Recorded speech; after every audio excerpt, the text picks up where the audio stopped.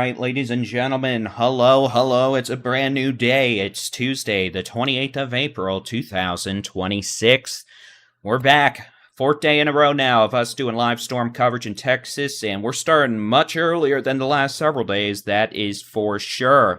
Kind of still getting things set up here, but we are going to be here all day, it looks like, bringing you live Texas severe weather information. We're Texans, bringing you Texas weather. That's all we're going to focus on today is Texas. So, as I get set up here, first thing I'm going to do is making sure these mid-roll ads are off on the YouTube.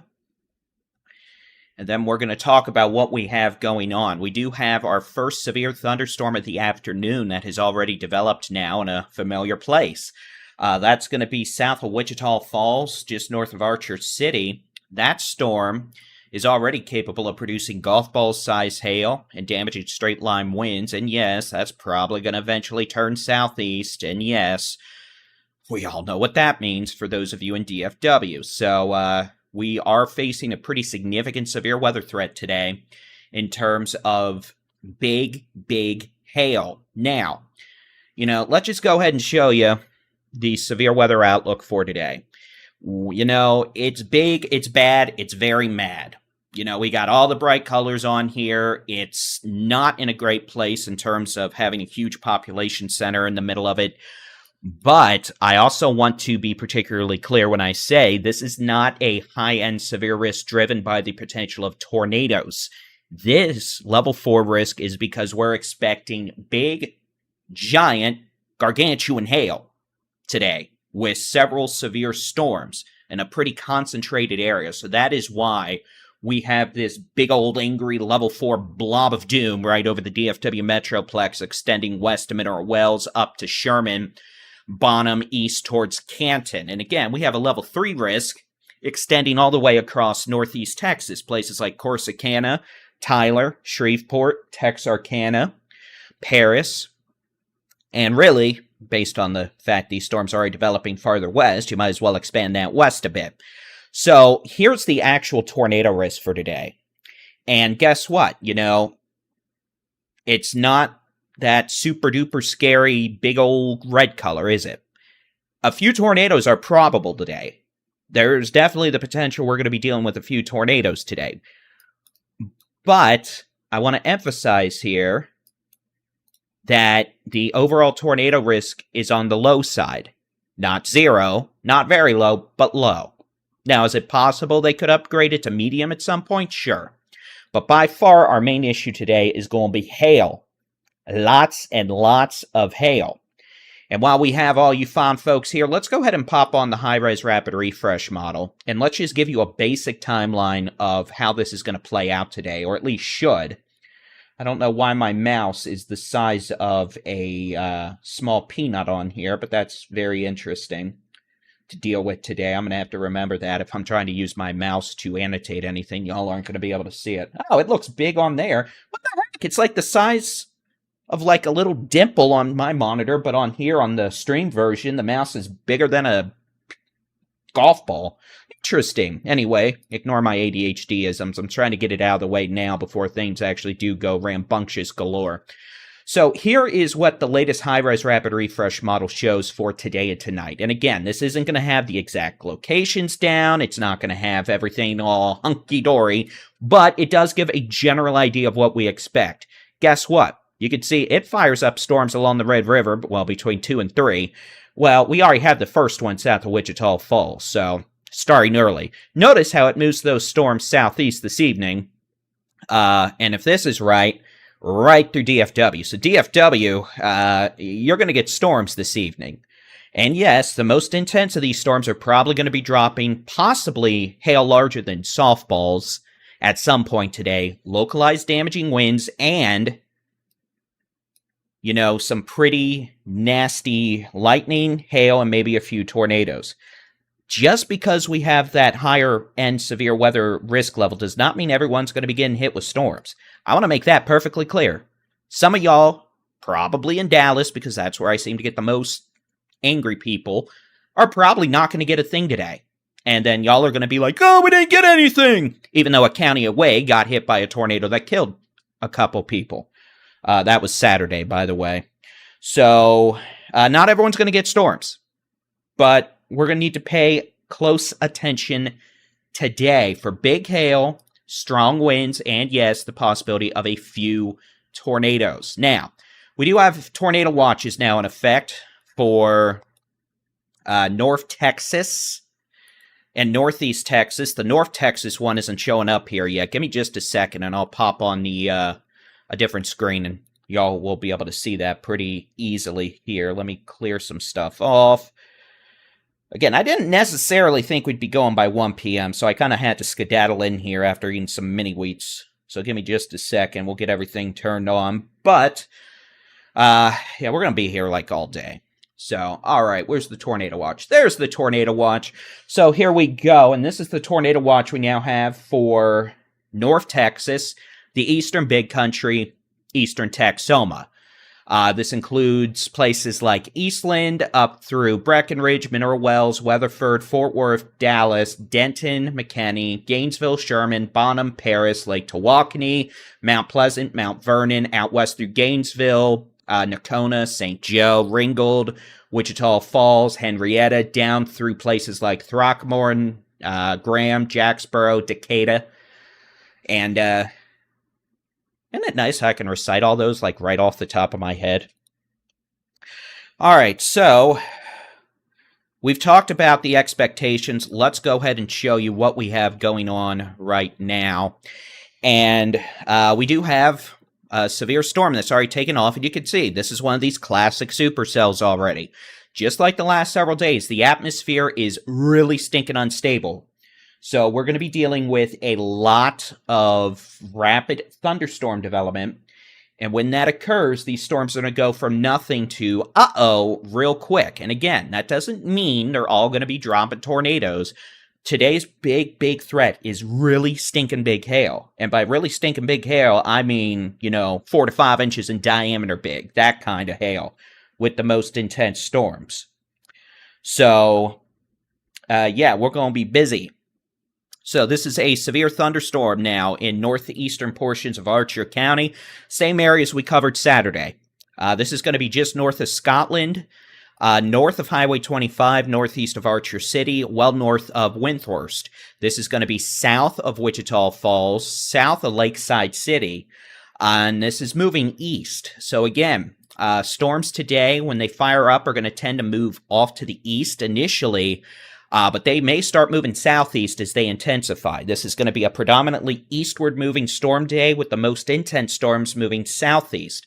And we're also expecting as we get into this evening, some of those clusters are going to move southeast as well.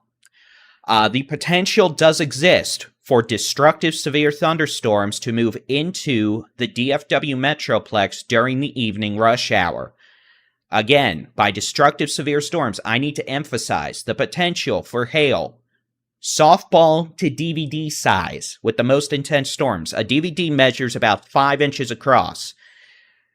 So 4 to 5 inches in diameter. Softball to grapefruit to DVD. Okie dokie. The kind of hail that does nasty stuff. So damaging straight line winds and the potential for a few tornadoes. The tornado threat is lower than the hail threat, but it is not zero. All right, so, we're going to be here all day. We are going to be here through the day. We're going to be here into this evening. Looks like we do have a thunderstorm beginning to develop now south of Throckmorton. That's going to be north of Albany, north of Shackelford County. What I'm going to do here is I'm going to try to get us... There we go. We're going to be able to use this to actually see thunderstorm development a little more easily. And this is a product we can use to actually see the evolution of towering cumulus. It's kind of like the precursor to be able to see when are we about to have storms. So on this product, we're able to see we do have developing towering cumulus out here south of Throckmorton near Woodson.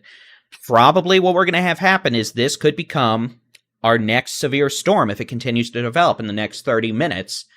And that's going to move off to the east towards Young County and eventually maybe parts of Stevens, Palo Pinto, and Jack County over the next hour or two.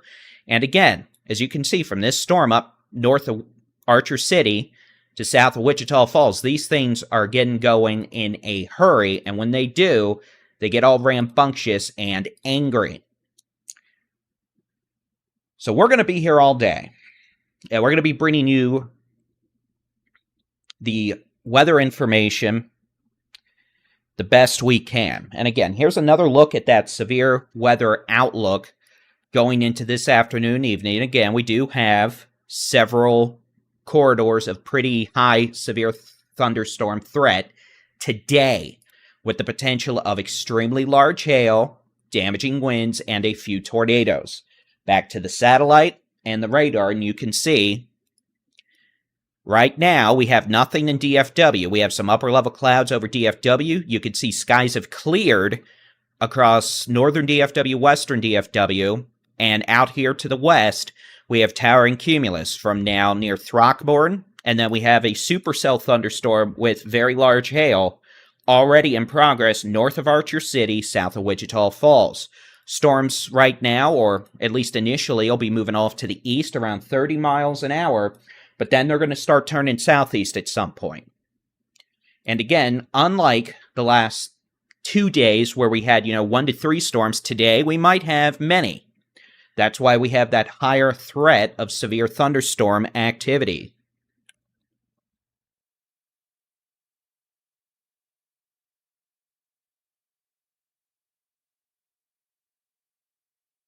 So we're going to be here all day.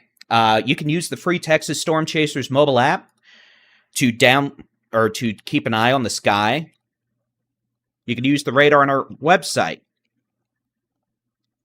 TexasStormChasers.com/radar, and we're going to be here all day. Once we start getting busier, we're going to have to start prioritizing the most dangerous, intense storms. And with that,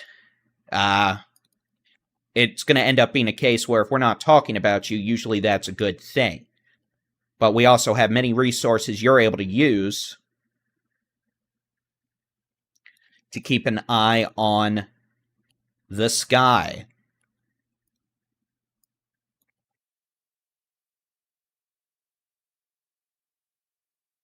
And I'm just getting things set up. If you watched my morning video briefing, or I should say lunchtime briefing, you know we're planning on streaming on everything today, so I'm actually getting that set up now. We're just going to go ahead and go live on the Facebag, the Twitter, whatnot.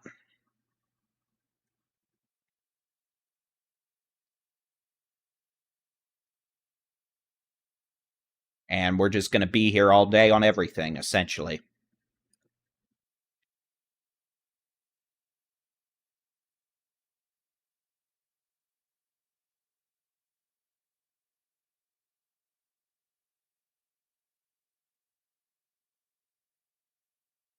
Let me switch the satellite over to something that's a little more traditional. There you go. That might look a little more what y'all expect. So DFW, there's nothing imminent for the minute, but there will be.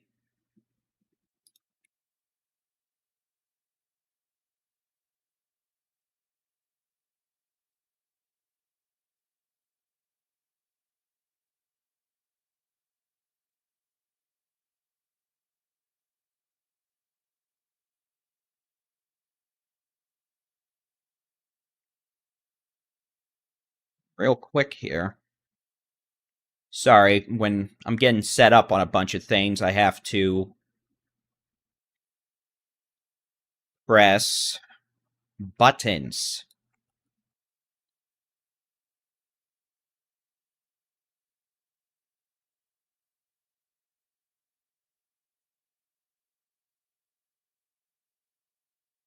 I'm going to stream on as many things as we can today. Even Instagram.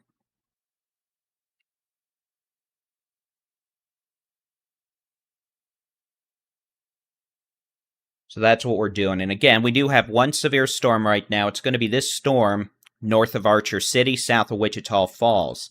That's going to be staying south of Wichita Falls as it moves off to the east-southeast.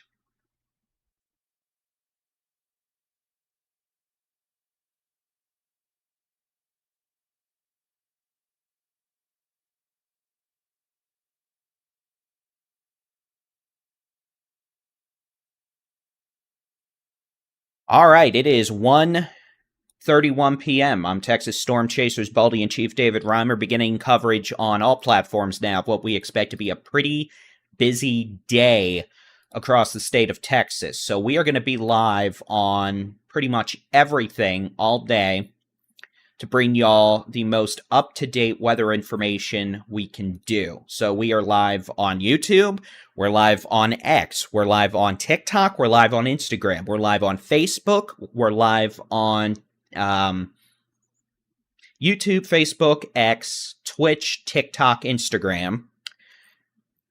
And I don't think I'm forgetting one. So, yeah. Watch us where you want to watch us, but we're usually on YouTube the most. But we're going to be here all day on everything because it's going to be a busy day. So we appreciate everyone who's popping on in.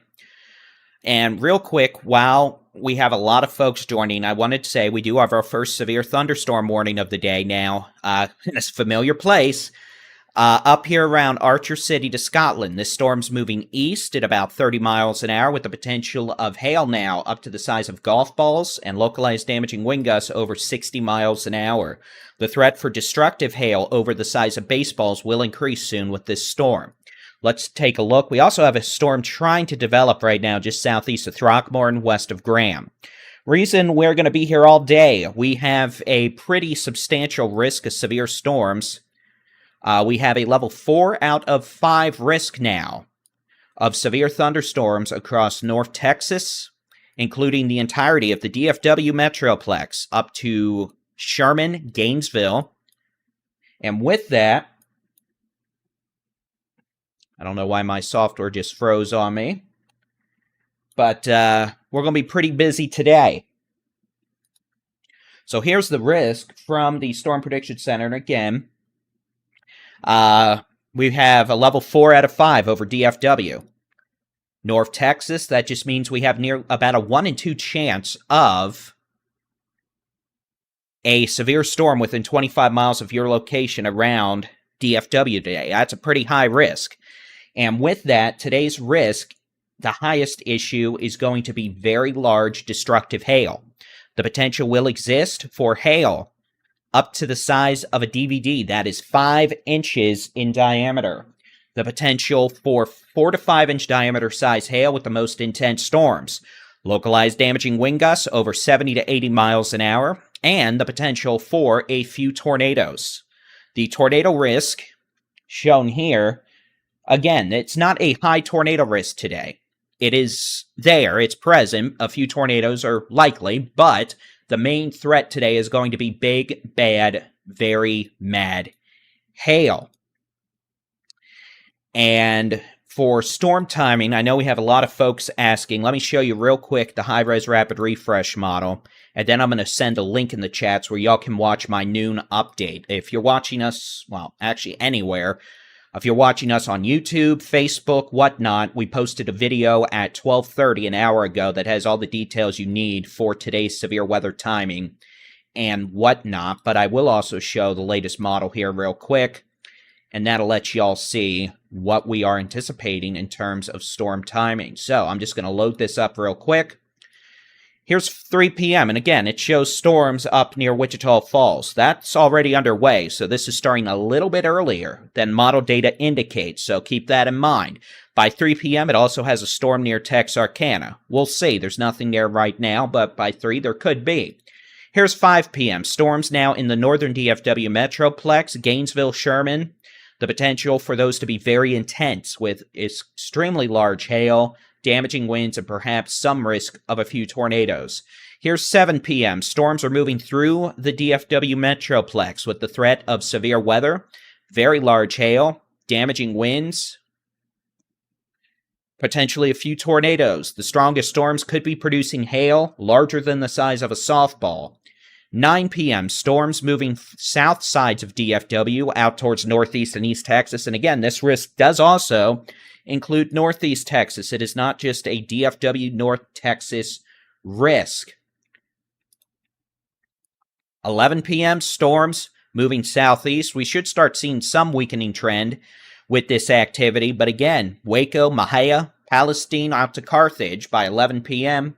1 a.m., you can see storms are considerably weaker and less organized. But again, this is just a basic timeline. What actually is going to happen time-wise? Well, keep an eye to your northwest and you'll find out, because if you got storms to your northwest, they're probably going to be heading your way over the next few hours. But again, here's your timeline. So we do expect a busy afternoon and evening in DFW, Northeast Texas, etc. And this is going to be a day where we're going to have probably thousands of tens of thousands of people watching these streams. So I'm going to ask y'all to help us out here. First off, if you know anyone in these areas, and we're talking about an area you may know friends and family in, when we start getting some of these nasty storms, shoot them a text, let them know to pay attention to the weather. I'll be talking about it. If you want, you can send them our stream link. You can send them someone else's if you want. Look, I'll be honest. I could go down the marketing spiel right now and be like, hit the like button, share our video. And yes, it does help because it helps out the YouTube algorithm land, Facebook, etc. The more people hit the like button, it encourages the algorithm to share the video. But look, share our video if you think it's useful. Just help folks stay weather aware today with this. And again, some pretty nasty hail is expected. I did say I was going to share the link to this.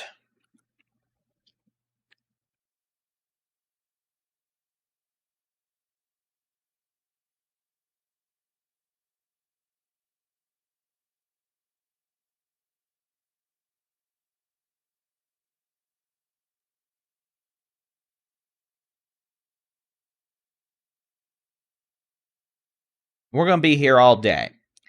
All right, so if you're watching, no matter where you're watching, you can also watch us on the free Texas Storm Chasers mobile app and the Texas Storm Chasers website. It is there on the homepage of the website and on the videos tab or the articles tab of the mobile app. All right, so let's go back to this.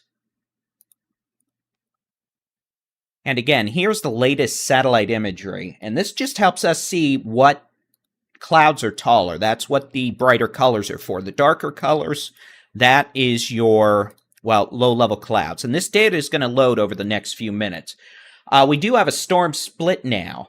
Heads up to y'all, just from Lakeside City, Wichita Falls, we have a storm split. So that may send a quick storm up through Lakeside City and Wichita Falls, while the most intense storm by far is going to be the storm just northwest of Scotland that has the potential to produce at least tennis ball size hail.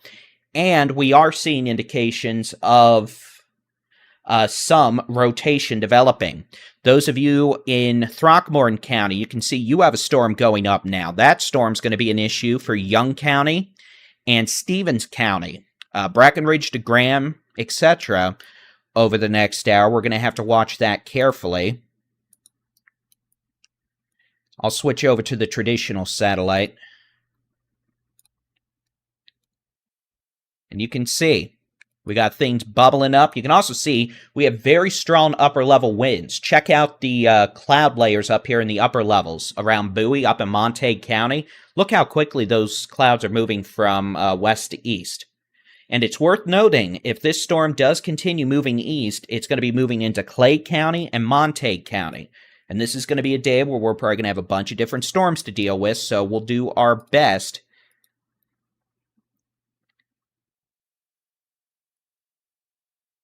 to keep everyone up to date.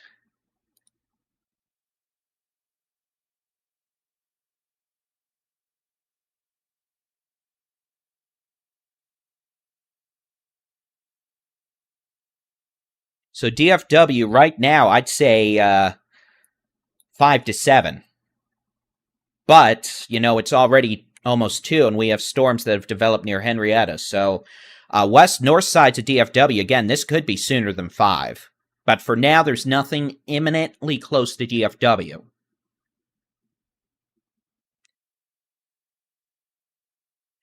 And we're going to have updates. React Dave, thank you very much for that generous super chat. Appreciate it. And we're going to be here all day.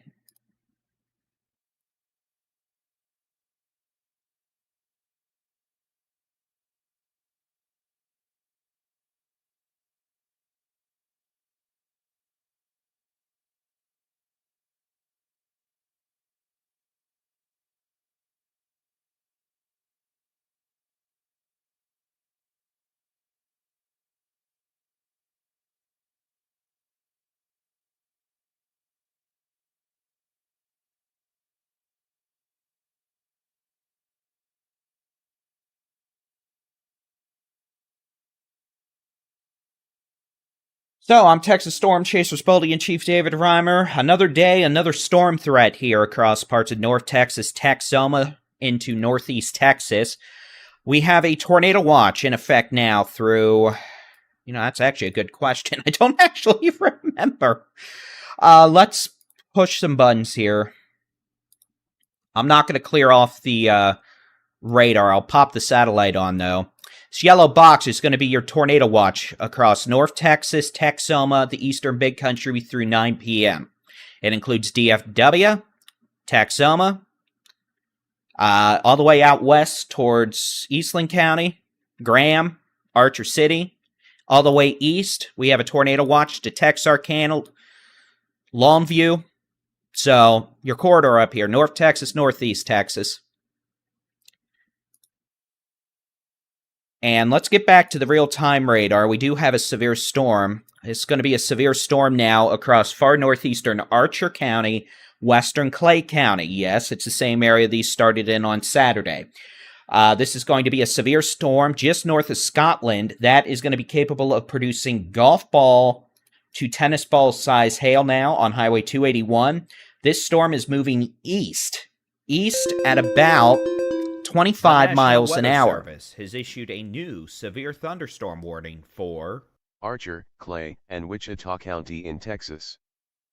It's going to be your new severe thunderstorm warning until 2:30 p.m. Again, a severe thunderstorm warning now for northeastern Archer County. Dan in Dallas, thanks for your super chat. Appreciate it, and glad you were safe yesterday. Hope you stay safe today as well. Severe Texas thunderstorm warning for northeastern Archer County, Clay County. This includes Henrietta, Scotland, Jolly, Bellevue, until 2:30 p.m. A severe thunderstorm capable of producing golf ball size hail, damaging straight line winds over 60 to 70 miles an hour, moving east at 35 miles an hour. It might be closer to 25. We'll see.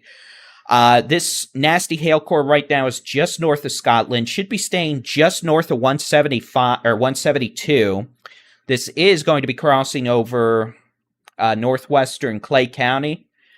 So from Dick Worsham, Bellevue to Henrietta, eventually this is going to be an issue for y'all. Those of you east of Scotland, Secret Springs, a lot of these areas that had issues back on Saturday. This is where this is right now.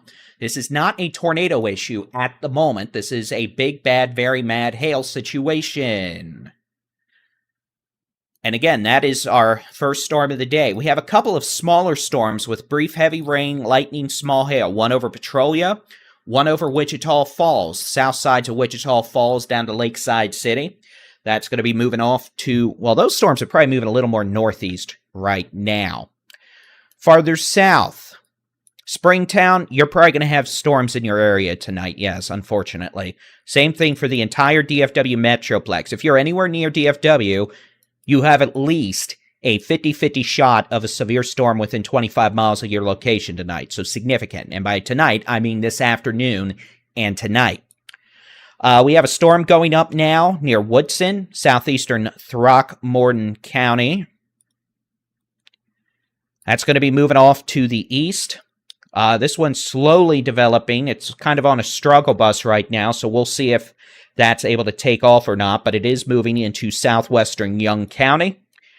And with that, if it develops, it will have the potential of becoming severe with the risk of very large hail.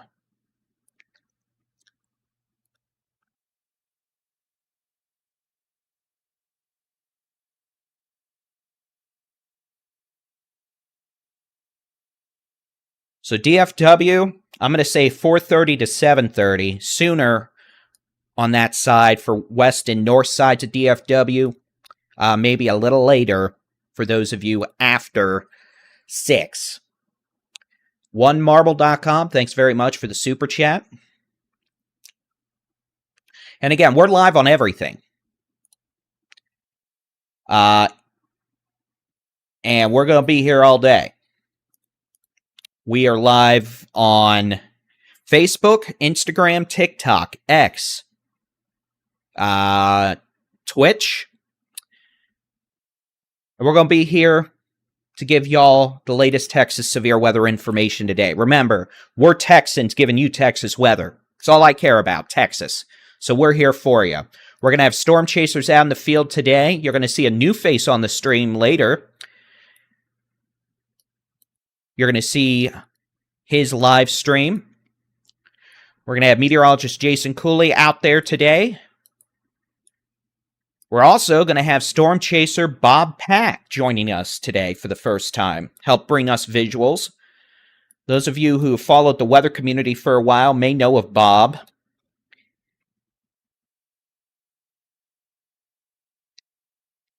And, you know, we'll be here as we can.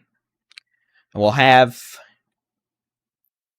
information the best we can. So we're going to be here all day. We're still kind of in that moment of where we're able to, take a bit of a breather, just look at things, etc.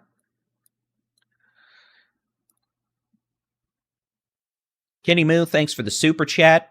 Renee in 1946, Pammy Bear, welcome to the Storm Chasers. Thanks for becoming a member. And yeah, trust me, I'm not happy to see me either. I get it, y'all. Trust me. It's been a busy several days. Make no mistake about it. I am perfectly aware y'all are not happy to see me. I'm not happy to see me either.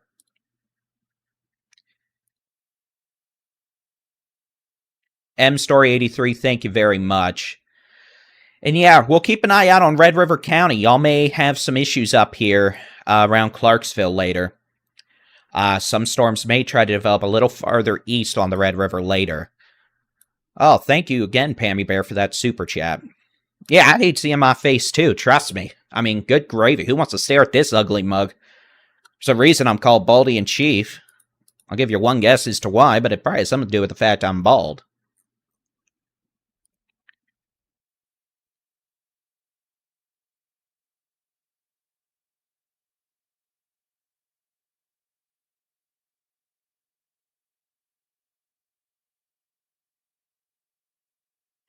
So again, we have one severe thunderstorm warning right now. It's going to be this storm back northwest of Scotland. Have a report of golf ball size hail with this storm now, northwest of Scotland,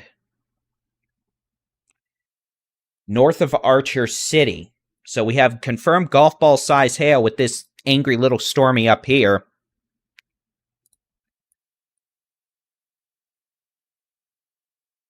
Greenville could be dealing with hail, yes.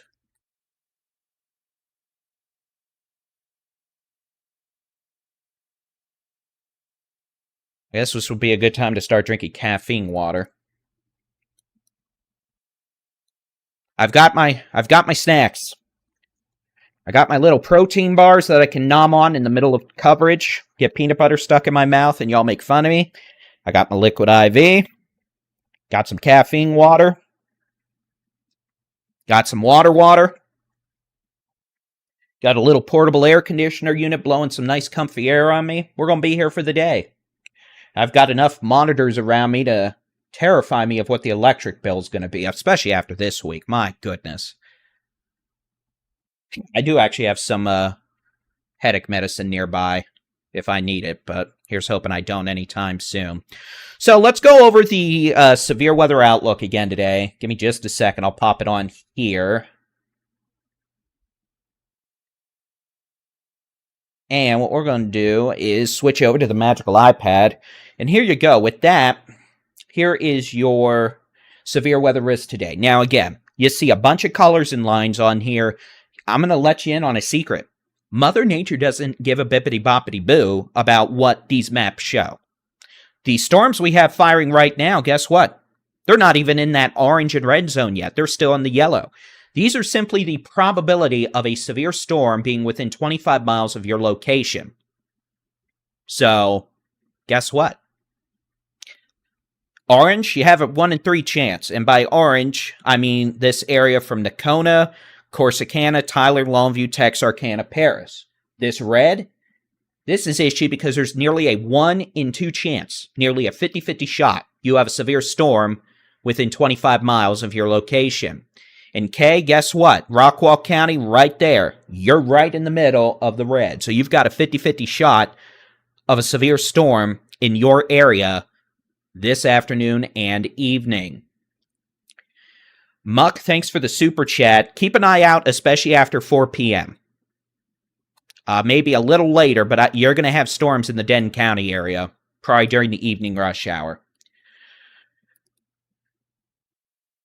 Same thing for DFW. DFW, I'm going to say 4 to 4:30 to 7:30. Might be a little later than 4:30, but you know what? Let's just keep it on the early side. And look, here's a good way to do things. Have one of your mobile apps. I mean, most of you watching me right here probably are going to have a pretty good idea of, apps and whatnot. But guess what? Here's a couple of ideas. I'm going to put links in the chat right now.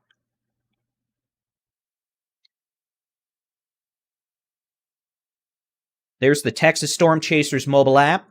You can download that. It's free. Click on the radar tab. You'll get radar. You want a different radar? Click the more button. Click zoom radar. There's radar. The real CH3, thank you very much for that generous super chat. We appreciate it. If you want the radar on our website, you just want to open it on a web browser. There you go. TexasStormChasers.com/radar. You can watch us live in the mobile app. You can watch us live on the homepage of the website. And we're going to be here for you. Well, minus the few minutes here and there where I have to run to the little boy's room. I'm not taking y'all with me there. Sorry. This isn't Baldy-in-Chief After Dark. So we're going to be here through the afternoon and evening for you. And again, we're still at the very onset of this. That's why we're taking our time and just being casual and talking. This nasty, nasty, nasty storm north of Windthirst definitely is a big, bad, very mad hailer. We could be looking at the potential for at least tennis ball size hail northeast of Scotland. This is now moving into Clay County. The hail core should mostly stay southwest of Henrietta. This is going to follow the path kind of where we had storms on Saturday, except this storm's moving due east right now. So this storm, if it continues moving due east, is going to be a threat to Dick Worsham and Bellevue. You're not going to want to be on Highway 287 between Henrietta and Bowie as this keeps moving east. Now, at some point here, this may start moving southeast. And yes, we are starting to see some rotation now east of Scotland on the which way the wind's blowing mode. And again, this is the Doppler component to Doppler radar. It's just us being able to see the wind direction. So we're watching things carefully. And we have an amazing team of moderators. We have an amazing team of meteorologists and storm chasers. We have a lot of folks here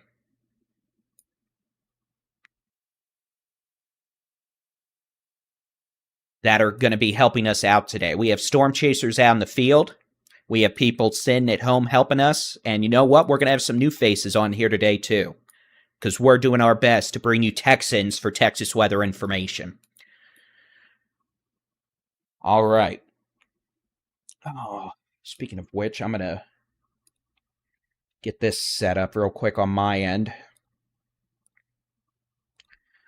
So this is the only severe storm we have right now, northeast of Scotland. And again, you know, I want to emphasize, I'm kind of looking around. I've got monitors around me. I'm still kind of getting set up. We're still in the onset of this.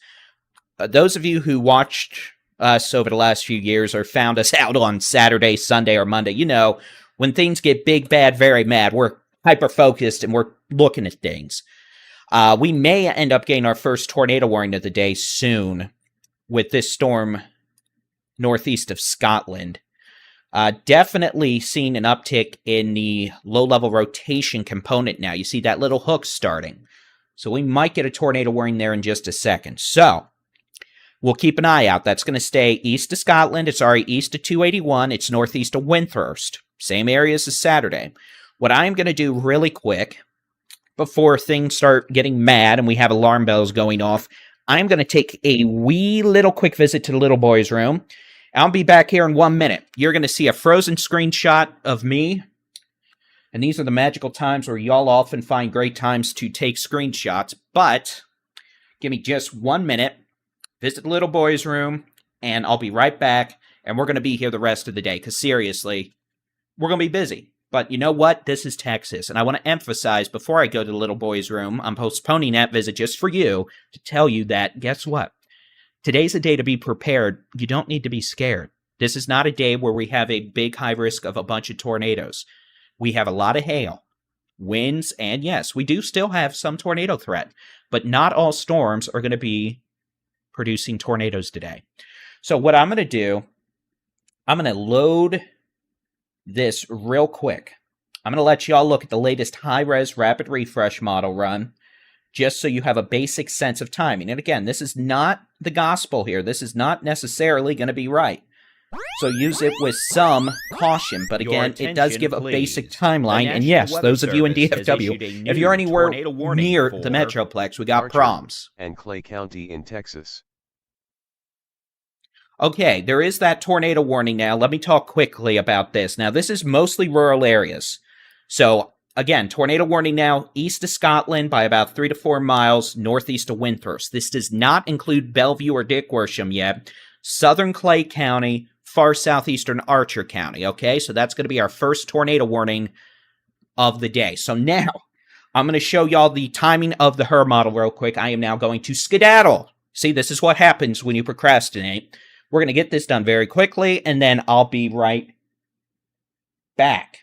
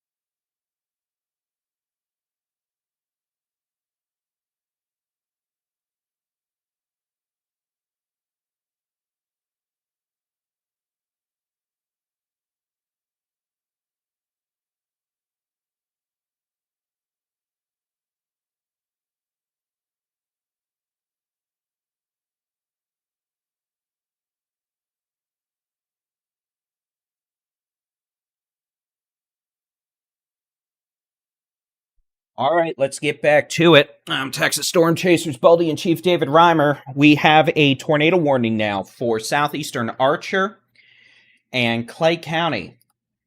This is going to include areas east of Windthirst, southeast of Scotland. This does not include Henrietta. This does not include Bellevue. We do note this storm is starting to turn to the southeast now. You can see that in this tornado warning polygon. So, let me click on some buttons here. And again, possibility of tennis ball size hail. This tornado warning includes, I guess by definition, Lake Arrowhead, Scotland, Blue Grove, and Joy. And those of you in DFW, 4 to 7 p.m., 4 p.m. for those of you west and north sides of DFW. This severe thunderstorm is going to be capable of producing tennis ball size hail and a tornado. So here's the which way the winds are blowing mode. And again, you can see that circulation did pop up a couple miles east of Scotland here in Archer County. That's going to be very near Highway 172 and Kinder Road.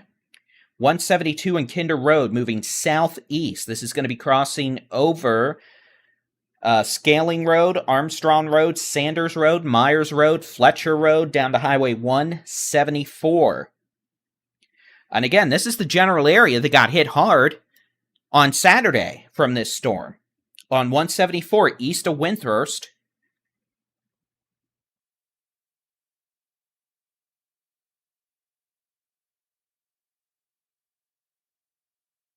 As it moved towards Highway 148. So these same areas, you know what? We had, tornadoes on Saturday. We're doing it again today. We do not have any ground reports at this time of this actually being down, but we definitely do have concerns that this is going to be a situation where we're going to have a storm capable of producing very large hail, damaging winds, and maybe even a tornado. So we're going to be here all day. And those of you in DFW, you are in the uh-oh category for today as this moves off to the southeast at 25 miles an hour.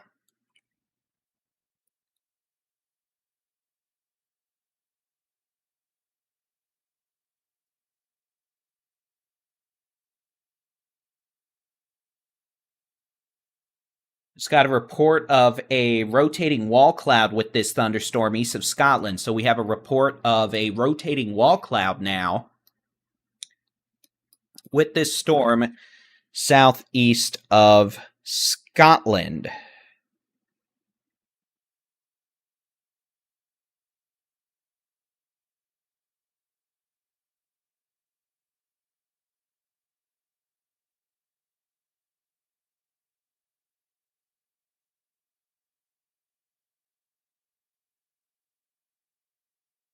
We don't have any other storms yet. Now, that's not true. Other severe storms. We have a couple storms east sides of Wichita Falls up Highway 79 to Dean and Petrolia. It's just rain and small hail. We're not doing what we did the other night up there. And then we have a decent amount of rain on 287 right now with lightning in Clay County from Henrietta to Dick Worsham out towards Bellevue. And then the hail and the tornado threat east of Scotland. We note this storm has turned southeast.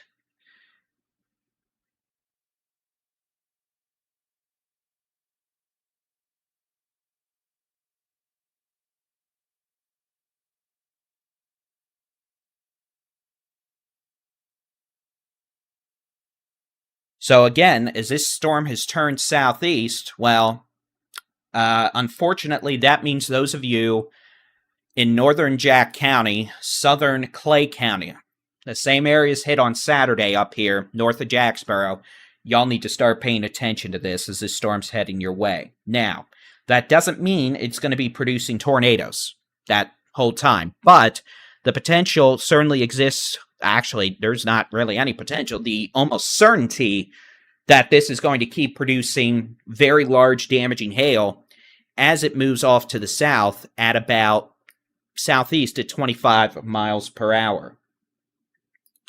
So we're going to be watching things very carefully as this activity continues to move off to the southeast at about 25 miles an hour. We'll take a look at the timing for everyone else in just a second. I need to put a camera over here, but I don't have a good way to auto-switch them without me pressing buttons, and frankly, I'm not in the mood to press a bunch of different buttons to move a bunch of different stuff around right now. So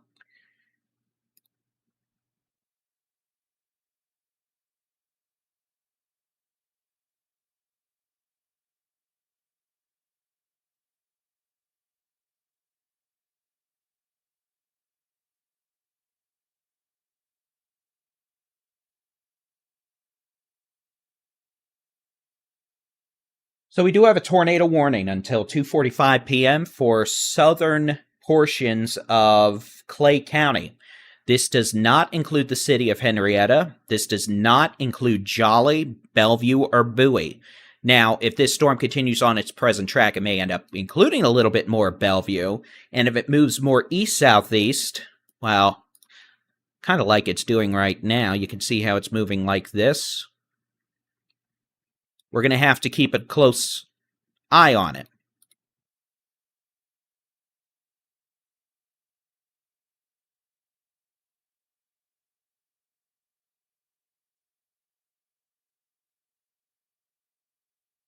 Because this would be the general direction this is moving right now. And again, it's moving at 25 miles an hour. So I guess I can do something else here besides draw a obnoxiously large arrow. Let me go ahead and put a 2-hour storm track on this.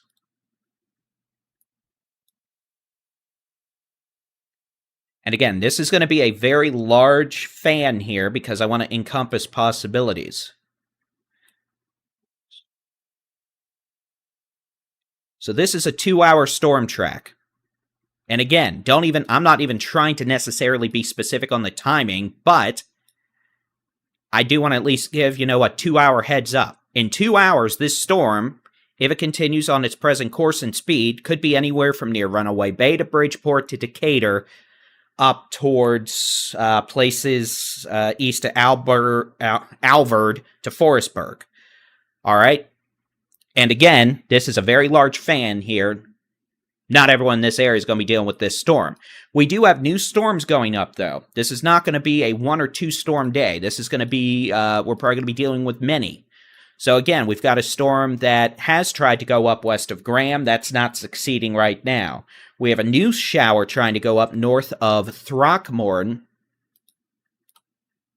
And I'll turn the satellite on here. And again, I'm going to switch to a different mode. To y'all, it might look a little weird. It helps us see... Well, I don't like the pink there. I'll admit that. Let's do this instead. Just helps us see where we have some developing clouds. And you can see, if my satellite data would actually update here and not be mean, hateful, and obnoxious. But apparently, it's just going to be that kind of a day. So let's just not bother. But we're going to have more storms. Now, we have... Whoa! Little Windows XP background. Congratulations. We do have some storms going up in Oklahoma. Those might eventually move southeast towards the Red River in northeast Texas. We have nothing in northeast Texas right now, so that's a nice thing. But again, it's 2 o'clock-ish. It's pretty early in the day comparatively, so we've got a lot of day to get through. Let me show you the latest high-res rapid refresh model to help answer timing and questions. If you're in DFW, yes, you're probably getting storms today.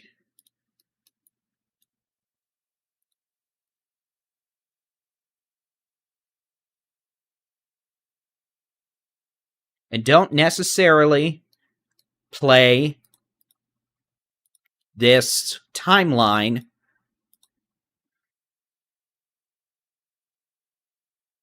to heart.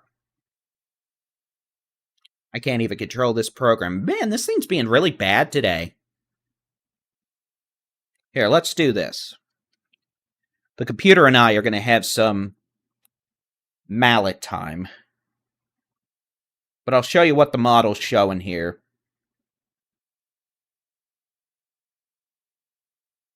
Again, timing-wise, it could be off a bit.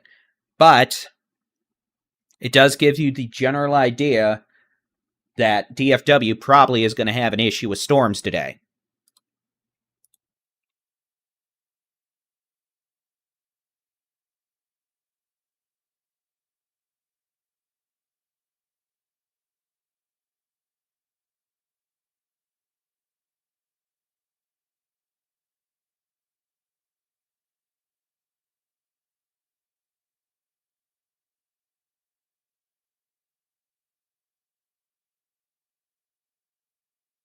All right.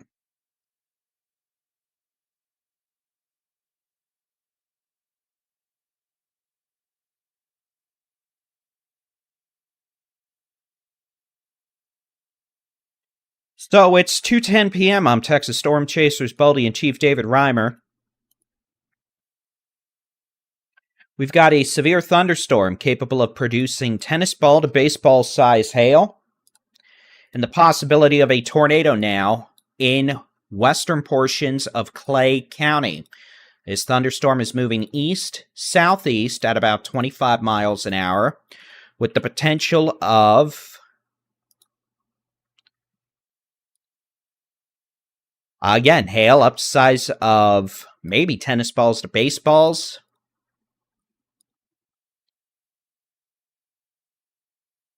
And damaging straight line winds over 70 miles an hour.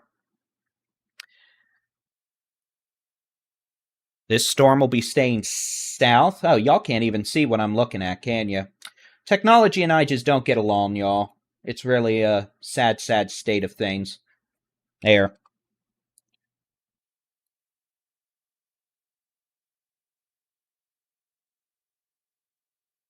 There we go. So, moving off to the southeast at about 25 to 30 miles an hour.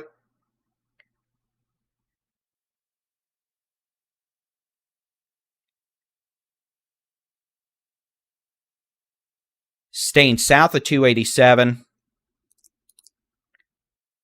for now, but this could eventually cross 287 between Bowie and Decatur, the way it's moving. It's moving southeast now at about 25 miles an hour. Yeah, y'all could actually see, I wasn't lying when I said I had 12 monitors. I've got 8 hooked up on this one machine, and then I've got another 4 on a different computer, and then I also have an iPad and all that other stuff. I sent you a pic of your tech fail. Well, thank you very much. I appreciate that so much. Technology and I just don't get along.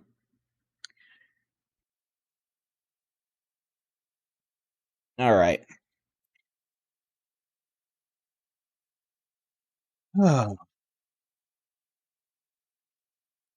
So let me try showing the her model again, and maybe this time we won't have a catastrophic destroying everything moment.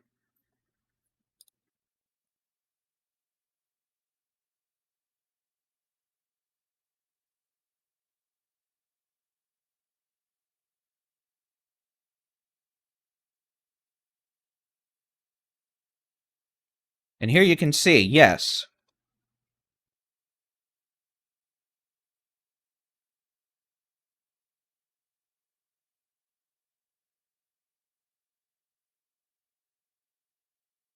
It's gonna storm. Is this... Yeah, there we go. And yeah, there's labels at the wazoo, too. J Bro Jr., thanks very much for that generous super chat. Yeah, my poor electric bill.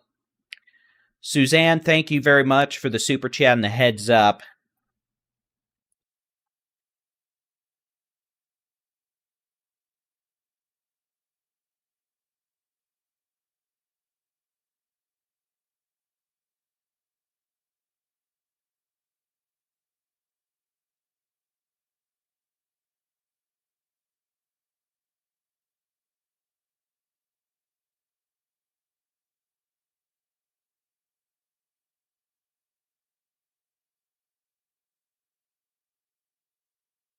So we're going to be keeping a very close eye on this activity today. Let's go back to the statewide view. Y'all can see what all is going on.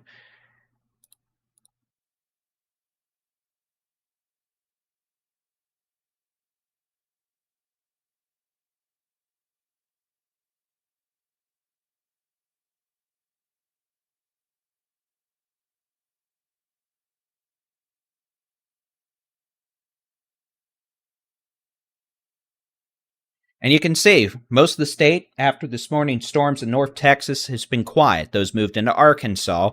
Now we have storms firing up along a boundary from Throckmorton and Graham up to Archer City to Wichita Falls. Those thunderstorms are beginning to move southeast. We have a tornado-warned storm capable of producing a tornado. That's going to be in southern Archer County. Moving off to the southeast at about 25 miles an hour. And you can see we do have a very strong area of rotation now. This is going to be in southern Clay County. That is going to be very near the intersection of 1883 north of Sanders Road on Wilson Road. We've got winds moving towards the radar out here at about 35 miles an hour. Come on, radar, be nice. About 35 to 40 miles an hour, moving away from the radar at about 50, so almost 90 mile an hour shear here with this thunderstorm as it moves off to the southeast on the which way the wind is blowing mode. And guess what? You can see here on the radar, that's your general hook echo, and guess what? The storm itself does have a hail signature. Of note, we have a storm developing on the southern flank of this storm, moving on to the southeast. So from Windthirst down towards areas, really, northeast of Olney. New storm developing here. We're going to have to watch for the development of a hail core. And all this is going to be moving southeast towards DFW. And again, DFW, places like Decatur, Runaway Bay, could be as soon as 4 p.m. Rest of DFW, 4:30 to 6. DFW itself, yes, you are probably getting hit today with storms. The strongest storms will be capable of producing hail up to the size of a DVD. That is 5 inches in diameter, bigger than a softball, twice the size of a baseball. So that's the most intense storms. Now, does that mean everyone in DFW is getting hit with softball to DVD size hail? No!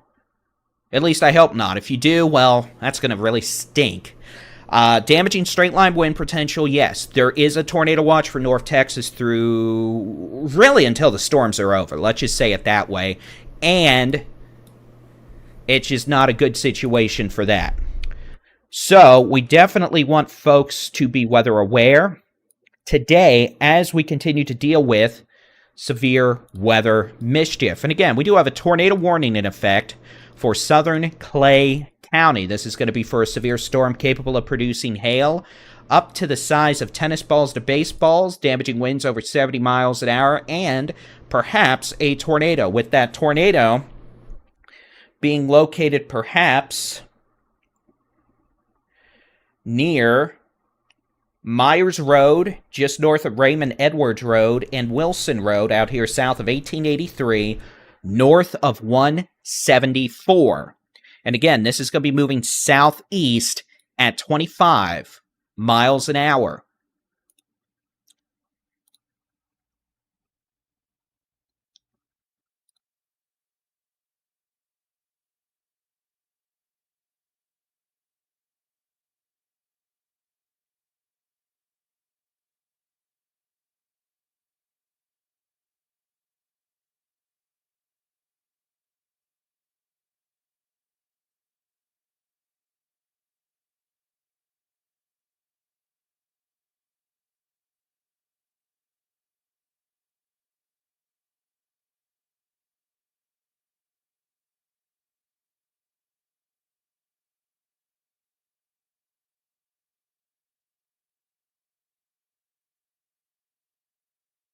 Oh, we have a hail risk. The hail risk is the main risk today. Make no mistake about it. Even if we start talking about tornadoes, these storms are still going to be dropping gargantuan size hail.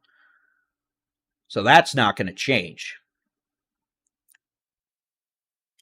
And folks asking if this is going to be Saturday, but worse. For some folks, yeah, this could be like Saturday. Is that going to be like that for everyone? No. We're going to have a lot of hail today. And yes, some of these storms are going to have damaging winds and perhaps a few tornadoes. But in the sense of us explicitly saying we're going to have a bunch of, long track, long-lived tornadoes, no. But guess what? If we have one tornado today and it comes down your block and takes off your roof, it's Saturday to you. So that's why we're going to be paying attention. The potential for a few tornadoes, but numerous instances of hail.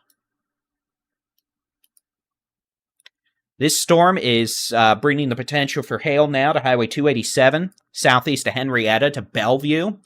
there on 287. Eventually, this storm may try to get a bit close to Bowie, especially the portion of hail. You can see we're starting to get a little messier here. We're starting to get some pretty high amounts of reflectivity. And with that, we're starting to see a surge of wind here east of Windthirst. That surge of wind could be over 70 to 80 miles an hour, moving down towards Highway 174. And again, straight line winds are going to be a big problem today, just like the hail. And those of you in Springtown, I want to emphasize, Springtown, you have no imminent issues right now, but you could have storms approaching from your northwest this afternoon into early evening, and, you know, they may have big hail, strong winds with them, and maybe a tornado risk. But again, most storms today are not going to be doing tornadoes. Most storms today will have hail and strong winds and heavy rain.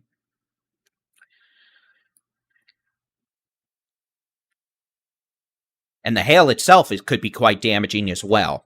So here's the which way the wind's blowing mode. You can see that area of rotation here east of Windthirst. We're starting to see more of a straight line wind signature develop. Pretty good surge of wind here. We're seeing some wind speeds approaching 60 miles an hour on the radar. And this is going to be moving off to the southeast, about 25 miles an hour. So I'm going to draw a storm track on here real quick. And again, I don't want you to take this exact timeline as guaranteed. This is just more of a timeline over the next 2 hours for the potential of storms. And again, I'm making a big window here. Not everyone here is going to get hit with storms, but this is over the next 2 hours. If storms keep moving southeast at 25 miles an hour, this would be into Bowie by about 250, City of Jacksboro about 305 to 310, Runaway Bay about 330 to 340, and then Springtown, this would be probably 415 to 420. Boyd, 415, Decatur, 355. Based on where storms are right now and just using a baseline southeast at 25 miles an hour. And again, it's not everyone that little fan there is guaranteed to get a storm. We're still watching these evolve. We do have a new storm developing now with what could become our next hailer. That's going to be south of Windthirst, northeast of Olney. And again, that's probably going to move southeast too. So we could see a threat of large hail and damaging winds increase with this storm northeast of Olney as it moves southeast into Young County and eventually western portions of Jack County.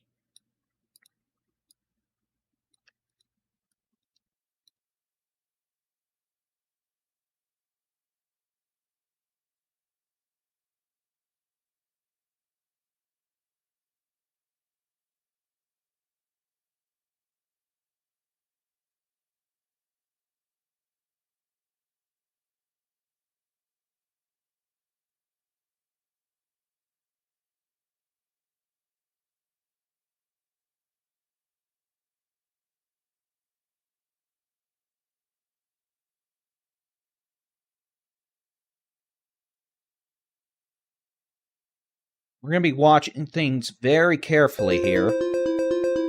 The National Weather Service has issued a new severe thunderstorm warning for Archer and Clay County in Texas.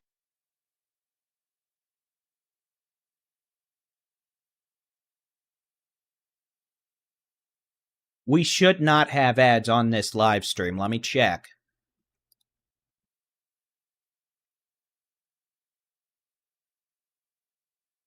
Stand by.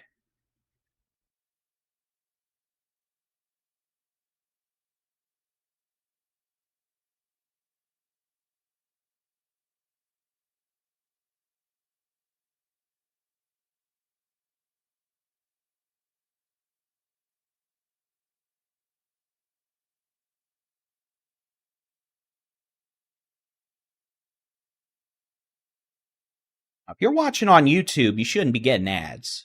Mid-roll ads, so I don't know what that would be about, but they're off. If you want to watch this on our website, TexasStormChasers.com, You can also watch in the free Texas Storm Chasers mobile app under the Videos tab or the Articles tab.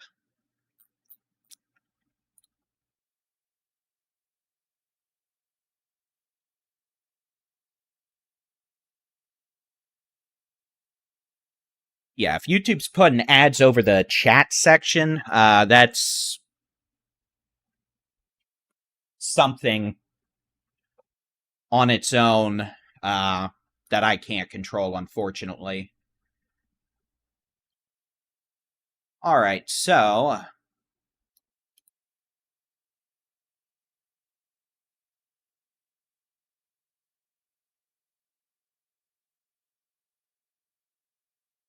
what we're going to do is we're keeping an eye on things. Again, we have no ground reports right now of tornadoes, which is good. We have no ground reports of no recent reports of hail, but these are over rural areas. So that new severe thunderstorm warning we had come out a couple minutes ago, that's going to be for up here in the northern and northeastern part of Archer County. That's for the potential of maybe some tennis ball size hail trying to edge its way towards Bellevue. You can see that independent supercell structure we had. It's gotten a lot messier.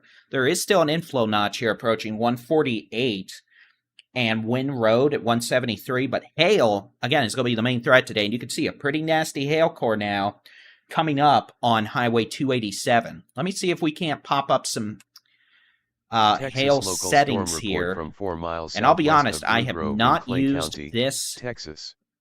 Hail magnitude estimated setting on here before, so it may just not work. Reported by amateur radio. Let me see. I might be able to pull it up on my iPad. Give me just a second here, and we'll see. All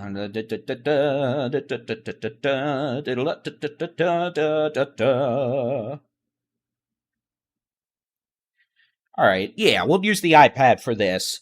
Again, pretty good hail core right now. The potential of tennis ball size hail west of Bellevue, northeast of Windthorst, coming up to Highway 148 and Highway 174. Over the last couple hours, that's not what I wanted. Over the last hour, you can see the hail swath of this was over 3 inches back east of Scotland on 172. So nasty hail indications with this thunderstorm. A little bit of a hail core popping up now, maybe quarter-size hail southwest of Windthorst.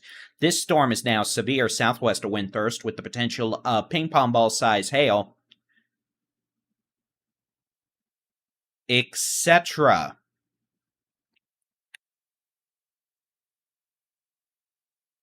So we're going to be watching that carefully. We'll be watching all the hail indications as this thunderstorm activity moves southeast.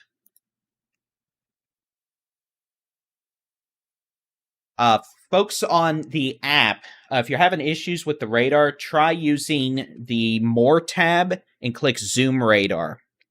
That's the backup. And I'm sorry about that. You know, it's just technology.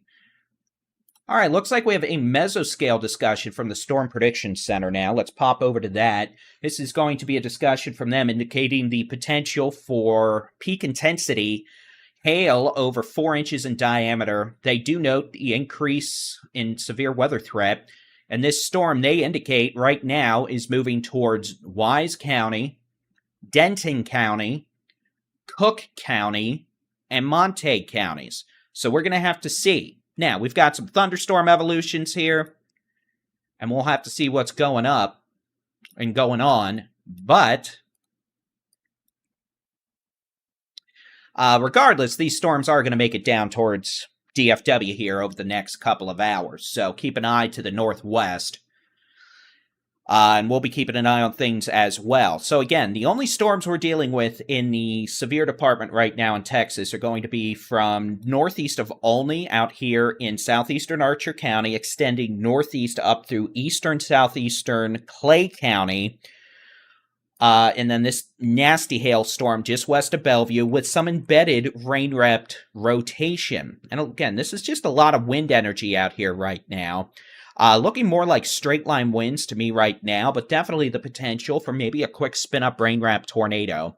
A lot of hail and a lot of wind with this activity as it moves off to the southeast at 25 miles an hour. So soon, we're probably going to see new severe weather warnings issued for parts of northern Jack County, maybe northwestern Wise County, and southwestern Montague County.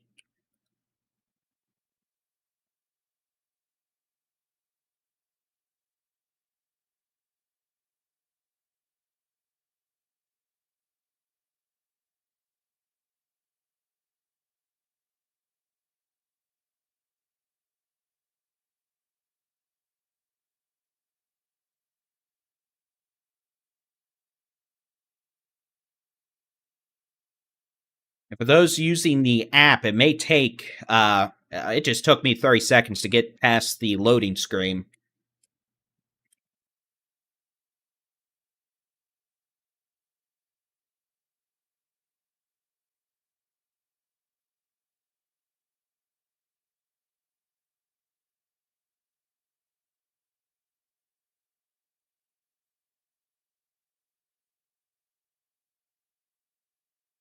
And y'all on the app, as convoluted as this is, if you're having issues moving around the app, try on the bottom left side of the radar. It looks like some font API broke, so that's why that's not working. But you can also click on the More tab and click Zoom Radar, and that is working.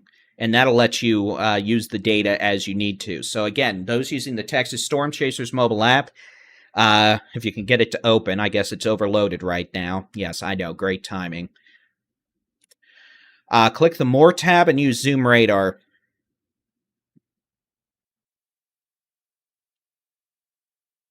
Otherwise, go to our website, texasstormchasers.com/radar. You can use the same radar there, and that should be working fine. Y'all could try to overload that website as much as you want. It's not going to happen easily.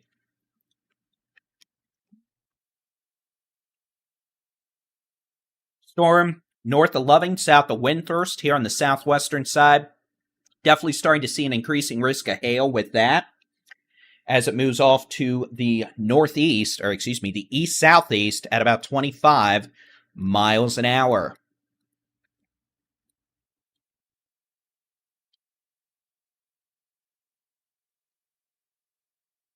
If we're not talking about you, there's nothing going on where you are. So that's the simplest way I can say it. Reported tennis ball size hail 3 miles west of Blue Grove back on Highway 172 east of Scotland, and that's from this tornado-warned storm.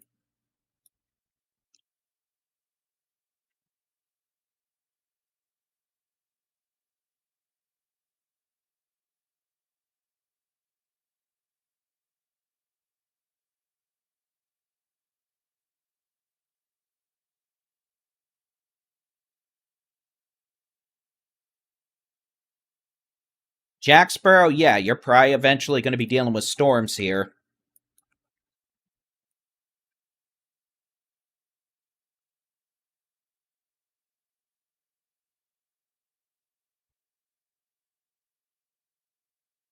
These storms are going to make it into the Metroplex over the next few hours. They're probably still going to pack a punch. Even if they're in a cluster or a line, I still expect embedded hail cores. And honestly, they may not stay in this cluster or line. It's possible they're just reorganizing and they may try to break off each other. Those of you in Bowie, you are about to get pummeled with lightning, heavy rain. Depending on the track of the storm, if it turns east, it is going to move right towards Bowie. So Bowie may have to deal with issues from this in Montague County. But for now, Montague County is getting rain and lightning. The threat of hail will increase from Stoneburg down to Bowie, probably Fruitland, over the next 30 to 40 minutes.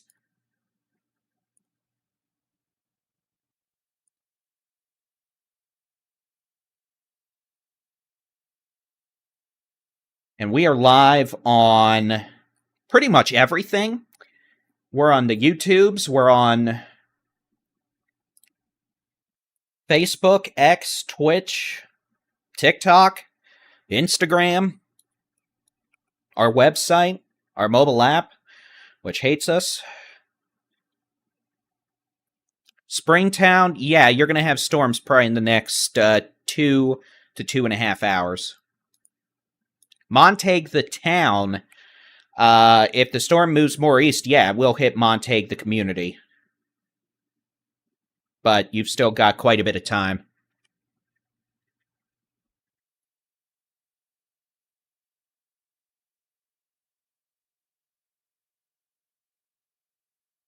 I'm going to try to get some cameras set up for y'all.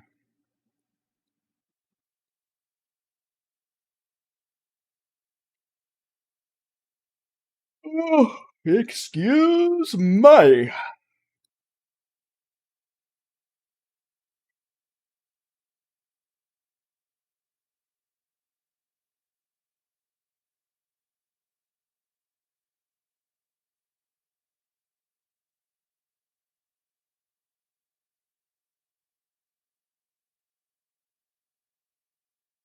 Appreciate everyone taking time out of their day to pop on in for some weather information. I do know a lot of folks are rattled. I know a lot of folks have not had a good couple of days in the storm department. And we're here for you.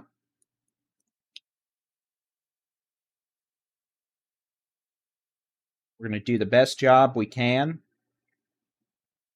to give y'all good, reliable, safe weather information.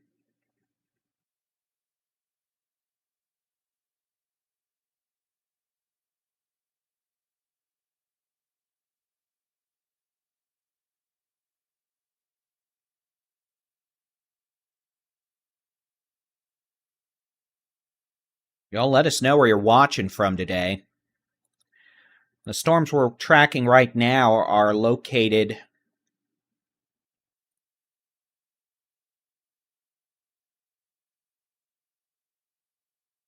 off to the northwest of DFW for now.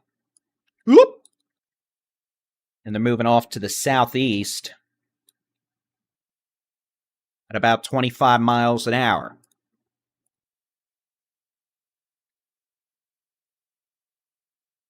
I'll pop on the high-res rapid refresh model here.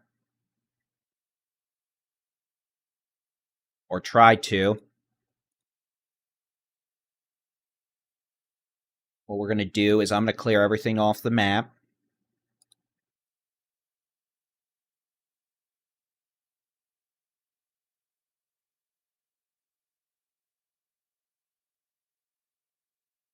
I'm going to load this from 4 p.m. through 2 a.m.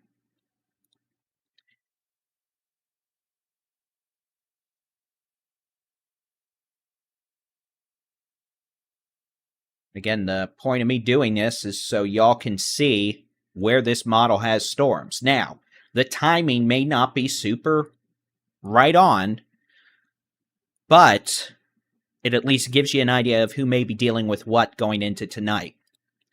So those of you in DFW asking, are you going to have storms? The answer is yes. The evening rush hour and a wee bit after. Again, you can see these storms run from near Nakona to Bellevue to now north of Loving to near Newcastle are going to be moving southeast with the potential of very large hail, damaging straight line winds, and a low potential of a few tornadoes.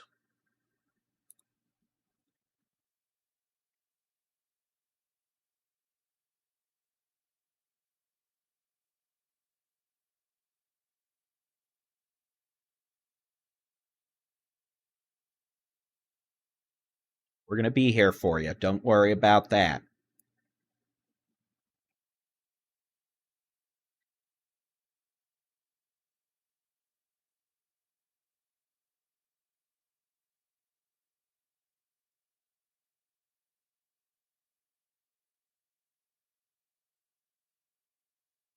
So back to the radar. I'll even pop on some satellite data.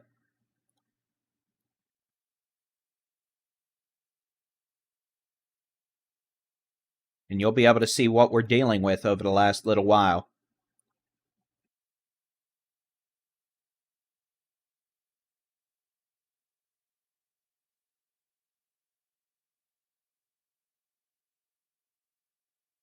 You can see we've had some attempt at developing storms just southwest of Breckenridge. That hasn't happened so far, but we see the towering cumulus down here, so we're going to have to watch for development of some storms out here, Albany to Breckenridge, over the next hour. It's not guaranteed.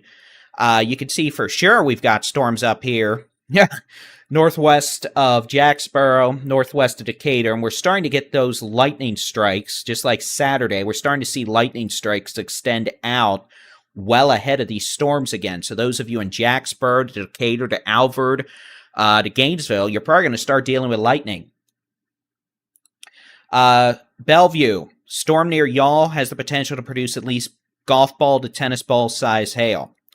A tornado warning continues for southeastern Clay County. This storm is on a beeline to impact the community of Newport on Highway 59.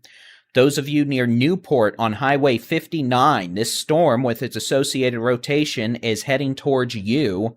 You're not officially under a warning yet, but you're going to be. So if you're around Newport on Highway 59, FM 2127 up here. Your attention, please. The National Weather Service has issued a new tornado warning for Clay County in Texas. Get ready. So this tornado warning now includes the community of Newport, includes Bellevue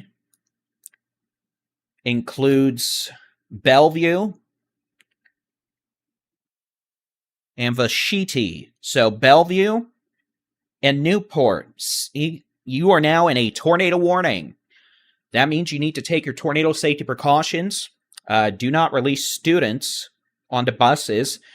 We need you to move to a sturdy site-built structure, the lowest floor, center room, away from windows. Put as many walls between you and the outside as possible. No vehicles, no mobile homes, no travel trailers. We need you to be in a sturdy site-built structure. If we do get a tornado out of this, it is going to be heavily wrapped in rain. You will not visually see it, so don't go outside and look. This storm is going to be capable of producing hail to the size of baseballs and damaging straight-line winds of 70 to 80 miles an hour. A tornado warning has been issued for southeastern Clay County, including Newport and Bellevue, until 3:15 p.m. A warning, whether it be severe or tornado, will be issued shortly for portions of northern Jack, southwestern Montague, and perhaps northwestern Wise counties. Vashti, thank you. This storm is on a beeline to impact the communities of Chico and Alvord within the next hour. And yes, those of you in Runaway Bay and Bridgeport, this line of storms with large hail, damaging winds will impact Runaway Bay probably by 4 p.m. Lightning could be there sooner than that, so start getting ready if you're assisting in the damage recovery efforts. A dangerous line of severe storms with severe weather will enter Lake Bridgeport and Runaway Bay by 4 p.m.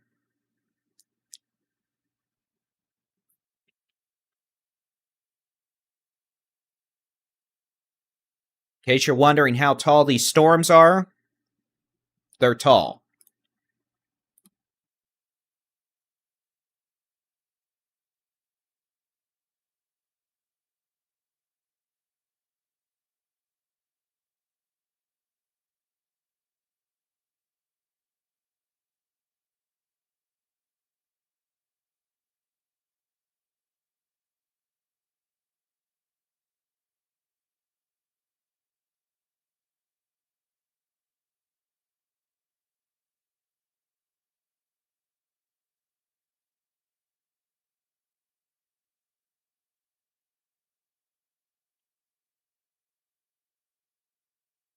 The severe weather threat for North Texas, including Denton County, Cook County, Montague County, Wise County, Jack County, Young County, is increasing over the next 2 hours. The potential for severe thunderstorms moving southeast into those areas by 4 to 5 p.m., with the potential of hail up to or larger than the size of a baseball. damaging winds, and the potential for a few tornadoes. Those of you on the west-north sides of the DFW Metroplex, northwest of DFW, you will be dealing with this in the next hour to hour and a half. So here's your threat graphic with that. And again, we are live on everything, and we're going to be live. So if you've got family out in these areas, you got friends, shoot them a note, let them know they've got bad weather on the way. You could shoot our stream link if you want. If you don't, that's your choice. If you haven't already, feel free to hit the like button on the video. That helps us in the algorithm land get the video out to more folks. I promise you, it's not a conceited effort to make me feel super duper special. Trust me, I have a bald head, and I'm 30-something years old, and I'm here chatting about weather in front of a computer screen and monitor. I gave up on thinking about myself in that way a long time ago. So, the threat of severe weather, including the possibility of a few tornadoes, is increasing up here in areas north of DFW, northwest of DFW, Wise County, Montague County, Cook County, Jack County. That includes Jacksboro, Runaway Bay, Lake Bridgeport, Chico, Albert, Decatur, Boyd, Bowie, Munster, Denton. Jack, over the next 1 to 2 hours. County in Texas.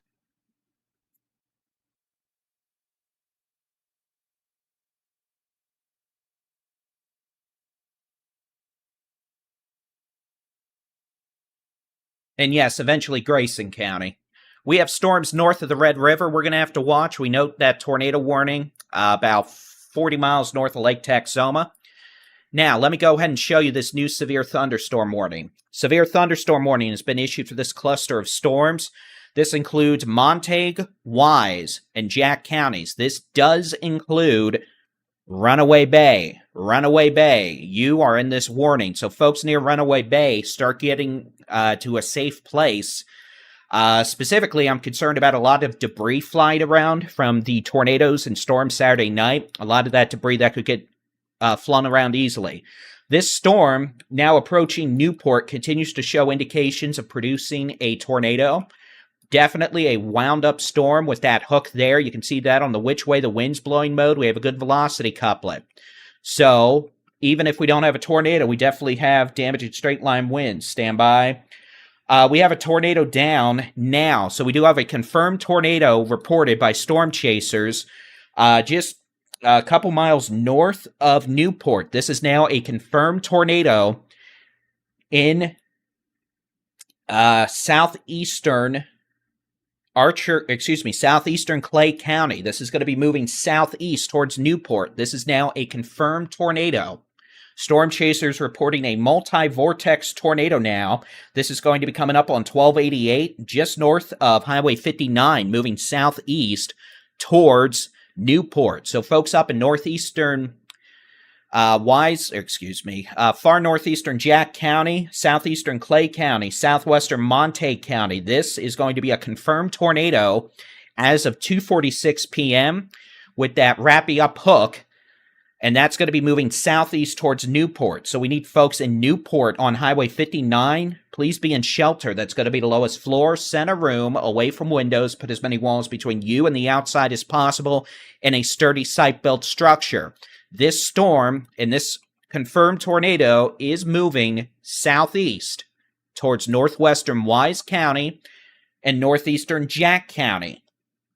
So again, it is now a confirmed tornado with this storm. The storm also has baseball-size hail, damaging straight-line winds, and at least a brief tornado as of a couple minutes ago here on the which way the wind is blowing mode. Radar am I on here? All right, let's switch to this. Now, we'll keep it on this for now. This seems to have a better view. All right, so again, confirmed tornado now, 2 to 3 miles north of Newport, moving southeast. This is going to be crossing over Highway 59, probably just east of 1288. It's going to cross into far southwestern Montague County, far northeastern Jack County, kind of around 2127 up to 1288 on Highway 59. After that, it's going to kind of ride down 2127 into northwestern Wise County. So again, this is a storm with a confirmed tornado moving off to the southeast. This is staying southwest of Bowie, the circulation. Those of you in Bowie and Bellevue, you're getting hail and the possibility of large hail with that. So we're going to be standby, new tornado warning.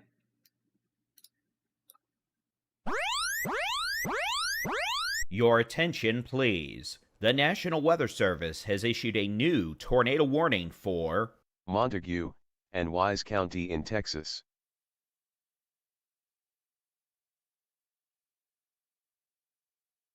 All right, it's going to be a tornado warning for a confirmed tornado about 2 miles north of Newport. That's going to be moving southeast at about 25 to 30 miles an hour. This tornado warning includes Bowie, includes Chico, Sunset, Lake Amon G. Carter, Fruitland, Park Springs, and Crafton. This is a confirmed tornado. A tornado warning is now in effect, so we want no one on 287, probably going north out of Alvord, though to be safe, honestly, at this point, I wouldn't want to be going north out of Decatur. We don't want folks going on Highway 101 north out of Chico. This circulation, as it stands now, looks to stay north of Runaway Bay, so on the north side to Lake Bridgeport, closer to 287 in Alvord, but this is going to be a storm now with a confirmed tornado moving southeast at about 30 miles an hour. Here's the which way the wind's blowing mode. Again, pretty strong area of rotation up here. That's going to be southwest of Bowie, moving off to the southeast towards far southwestern Montague County, including perhaps areas just southwest of Bowie, down into northwestern Wise County. This tornado warning includes Sunset, Chico, areas just northwest of Alvord. So if you're in that tornado warning and your phone just went off with the tornado warning, that means you are now in a tornado warning. And that means you need to take your tornado safety precautions. That's going to be lowest floor, center room, away from windows, put as many walls between you and the outside as possible. You need to be in a sturdy site-built structure. We do not want folks in a mobile home, travel trailer, school bus, vehicle. And these storms, again, are moving southeast. Now, further to the west, we have storms with large hail potential developing back. We're going to get a warning for hail in a second. Into northern Jack County, northeastern Young County. And that activity is also going to be moving to the southeast. The National Weather Service has issued a new severe thunderstorm warning for Jack and Young County in Texas.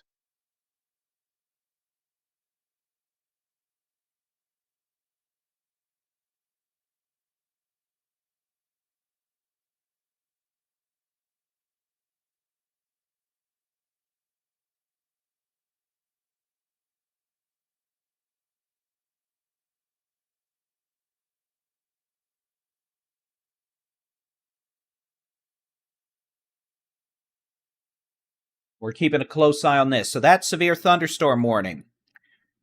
We've got severe thunderstorm warnings now for eastern Yum, Jack, Wise counties. Line of storms moving southeast. They're saying about 20 to 30 miles an hour. So let's do this. Let me put a storm track on here. I'm going to do 30 miles an hour, all right? If the storms are moving slower than that, you're just going to have some extra time. But it at least gives you an idea, right? So let me do this. I'm going to do 30 miles an hour. Present course and speed, if that's correct, these will be approaching Jacksboro probably in the next 10 to 20 minutes. Bryson, probably 15 to 25 minutes. Chico, around 3:15. Alvord, about 3:20. Decatur, maybe 3:40. Bridgeport, about 3:20 to 3:25. Runaway Bay, 3:20 to 3:25.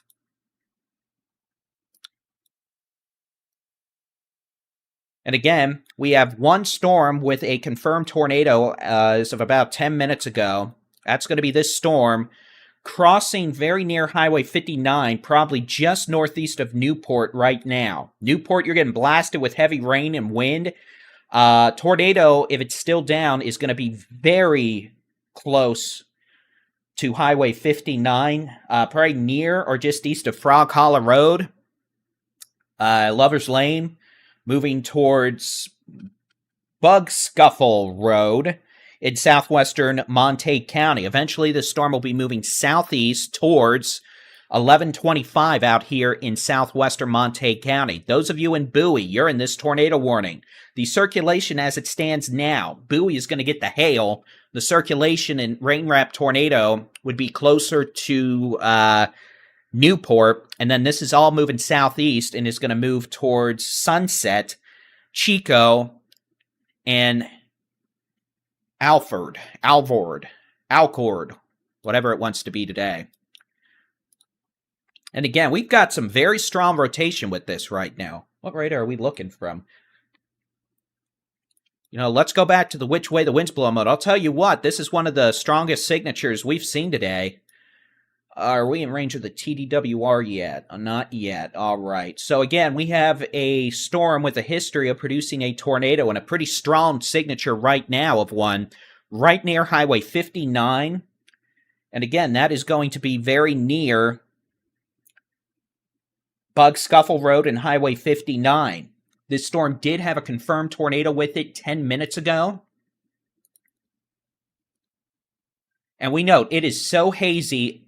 Alvoid, thank you. So hazy and so moist, you will not be able to see this thing until it's pretty much hitting you.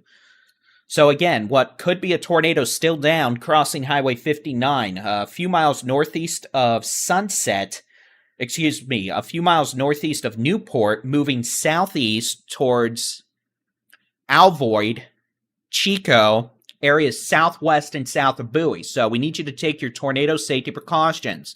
Lowest floor, center room, away from windows, put as many walls between you and the outside as possible. And again, this is going to be a situation where we need folks to be in a safe place as this storm rolls southeast. We don't want folks on 287 from Bowie down to Alvoid. We don't want folks going up 101 from Chico to 287. Those of you in Springtown, you are going to be getting storms probably by 4:15. Could have strong winds and hail. Runaway Bay, same thing by 3:30. Here's the which way the wind's blowing mode. Again, pretty good velocity couplet with that. And Bob, if you're listening, I've got your stream running well. Thank you.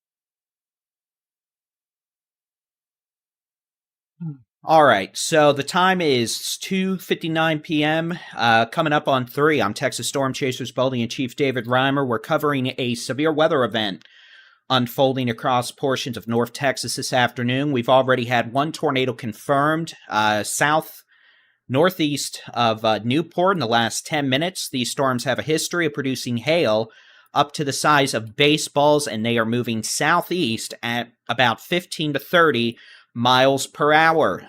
Those of you in the DFW Metroplex are in the direct line of this as it moves southeast over the next, few hours. So DFW, it is going to storm. And yes, these storms are going to pack a punch. Tornado watch for DFW, and you will likely be under severe weather warnings within the next 60 to 90 minutes.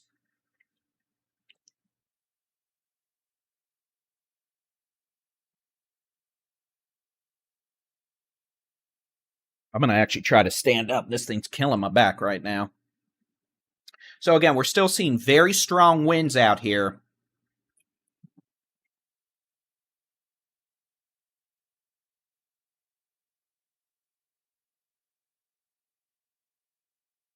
In southwestern portions of Montague County, up into portions of northeastern Jack County and southwestern or northwestern Wise County. So again, this is a tornado warning until 3:15 p.m. for northern Wise County, southwestern Montague County, and northeastern Young County. Circulations crossing Highway 59 between Bowie and Newport in the next couple minutes. And we'll get a pretty good surge of damaging winds coming down the backside of the supercell here across northeastern Young County. So y'all be prepared. Don't be scared. All right, we got a new severe thunderstorm warning coming out.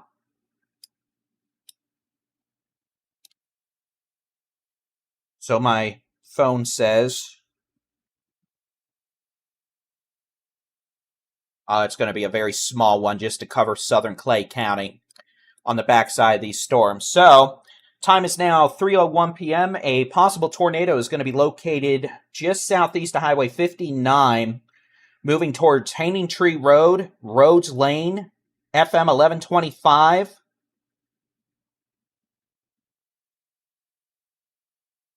Carter Lake Road, Oak Street, off 1125 in southwestern Montague County. So y'all need to be taking your tornado safety precautions. That's going to be the lowest floor, center room, away from windows. Put as many walls between you and the outside as possible. Hard sole shoes and a bike helmet if you got them. These storms will be moving southeast through DFW within the next 2 hours. So look northwest, you'll see them, and pay attention. On the which way the wind's blowing mode, you can see we've got a pretty good velocity couplet with this thunderstorm. Those colors in the green are going to be winds moving towards the radar in Fort Worth. Colors in the red are moving away, and as you can see, we have a pretty good area of rotation with this thunderstorm southwest of Bowie, moving down towards Alvoid and Chico. So those of you in Fruitland, Sunset, Alvoid, hold on. Whoa. This thing turned east. Bowie, Fruitland. Hey, those of you in Bowie and Fruitland to Sunset, be in your tornado safe places, especially if you're in Bowie along and west of 287. This thing's moving more east now than it was. It was moving southeast. Now it's kind of moving more to the east, which could be an occlusion here where the rotation starts to wind back up into the storm and weaken a bit, but it's not a guarantee. So we definitely have some strong winds. Bowie is about to get pummeled with rain and hail. It's already storming and pouring in Bowie. Alvoid, you know what? Everyone wants to say it differently at this point. Everyone knows what I'm talking about. I'm not caring that much. I'll go through my phonics lessons after. But those of you in Bowie down to Fruitland, damaging winds, possible tornadoes, some very large hail with this thunderstorm. We'll go back over to the how hard it's raining mode. And again, you can see that there. That hook's kind of wrapping in on itself there. Maybe a bit of an occlusion cycle going just southwest of Bowie there on 59, which could maybe get this thing to weaken a little bit. We might see a new one develop here. But regardless, it's still quite strong rotation. The possibility of a tornado now southwest of Bowie moving towards Fruitland, Sunset here on Highway 287. We have storm chaser Bob Peck. He is on his way. Now, skadoodle my head there. You can see he is coming up from Fort Worth right now. So we'll have a visual from storm chaser Bob Peck soon from this storm. But again, it is wrapped in heavy rain and hail. So it's going to be difficult to see, especially with all this haze. So let's zoom back out. And again, DFW, you are going to be dealing with this as it moves southeast at about 25 to 30 miles an hour over the next 2 hours. It is going to move through DFW during the evening rush hour. If you're in places like Tarrant County, Parker County, Denton County, I think you're going to be good until after 4 p.m. at least. Those of you in Jack, Wise counties, you're dealing with this now.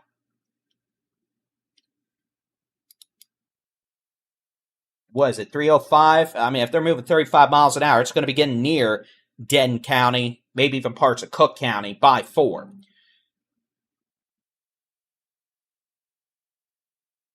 So, Heads up, everybody here in DFW, keep your eyes to the northwest on these storms. Back to the tornado warning here near Bowie. Here's the which way the wind's blowing mode. And again, you can see we do have an area of rotation here coming up towards the community of Bowie and Fruitland. Kind of a broader rotational signature now. Probably a lot of damaging straight line winds with this as it moves off to the east, southeast. You can see this is kind of taking more of an easterly component of motion now over the last several minutes. And sometimes you see that when these circulations start to what we call occlude or wrap back into the storm. If you've seen a lot of radar imagery or whatnot, you see those big, bad, very mad hooks. Well, sometimes they curve back up. But we want folks in Bowie, Fruitland, and Sunset to please be in a safe place. I don't like the fact we have some strong rotation just north of 59 now, just west of Bowie. We need folks to be in a safe place. That's going to be the lowest floor, center room, away from windows. Put as many walls between you and the outside as possible. And again, if this ends up just being no big anything, it's going to be okay. If we have issues in terms of wind, yeah, we're going to have issues. Do not be on 287 around Bowie right now. And if you're in, Fruitland and whatnot, be in a safe place as well. And we're going to be keeping a close eye on things as this activity moves off to the southeast. Yeah, y'all might have gotten a little music on that thing from Bob Pack. That would have been me and my weather stream that, well, y'all probably seeing running.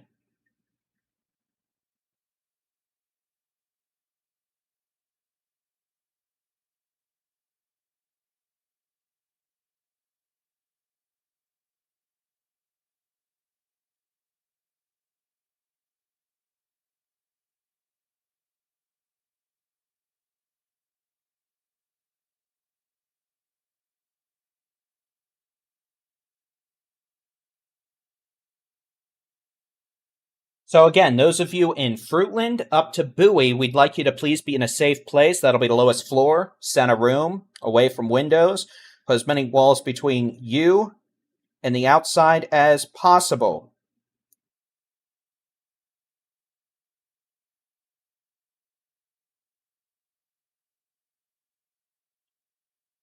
So, this is a nasty looking storm, and I know we focused a lot on the rotation component the last few minutes. Let's take a look at the how hard it's raining mode. Again, you can see we've kind of got big few, by phone, embedded supercells in a small cluster of storms here from northeastern Young County up into northern Jack County, northwestern Wise County, southern Montague County, southeastern Clay County. And even though this storm near Bowie is kind of embedded in that and it all looks like a big blob of slop, that storm continues to show distinct supercell characteristics. It's just a very high precipitation storm.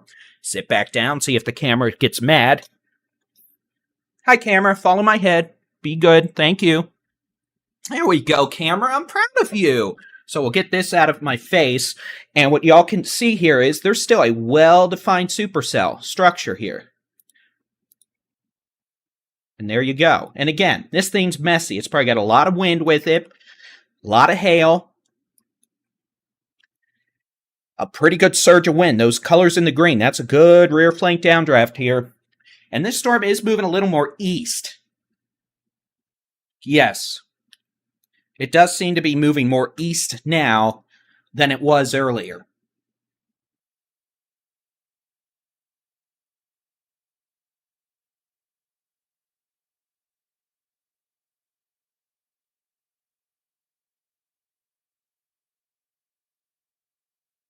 So if that continues, that's going to increase the threat for areas north of Decatur towards eventually Slidell and Leo up in northeastern Wise, southwestern Grayson County. Back southwest into Jack County. Guess what? These storms are kind of moving more easterly right now as well. But they probably do have some southeastward component of motion, which is going to result in these storms eventually making it down towards Cundiff and Jacksboro over the next probably 20 to 30 minutes with the potential of hail. And again, some of these storms could be producing hail over the size of golf balls.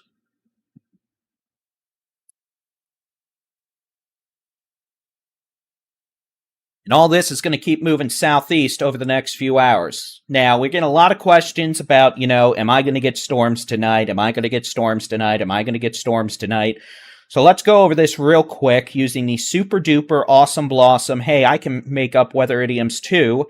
High resolution rapid refresh radar. So this is what the HER model shows at 4 p.m. All right, here's 4 p.m. It's not doing too bad. It's not going to be perfect, but it's not doing as bad as it could be. 5 p.m., guess what? It's storming in DFW. 6 p.m., guess what? It's storming and hailing in DFW. 7 p.m., guess what? We have storms from Weatherford to Dallas to Kaufman, even some storms up on the northeastern Texas Red River, Paris, Powderly, over to Idabel, Oklahoma. Here's 8 p.m. Guess what? There's storms in North Texas. There's storms in Northeast Texas moving southeast. 9 p.m. storms south of DFW to Tyler. 10 p.m. storms Hillsborough, Corsicana, Palestine, Jacksonville, Henderson, Tatum, Marshall, Shreveport, and then moving southeast still at 11, but weakening, and then, yeah. So that answers your question. If you're in DFW, you're probably getting storms tonight. And by tonight, I mean probably starting within the next 90 minutes. New tornado warning, stand by. So now everyone who asked that question in 20 seconds because they weren't here for the answers, well, y'all in the chat can help us out and help us answer them. All right, this is going to be a new tornado warning. This is going to include Fruitland, Bowie, Sunset, Slidell, Leo, and Cook County. So this is a new tornado warning. Hey, radar, let me press some buttons, please and thank you. For the potential of a rain-wrapped circulation capable of producing a tornado. Let's see where they've got this located at. Probably very near Fruitland right now. Fruitland and Sunset, just east of Lake Amon G. Carter, moving east at 35 miles an hour. This is going to be moving towards Leo, Prairie Point, Greenwood, Roston, Slidell, Fruitland, and Forestburg. This should stay south of the community of Montague. Rotation right now is over 287 in Fruitland. And Storm Chaser Bob Pack is on his way up there to help give us a view. And we'll see. But again, folks, even folks near and under this storm, they're not seeing anything because there's so much stinking haze. So don't think you're going to see anything out if you're trying to go look outside. So again, this storm's moving more east now towards northern Wise County and southern Montague County, moving off towards southwestern Cook County and northwestern Denton County. Now, Denton County is not at issue yet, but it is worth noting if this continues, this storm will impact Valley View, Saner, over towards, and I messed this lake up on the May 2024 event some, so I'm making sure I get it right.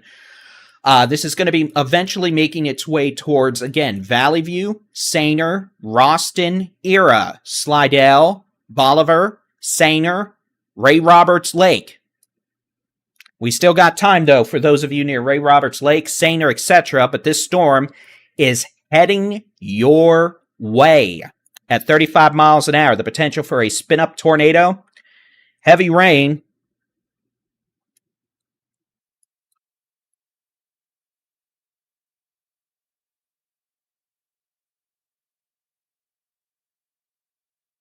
Yeah, Jason, I see that. We might have had a brief tornado here just south of Bowie. Now, I'm not confirming that. I'm just saying we had a little bit of a spooky signature here.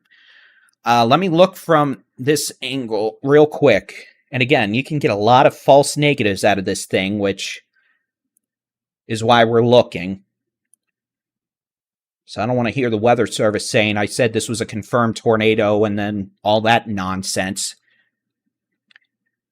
Yeah, a little bit of an interesting signature right there at 309. A little bit of a velocity. It's kind of displaced, but, I mean, well, ignore that. That's just the radar being stupid.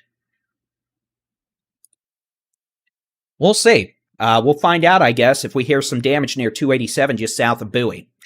All right, so back to the how hard it's raining mode. We are looking at the severe weather threat beginning to increase for places like Cook County, Denton County, Wise County, Jack County over the next 30 to 45 minutes as a cluster of severe thunderstorms moves off to the east-southeast at about 35 miles an hour. Now, we're going to have some benefit of this getting closer to Denton County, and I don't say that because I want y'all to get hit. I say that because we'll be able to start using a weather radar that has a 1-minute update time, so that'll help us actually get some good real-time velocity data. But again, stand by, new tornado warning. Where's this tornado warning for Jack County. County in Texas. Okay, so I guess they're going to warn one of these. This is going to be a new tornado warning for areas. What is this? The north sides of Jack? Yep. All right. So, new tornado warning being issued now north of Jacksboro. Yeah, you can see it right there on 148. Circulation spinning up right now. We've got a new tornado with a new storm trying to get going here. That's going to be a tornado warning now for portions of northern and eastern Jack County. This tornado warning will include Cundiff. It's going to include areas that pretty much had the issues on Saturday. And I am so sorry to say this, I really am, but if this track verifies, this is going to take it near Runaway Bay here in about 30 minutes or so. So, you know, I'm sorry, I really am. I know y'all don't want to hear that, but those of you around Runaway Bay, start getting ready. The storms to your northwest are intensifying with rotation. So, again, don't be scared. Be prepared. We're going to be here, and we're going to walk you through it. Bob Pack is going to be there before this storm is, so we're going to know if something's going on. You bet your behind, all right? So stay with us. We're going to keep you up to date. And you know what? I'm not going to hype stuff. I'm just going to tell you the honest truth. Okie dokie. So we now have 2 tornado warnings. Tornado warning number 1 is southeastern Montague County, a possible tornado very near Fruitland right now. That's moving off to the east, due east right now at 35 miles an hour. That's going to track towards portions of southwestern Cook, northeastern Wise, and eventually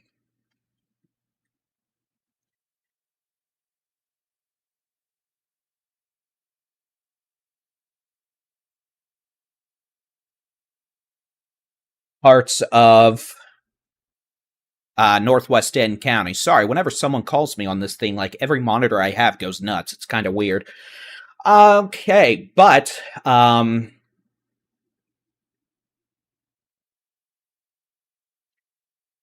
going to have to watch it.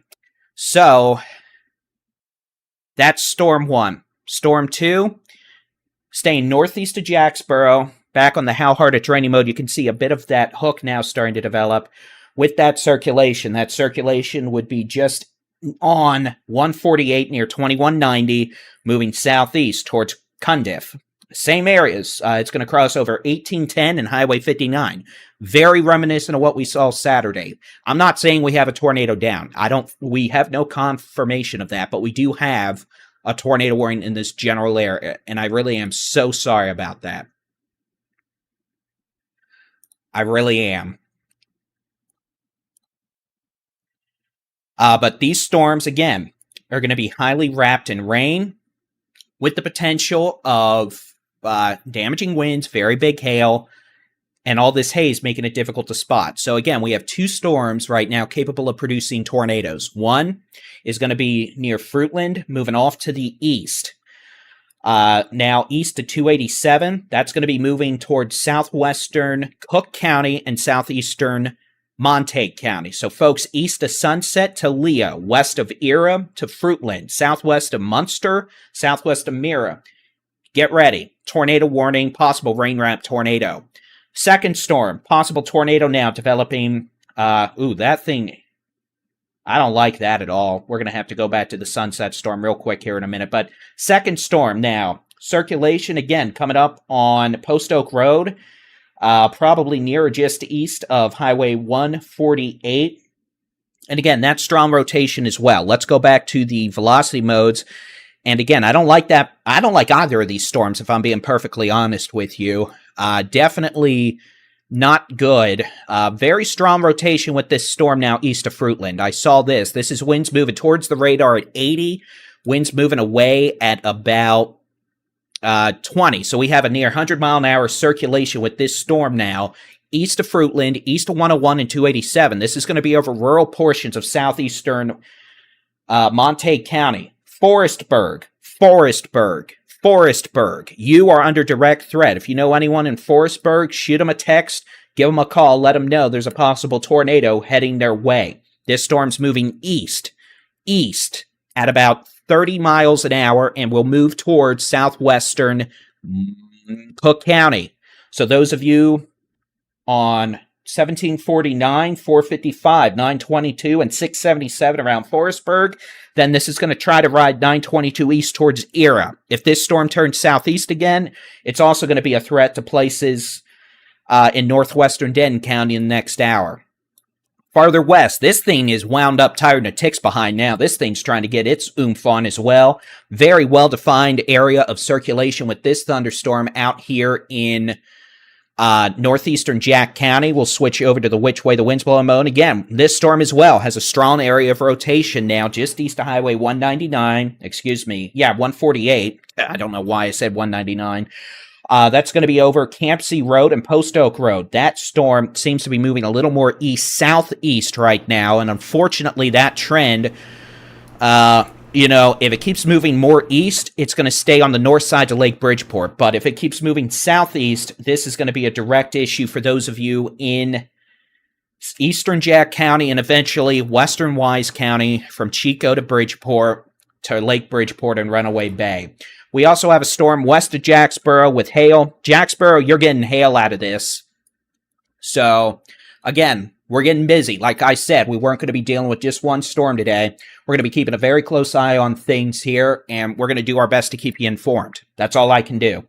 Okay, so again, Tornado 1 is going to be located now several miles east of Sunset, moving kind of near 1749 towards Forestburg out here in southeastern Montague County. This storm has the potential to produce a tornado.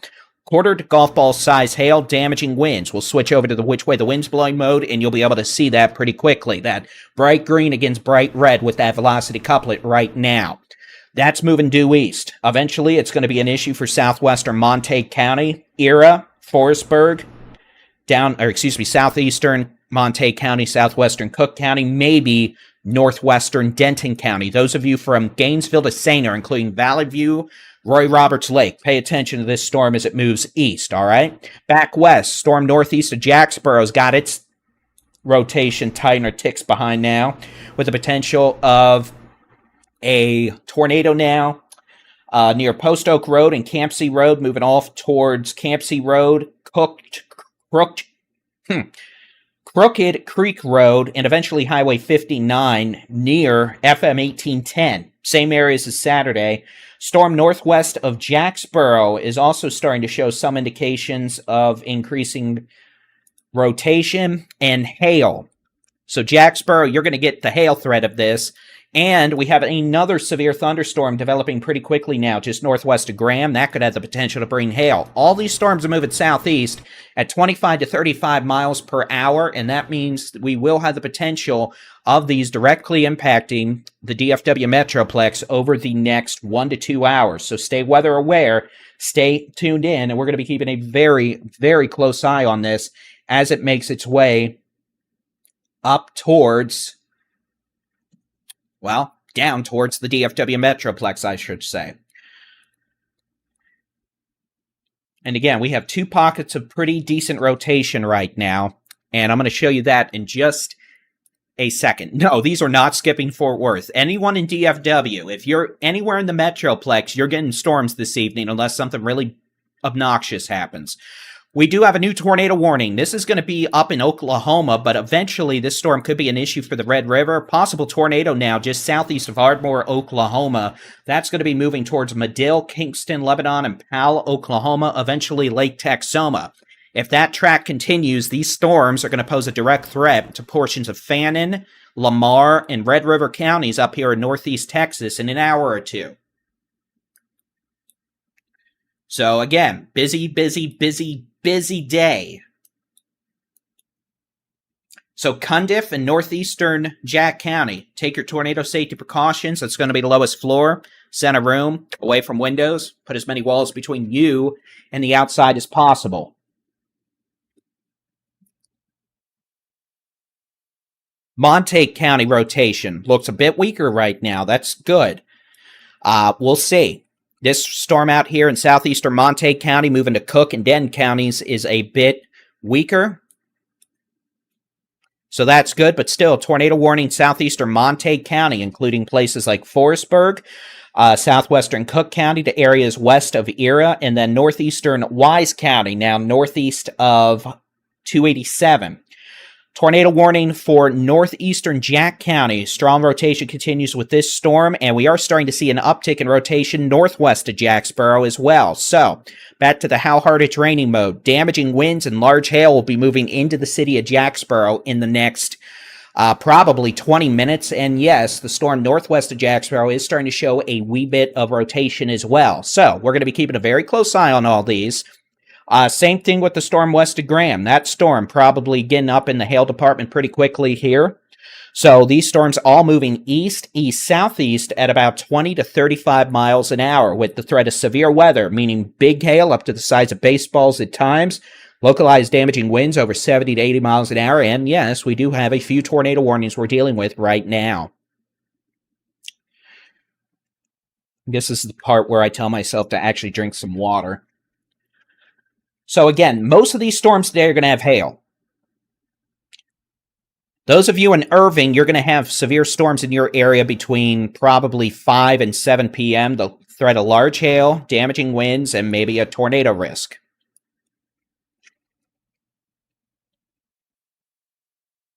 Heavy rain and lightning.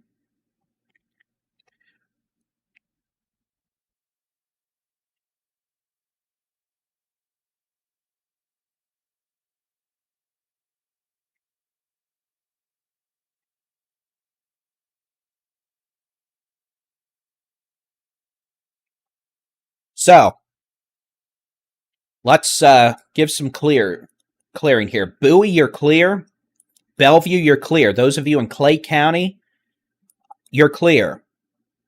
Those of you in Nocona, this isn't an issue for you. Those of you in Sunset and Fruitland, it's off to your east now, so you're clear. 287 is not going to be a good place to be around Decatur.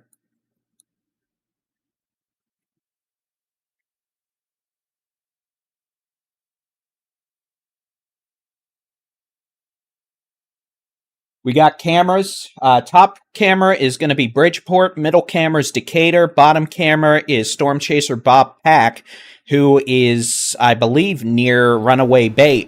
Runaway Bay right now. Here's the which way the wind's blowing mode. And again, watching multiple circulations here. We have one circulation that looks a bit weaker now in southeastern Montague County. We have a circulation northeast of Jacksboro, near Cundiff. That's intensifying. And we have a storm with some increasing wind and hail threat northwest of Jacksboro. And then we have a new storm going up just west of Graham. That's going to need a severe thunderstorm warning. So all these are moving east or southeast at 20 to 30 miles an hour. At 5:30, I have an outdoor event in Fort Worth. Is it a bad idea to go? Yes, it's a bad idea to go.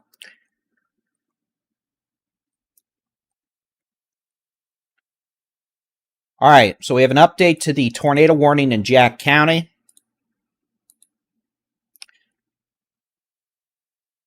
It's going to be a tornado warning until 4 p.m. Severe thunderstorm capable of producing a tornado is located 7 miles north of Jacksboro, moving southeast at 25 miles per hour. This storm, again, moving southeast at 25 miles an hour. So those of you near Cundiff, and then eventually in eastern Jack County towards the west side to Lake Bridgeport, this is heading your way with the potential of large hail, damaging winds, and very heavy rain. We also have a storm just north and northwest of the city of Jacksboro. We're starting to see increasing rotation with that.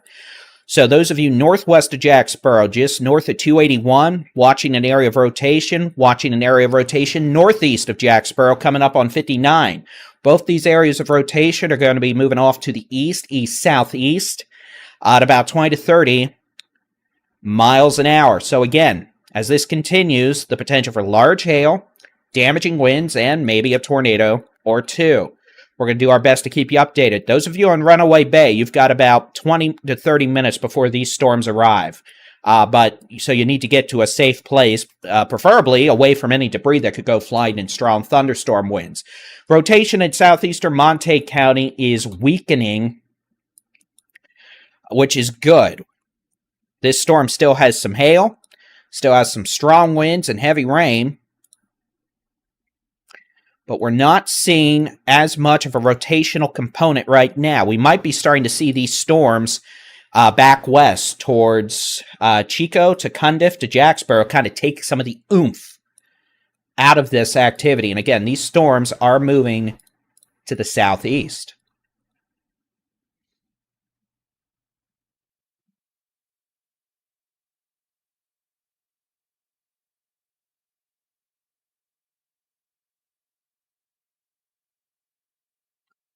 Storm clusters are moving southeast at 25 to 30 miles per hour.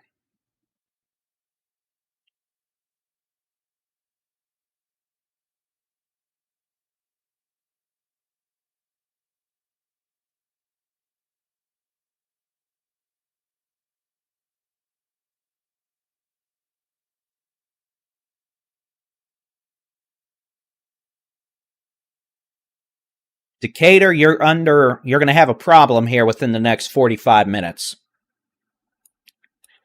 Storm northwest of Jacksboro, I think, is probably getting close to needing a tornado warning. We're seeing increasing rotation with that.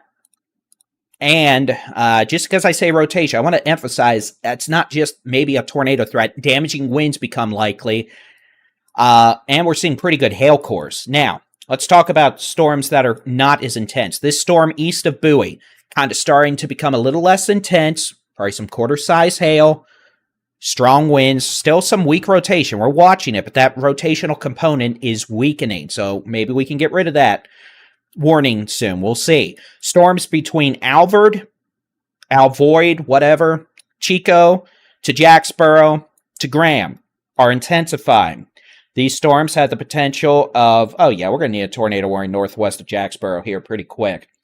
Are intensifying pretty quickly. The potential for hail larger than the size of golf balls, damaging straight line winds over 60 miles an hour. Graham, you're going to be getting hail soon. Jacksboro, same thing. Is Frisco and McKinney good? No, the whole Metroplex is probably getting storms this evening. So we are seeing increasing amounts of low-level rotation now with this thunderstorm coming into Jacksboro. As that moves southeast, we're probably going to get a tornado warning here. Maybe for the city of Jacksboro soon. So if you're in Jacksboro, I'd start getting ready to get to a shelter. It's going to be the lowest floor, center room, away from windows. Put as many walls between you and the outside as possible in case we get a tornado warning for Jacksboro shortly. But regardless, we're going to get some pretty nasty hail in the city, and that will have the potential to cause issues with, windows and whatnot. Those of you on Runaway Bay, you're going to be getting some nasty storms here soon with heavy rain, lightning, maybe some hail, strong winds. So we'd encourage y'all to go ahead and find sturdy, safe shelter. Tornado warning for Montague, Cook, Wise counties has been canceled. The tornado warning for Cook, Wise, Montague counties has been canceled. This area of rotation has weakened. The storm is no longer capable of producing a tornado. We have a severe storm moving towards Medill, Oklahoma, out of Ardmore. That storm is going to eventually probably try to impact parts of Fannin, Lamar, Red River counties up in northeast Texas on the Red River. So we're not forgetting about y'all. You just don't have storms yet, but we're watching this activity up in Oklahoma that is generally trying to move this way. So we're going to have issues in northeast Texas later.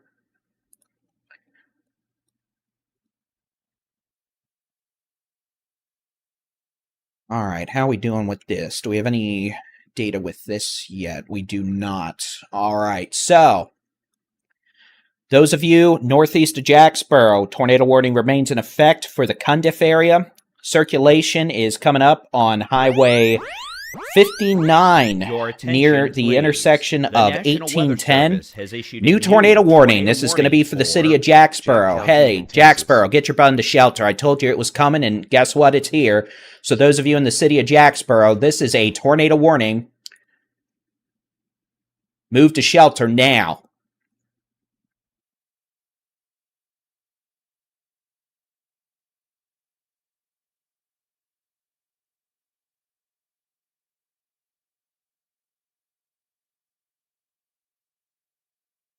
So those of you in the city of Jacksboro, you're now in a tornado warning. That means you need to take your tornado safety precautions. It's going to be the lowest floor, center room, away from windows. Put as many walls between you and the outside as possible.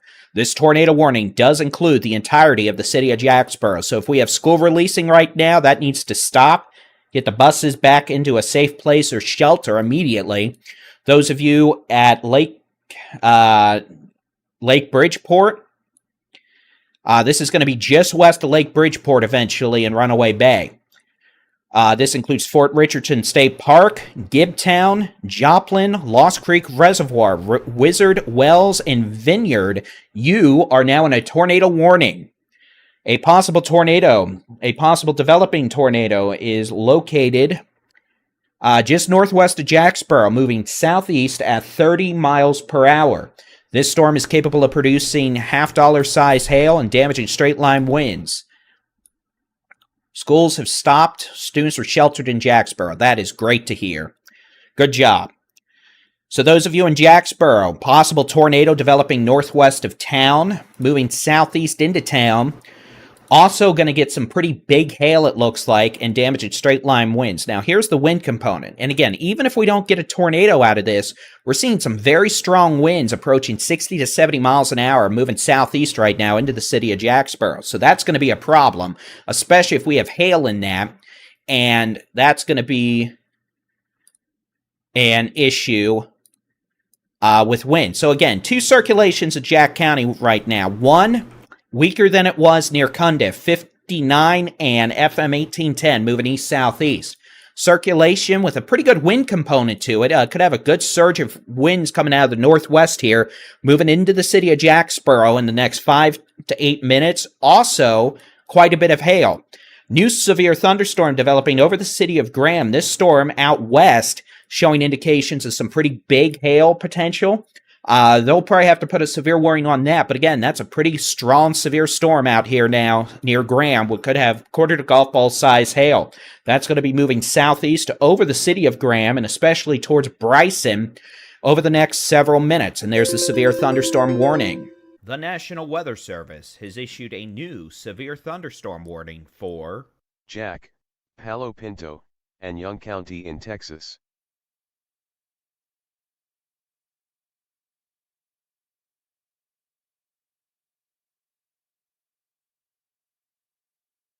Okay, so severe storm over Graham, moving southeast with potential for up to golf ball size hail. That's moving southeast. Eventually, it might just ride down 337 towards Grayford, northwestern and northern Palo Pinto County. So this may skirt Possum Kingdom Lake to Grayford, Salesville, and Perrin. That storm, large hail. 2 tornado warnings right now, and these are both going to be in Jack County because y'all won the Spinny Spinny Doom Doom lottery for this hour. I'm very sorry. No confirmed tornadoes, I might add. These are all radar-indicated signatures right now. So damaging winds for sure. Not guaranteed to be a tornado. We have one circulation. That's going to be off Highway 59 and FM 1810 out here in eastern Jack County, kind of the same area we were talking about on Saturday. This is a lot weaker than that, by the way. I want to emphasize these signatures a whole lot weaker than what we saw during Saturday's events. We're going to get a view from storm chaser Bob Pack soon. In fact, here you go. Bob is taking a look at this activity. You can see that well-defined anvil blow-off from that thunderstorm activity as he continues to transition up towards these severe thunderstorms. Now, real quick. Hi, I'm me. I'm shiny. He. Sorry, I'm just getting my cuteness set up on here. I promise I'm not going to take up your whole screen because that's just obnoxious. There we go. Now I can at least talk and narrate pretty easily for you. All right. So here we go. We're keeping a close eye on the activity. Bob's camera behind me. And I will go ahead and fix this a little bit.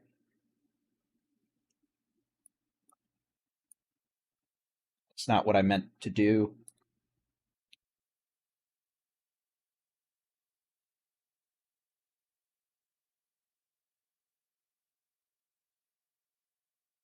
There. I make myself smaller. We'll get you kind of out of that camera shot. All right, so again, these storms are moving southeast. We'll put a loop on this just so you can see it, and then we'll look at the how hard it's raining mode. And for those of you using the Texas Storm Chasers mobile app, it may be being a bit sluggish. We had something break last night in the user interface, and well, yeah. So if you're trying to use radar, click the More tab, click Zoom Radar, that'll work. We have two radars, one's under the More tab. All right, so again, let's talk. Circulation 1 is kind of heading toward Lake Bridgeport, towards Runaway Bay, with damaging wind potential, maybe a spin-up tornado. Circulation 2 is coming into the city of Jacksboro right now. These storms are moving east-southeast at about 30 miles an hour. Let's zoom out. Yes, if you're in Parker County, you're getting hit in the next hour. Northern Palo Pinto County, same thing. And again, the main issue with these storms today should mostly be hail and localized damaging winds, though a few tornadoes are possible. But the overall tornado risk is not super duper high. I want to emphasize, we're not doing anything like Saturday right now. If that changes, I will adjust my tone very quickly and we'll go into bad daddy mode. But, or whatever I called it on Saturday, big bad, very mad, I don't know. But again, these are severe storms. They have hail. Right now, the hail sizes are actually pretty manageable. We're doing quarter to golf ball, which is a lot better than it could be. We're doing damaging straight line winds, heavy rain, cloud to ground lightning. We have intermittent areas of rotation here. And with that, we have seen a few tornado warnings. We had a storm try to spin up in southern Montague County. That did produce a tornado in southeastern Clay County earlier. That storm is moving into Cook and Denton counties in his weekend considerably. That probably doesn't even have hail above the size of a nickel. A lot of cloud to ground lightning and heavy rain. We have storms now from Alvord, Alvoid, Al Capone if you want, to Chico, Cundiff, north side to Lake Bridgeport, about to move into Runaway Bay, about to move into Jacksboro, Vineyard. These storms have shown intermittent rotation, pockets of very strong winds. Now, I'll tell you right now, Jacksboro, the radar is right. Y'all are getting blasted in Jacksboro by wind, showing winds over 70 miles an hour near Jacksboro, like right in town. They're on the rear flank downdraft of this storm. So Jacksboro might begin some wind damage right now.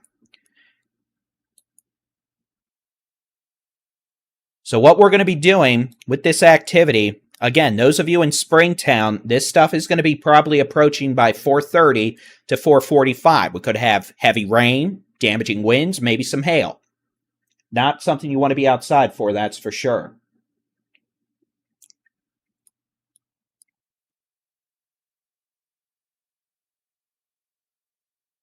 Starting to see a little bit of intensification with this circulation. West of Chico again. Could just be a surge of some strong winds. Straight line winds. It's starting to look a little stronger here. And again, we have two circulations with this storm. Neither are looking particularly strong, but both could produce a spin-up tornado or more than likely some damaging winds. One is now over and just east of Jacksboro. The second is going to be just south of 1810 at Grace Ranch Road, about to make a beeline towards Lake Bridgeport in the city of Bridgeport. Jacksboro 1. That one's going to stay a little farther west. That's going to move southeast, probably towards eastern Jack County Highway 380. So I definitely wouldn't want folks being out on 380 right now between Bridgeport and Jacksboro. Wouldn't want folks on 281 from Jacksboro down to 254. And again, these storms are going to be capable of producing some pretty strong winds, heavy rain, and hail. So Runaway Bay, Lake Bridgeport, hail, heavy rain. Coming on into the southeast.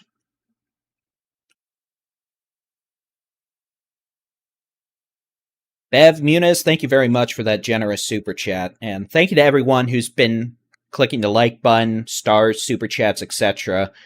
It helps us out. It helps get this video into more folks' feeds.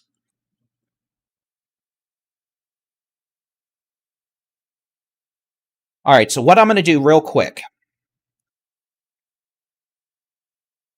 Y'all give me about 60 seconds. You know what time it is. It's time for one of these rapid run to the potty situations that we get done very quickly. So give me just a second. Here's the radar. Be back in 45 seconds or less. And that's unless I slip and fall. Be right back.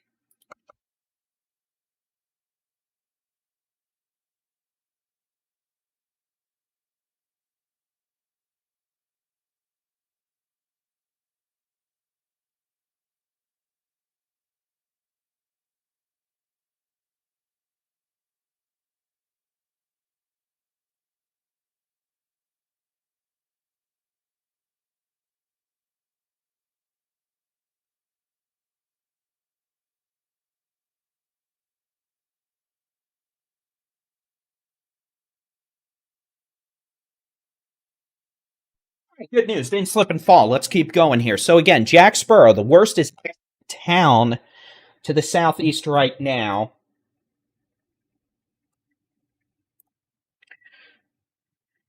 We've got cameras. We've got one camera in Bridgeport. That's the camera on the top right. That's Bridgeport. Second camera, that's 380 and 287. Third camera is Storm Chaser Bob Pack. You can watch him on YouTube, by the way, if you just want to watch his feed, not listen to good old me.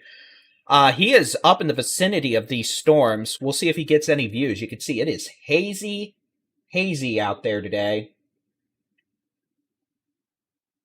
And it looks like TxDOT's actually doing us a solid here.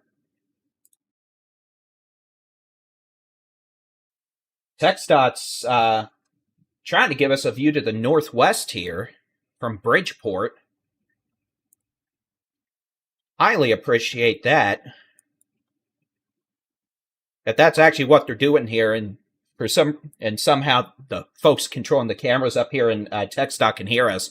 Reach out. I'll send you some donuts or something. Some TSC gear. We really appreciate that. These cameras are a great way that we can use to help get visuals on what's going on with these storms. All right, so it is 3:49 p.m. I'm Texas Weather Roundup, Storm Chaser, old guy, Baldy-in-Chief David Reimer. We are monitoring severe thunderstorms northwest of the DFW Metroplex. These storms are capable of producing large hail, localized damage to straight-line winds, storm report from and heavy south of rain. Bryson in Jack County, Texas. This activity is going to be moving Air off to magnitude the estimated southeast 1.00 inch. Reported by Amateur Radio. at about 20 to Additional 30 miles an information. hour. Amateur Radio We operator have relayed a report couple 1 of inch hail tornado 5 warnings miles right south now, of and for all Bryson. intent and purposes, I'm just going to treat it as one out here in eastern Jack County.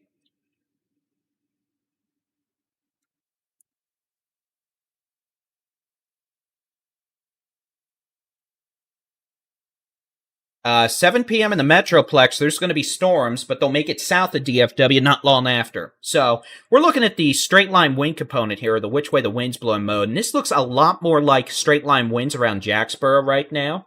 Seeing some pretty good winds of could be 40, 50, 60 miles an hour with this activity.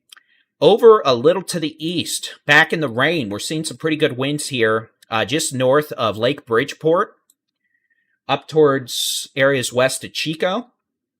But nothing right now is standing out in the spinny, doom, uh-oh department. We have a lot of heavy rain, we got hail, we have wind, but right now I can't pinpoint something on radar that explicitly shows something trying to turn into a spinny, doom, which is good. I'd rather have it this way. That means, maybe if we have something, it's brief and not, raging.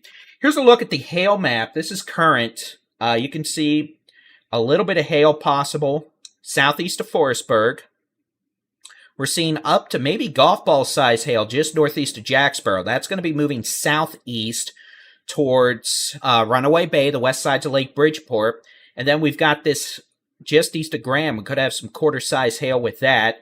And we do note, apparently, we have a wall cloud with that storm too. So we'll have to keep an eye on these as they keep trying to build west. So let's go back to the how hard it's raining mode. We'll put the cameras on here. And again, we're just going to be watching things carefully. Top right box is going to be Bridgeport, now looking north up towards Chico. Second box is Decatur, looking west down 380. And third box is Storm Chaser Bob Pack, who is in the vicinity of these storms out near Jacksboro. Hail magnitude estimated 1.25 inches. Reported by Train Spotter. So let's take a look. Additional Pretty good wind information. component right now Train with this Spotter activity. reported $50 sized hail northeast of Graham near us 380 and Cement Now I will Mountain say Road. this. Here on the west side of Lake Bridgeport, still on the Jack County line, seen a little uptick in the wind velocities here. Now, I'm not sure if this is one of these radar artifacts. If it is, it's going to go away in the next frame, but it's possible we might have just a little bit of extra spin here. A couple miles northwest of Lake Bridgeport, moving southeast towards Lake Bridgeport. Now, this just looks like a big old blob of rain moving towards Lake Bridgeport, Runaway Bay. We're about to have a lot of rain out here. Tornado warning does not, at this point, include Lake Bridgeport or Runaway Bay. Y'all have a severe thunderstorm warning for hail. We're watching it. We are most definitely watching it. But maybe a little bit of increased wind moving towards Runaway Bay, Lake Bridgeport, areas southeast of Jacksboro, as this all is moving off to the southeast. I'll put this back into motion for y'all. I'll zoom out. We'll take a look.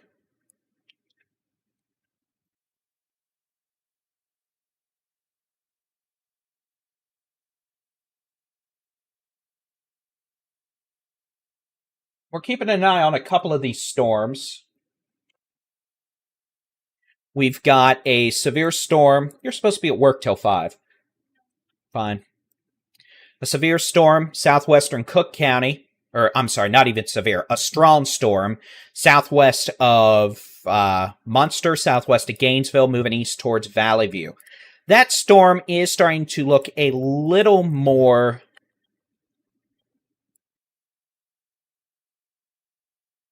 robust. Frequent cloud to ground lightning, maybe some small hail. Strong winds, heavy rain. That's going to move east towards Valley View. It's going to move east towards Sanger and eventually Roy Roberts Lake. We've got some showers here in western Dallas or Denton County with some cloud to ground lightning. And then we have all these storms back in Wise County, Jack County, eastern Young County, moving off to the southeast with pockets of hail, pockets of strong wind. Now, it's actually a good thing we have all these storms that have fired and congealed here, because that is disrupting, they're disrupting each other. They're not letting each other reach their full potential. They're fighting each other. If we just had 1 or 2 storms here, it'd be a different story. We'd probably have softball-size hail. We'd have damaging The winds and National maybe, Weather yeah, even Service a has few issued a tornadoes. new But right severe now, they're all thunderstorm having to warning fight each for other. Jack and Wise County in Texas. And because of that, these storms, for the most part, are still producing hail. That's, quartered ping pong ball, maybe even golf ball. We have damaging straight line winds over 70 miles an hour in spots. And yes, we have had a few intermittent Texas areas of local storm stronger report from 7 miles rotation. But northeast at this of Jacksboro point, in Jack County, this Texas. activity, Hail we magnitude could be doing estimated worse right now. Now, the 0.88 question inches. is that going to Reported by continue to Train stay that Spotter. way or not? I don't know. Additional But information. regardless, all Train this is moving Spotter down reported towards nickel-sized Mineral hail Wells, northeast of Jacksboro. Weatherford, DFW. It is going to rain. It's going to storm. And at some point, one of these storms may take hold completely. And if that happens, this activity is going to end up strengthening considerably. And that could happen as it moves into DFW. So you can see we are starting to see some pockets of these hail markers gain a little more potent. We can take a look at echo tops here. And again, guess what? Just because on radar they may not look as intense, guess what? The storm just west of Runaway Bay, storm tops nearly 70,000 feet. Storm just east of Graham, over 60,000 feet. So what might be happening here with this storm just west of Runaway Bay, which they're not putting a new tornado warning on right now, we may start seeing these storms consolidate a bit. And if that happens, we're going to start to see the threat of hail, the threat of damaging winds, the hail sizes increase. So, a severe thunderstorm warning has now been issued for Wise County. That is going to run until 5 p.m. Severe thunderstorm. Capable of producing ping pong ball size hail and damaging winds moving southeast at 35 miles an hour. So, I can put a timeline on this at 35. I don't know if it's really moving at 35, though. But regardless, that means these storms are going to be heading southeast towards Tarrant County, Parker County, Palo Pinto County. And yes, that means those of you in Springtown are going to have storms probably by 4:30. Those of you in Runaway Bay, it's already raining now. In fact, we're looking at a camera up here. This is going to be Bridgeport looking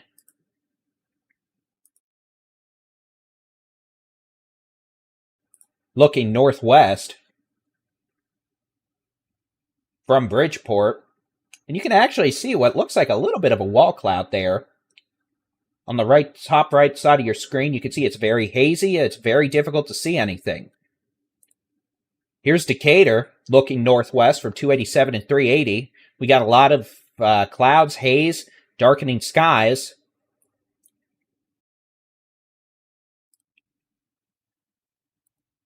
That was 380 and 287 looking northwest. And then here we have Bob Pack out here trying to get a visual. And we're going to be keeping a very close eye on all of this. But it looks like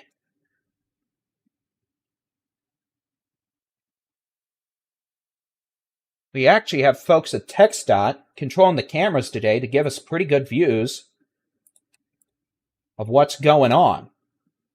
For that, I'm appreciative wholeheartedly. All right, so here's the radar. Here's the loop, just showing that we do have storms moving towards DFW. Right now, these storms are producing some strong winds, heavy rain, cloud-to-ground lightning. The storm west of Valley View, northwest of Sanger, has some small hail with it, cloud-to-ground lightning. I'll tell you what, that's actually a pretty good view we're getting out of Bridgeport. We're looking northwest out of Bridgeport right now. What seems to be a wall cloud. This is from 380. And I believe 1658. And again, they're looking northwest out of Bridgeport right now. You can see clouds on the right side being ingested up into the thunderstorm base. And with that, we're just keeping a close eye on things. We're seeing some stronger winds in the vicinity of this storm, looking out of Bridgeport northwest. I'm going to keep a close eye on that. We'll keep it in the big box top right side of the screen. Y'all holler if you see anything. But again, there is no tornado warning left. All the tornado warnings have been expired. So we have severe thunderstorm warnings. And again, damaging straight line winds and hail are going to be a good bet today with this activity. We're seeing a pretty good surge of wind here Texas over Lake local Bridgeport. storm report from 5 miles south And of that's going to be Bryson in moving Jack County, off Texas. to the Hail southeast magnitude estimated 1.00 about 35 miles an hour. So we're seeing Runaway Reported Bay. by Y'all are amateur about to be radio. dealing with some pretty high winds Additional here. It could be information, 50 to 60 amateur miles an radio hour. operator Heavy reported rain 1 inch hail and 5 cloud to miles ground, south of Bryson on FM lightning. 1191. And yeah, maybe some hail. Again, the radar has been saying some pretty large hail with this. Y'all in Chico are going to get the hail right now. Those of you in Bridgeport, Runaway Bay, they may be sounding the outdoor warning sirens for the hail and strong winds. We have no tornado warnings right now. We have some strong winds. We have heavy rain, etc. We have no tornado warnings at this time, but we're keeping a very close eye on this activity. Make no mistake of that. And this is all going to be moving southeast, again, about 35 miles an hour, which means this is going to move into Tarrant County and Fort Worth. It's going to move into Springtown, Boyd, Azle, Weatherford. Could have heavy rain, ping pong ball size hail, strong winds.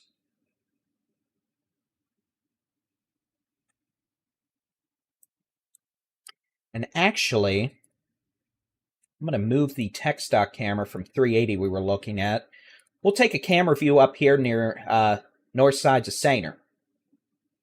See if we can't get a good view of the storm near west of Valley View. And again, that's not even a severe storm right now. That storm is moving off to the east towards Valley View and Sainer. We do see that little hook on it, but again, here's the which way the wind's blowing mode. And you can see not a lot of wind velocities with that. So again, even though it looks like it has a spooky hook on radar, it doesn't have that big, bad, very mad look to it. Now here's Texas the view local storm looking report out from of Bridgeport 5 to miles south northwest. of I can tell you Bryson what in you're Jack looking County, at there. Texas. That is actually Hail going to magnitude be estimated 1.75 inches. Reported by amateur a radio. severe Additional storm, bit of information, inflow up into amateur that wall radio cloud operator base right reported there. golf ball-sized hail And with 5 that, you'll see the miles south of clouds Bryson on FM consolidating from 1191. right to left.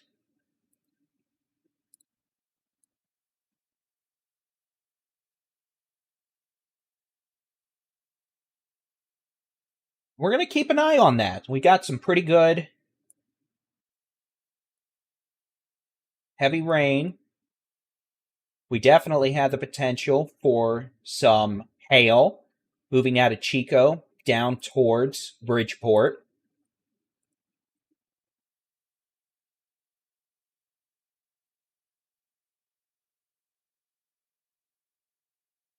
We'll be watching that carefully. Back to the radar. And again, we're seeing some pretty good wind with this activity. Starting to see a little more hail pop up north of Lake Bridgeport.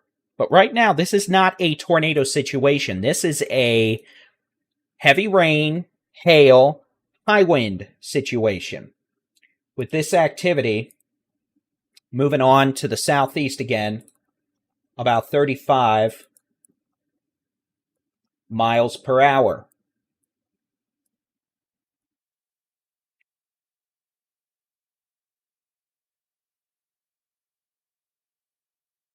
As it moves off to the southeast at 35. So again, Decatur, Runaway Bay, Vineyard, all the way west to north sides of Possum Kingdom Lake, Graham, South Bend. It is storming. Quite a bit of lightning with this storm from Bridgeport to Runaway Bay. We're starting to get a lot of lightning down into northern Parker County, Springtown and Ames. Your lightning has already begun. So those of you Springtown to Ames, you are getting lightning, which means it's time to move indoors. If you're doing outdoor recovery work, it's time to go ahead and get indoors. We're going to be watching this activity as it moves southeast. So top camera is Bridgeport. Second camera is going to be north of Weatherford as this activity starts moving southeast. Third camera, that's going to be storm chaser Bob Pack, moving on to the southeast, or at least in vicinity of these storms. So we'll be keeping a very close eye on where he ends up and what he ends up seeing. But again, right now, storms are kind of reorganizing out here. You can see we have a big old blob, which is good in the sense that it kind of prevents any one individual storm from popping up. Agnes, thank you. These storms are moving southeast. So, you know what? I can extrapolate it here. And what we're going to do... Can I have my monster? Okay. Is as this moves southeast, I'm going to switch this to the last hour. I want to give you all actually a good timeline of what this is doing. And you can see the motion. Gracias, senorita. Ooh, yummy. And as this moves off to the southeast, guess what? Those of you in DFW, you're probably going to have to deal with it. Those of you in Weatherford, you're going to have to deal with it. Those of you in Mineral Wells, same thing. You're going to have to deal with it. Now, do they have mega high severe potential ongoing right now? No. We have winds probably of 55 to 65 miles an hour. We could have some hail up to ping pong ball size. Maybe some golf ball size with that storm south of Bryson moving towards Grayford and Possum Kingdom Lake, at least areas north of that. We definitely have the potential for these storms to intensify, but right now, because they're kind of in this cluster, because they're kind of fighting each other, we're not dealing with those individual storms that, you know, out by themselves could be dropping softball size hail and damaging winds. Now, does that mean that potential is gone? No. If these storms are able to organize, and they're kind of showing some signs they're trying to consolidate here, these storms could produce very large hail, damaging winds, and maybe a few tornadoes. And that threat, it continues as they move southeast towards DFW. Now, up here in southern Oklahoma, we're watching storms that could eventually make it into parts of northeast Texas over the next few hours. And we're going to be watching for that. That storm near Medill seems to be weakening. Kyle, thank you very much for that kind note. And yeah, you know, we're just doing our best. You know, we're Texans, giving Texas weather information. That's all I focus on. You know, I'm not here to talk about, you know, other states. We're looking at Oklahoma, though, just because those storms are going to come down here. But if y'all appreciate the info, feel free to hit that like button. It helps the algorithm make it show up in other people's feeds, and yeah. Ooh, yummy juice.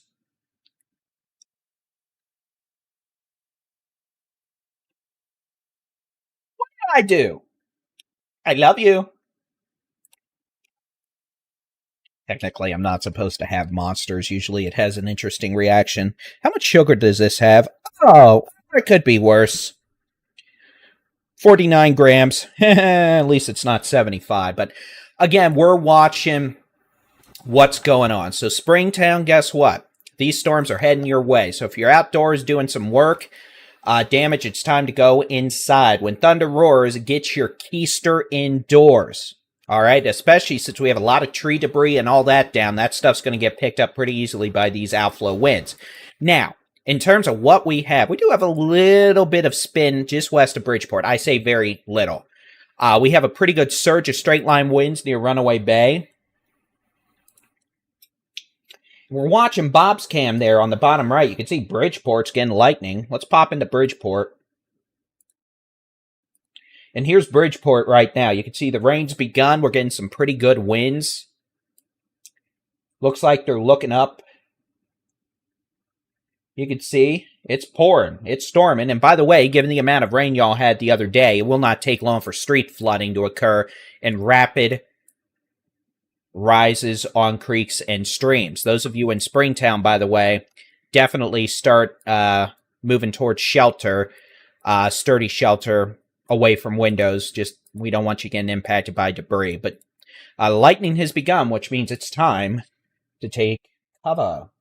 All right, so top camera is Bridgeport, middle camera is north of Weatherford, and then third camera is Storm Chaser Bob Pack.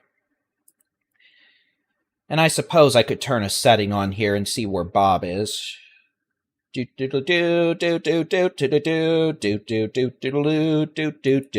I'm done singing. All right, so let me press some buttons on here. And again, we are watching this storm northwest of Grayford, by the way. It does have that little hook. Does have a bit of spin with it. Azle, it'll be storming probably in the next 30 to 45 minutes in Azle. Heavy rain, maybe some strong winds and hail. And again, we're watching these storms. You know, these are not static. They're living, breathing things in the sense they're always changing. So this storm over Wise County, you know, we had a couple storms fire up here, and they're still kind of fighting each other to become dominant. If we get a storm that can become dominant here in Wise County and kind of start to take the energy, that would become a problem in the severe risk department. I'm going to reset this real quick. You're going to get some Windows XP background. Enjoy the beauty of it all. But we are starting to see a little bit of consolidation here in Wise County. Now, it looks like a blob right now, right? But let me show you what the echo tops are, how tall these storms are. And guess what? This storm over Runaway Bay is 65,000 feet tall. This storm near Grayford is over 60,000 feet tall. And we even have development back north of Breckenridge now. We're going to have to watch that. Hey, let's be nice. So, as this continues moving east-southeast, first off, ignore the storm tracks. They're all over the place like an ADHD me. Second, we're going to be watching things carefully. And then we do have this little storm west of Valley View. Again, this storm northwest of Sanger Valley View, very, very small hail, if any. A few cloud-to-ground lightning strikes. I'm not too worried about that right now. Our main energy seems to be with these storms from Wise County, southern Jack County, northwestern Parker, northern Palo Pinto, southern Yum, northern Stevens. And these storms are generally moving east-southeast. Now, we're going to keep watching this storm near Bridgeport.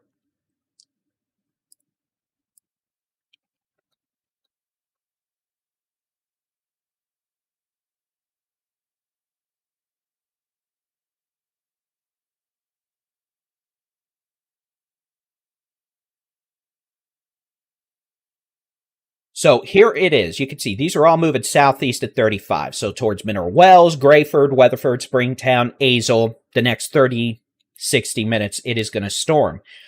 We've got a decent little hail core on Bridgeport right now. A lot of heavy rain, and you can see that.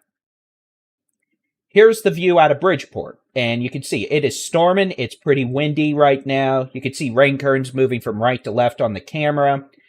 And with that, you know, we might start seeing a bit of hail here soon based on the reflectivity, how hard it's raining mode. Now, here's the which way the wind's blowing mode. We're seeing a pretty good surge of outflow winds right now, extending south of Runaway Bay, west sides of Bridgeport. It's windy. Here's the the which way the wind's blowing mode, and generally overall, again, this is not a tornadic look. This is a wind being pushed out of your thunderstorm look. So we're watching that carefully, but right now we're not seeing anything that suggests a tornadic issue. We'll zoom back out. And again, we're watching this camera.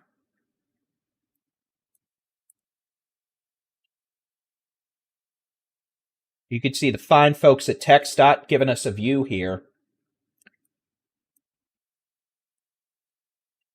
I appreciate it.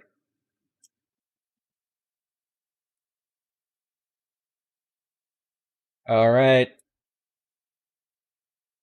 Gracias. So this storm from Runaway Bay to Paradise to Bridgeport, we're seeing increasing amounts of wind with this. Again, this storm is becoming more organized, and we're going to need to watch it, because if it starts to become dominant here, which it might be doing, I'm becoming a little we need to see if we have a mid-level mesocyclone materialize, and if it does, we might start seeing more of a classic or high precipitation supercell look as this moves southeast. So we're going to watch that. All right, this storm over Bridgeport may start becoming just a big old meanie pants, right? Back here in Grayford, this storm, I mean, it has that hook. It has a bit of rotation.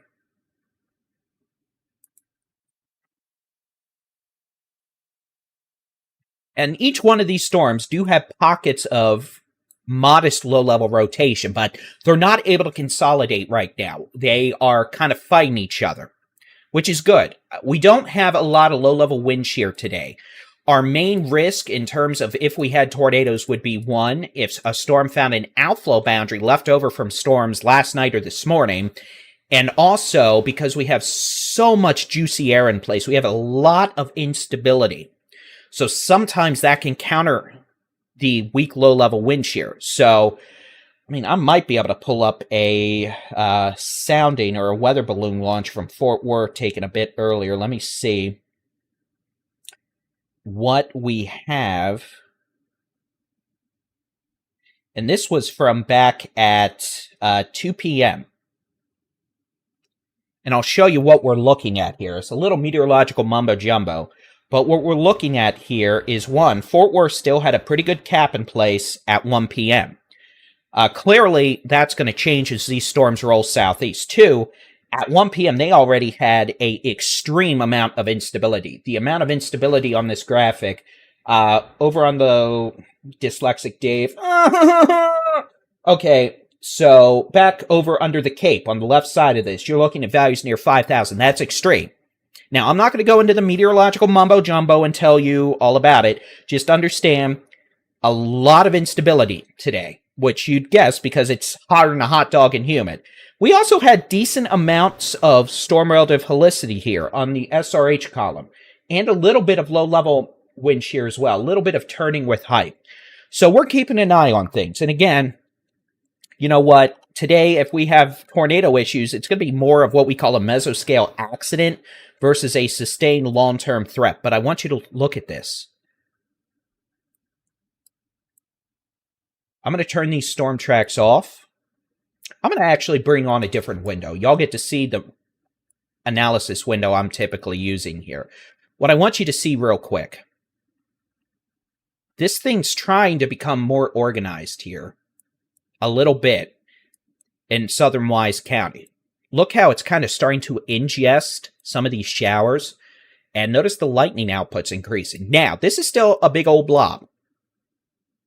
We have a lot of lightning. We have heavy rain. Here's the which way the wind's blowing mode. Notice we have a lot of wind being pushed out south of Runaway Bay. Probably some wind gusts over 60 miles an hour, making their way towards Springtown and Agnes over the next 20 to 30 minutes. So we got wind. We do have some hail. But what we also need to watch for is, I'm watching this just southwest of Bridgeport. If we had a mesocyclone organized in the low levels, that might be where it would do it. Not right now, though. But again, we're seeing some 60, 65 mile an hour winds with that. Now, here's the storm northwest of Grayford. This thing just looks like a big old hail bag right now. The potential for hail over the size of a golf ball, right? So this is your hailer north of Grayford. And then we also have storms developing back west along a boundary all the way to South Bend and Elizasville, now north of Breckenridge. So all these, again, they're moving southeast. So right now, those of you in Tarrant, Parker, Palo Pinto counties need to pay attention. Notice this storm up near Valley View kind of is dead. And then we also have storms in southern Oklahoma. And we're going to have to watch this activity northwest of Hugo for northeast Texas. But I can also show you a different view here. Let me show you the satellite imagery. And this might explain to some of you, or show it at least, why we don't have storms trying to develop in Den or Collin counties right now. And it may stay that way. Y'all may luck out, and you may yell at me and get to say, "Oh, no storms for me, you busted, blah, blah, blah, blah, blah, blah, blah, blah, blah." Well, trust me, I stopped caring a long time ago. I'm just old and grumpy at this point. But here's the satellite. Look at all these clouds we have sitting over Den and Collin counties. And here, I'll even, turn this off. I'll turn on a different product. Turn this on. We'll loop over the last hour. I'll even switch to this. Look at all these anvil clouds over Baldy-in-Chief counties. We are starting to see new rotation develop southeast of Runaway Bay. This would be about 5 miles southeast of Runaway Bay, southwest of Paradise. We might be starting to see a little bit of rotation tighten up there. We're going to watch it. But as for the rest of DFW, Cook County, Grayson, Denton, look at all these clouds. That's why we don't have storms out here closer to Denton, Collin counties right now. And it may stay that way. We may just have this cluster west of DFW that eventually moves southeast into DFW. But check out, you can see these storms developing out southwest towards Breckenridge. We're going to have to watch that. And again, hail, damaging winds, etc. Now, here's what I'm starting to get a little more concerned about. We are starting to see a little pocket out here east of Runaway Bay. Runaway Bay,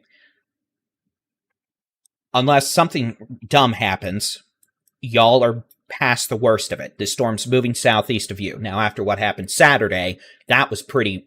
That was just... I'm gonna... Literally, I expect some research to be done as to what happened with that, because that was one of the weirdest things I've ever seen. So, here's the which way the wind's blowing mode. Let me get rid of all these blobs of doom. And here, we'll just do that. And again, you can see a pretty good surge of wind moving southeast across southwestern Wise County towards Ames, Springtown, or Agnes, Poolville, Carter. We're going to have a severe thunderstorm warning soon for Parker County. And this is moving southeast, so it may eventually make it towards Tarrant County. Notice we're starting to see some brighter colors with this. We're starting to see some straight line winds over 60, 65 miles an hour. We're going to have to watch and make sure we don't have a little hook try to swing out of this. Notice how we got inflow. All this is inflow up into this storm for now. We're going to have to make sure we don't have a circulation develop. But for now, we have plenty of wind and we have hail. Could be golf ball size hail with this storm moving southeast at 25 miles an hour. Golf ball size hail and the potential for wind gusts of 60 to 65 miles an hour. It's being a big old windbag now. And again, I want to be clear. It don't matter if this thing's not tornadic. Wind is wind, and wind will ruin your day. It doesn't matter if it's a 70 to 80 mile an hour straight line wind or a tornado. I also know folks out here in Springtown, Azle, Agnes, Poolville, Carter, Pester, north of Weatherford. Y'all have had more than enough. You got wind coming. And again, right now, it doesn't look to be the equivalent of what we saw Saturday. But guess what? This storm still has hail, still has high wind, and a lot of things that were hit on Saturday may be weaker now. So we may have stuff flying around. We want you to be in a safe place up here. And preschool play, thank you. Yeah, if you want weather content for Texas and just Texas, click the subscribe button. Seriously. But you know what? We're here for everybody.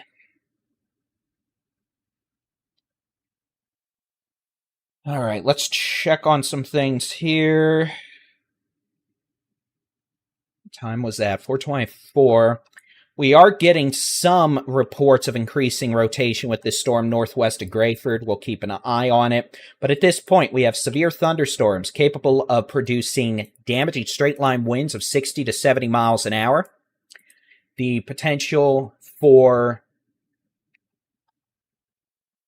large hail up to the size of golf balls. We're going to be keeping an eye on cameras.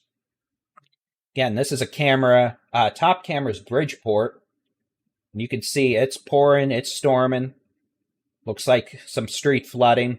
Second camera is north of Weatherford. And third camera is Bob Pack in the vicinity of these storms.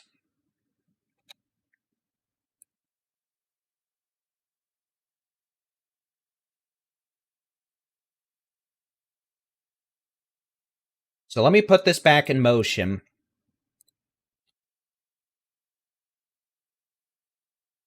We definitely have some strong winds with this thunderstorm. South of Bridgeport, west of Paradise. And you know, I don't like the way this is trying to trend, if I'm being honest with you. We're starting to see that little inflow notch develop northwest of Springtown. See how we're seeing some inflow notch here, kind of where the rain's clearing out? And again, I want to emphasize, this isn't a tornado issue right now, but we are seeing some pretty strong winds being pushed by this thunderstorm, and we're starting to see more of a convergent signature here. Kind of, let me show you this way. Notice how back here over Runaway Bay and Bridgeport, these winds were mostly oriented to where it was like a straight line, like this. That was back at 4 p.m. Well, here's how it looks like now. Notice how we've gone vertical. We're going to have to watch this carefully. Could be seeing increasing amounts of rotation with this storm, and if that continues as it moves southeast, the potential for it to attempt to become a bit of a problem could exist. And yes, this is heading southeast towards Springtown, Azle, Agnes, and the storm itself could eventually end up in western Tarrant County, southeastern, and eastern Parker County. With strong winds over 60 miles an hour to 65 miles an hour, the potential for hail up to the size of golf balls, and heavy rain, cloud-to-ground lightning. So those of you, again, this storm's moving southeast right now at about 25 miles an hour.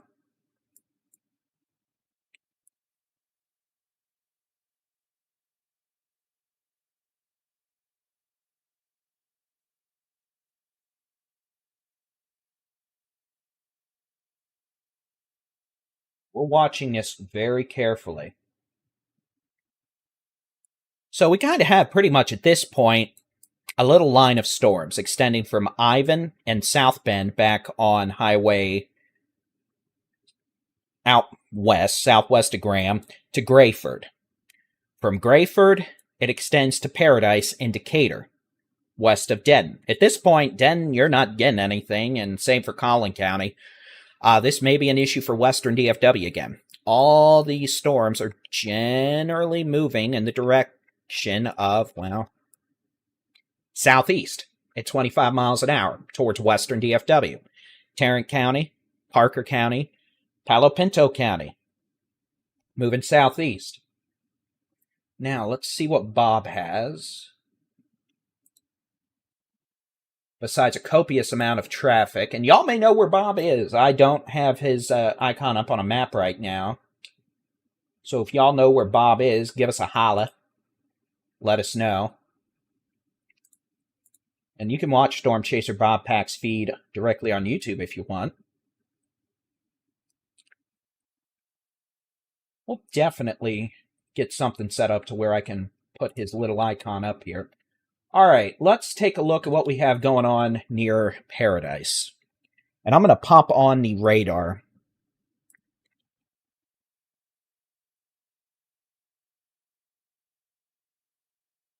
And this is using a terminal Doppler weather radar, just a fancy term for a higher resolution, faster updating radar with shorter range. And folks, I'll be honest with you, the wind potential is definitely increasing out here southwest of Paradise. If this storm attempts to become more organized, I'll be honest, we may end up with a tornado warning out here in parts of southeastern Wise, northeastern Parker, and northwestern Tarrant County, if this organizes. And look, it very well may be. So, I'm not saying that to scare anybody. I'm not saying that to, be a hyperbolist, but, definitely don't like the trends. We're starting to see some more inflow into this northwest of Springtown. Starting to see a pretty good rear flank downdraft northwest of Springtown. The way it's looking, this storm is attempting to become more organized. Like I said, if it could stop having to fight other storms, it might do that. And unfortunately, what we're seeing here indicates, there you go. Your attention, please. The National Weather Service has issued a new tornado warning for Parker, and Wise County in Texas. Go ahead and talk about it. This is going to be a tornado warning for Springtown, Reno, Azle, Boyd, Fairview, Briar, Sanctuary. A tornado warning has been issued for northeastern Parker, southern Wise counties until 5 p.m.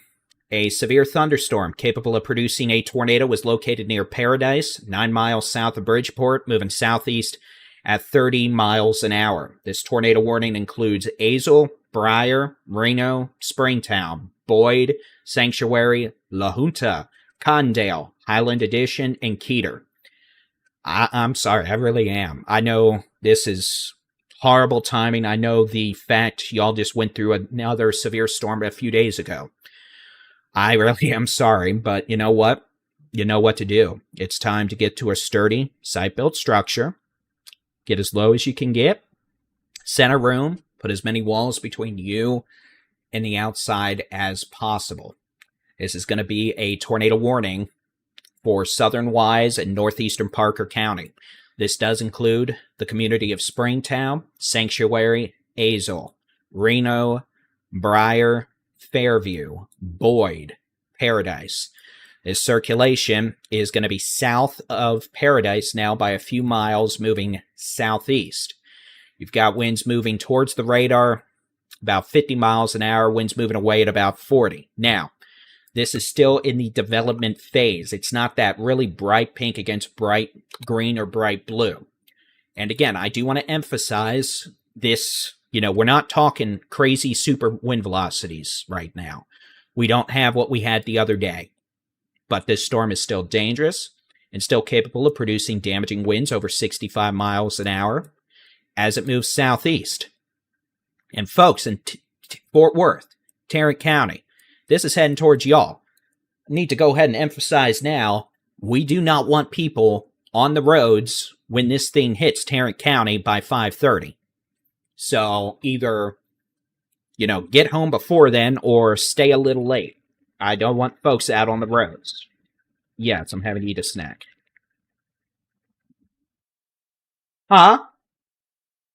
I got my bars.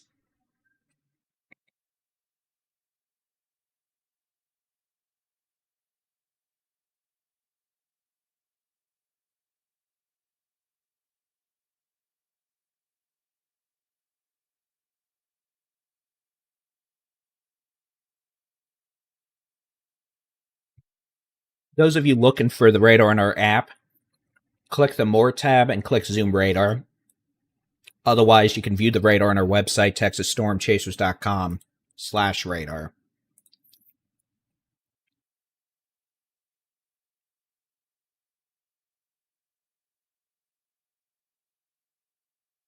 Again, we're getting a lot of wind with this thunderstorm in southern Wise County, northeastern Parker County. We don't have any confirmed reports of a tornado right now. Pretty large area of winds, could be 60, 70 miles an hour. With that, moving southeast towards Springtown, Boyd, Reno, Azle, Fairview, Briar. Back west, we have a severe storm over Grayford, northern Palo Pinto County. This storm's going to be moving southeast as well, the potential for golf ball size hail. And all these storms have the potential for golf ball size hail, by the way. As they move southeast at about 35 miles an hour.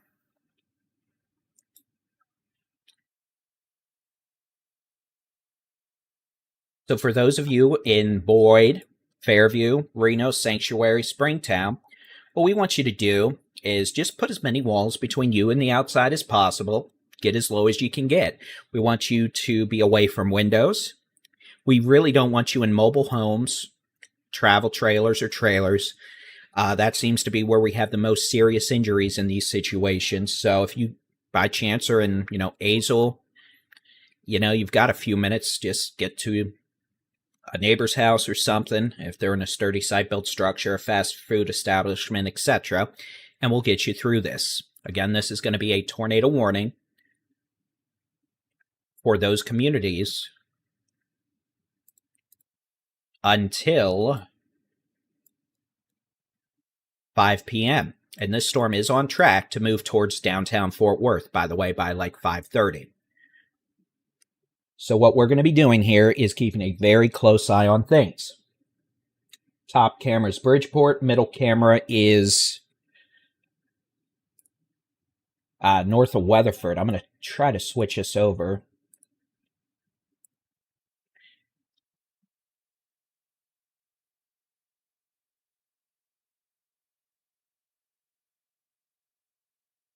And this camera now is, top camera is Azel.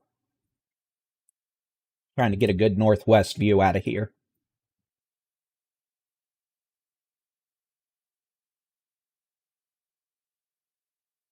So, this is just not good timing with rush hour and whatnot. But again, those of you... All right, that velocity couplet's getting a bit stronger now, south of Paradise. So let's go ahead and talk about it. We're going to have to focus on this. Like I said earlier, we're going to focus on the most life-threatening storms. So that's going to be this storm right now. And if you want to track storms near you, website radar is texasstormchasers.com/radar. Area of circulation is now moving southeast towards FM 2123, now near Spring Valley Road, coming up to County Road 3381, just southwest of Highway 51, where it splits off of 114. So this is going to be very near 114, coming up towards Highway 51, maybe a mile or two west. That means this is going to be on 2123 right now, near County Road 3381 or 3381. Just west of 51. This is going to stay west of 114 for now, but this will be crossing over Highway 51 north of Springtown. This is staying further north than the storm on Saturday. This is going to be moving southeast towards areas west of Boyd, and eventually this may end up moving towards Azel. Again, here's just a loop over the last several minutes as this storm moves southeast. This is staying farther north than the storm Saturday and seems to also be moving more east-southeast than south-southeast. So those of you towards Azel, this is going to be an issue for Lake Worth, Pecan Acres at some point, maybe even Newark.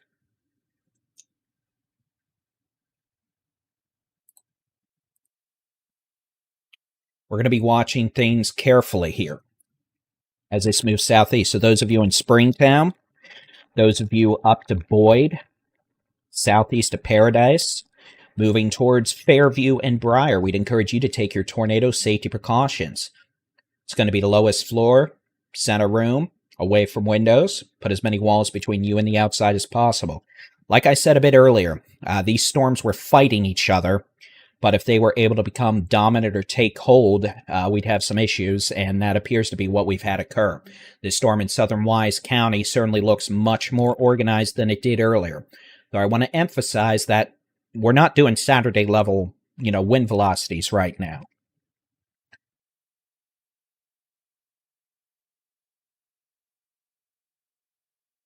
But we definitely have the potential for issues to arise, the potential of a tornado, damaging winds, hail up to the size of golf balls. You going for a walk? Are you cold? Howdy. So as this activity continues, moving off to the southeast, we're going to watch it, and we just want you to be in a safe place.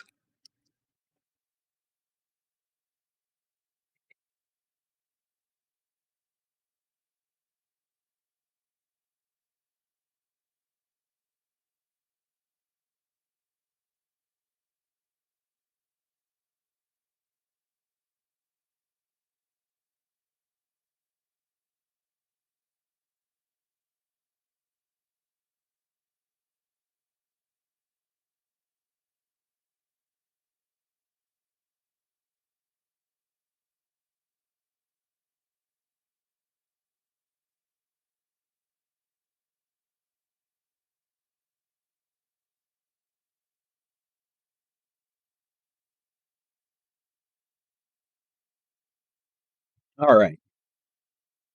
Sorry, too much caffeine. Had to eat something to counter it. All right, so this is going to be a tornado warning for southern Wise County, including Boyd, northeastern Parker County, including Reno and Azle, and Springtown. Now, Springtown, this one's going to stay to your north. Springtown's at 199 and 51. This is mostly staying a couple miles north of town right now, moving southeast. We need folks towards Azle, Fairview, Boyd, and Newark to go ahead and move to a safe place. That's the lowest floor, center room, away from windows. Put as many walls between you and the outside as possible.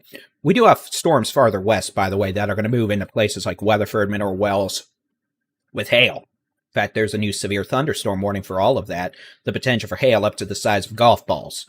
This storm up here, for all intent and purposes, is going to parallel 199 as it moves southeast towards Tarrant County. Threat of hail is also beginning to increase now. Places like Paradise to Boyd, y'all are probably going to get some hail out of this. And you can see how this storm went, it looked kind of blobbish earlier. Not super discernible features. Well, now there are. Like I said, if this was able to kind of organize itself, fight off some of the other storms, it had the potential to become a more organized supercell, and that's what we've had happen. You can see we kind of have that big old hook. It's your hail core, that's your hook, your rear flank downdraft, and some very strong winds here. Now, we have no reports of a confirmed tornado, but we definitely have some very strong winds. We're seeing winds of 60 to 70 miles an hour right now north of Springtown, even a bit higher in spots, coming up to Highway 51, FM 2048, FM 2143. Again, this storm definitely has the potential of producing damaging winds, hail, and perhaps, yes, even a tornado. But I also want us to keep our, wits about us here. This is not a confirmed tornado. This is not something where I am looking at radar being like, uh-oh, in the sense of a confirmed tornado. This is something where we have a lot of wind, a lot of rain, a lot of hail, and it's moving southeast. Now, you can see here the which way the wind's blowing mode. We do have inflow here over Boyd, your rear flank downdrift back here, but it's kind of, it's a broader area of rotation. It's not bright green or blue against bright red and pink. But this whole thing is rotating.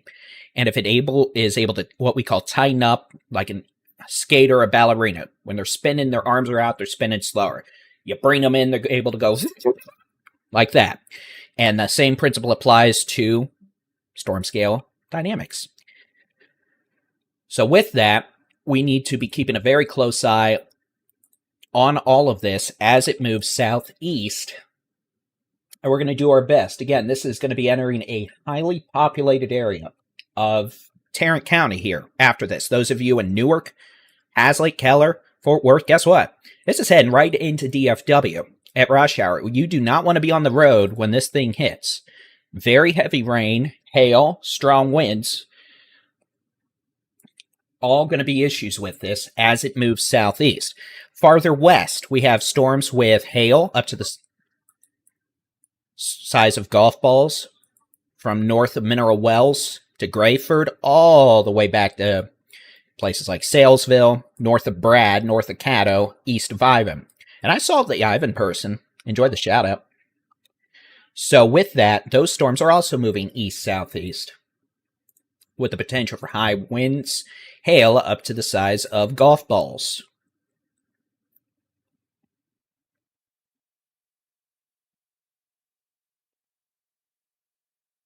Now, up here in places like Denton, Collin, Cook, Grayson, you can see there's nothing, there's nothing going on. That's because this storm over Boyd has kind of taken all the energy for now. But we're going to get some rain out here in Denton County soon with lightning. And then Tarrant County, I just don't like the look of this storm heading down towards Tarrant County. This could be a problem over the next hour or two as this thing continues to try and organize with a lot of heavy rain. We're probably going to have flooding, hail, strong winds.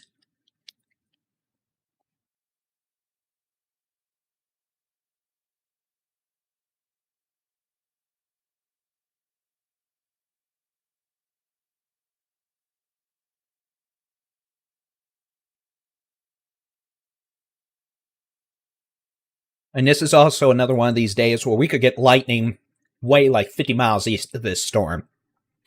So we're getting lightning galore right now, northern Tarrant County, Azle, etc. Keeping an eye on what Bob's looking at. Let me see, I can probably press some buttons here to figure out exactly where Bob is.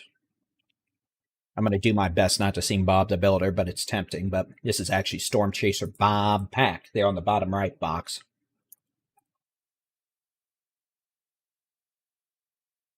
All right.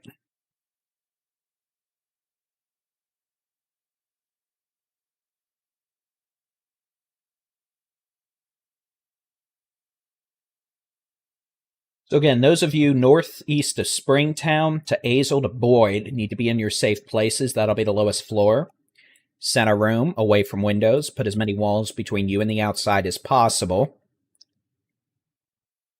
We want you to be in a safe place up here as this activity continues to attempt to organize. All right, I see where Bob is. Bob is northeast of Mineral Wells. He's keeping an eye on these storms farther west. Like most sane people, you're not going to be chasing storms in the DFW Metroplex at rush hour. It's just not going to happen.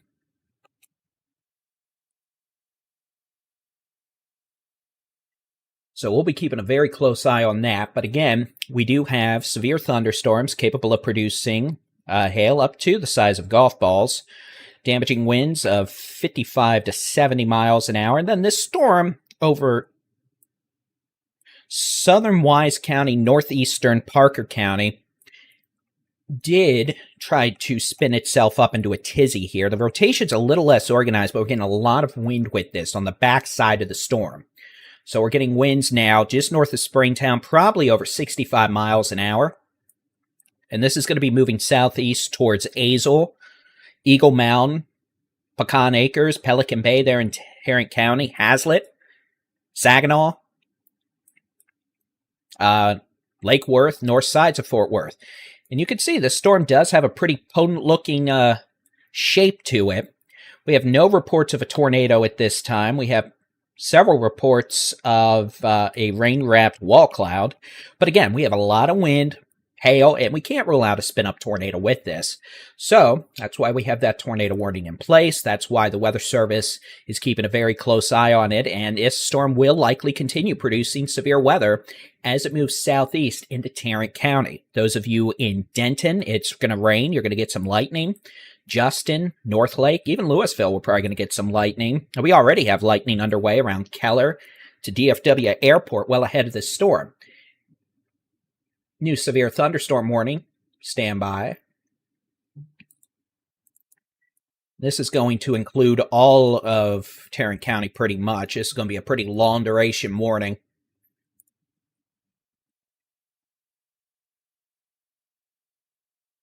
So it'll eventually yell. The National Weather Service has issued a new severe thunderstorm warning for Denton, Parker, Tarrant, and Wise County in Texas. All right, so we're going to have a new severe thunderstorm warning. This is going to be for Tarrant County. I'll reset this map real quick. Sometimes it needs a good old reset.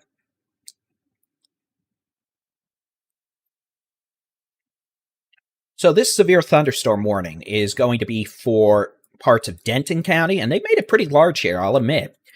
This does technically include the city of Denton, all the way down 35W to downtown Fort Worth. This includes Justin, Arlington, Grand Prairie, Euless, DFW Airport, Colleyville, Grapevine, Keller, Hazlitt, Saginaw, Lakeside, Eagle Mountain Lake, Lake Worth, Rome.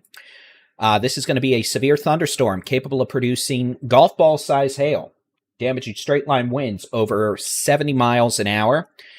And the hail threat may be increasing a bit here. This storm is definitely taking on a more supercellular look with the potential for quite a bit of strong winds. And again, you can see we're getting a pretty good surge of wind here just northeast of Springtown now. We're seeing indications of winds of 60 to 70 miles an hour. This is going to be just east of Highway 51 near FM 2048. That's going to move southeast towards FM 2257 and cross over The Boyd Road near Briar in Newark, Pecan Acres here in the next several minutes. So you can see these winds here are actually coming on the back side of this storm and this circulation.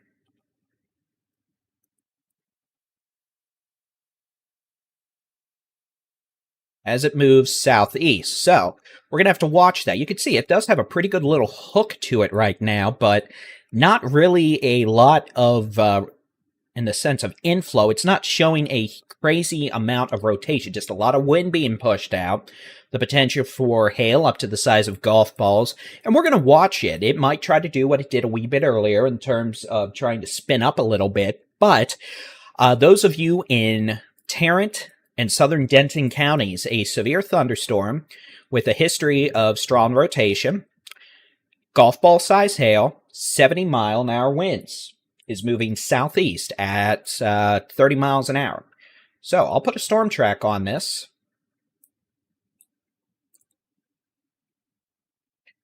And again, this is just to see where it's going over the next 30, 60 minutes. Hazlitt by 510, if this is right for maybe some of the hail. Azle, next 10 minutes. Fort Worth, probably about 5:20 to 5:30. DFW Airport, about 5:40. Flower Mound, 5:35 to 5:40. And here is what the Storm Prediction Center is saying now.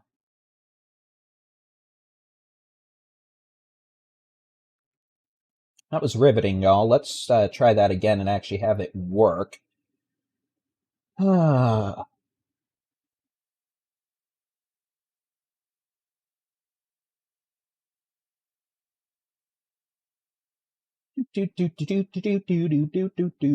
me a second here to see a black screen for a second. I promise it won't stay that way.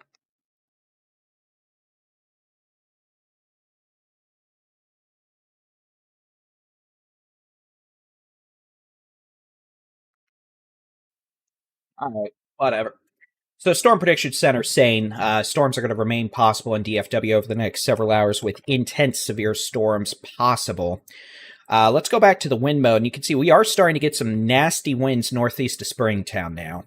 We're seeing winds now getting closer to 70 to 80 miles an hour with this thunderstorm activity as it moves southeast. So again, we're seeing some real nasty winds coming down with this storm. Straight line winds. We're seeing hail. Could be golf ball size hail in Boyd right now. Keeping an eye on what Bob is seeing out there. He's on the storm near Mineral Wells, I believe. And then, again, the tornado warning has been allowed to expire, so that's going away. That's been canceled. But we have a severe storm capable of producing damaging winds, heavy rain, large hail.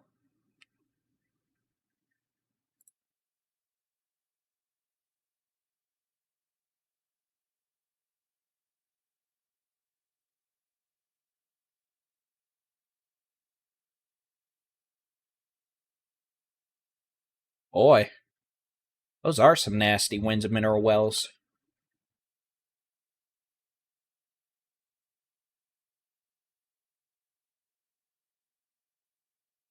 So, again, the tornado warning's been allowed to expire. We are starting to see some uptick in rotation. Look at this just north of Mineral Wells. Let me get rid of that. Let me fix this. We got too many arrows on the screen. It's turning me into jambalaya mode. Check this out. We're starting to see a bit of spin just north of Mineral Wells there. Bob Pack's looking back west at it. We'll keep an eye on his feed just in case it happens. But we are seeing increasing rotation now just north of Mineral Wells. You can see that with that little hook echo now just north of the city out there near Mineral Wells. So again, the tornado warning for Parker Wise is going to expire at 5. We have a severe thunderstorm warning going out into Tarrant County till 6. And then this thing north of Mineral Wells, they might put a tornado warning on that if that continues to try to spin up. Out here in portions of far northeastern Parker, southeastern Wise, into Tarrant counties, this is going to be a pretty good surge of wind now coming into Reno areas east of Springtown. Springtown, the worst is over for you from this storm. It's east of you. Back out here, Briar, Newark, Aurora. We're watching this carefully, seeing winds right now, probably over 70 miles an hour on FM 2257 as it moves east towards Pecan Acres, Pelican Bay, far northwestern Tarrant County. And again, I don't necessarily like the look of that appendage on this thing. Definitely don't like this at all. It's becoming more pronounced, so we're going to have to watch. This thing may end up trying to reorganize a bit, but definitely, look, regardless, damaging winds, a weak tornado, either are going to be a problem. We have very strong winds. We're seeing a pretty good hail signature with this as well. So this storm moved into Hazlet. This would have it moving in Hazlet around 5:20, Keller about 5:35, Bedford about 5:55, Colleyville about 5:50. We'll see, right? We're going to keep a very close eye on it, though. But again, those of you in Tarrant County, a nasty, severe storm is rolling southeast with pockets of rotation, strong winds, heavy rain, and hail up to the size of golf balls. And that thing north of Mineral Wells is getting spooky.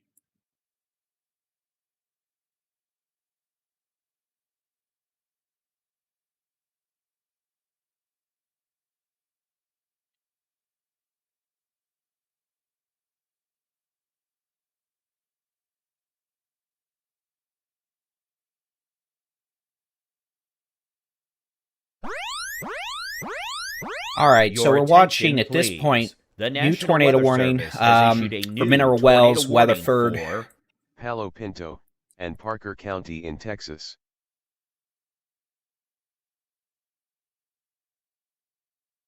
All right, so this is going to be a tornado warning now for the storm over the city of Mineral Wells and just north. This tornado warning is going to run until 5:45 p.m. for eastern Palo Pinto into Parker County. This tornado warning will include Cool, Millsap, Weatherford. This is going to include Annetta, Hudson Oaks, Willow Park. So Mineral Wells, Cool, Garner, Millsap, Weatherford, Hudson Oaks, Willow Park, Annetta. If I just named your town, you are now in a tornado warning. It's going to be meaning you need to move to a safe place. It's going to be lowest floor, center room, away from windows. Put as many walls between you and the outside as possible. Again, this thing just north of Mineral Wells is spinning up really quickly now.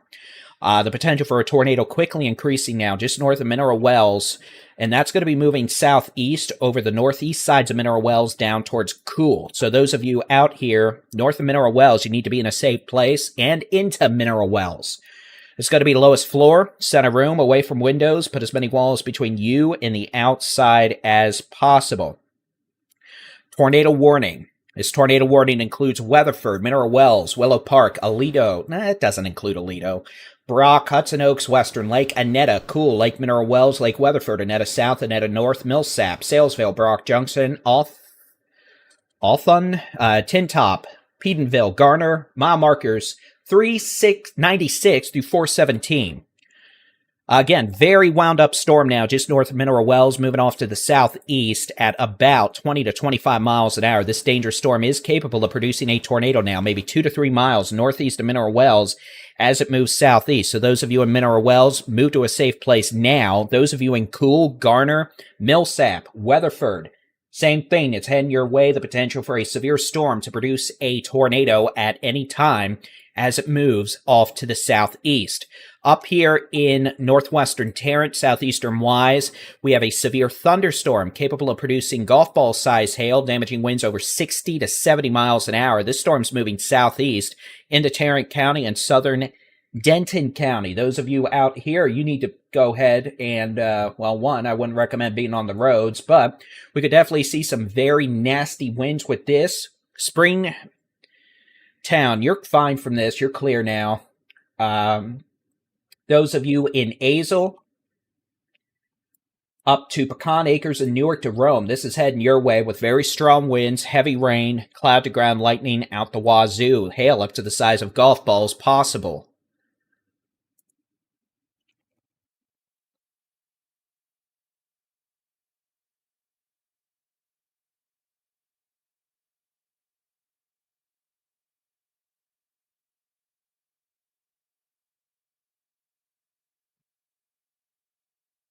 They may sound the outdoor warning sirens out here in Tarrant-Denton counties for golf ball size hail 70-mile-an-hour winds, but we don't have any tornado warnings right now. So you can see the latest radar scan coming in. Boy, that thing near Mineral Wells. Look at that. Oh, mama. Oh, that is just nasty sauce, folks. Probable tornado just northeast of Mineral Wells. That's going to be moving southeast. You can see even stronger rotation with that now. That possible tornado, again, is going to be very near Highway 281, kind of just where it splits off with FM 1281. FM 1281 just north of Northeast 23rd Street, there in Mineral Wells. So again, very strong rotation with this storm. Northeast sides of Mineral Wells now. Winds moving away from the radar at 70. Winds moving towards the radar at about 45, so over 100-mile-an-hour gate-to-gate shear with this possible tornado now just northeast of Mineral Wells, moving southeast towards Highway 180, Garner, Cool, and Millsap. Y'all out here need to be in a safe place. It's going to be the lowest floor, center room, away from windows, put as many walls between you and the outside as possible. Very dangerous storm trying to make its way towards y'all out here in portions of eastern Palo Pinto and Parker counties. This storm is going to be moving towards the west sides of Weatherford. It's going to be making its way towards Millsap.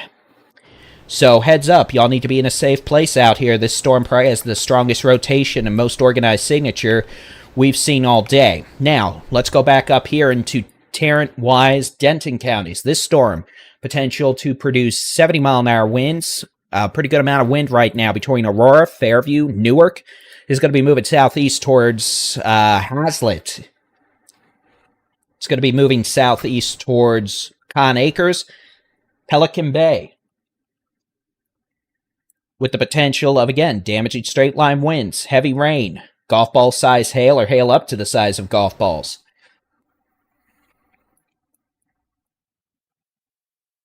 And again, this storm looks pretty strong right now as well. You can see a pretty interesting hook echo, but we don't have as much rotation with this storm right now. We have a lot of wind being pushed out by the storm, but no significant rotation right now. We're going to be keeping a close eye on it. You can see the camera up in Azle getting some rain right now. That's the top right camera. Middle camera is there north of Weatherford.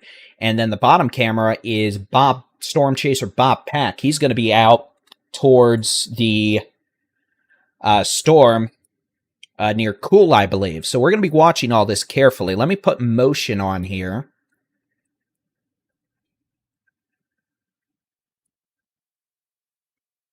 And again, the potential for a tornado with this storm northeast of Mineral Wells is pretty high right now. So those of you in Mineral Wells to the east side of Mineral Wells, you need to be in shelter. Very nasty looking storm with strong rotation now, crossing over Highway 180. Or just about to. This is going to cross over 180, probably near FM 1195 to FM 113. Very, very strong rotation.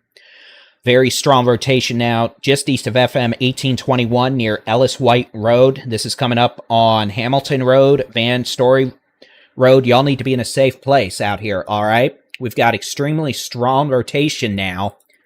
Hiking Polly, thank you for that super chat. We have very strong rotation out here. We have winds moving towards the radar at 80. We have winds moving away from the radar out here on the northeast sides of Mineral Wells at 30. 110-mile-an-hour gate-to-gate shear.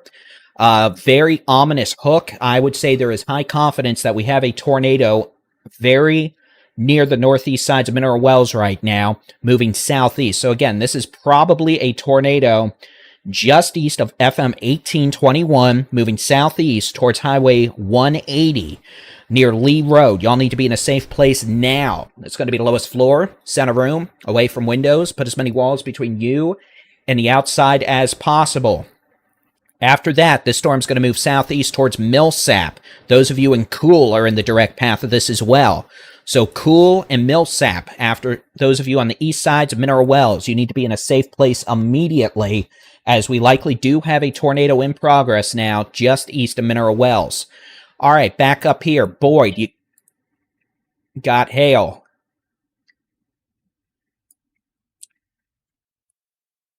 Newark, You've got wind. Could have winds over 60 miles an hour. This storm is showing lots of indications of producing heavy rain, hail, and wind as it moves off to the southeast at about 25 to 30 miles per hour. So as we continue to monitor that, those of you in Tarrant County, heads up, this thing has an attitude as it's heading your way back west. Again, a probable tornado in progress just east of Mineral Wells. I mean like 2 to 3 miles, if that.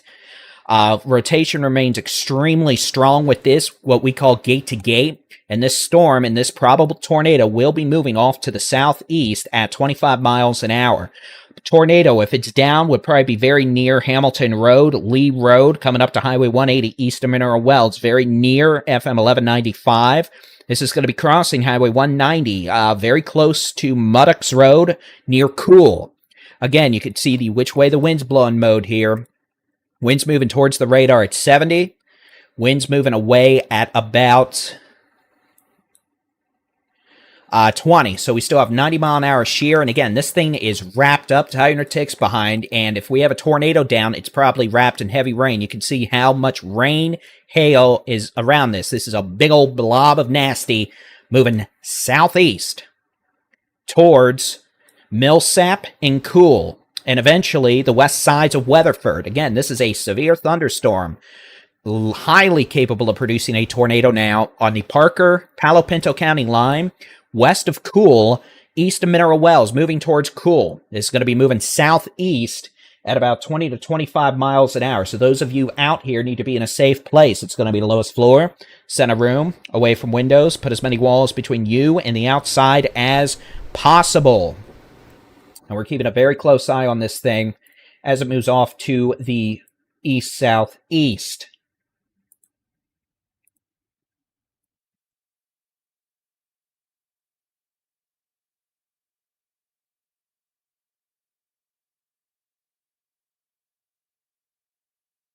All right, and we're definitely going to be keeping an eye on it. Top camera is going to be I-20 near Brock, where this storm is heading. Second camera is north of Weatherford, and third camera is storm chaser Bob Pack, who is out on that storm. Let's go back to the storm in Wise, Tarrant, Denton counties. That storm seems to be moving southeast now into parts of southeastern Wise. We are starting to see a little uptick in the rotational element of this just northeast of Pecan Acres, east of Newark. Damaging winds and hail remain the main threat with this storm. Seeing a good amount of wind, could be 60, 65 mile an hour winds from Fairview to Newark to Pecan Acres, Pelican Bay to Eagle Mountain Lake.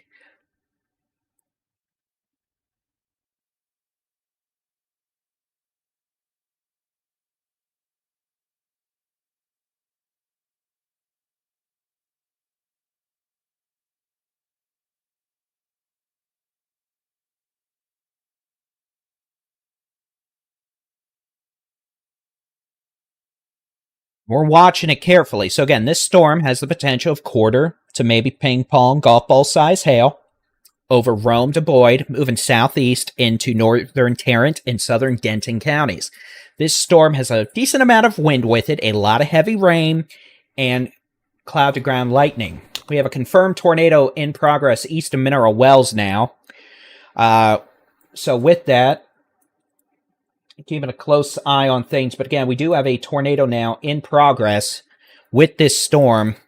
We've been able to get some evidence visually of that. So again, that is a tornado down. We have a tornado debris signature now as well. So again, here is the tornado. We do have a confirmed tornado on Highway 180. Winds moving towards the radar at 85, moving away at 30.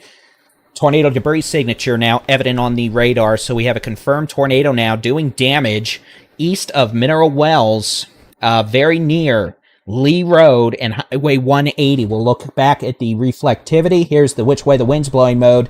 And again, this is now a confirmed tornado. This is going to be on Highway 180, very near Park Road 71, just east of Hood Road now. Remains very strong velocity signature. We have winds moving towards the radar at about 55, winds moving away from the radar at about 63. So we've got a 100 angry circulation. So we've got a circulation capable of, and now a history of, producing a tornado east of Mineral Wells. So again, this is a confirmed tornado now, east of Mineral Wells, just west of Cool. This tornado is going to be moving southeast at about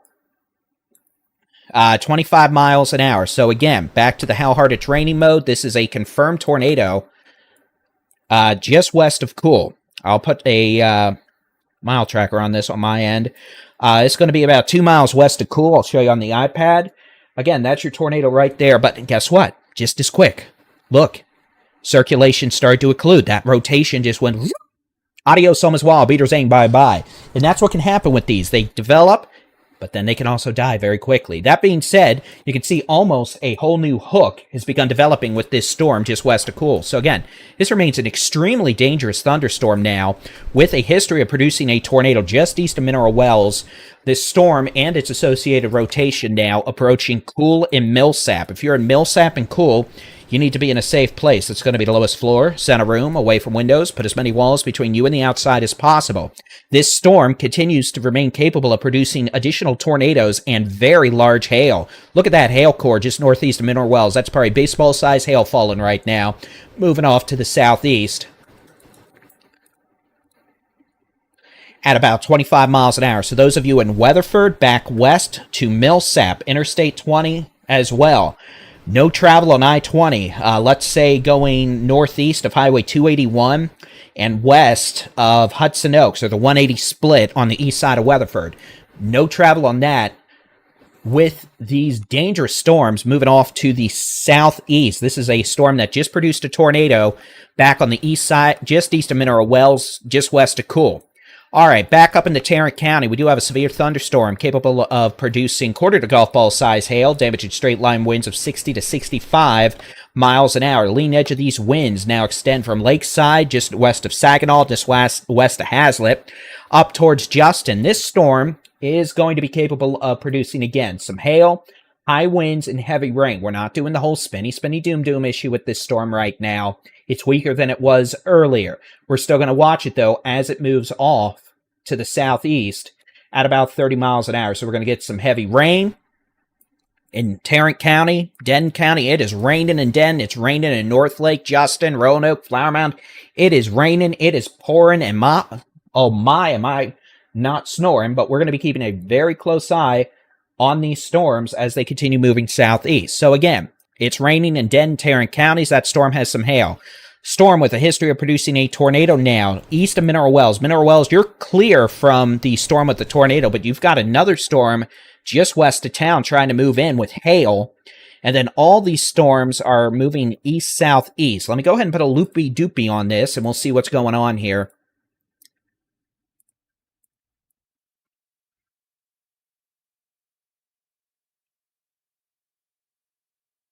Oh, and that circulation near Cool, that might still be down.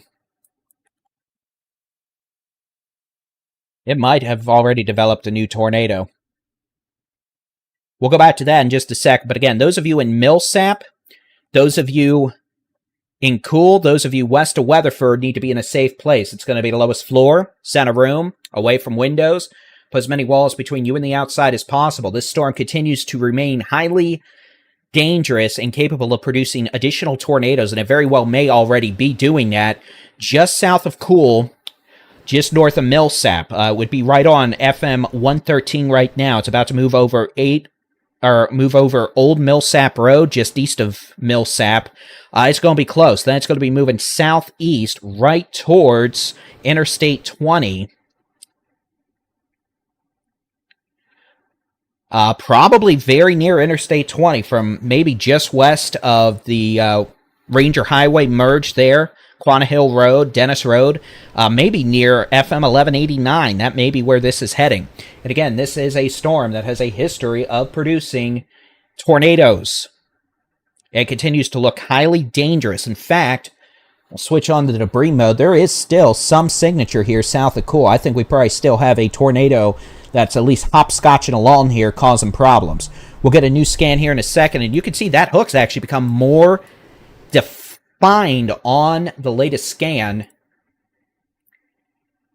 We do have damage east of Mineral Wells now. We've got some metal buildings that have been hit. Don't know more than that. So again, this storm has produced damage just east of Mineral Wells, and we still continue with a circulation capable of producing a tornado at any time as it moves southeast, kind of very near Millsap, just north of the Millsap, moving off to the southeast at about 25 miles an hour. So we want folks on Fairview Road, Clay Road, all the way down to Interstate 20, FM 1189, Brock, to the west side of Weatherford near Dennis Road. Move to a safe place. That's going to be the lowest floor. Center room, away from windows. Put as many walls between you and the outside as possible. And again, this thing probably is still producing a tornado very near Millsap. Okay, so Weatherford, you may end up with more of the hail from this than the tornado. But we do have some damage just east of Weatherford there on 180. Excuse me, just east of Mineral Wells on 180, not Weatherford. We have storms moving back into Weatherford now with the threat of hail. Some of those storms could have at least golf ball size hail. And we're watching this camera carefully. This is I-20. This is I-20 at... here, let me get rid of the... I-20 and Summerstone Road. We're watching to see if this comes into view. Whatever we have out here is probably heavily wrapped in heavy rain. You're not going to see it. We'll still be keeping a very close eye on it as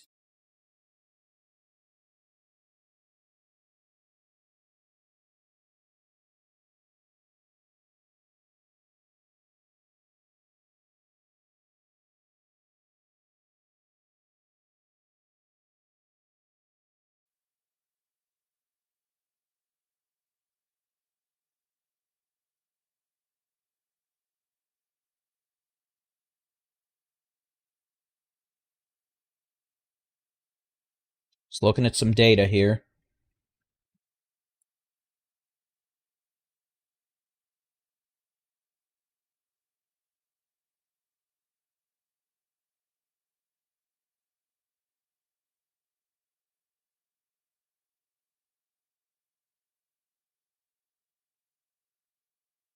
Texas local storm report from 1 miles west of Cool in Parker County, Texas. All right, let's pull up some cameras in Thunderstorm wind DFW. damage. And again, Reported DFW, by it is train about spotter. to be unpleasant. Additional information, Keller? Train spotter Ooh, what is reported that? a swath of What tree is damage that? near What is Mineral that? Wells Highway and Maddox Road. Keller, Hazlitt, it's about to storm quite a bit. Heavy rain. Quarter to ping pong ball size hail. And just all sorts of nonsense. Maybe wind gust over 65 miles an hour possible. With this thunderstorm as it moves east-southeast. Starting to see a little bit of an interesting signature up here near Hazlitt, west of Keller. You can see kind of how that's starting to swing around a little bit. Take a look at the which way the wind's blowing mode, and, you know, there's not really too much of a signature there. So that is good, but it's also a little interesting. It's definitely not going to be a fun time up here in Tarrant County, northern Tarrant County especially, but let's be honest, I'm looking at traffic cams. It's not fun anyway. All right. So again, we do have this storm continuing to produce strong rotation, a little weaker than it was a bit earlier, which is good, but this storm definitely remains capable of producing a tornado out here southeast of Cool, near Millsap. This storm's moving southeast towards the west sides of Weatherford. And then we have these storms in Tarrant counties producing maybe some quarter to ping pong ball size hail, heavy rain. We're going to be keeping a close eye on all these cameras.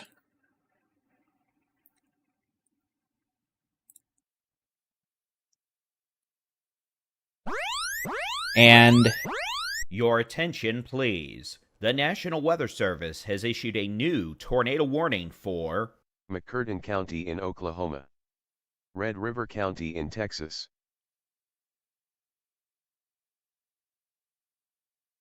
all right, we do note the Weather Service has issued a tornado warning up in Idabel, Oklahoma. That barely touches the far northern tip of Red River County. So this is going to be a tornado warning way up in northeast Texas for a sliver of Red River County right along the Red River. So if you live up here, up on FM 410 to FM 1159 on Highway 37, right up on the Red River, this is going to include you.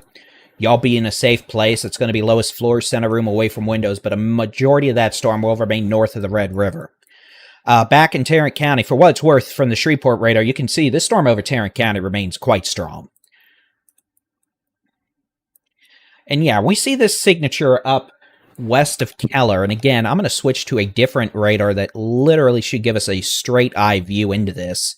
And again, we're not seeing tight rotation with this right now, nor are we seeing real strong winds. But we definitely do see it is spinning. We do have a bit of rotation with it, and we're going to keep an eye on it, but it's worth watching. Potential for hail.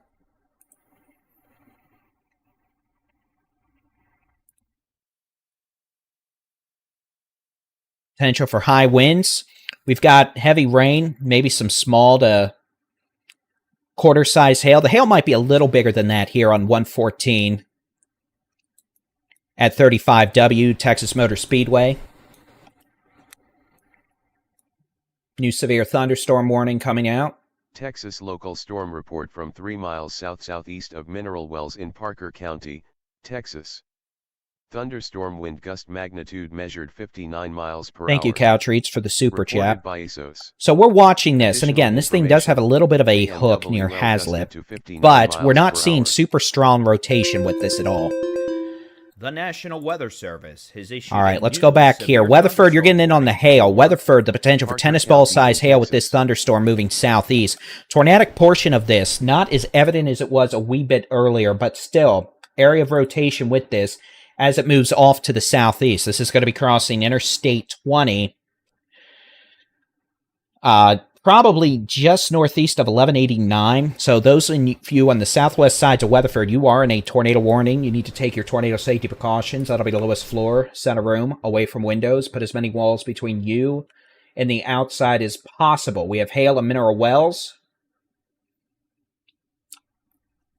We have unconfirmed reports of structure damage east of Mineral Wells. Well, we know it happened. Just the extent of what happened there just east of town. We've got this storm still moving southeast. It's going to bring big hail to Weatherford, the potential for tennis ball size hail. And then that's going to keep moving southeast. The area of circulation is going to cross Interstate 20 near Ellis Drive, probably near Bennett Hills Drive,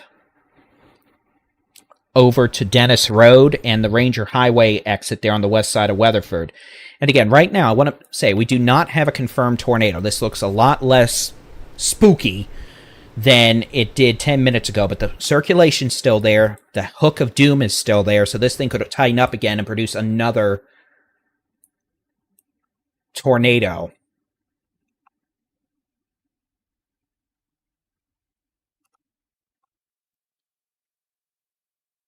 So again, Weatherford in the next several minutes. Eventually, if this storm continues, it is going to approach Annetta, Aledo, Annetta South, Benbrook, and Crescent on Highway 377 over the next hour.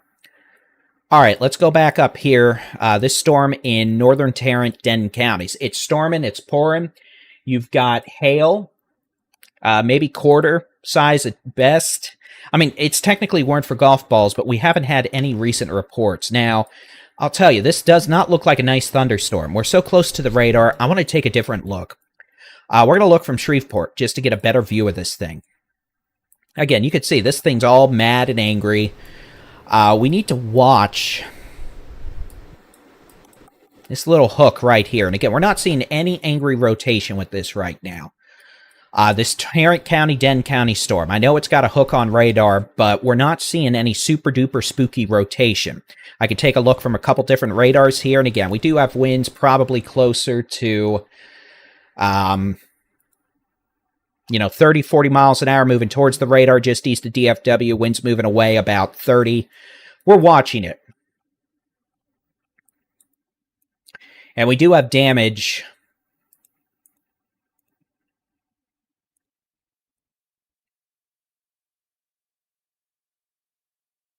east of Mineral Wells, the Walters Village area.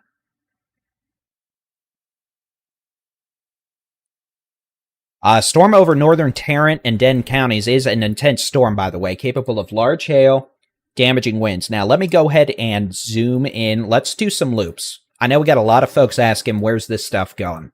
So our two main intense severe storms right now, northern Tarrant and Denton counties. Second intense severe storm is going to be over Parker County. Parker County storm produced a damaging tornado just east of Mineral Wells about 15-20 minutes ago. Storm over northern Tarrant and Denton counties almost looks like it's turning southeast. We'll have to watch that. Both these storms have large hail potential. The storm in Parker County could have tennis balls. The storm in Tarrant, Denton County could have up to golf balls, but, we haven't heard any reports of that lately. And, we're just doing our best to keep y'all updated, so stay weather aware. Tarrant County storm, by the way, we're going to need to keep watching it. I know it's kind of been somewhat lollygaggy as of late, but that doesn't mean it's done, and we need to make sure it's not going to try to become more organized. Those of you in Boyd, Paradise, Springtown, you're done, you're good. Azle, you're done. Weatherford, stay in shelter. You're going to get the hail from this, and we have other storms behind this first storm with hail as well. So this storm near Weatherford, potential circulation crossing I-20. In fact, here, you can see the couplet here at I-20 and Summer Stone with the camera, I should say. That's where we have some very strong winds right now, heavy rain and hail. And that storm's moving off to the southeast. Here's a slightly different view. You can see I-20. It's storming. It's pouring. And then here's the northern Tarrant County storm, looking north from Interstate 35W at Meacham.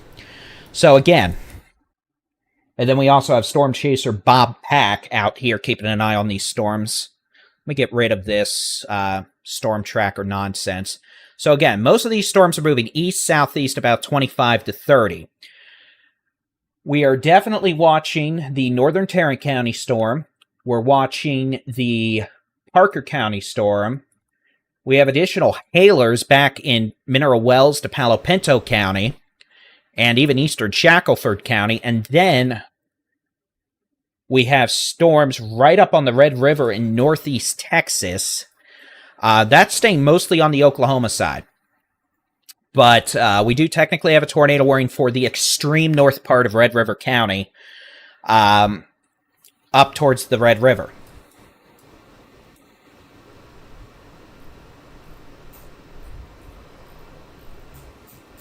Okay, let's make sure I haven't missed anything. Let's drink a little more Monster.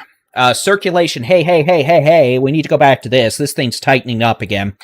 Tornado about to cross Interstate 20. Probably a few miles west of Weatherford. Watch these traffic cams real close. That circulation trying to tighten up again near Ellis Drive, just north of Interstate 20. So there we go. Let's go back in. And again, I know Tarrant County's getting stormed on. I know. We need to focus on the most life-threatening. And guess what? Sometimes that's not where there's 800,000 to however many people. So, tornado right here, back in the rain, about to cross Interstate 20, probably just near or just west of the Ranger Highway and where we have I-20 merged there on the west sides of Weatherford.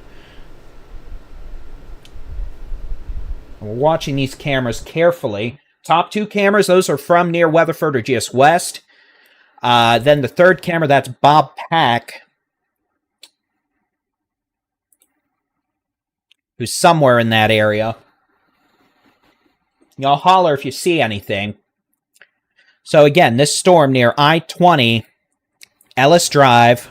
Let me see if we can't put some roads on here on this version. It's going to be very near I-20 here in just a second at the Spur 312 Ranger Highway I-20 split out here on the west side of Weatherford. That's going to be Dennis Drive coming up towards West Canyon Creek Lane.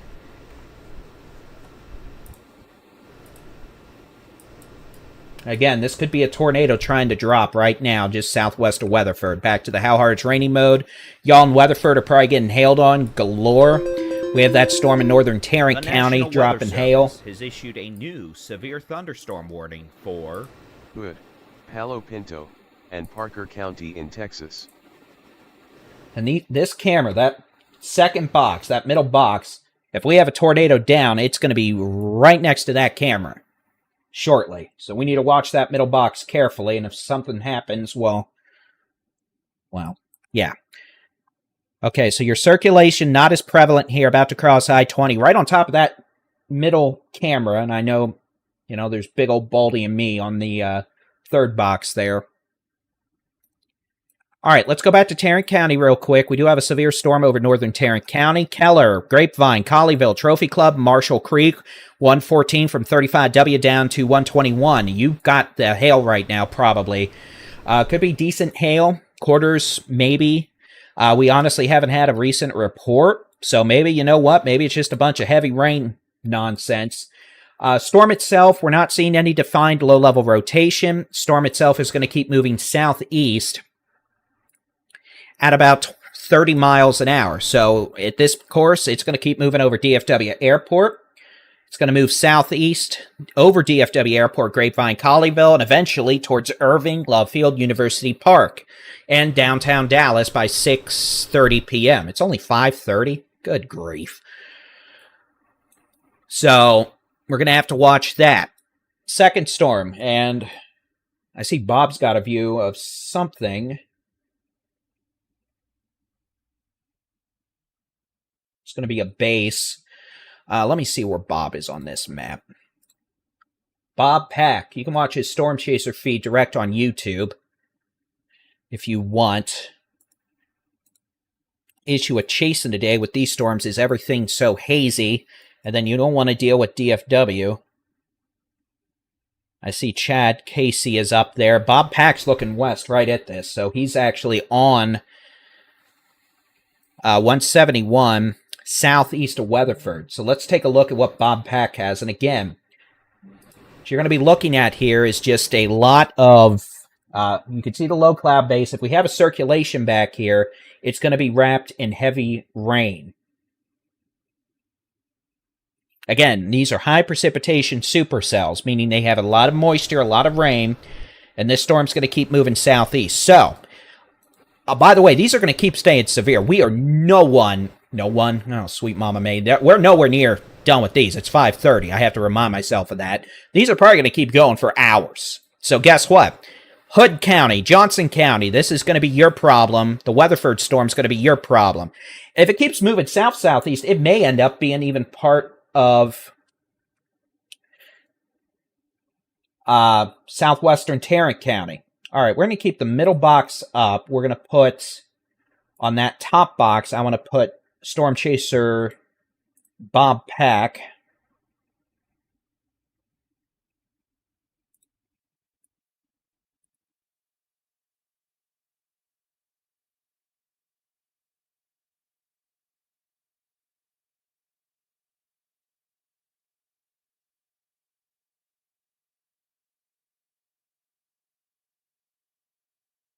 So that's Storm Chaser Bob Pack. He's south of Weatherford there on 171 going south. We have multiple reports of pea-size hail from Keller to Roanoke to Justin. I'll be honest, that clearly is not doing the whole, quarter to golf ball mostly right now, which I guess is good.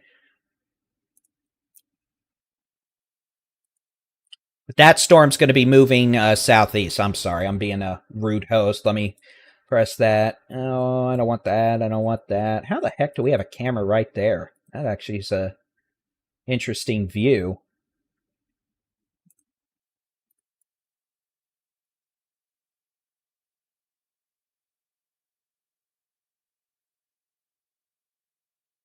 So that camera there is at 171 and FM 51, which is almost right where Bob is. We'll keep that up for the views. I guess this thing's going to be moving down towards 377 and 71 eventually, so I'll pop a camera up there. But Again, I'm Texas Storm Chasers Baldy-in-Chief David Reimer. It is Tuesday, the 28th of April, 2026, now in like hour 4.5 of our severe weather coverage.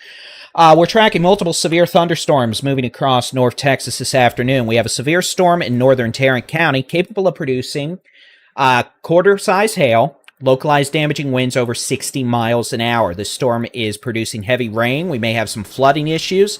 The worst of the worst right now is going to be over South Lake and Grapevine. It's going to be moving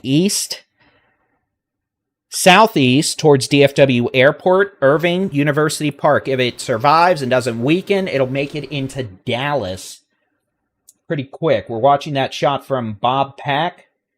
He is on 171 now, south of Weatherford, and that storm, again, we'll go back to that. This is the tornado warning storm. First off, big bad hailer just southeast of Mineral Wells, moving southeast. Weatherford, you're clear from the tornado. This would be south of I-20 and moving east towards 171 southeast. You can see we definitely have rotation here, right? Storm's moving southeast. If there is anything, it's going to be wrapped in heavy rain. You can see there at the camera at 171 and 51 there south of Weatherford. We're getting some gusty winds. Camera's shaking a bit. We're keeping a close eye on things. Just had a report of quarter-size hail in South Lake. We'll check. You can see he's traveling down 171. And he's on his way past Annetta South towards Crescent there at 377 to keep an eye on this storm. Back in DFW.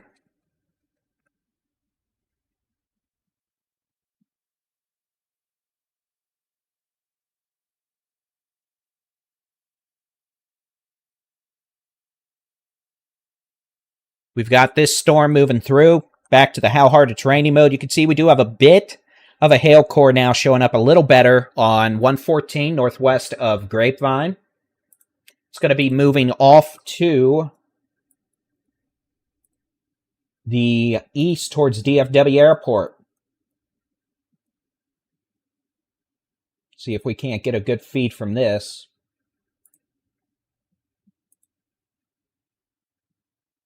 Again, you can see if I switch back to this view, there's the camera there.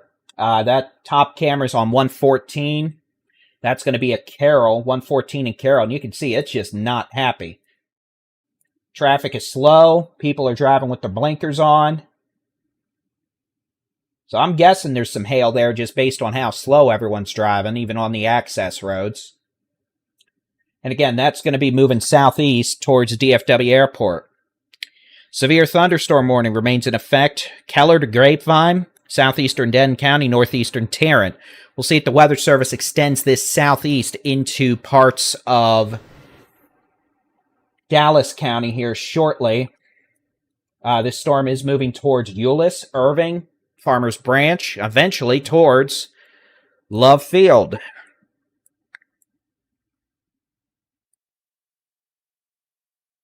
Out here, Parker County, tornado warning continues for southern Parker County until 5:45 p.m. We'll see what the Weather Service decides to do here in a few minutes. Storm itself does still have rotation with it. It keeps trying to reorganize a bit. You can see that hook is starting to wrap back around a bit. They're south of I-20. Weatherford, you're clear. Millsap, you're clear. Cool, you're clear. Now, Millsap, you're getting hail from another storm, but you're clear from this tornado. Hudson Oaks, Willow Park, you're clear. Annetta, this is you're still technically in the tornado warning, and especially Annetta South. This storm's going to keep riding down 171, by the way. It may actually stay a little southwestern Tarrant, northeastern Hood, northwestern Johnson. Very nice emergency manager in Johnson County. I'm very sorry he's going to have to deal with this nonsense. This storm does continue to show some rotation. You can see that hook there continues, and we do still have the potential for some large hail with this storm as it moves off to the southeast. The view from Bob as he drives down 171, and again, you can see it's hazy. It's really difficult to see storm structure today. It's real difficult to see much because of how much haze is present with this activity as these storms move southeast. So, you know, they're doing their best. We're doing our best to keep you updated. I hope y'all are finding the information useful. Back to the radar. Let's go and take a look up here. And again, we technically have a tornado warning for like far northern Red River County, up on the Red River. This storm, if it's up in towards Idabel, Oklahoma, and Highway 70, that's not going to be an issue for us in Texas unless something changes. So Red River counties were doing better. Now, taking a look at the radar, the storm over DFW Airport is weakening. So that storm is weakening at this point, but we'll keep an eye on it. Those of you in Parker County, your storms are not. We have Big Bad, Very Mad Supercell just south of Weatherford now. We probably got hail in Weatherford. We have hail in Willow Park. We have hail in Annetta. The circulation itself is back here on 171, just west of 171. It's still there, just south of Interstate 20. And again, keeping an eye on this camera. This camera is Highway 51 and 171, south of Weatherford.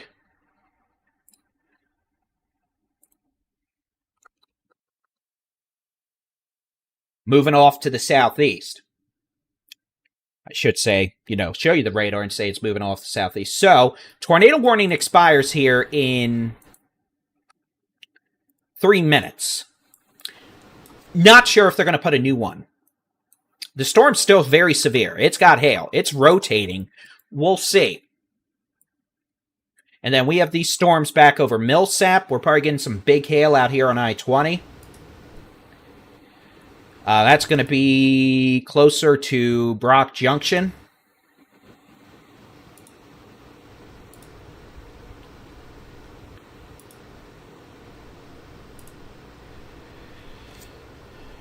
Moving down towards Dennis.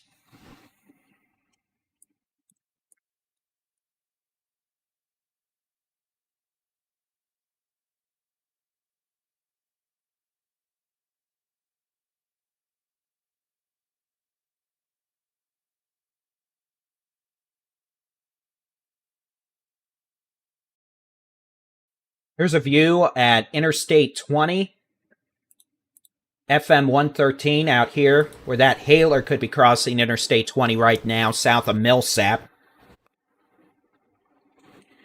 And that's the storm I'm talking about here, heading towards Brock. The tornado-warned storm, you want to do a little meteorology? Fine, we'll do a little radar analysis. This is your rear flank downdraft here. That's what essentially your hook is, a bunch of rain and hail wrapping around. These reds, these are your inflows, and we still have a circulation here, for sure. We also have a tornado watch for east and northeast Texas until 1 a.m. Oh, good! So, again, we'll see what the Weather Service decides to do. This storm's still dangerous, and if it reorganizes, it could easily put another tornado down. But I'm not sure if that is something that is going to happen within the next few minutes. We'll see. This tornado warning is about to go away, and, well, slap my knee and say, what the bippity-boppity-boo, ladies and gentlemen, it's a minnow! Sorry, overstimmed. Blame Twister. And now my desire for Chick-fil-A. It's unfortunate. Darn you, Moo. Anyway, here we go. That camera, by the way, is looking west from 51 and 171. Issued a new that'd actually be looking right back into where the circulation is. Well, let's take a look at that. Don't see any twirly things on the ground. That's good. But again, see how, well, one, the cloud bases are low, and two, look how hazy it is out there. And notice it's not really raining there at 51 and 171 much. That's because y'all are kind of in that hook echo right there. Okay, new tornado warning. So let's go back. We do have a new tornado warning now, and you can see, and you can also see off Bob's shot. Actually, we're about to get a view of that wall cloud. Watch screen next to me for the wall cloud. That might be it. New tornado warning does include Aledo, Annetta South. This includes areas just north of Crescent. Based on this storm track, storm is trying to move a little farther east now, so it is going to clip southwestern Tarrant, northwestern Johnson, eventually southwestern Tarrant and Johnson, and southeastern Parker. So again, tornado warning now includes Aledo, Annetta South. It includes areas north and west of Crescent. We're just watching things carefully. This camera has a really good view back into this circulation. It's so hazy, but notice how low the clouds are. We're not seeing any sort of, rapid rotation. And where this camera is, notice the wind's dead calm right now. This is the intersection of 171 and 51 here south of Weatherford.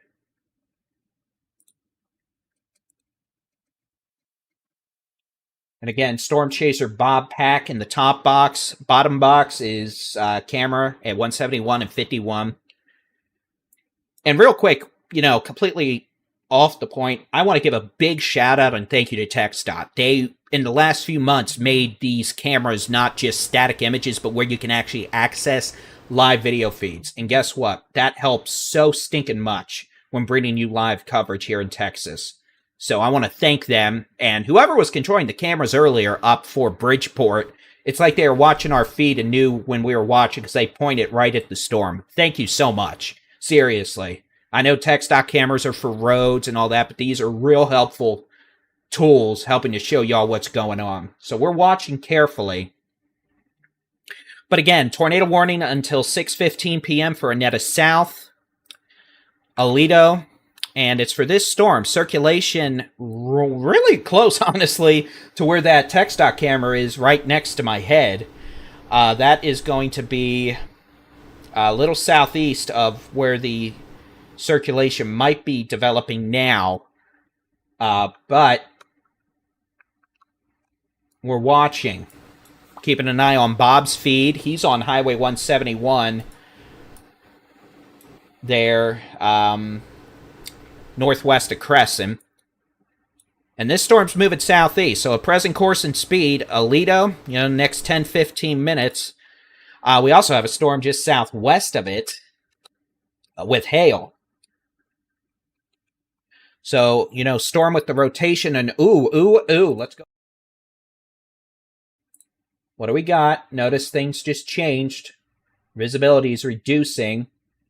It's raining. Let's take a look at Bob's feed now. Bob's looking up Highway 171. Again, really hazy up here. You can see the base of the cloud. What's he looking at back in there? So Bob's looking at the area of rotation. He's on 171, well southeast of Weatherford, northwest of Crescent. He's looking back northwest now. Unfortunate tree location. It's always a pain dealing with those, but you can see a bunch of precipitation. Very scary looking clouds there looking up 171. And also, you've got your cloud bases.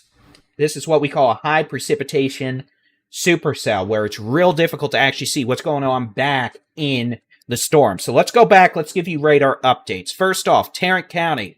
Storm moving over DFW Airport to Grapevine. We have a bit of hail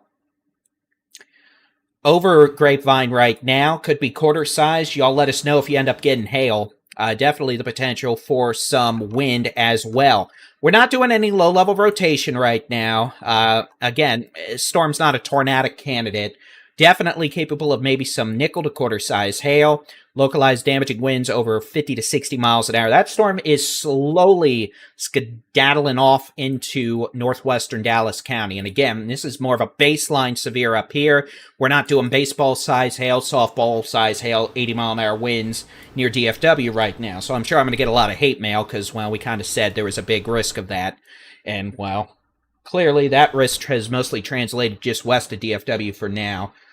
Taking a look at Bob's feed, you can see some ominous clouds. You can see the rain has begun there in areas north of Weatherford there, or south of Weatherford at 171 and 51. And you can see pink shelf galore fading in my cutout there. And boy, that's an ominous shot from Bob.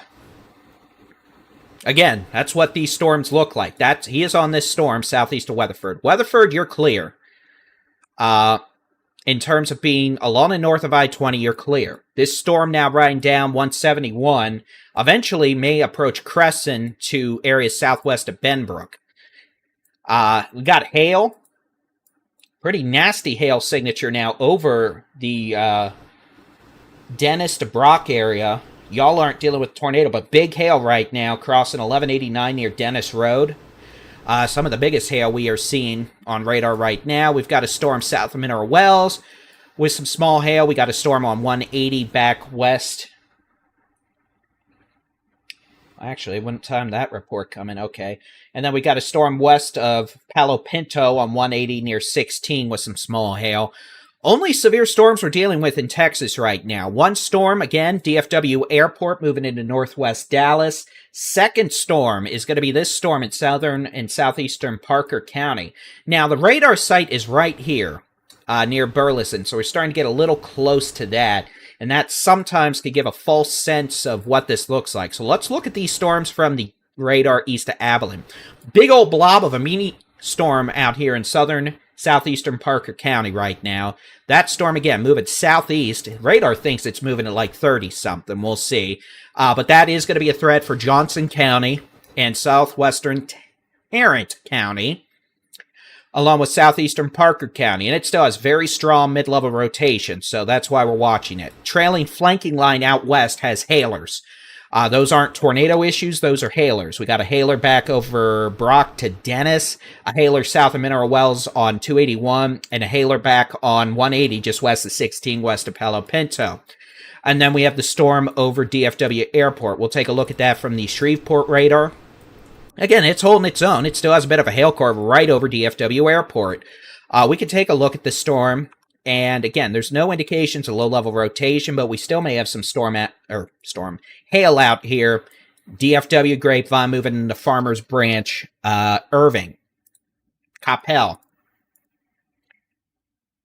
Camera there at 171 and 51, getting poured on now. And again, here's a radar loop over the last little while.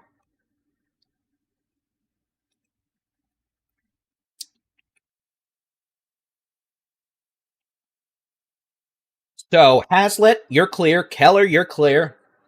Rome, Aurora, Boyd, you're clear from these storms. Bob's going down 171 towards Crescent. And that's our strongest storm by far right now. So, let's give some clear. Weatherford, again, you're clear. Willow Park, you're clear from the tornado. Netta, if you're right near I-20, Netta North, you're clear.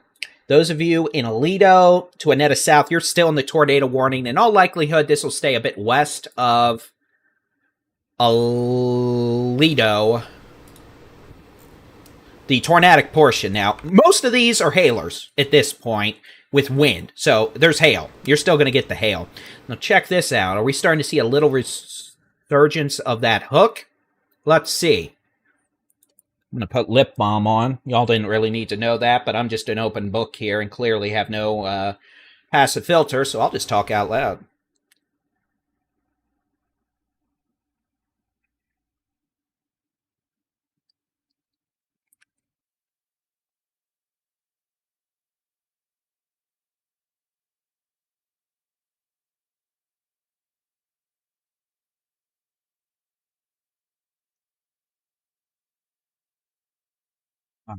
It's Arkansas. So a big thank you, by the way, to our amazing moderators, Sarah and Scott, and a big thank you to our chasers who are out today. We have Chad Casey, we have Bob Pack, we have meteorologist Jason Cooley helping behind the scenes, and a big thank you to all of y'all. Y'all are helping us out too. You want to know how? You're helping make sure folks you know are weather aware. And you know what? Some days overperform, some days don't. And you know, most of DFW today, y'all been lucky. You know, we haven't had big, bad, very mad hailers in most of DFW. We've had, unfortunately, we did have a tornado just east of Mineral Wells earlier. We have damage. It's going to be damage out here to structures and homes on Lee Road east of Mineral Wells.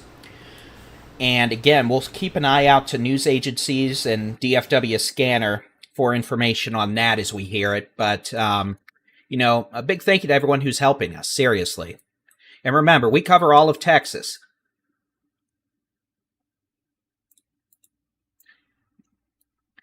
We're Texans giving Texas weather. That's what we do. We focus on Texas. So whether it's a day where, you know, we have a tornado outbreak in Illinois and everyone's focused on that, like, you know, the last few days, we're focused on Texas. Today, where maybe everyone's focused on Texas, we're focused on Texans because that's what we do. So thanks for tuning in.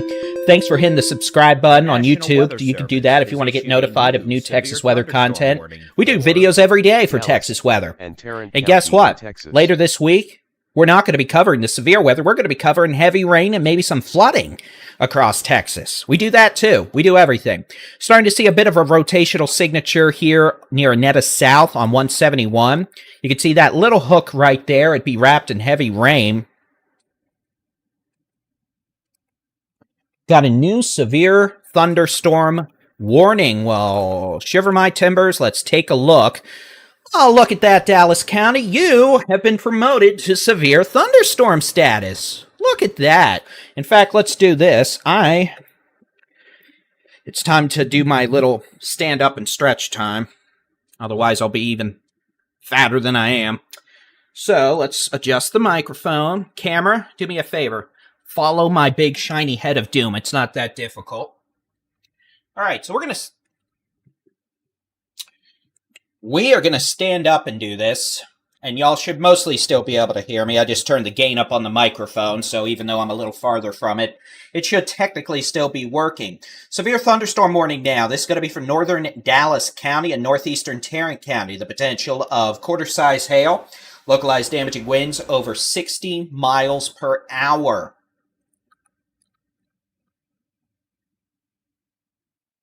Soldad Neefish and Jeremy Wendelin, thank you both very much for your super chats and support. Appreciate it. This storm over DFW Airport could be dropping up to quarter-size hail, localized damaging winds of 60 miles an hour. So this is a baseline severe warning. You know, it's not the softballs, baseballs, spinny, doom. It's not going to probably try and blow all your windows out, knock on wood. But this is going to be a severe storm moving towards Love Field, Farmers Branch, Carrollton, Dallas, University Park, Highland Park, Richardson, Garland, Mesquite, Bulk Springs, Sunnyvale. It's going to be big, bad, very mad. A lot of heavy rain. Storm's not moving that quick, so depending on how much rain you may get some street flooding, and you may end up having to deal with the risk of lightning. Well, you are, because it's lightning. So maybe some hail, maybe some strong winds, and heavy rain. And again, we're keeping a close eye on this storm. So far, and for quite a while now, it's been a good little stormy in the sense it hasn't tried to hit anything with a tornado or drop baseball-size hail or anything like that. Clearly, not like the storms out in Parker County. Someone didn't take their medicine out here with the storm because this storm's been a big, bad, very mad meanie pants. It did produce a damaging tornado just east of Mineral Wells earlier. We do have damage to homes and structures out here. It's going to be on Lee Road, east of Mineral Wells. In fact, our amazing moderator, reported by emergency management. Well, he had a real close call up near Mineral Wells earlier. Not chasing, but yeah, for a weather camera that was in existence for like 4 days.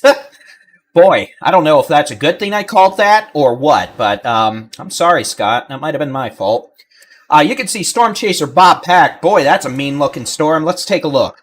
You can see as we take a look at that, and, you know, it freezes. I'm standing up, clearly, looking down at one of the monitors around me. You can see that's a big, bad, very mad, dark sky there. We've got a report of golf ball-size hail on 171 just west of Anetta. We'll go back to the 2-box here. And again, so that's going to be golf ball size hail here southeast of Weatherford. Zach, thanks for the report of nickel size hail in Aledo. And again, this storm is going to make it down to Johnson County here soon. So those of you in Johnson County, you're about to have to deal with a severe storm capable of producing some pretty big hail. Golf ball size hail at least. Localized damaging winds over 60 miles an hour. Now, let's take a look at Bob. Here you go. Check out Bob's feed. You can see up there, we've got a pretty... Hold on.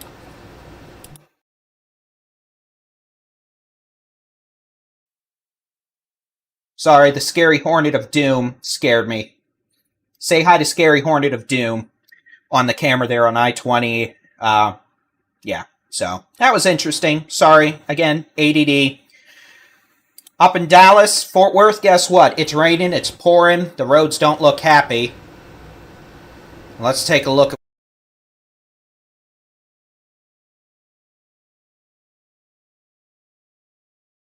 Good position of where he is. He's there north of Crescent on 171. Circulation's near Anetta South, a bit west of there. You can see that on his which way the winds are spinning mode. There's the how hard a training mode, and I can show you mine. Oh, there you go! Look at that! We do have the supercell itself moving southeast away from Weatherford. Weatherford is clear. Crescent, you are going to be under threat here shortly. Camera, follow my obnoxious head as I sit down. Gracias. Oh, come on, chair, let's go. Oh, goodness, clearly I need to get a walking treadmill or something. Or a standing treadmill, whatever. So again, this is going to be moving towards Crescent. I don't know why it doesn't like to show up on this radar. But here, I'll show you on here. We'll go back over here. Here's Bob's view again. You can see it just looks like a blob of angry rain up here from Bob's camera. So Bob's on 171 northwest of Crescent. And again, this is what it looks like. Heavy, high precipitation supercell wrapped in rain. So any rotation back in there, you wouldn't see it. It's a big old rain bucket with hail. And then I could show you what it looks like on my iPad. So here's the iPad. Again, Crescent is down there at the bottom. You've got 377 and 171 right there. That's Crescent. We'll look at the which way the wind is moving mode. And again, you can see... I mean, there's broad rotation, but the radar is so close, we're actually looking really low here. So let's look up, and now you can see that rotation much more cleanly, right? So again, we were looking pretty low in the storm there. What does Bob have? Hold on. Let's go back to Bob. It's looking back in there, and I'm able to tweak a few things here. Let's see if I can't do a little bit...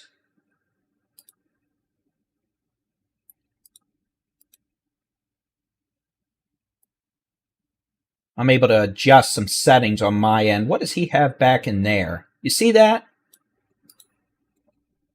What is that? What is Bob looking at? That's the question, right? And again, I'm just adjusting the contrast a little bit to give us a good view. And again, this is how difficult it is to spot weather or spot with high precipitation supercells. Again, don't know what you're looking at back there. Certainly looks interesting, doesn't it? Could just be rain. Could just be some hail.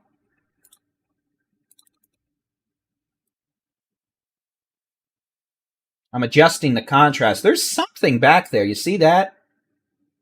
Now, this all might just be the leading edge of hail. Or some dust getting kicked up. But that's a pretty cool shot, right? This is a high precipitation supercell. Look how much I'm having to manipulate the camera view to actually get a decent view. Again, most of the time in real life, you're not able to see it like this. You're actually, just seeing it like this, right? Well, I can adjust some settings here to see what we have. And again, you never know. So we're going to watch that with great interest. And again, that is Bob Pack. You can watch his Storm Chase feed completely on its own, by the way, on YouTube. Just search for Bob Pack on YouTube. We're going to watch that with great interest. He's looking up 171. So here's what that looks like on the radar mode. And again, he's looking up from this general area right here, looking up towards Crescent. What the heck? In Texas. Did...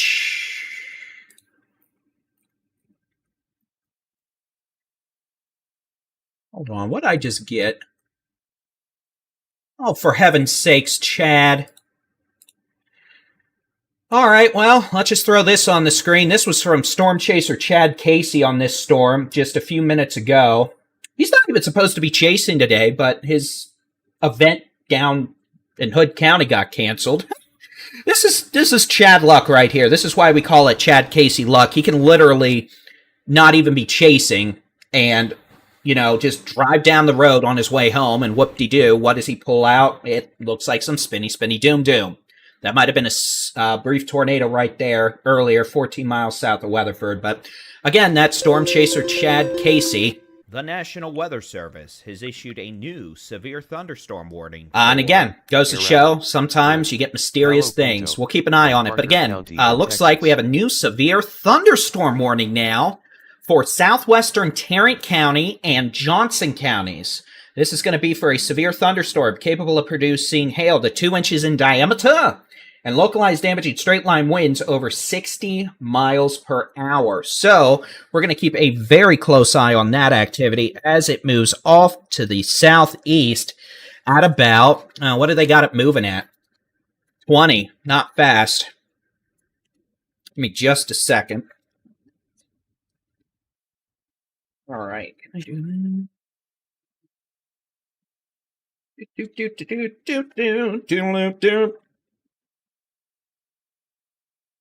I'm just looking at some things real quick. Yes, I know. All right, so let's try this. So y'all can see Bob is driving away from the scary dark clouds now as they move southeast. So let's do this.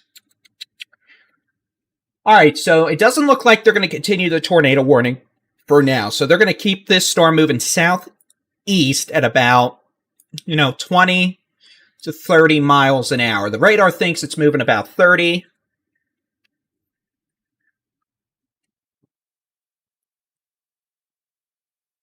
What it's worth, we're going to have to go look at a new severe thunderstorm. One severe thunderstorm southeast, or just south of Palo Pinto.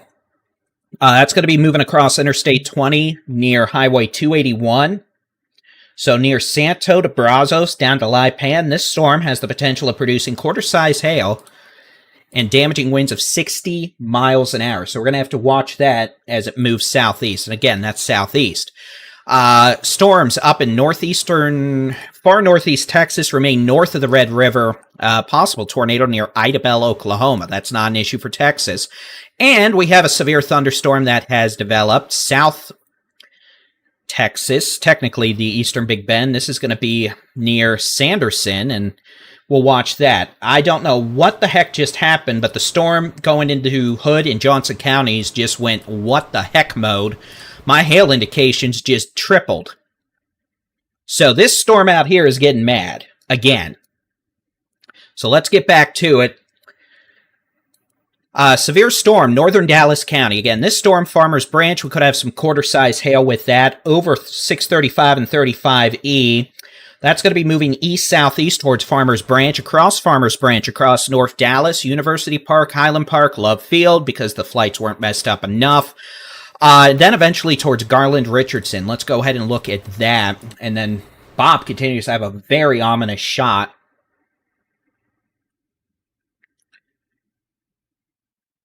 So again, this storm, northern Dallas County, is now just east of DFW Airport, still over the 17s and 13 right runways. And then it's moving east towards, along 635, towards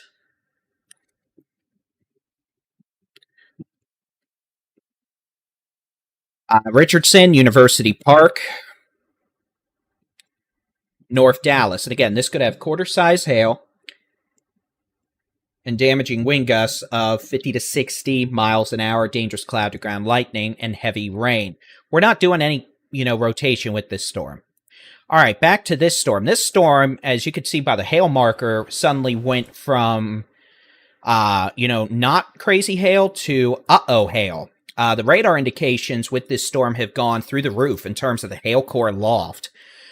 So the hail threat could be increasing considerably now with this severe thunderstorm moving southeast. In fact, it looks like they just upgraded the hail risk to baseballs.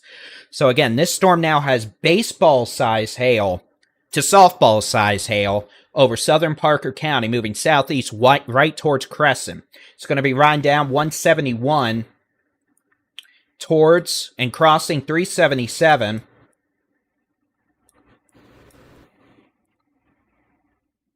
So heads up, Crescent, 377 at 171, the potential for baseball to softball-size hail in the next 20 minutes as this severe thunderstorm moves southeast. Tornado warning technically continues for another few minutes in southeastern Parker County. I don't think that, well, I said they weren't going to extend it, but we do have a signature here. A little bit of a signature showing up. A few miles north of Crescent in far southeastern Parker County, the storm moving southeast, again, about 25 to 30 miles an hour, capable of producing baseball-size hail at least. It could be bigger. It could be closer to softball. This is going to be crossing 377. Would not recommend travel between Benbrook and Granbury until this passes, and they might extend the tornado warning. We'll see. This is a very intense, severe storm. The hail threat is going up really quick with this. This is probably one of the first indications of true giant hail I've seen on radar today. So again, potential for baseball to softball size hail now with this storm moving into southwestern Tarrant, northwestern Johnson, northeastern Hood County. This will stay north of Granbury. It's going to move southeast, kind of pretty much down 171. So Godley, Joshua is going to cross the Chisholm Trail Parkway, eventually towards Keene and Cleburne. This would be in Keene around 7:05 to 7:10. Cleburne about 7. Joshua around, what is that? Train! This ain't a train sim channel. Why do we got a train blocking view of the wall cloud? Come on now. Joshua about 6:50 to 6:55. So again, heads up. Okay, can we get a view of that again? You can see Bob's shot. That's what I'm looking at. But again, this is a mean storm. Moving southeast with baseball to softball size hail, damaging straight line winds of 60 to 70 miles per hour. And I see that little hook it's trying to do. We're not seeing any real significant indications a second. But again, based on the rapid explosion of thunderstorm intensity with this over the last several minutes, the potential certainly exists we're going to have an issue. Yeah, Cleburne State Park. This storm may impact that area, yes. This is generally heading down towards Cleburne by 7 p.m. Joshua, 6:55. Keene, about 7:05 to 7:10. Alvarado, maybe 7:10. Crossing near 377 in Crescent over the next 5 minutes. And again, this storm is showing indications of producing baseball to softball size hail. And storm tops with this now exceed 63,000 feet. Storm over northern Dallas County is about 45,000 feet. Storm in northern Dallas County still moving off to the east at about 20 to 30 miles an hour. Yeah, there's 177, or excuse me, there's 377 and 171. So again, storm in northern Dallas County moving east across North Dallas. The potential for this storm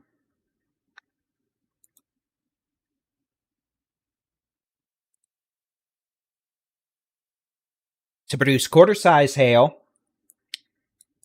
localized damaging wind gusts over 60 miles per hour.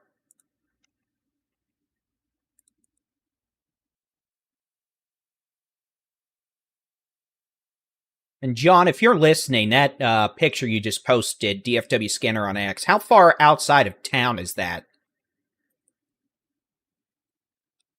So again, this storm in North Dallas moving east. You can see some spooky clouds there on Bob's shot. And this storm, again, University Park, Sunnyvale, Rowlett, Garland, the potential for quarter-size hail Localized damaging winds over 60 miles an hour. Back to the storm near Crescent. This thing's moving southeast. The potential now for baseball to softball size hail. The tornado warning has been allowed to expire. And this is going to be moving southeast about 25, if I can ever get the stinking thing to pause. Thank you! Stop it! Moving southeast about 25 miles an hour. The potential for damaging straight-line winds over 70 miles an hour. The potential for baseball to softball size hail.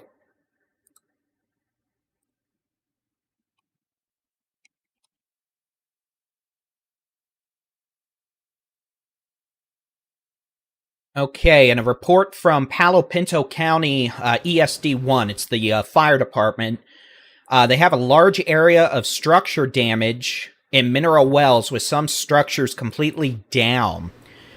Some injuries have been reported at this time. So again, this storm back near mineral wells, the east sides of mineral wells especially, has produced significant damage. And now we have confirmed reports of some injuries, and that is from the Palo Pinto County ESD1.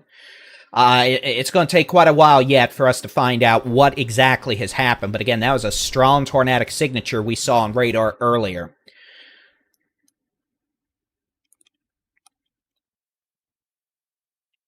All right, we're going to watch Bob's feed. And again, this storm, we have no tornado warnings. We have 3 severe warnings. First off, this storm riding down 171, baseball to softball size hail.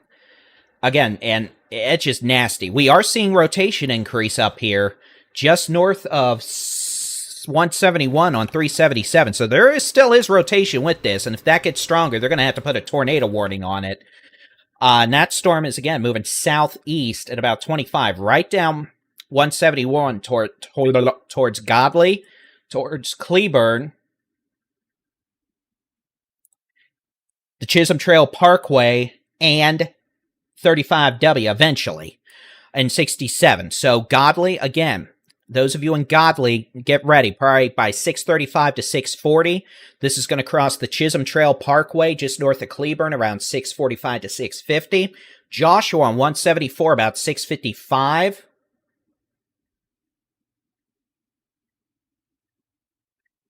Keene, about 7:05 to 7:10. And I think we are about to get a tornado warning for the Crescent rotation. So we might get a new tornado warning here for Johnson County in a minute. Again, we are seeing a pretty good little spin here on 377, just north of 171, as that storm moves southeast to 25. So again, Godley, Joshua, maybe Cleburne, areas southwest of Crowley, heads up. You may get a tornado warning here in a minute. And regardless, this storm is very dangerous, capable of producing a baseball to softball size hail, destructive winds over 60 miles an hour. North Dallas, this storm is moving off to the east with quarter size hail, 60 mile an hour winds. The potential for that, University Park, Farmers Branch, moving towards Richardson, Garland, Rowlett.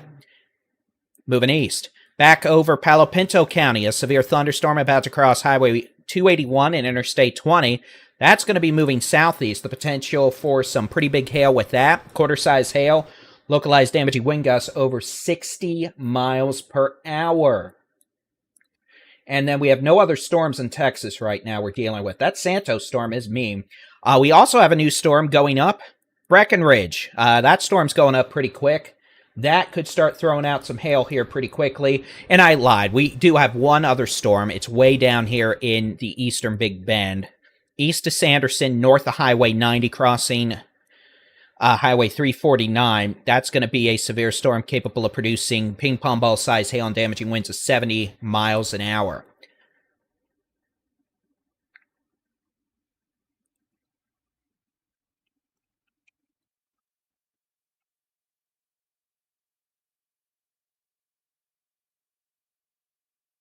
I still don't like that rotation right there over Crescent. I tell you what, there's something spinning right there.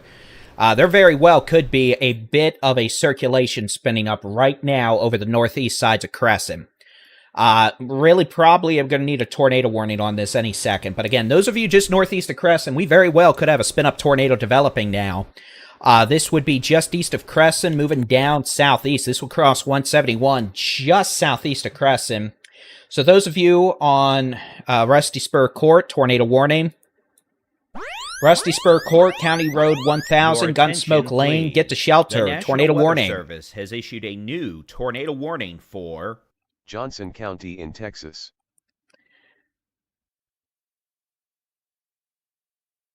It's going to be a tornado warning now for Joshua, Cleburne, Keene, Godley, Cleburne State Park, and the lake.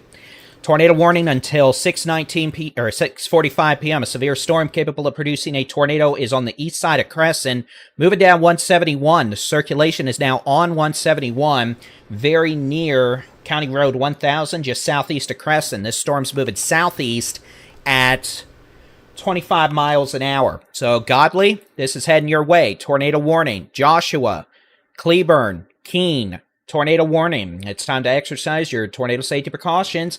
What's that mean? Well, it's going to be the lowest floor, center room, away from windows. Put as many walls between you and the outside as possible. Hard sole shoes and a helmet if you got them. And this storm, again, also has baseball-size hail and damaging straight-line winds over 60 to 70 miles an hour. So, again, heads up. Damage on the mineral wells damage would be on the east sides of town, by the way. Storm over Interstate 20 back on 281. We are seeing some hail with that at Interstate 20 and 281. We'll keep an eye on that. That storm is moving southeast. That's going to be southeast at about 25 miles an hour. Possible tornado now about a mile southeast of Crescent, moving southeast down 177. We have a severe storm over northern Dallas County, actually starting to look a little more intense with hail now. We're getting reports of near quarter-size hail just north of Love Field. That storm looking a little more rambunctious now as it moves off to the east towards University Park. 75 and Loop 12, Lover's Lane, up towards eventually 635 and Loop 12 and Highway 78 there in northeast Dallas County. Garland, Rowlett, that storm's moving your way. Tornado warning for Johnson County at this point. For those of you near and just southeast of Crescent, that's going to be moving down Highway 171, the potential for a tornado there. Crescent, you're about to get annihilated with hail. So Crescent, the hail's moving into town now. Fort Worth is fine.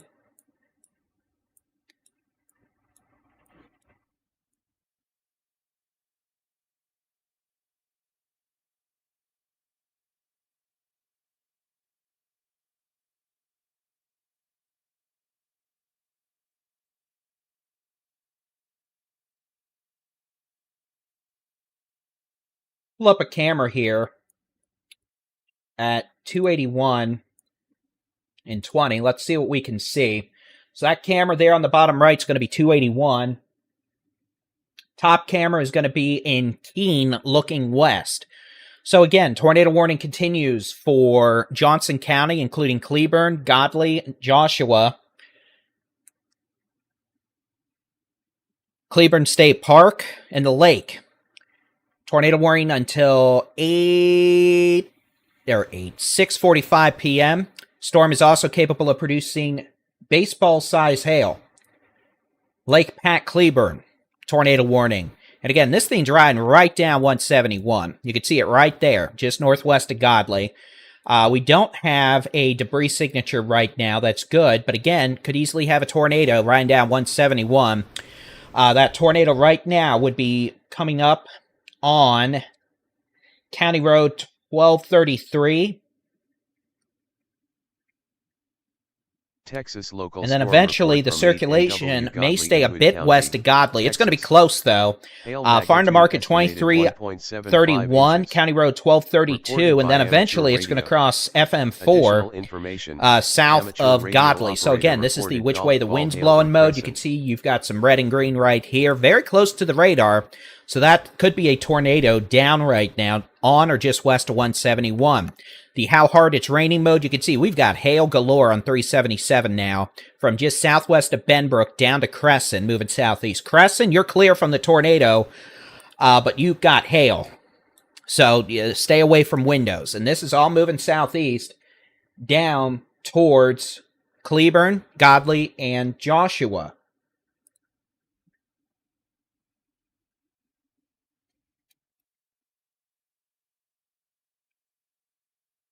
North Dallas, you've got a weakening storm northeast of Love Field with hail. And then the middle camera here, that's the hailer here, south of Mineral Wells, 281 in Mineral Well, or 281 in I-20. Quarter-size hail, 60-mile-an-hour winds. We have a storm going up near Breckenridge, maybe some hail, and then way down here east of Sanderson, we got hail. Press some buttons here, you get some Windows XP view. Meanwhile, is this the third or fourth day in a row we've shown this? Chad with the baseball to near softball size hail, 3 miles south of Crescent at 622. So again, not only is there that possible tornado, apparently we have near softball size hail. That's on 171, 3 miles south of Crescent, and that is from storm chaser Chad Casey. Again, it's like the third or fourth day in a row we've gotten a picture of like 3 or 4 inch hail from him.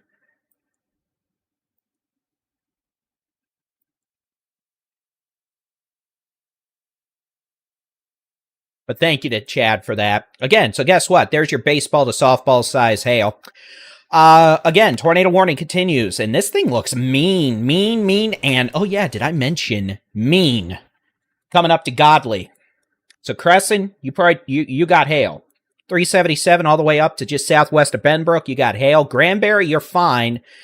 This storm that is near 281 and Granbury, why can I not click any buttons? Someone's getting hit with a mallet. Hold on. This thing's being dumb. Bad little stormy, don't be mean. I'm going insane. Oopsie. Okay, so this storm over 281 and I-20 with hail up to the size of quarters is moving southeast towards Lipan, Tolar, Granbury, Hood County. That's a hailstorm, not a tornado storm. This storm over just northwest of Godly, rotation's a little weaker now. Still present, still seeing some rotation. Might even see a little rotation back in the actual hail core now. This is moving southeast at about 20 to 25 miles an hour with the potential of baseball to teacup size hail. It's 3 inches in diameter now. Godly, Joshua in the next 20 minutes by 6:45 to 6:50. Cleburne about 7.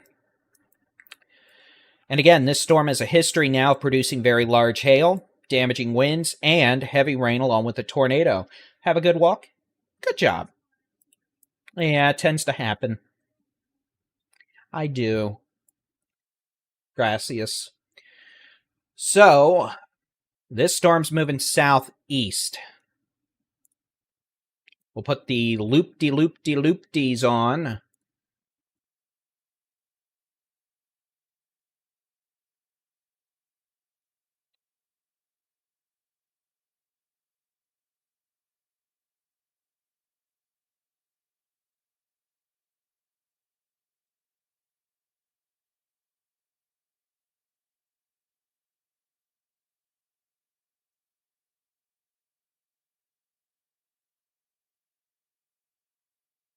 Yes, I would not recommend eating the hail. So this storm in North Dallas is weakened. It's no longer severe now. So Garland, University Park, Northeast Dallas, the potential for some small hail, heavy rain, and lightning. Down here, big, bad, very mad, severe storm with a history of baseball to 3-inch diameter size hail. Moving southeast.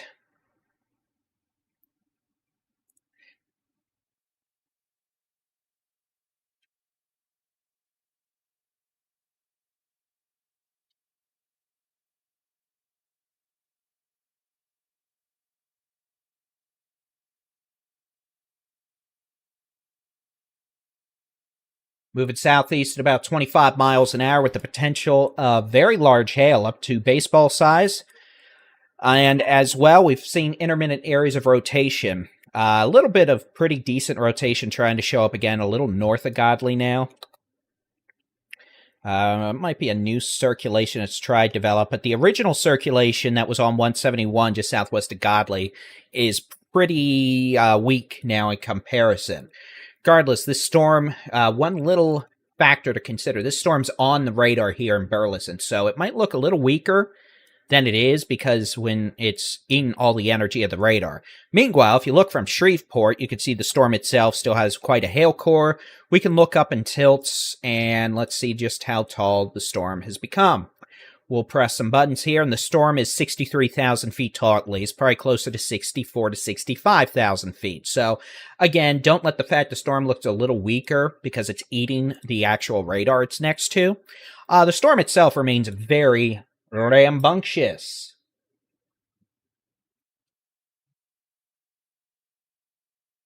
Watching the feed from storm chaser Bob Pack.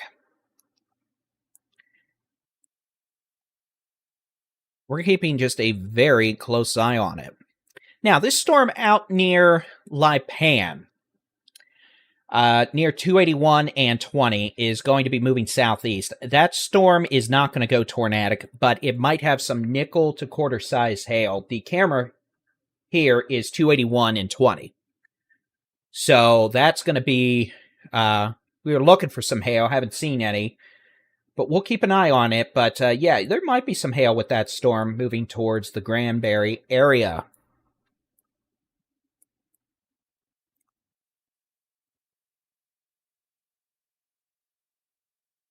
But good news is for most of DFW, you're fine now. Denton County, Collin County, you're fine. Fort Worth, along the north of Interstate 30, you're fine. We're watching these storms moving south. You can see East Texas, nothing going on.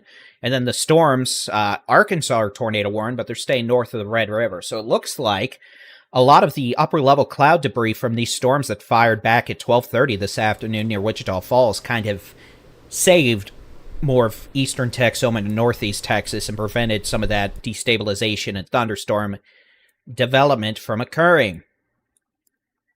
So here's Johnson County. We have a severe storm capable of producing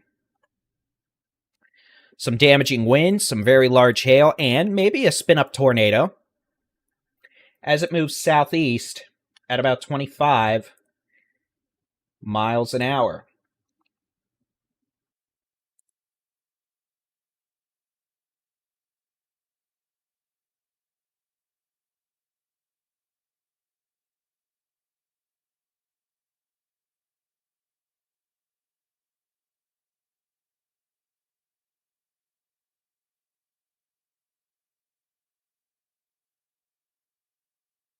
Getting quarter-size hail reported in Joshua. Getting baseball-size hail reported now in Godley.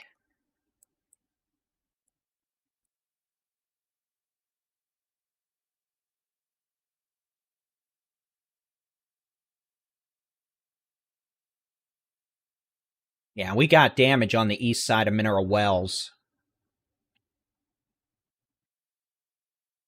We've had some injuries confirmed from the Palo Pinto County ESD-1. But we're not going to know more about that until much later, and we're going to focus on the storms we have ongoing right now. But it goes to show, unfortunately, another day with serious consequences from dangerous storms here in Texas.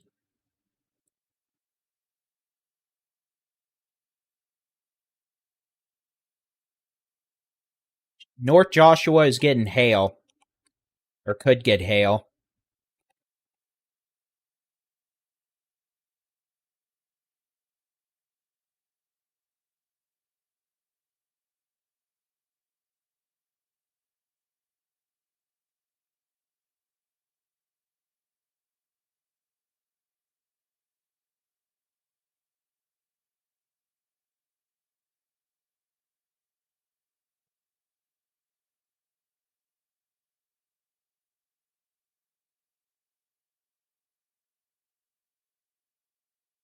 We're watching things carefully, but again, those of you in Crescent, you're clear. Baseball to 3-inch hail reported there. We've got a report of baseball-size hail in Godley right now. We've got a report of quarter-size hail in Joshua. Those of you in Crowley to Burleson, you may end up with some hail as well. It could be pretty big. Benbrook, you should be clear here soon. Lipan, that storm could have quarter-size hail moving southeast towards Granbury. Northeast Dallas storm is dissipating, so most of the Metroplex is going to be fine. Denton, Collin, Dallas counties, you're going to be fine. It's this big, bad, very mad storm down here near Godley we're watching. Southeast of Godley. And again, a tornado warning does continue until 6:45 p.m. for Johnson County, out here from Godley to Cleburne to Keene to Joshua. This storm's moving southeast at about 25 miles an hour, capable of producing up to baseball-size hail. We're getting reports of baseball-size hail from Crescent down to Godley now, and this storm is moving southeast at 25 miles an hour. Those of you at Lake Pat Cleburne, those of you in Godley, Joshua, and Keene, you are in a tornado warning. Please take your tornado safety precautions. That'll be the lowest floor, center room, away from windows. Put as many walls between you and the outside as possible. And we're going to be keeping a very close eye on this activity as it continues moving to the southeast. Currently 81 with a dew point of 77 in Cleburne, southeast winds at 18. So very, very moist in Cleburne, humid. Storm itself continues to be capable of producing significant hail as it moves southeast at 25 miles an hour. So those of you in Cleburne, Keene, you're next. It's hailing in Joshua, hailing north of Godley. Crescent, you're clear. You've got some rain. Those of you on the east sides of Mineral Wells, you have no imminent issues out here. You're all near Mineral Wells, especially just east of town, are fine. I know we have significant damage operations underway out there after a pretty nasty tornado strike. As far as I know, it stayed just east of Mineral Wells. We were here for it live. And you know what? That's why we're here. Again, we're Texans giving Texas weather information. Alvarado, you're going to get in on some of the hail possibly from this. The threat of a tornado is going to stay probably well to your southwest, but it's about the rain, it's about the storm, and it is going to be obnoxious.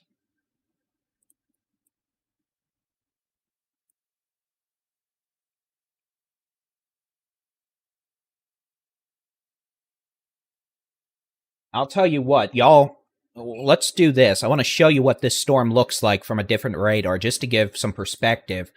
Here is the storm from Granger, Texas, south of Waco. We have very strong rotation with this new hook south of Godley. And we're seeing that on the Fort Worth radar as well, but we're looking at the surface. But again, the threat, they canceled the tornado warning, it looks like, but we need to watch this circulation pretty carefully southwest of Godley, and we're going to be. Nice lightning from Bob. But again, this is what the storm looks like from 100 miles away. Still very powerful, very intense, and you can see this storm is still very capable of producing baseball-size hail, damaging winds over 70 miles an hour, and tops over 60,000 feet. Looks like they are going to allow the tornado warning to go at 6:45. The storm prompted the tornado warning is weakened, no longer appears capable of producing a tornado, but there's still baseball-sized hail damaging winds. We're going to watch this storm with great interest, make no mistake. It certainly could attempt to re-intensify again. So we're probably going to get a new severe thunderstorm warning here in Johnson County shortly, but they're going to let the tornado warning go soon.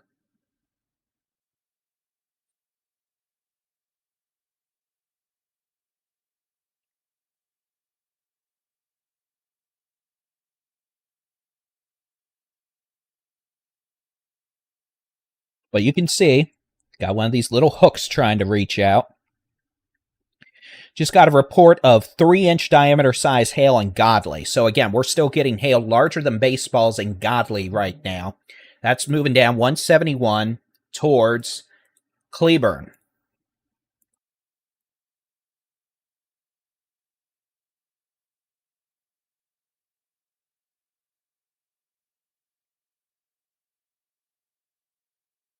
That circulation we were watching is going to stay west of Cleburne, but Cleburne, you're going to get the hail.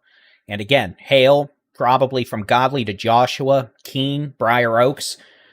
with the worst of the hail probably about to move into Cleburne, which I believe is where we have a live feed from Storm Chaser Bob Pack,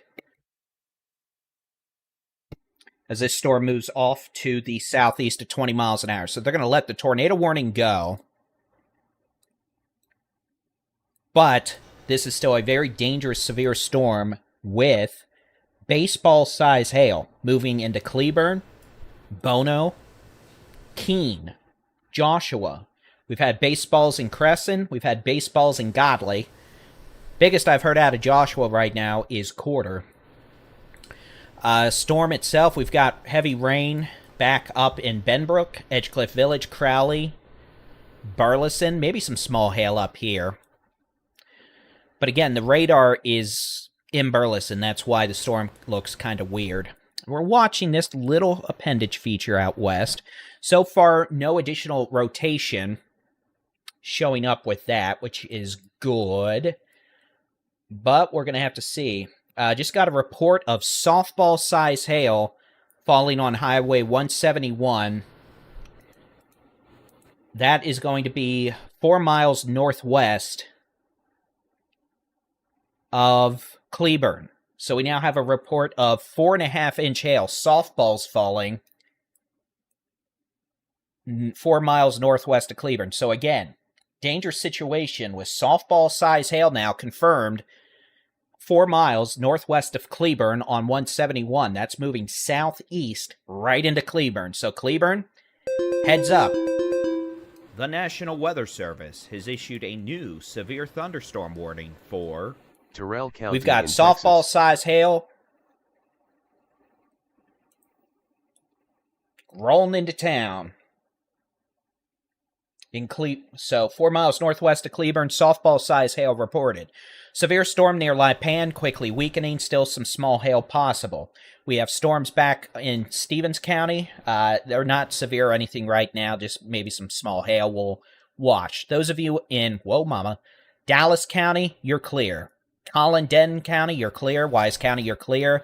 This is our big, bad, very mad storm that is dropping now. Softball-size hail, 4 miles northwest of Cleburne, as reported by storm chasers. The tornado warning is going away in 3 minutes. We have no indications of super-duper low-level rotation right now. We've got some strong winds coming into Godley right now. But again, the tornado threat, at least for now, has decreased. The threat of softball-size hail has not.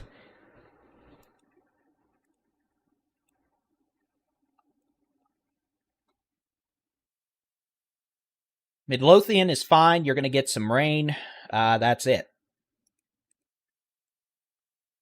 So again, Cleburne, softball-size hail about to roll southeast into town.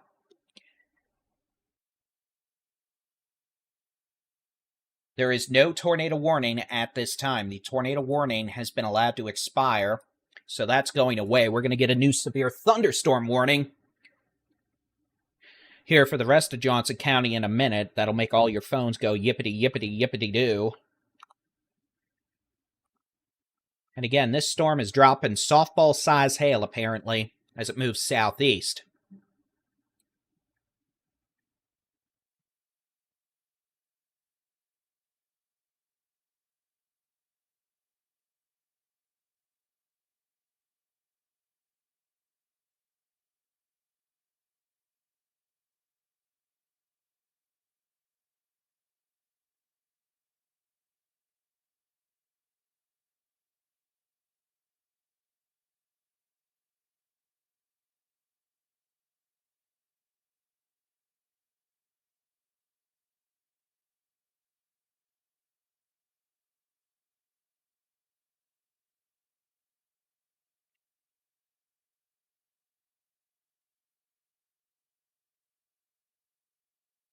But most of DFW is fine.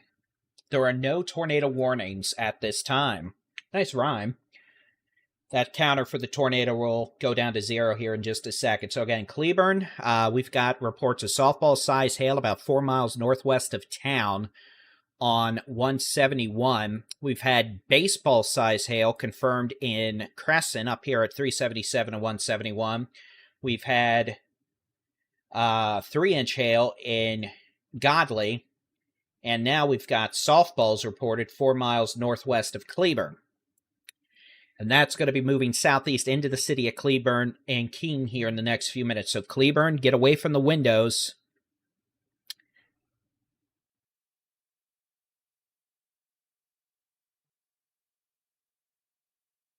Go ahead and get into shelter. Burleson, it's raining. You're fine. Probably. Your hail would be smaller. We haven't heard of any hail that big up there. Same thing for Crowley. Benbrook, it's raining. It's pouring. You've got nasty hail farther south. The National Weather Service like in Cleburne, has issued a new severe thunderstorm warning for Johnson County in Texas.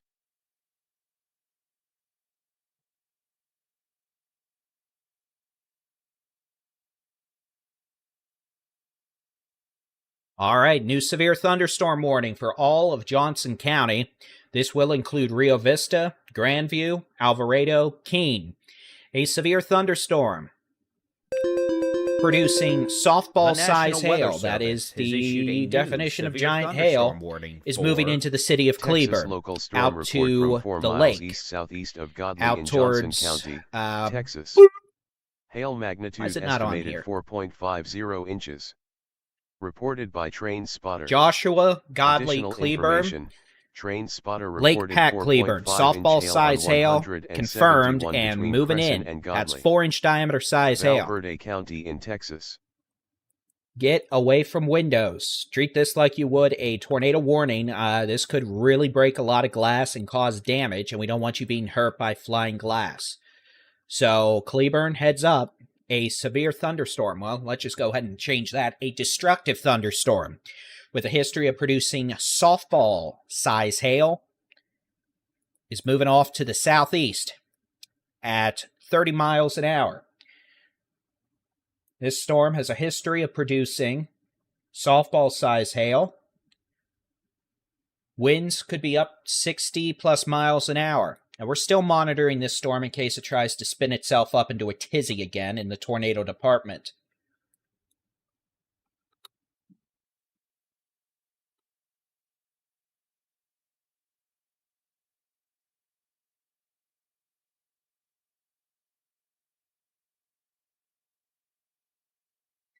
You can see Bob Pack's feed we'll take. He is near Cleburne looking back into the storm. As you can see, it's very hazy, and it's a situation to just where we don't have a lot of good visibility today because there's so much haze, so much moisture. It's tropical moisture out there. So with that, just have nasty sauce for sure. We'll take a look at some of these other cameras. This is going to be in Cleburne.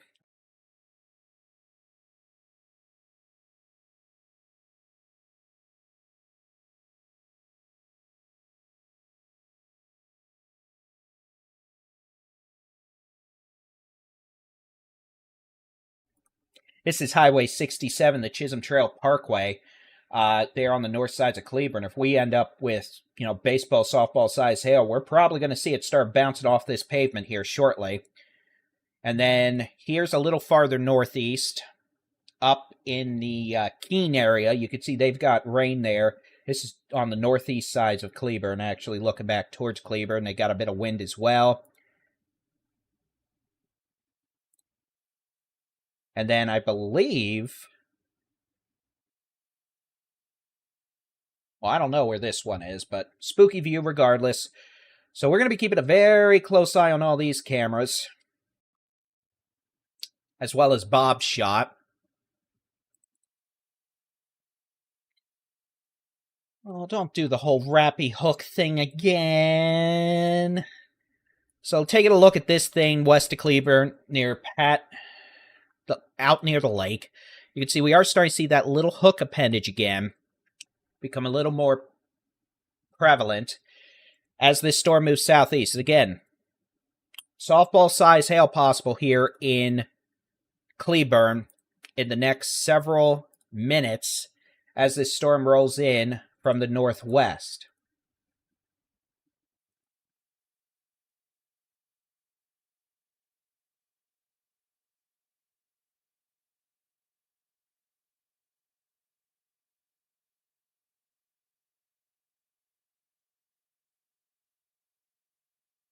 And this storm's moving southeast. So again, severe thunderstorm warning for Bono, Cleburne. I'll put the animations on so y'all can actually see what's going on here.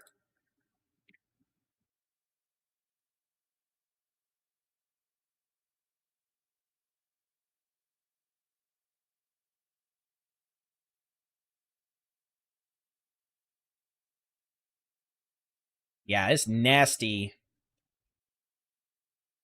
sauce, but yeah, Bob's keeping an eye on it. We're keeping an eye on it, and those of you in Cleburne, unfortunately, are about to be our, you're about to find out firsthand what this storm's going to do. And the hail is just atrocious. It's going to be a very unpleasant storm. We're going to have a lot of broken windows. We got a new tornado trying to develop on 67, just west of the Business 67. I'll go ahead and say it now. Developing tornado on Highway 67, just southwest of Business 67, where it, scoots off. You can see how that hook's wrapped itself up very tightly there. So we have a circulation trying to spin up that looks like on the north side of Pat Mays Lake. That may require a tornado warning here in just a second. And again, we're keeping a very close eye on things. But Cleburne, big destructive hailstorm moving in now.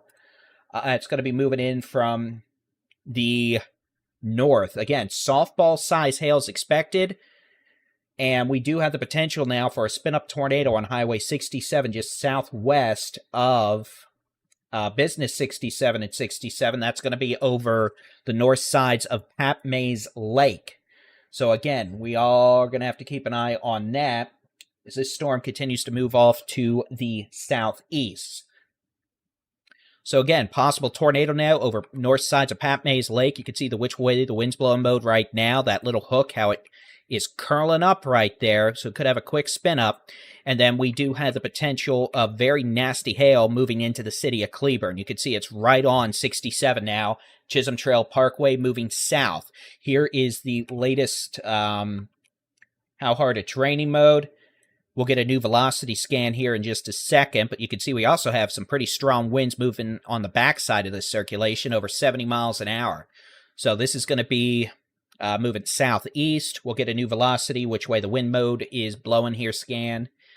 Well, there you go. So that's just nasty sauce right there. And oh yeah, possible tornado now north sides of Pat Mays Lake.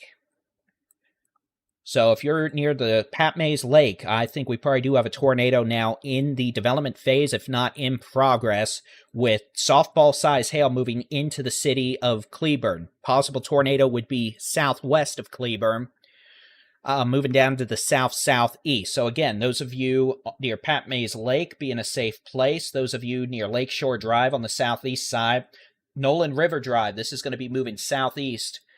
Probably across the lake. If it actually comes down, there's the tornado warning.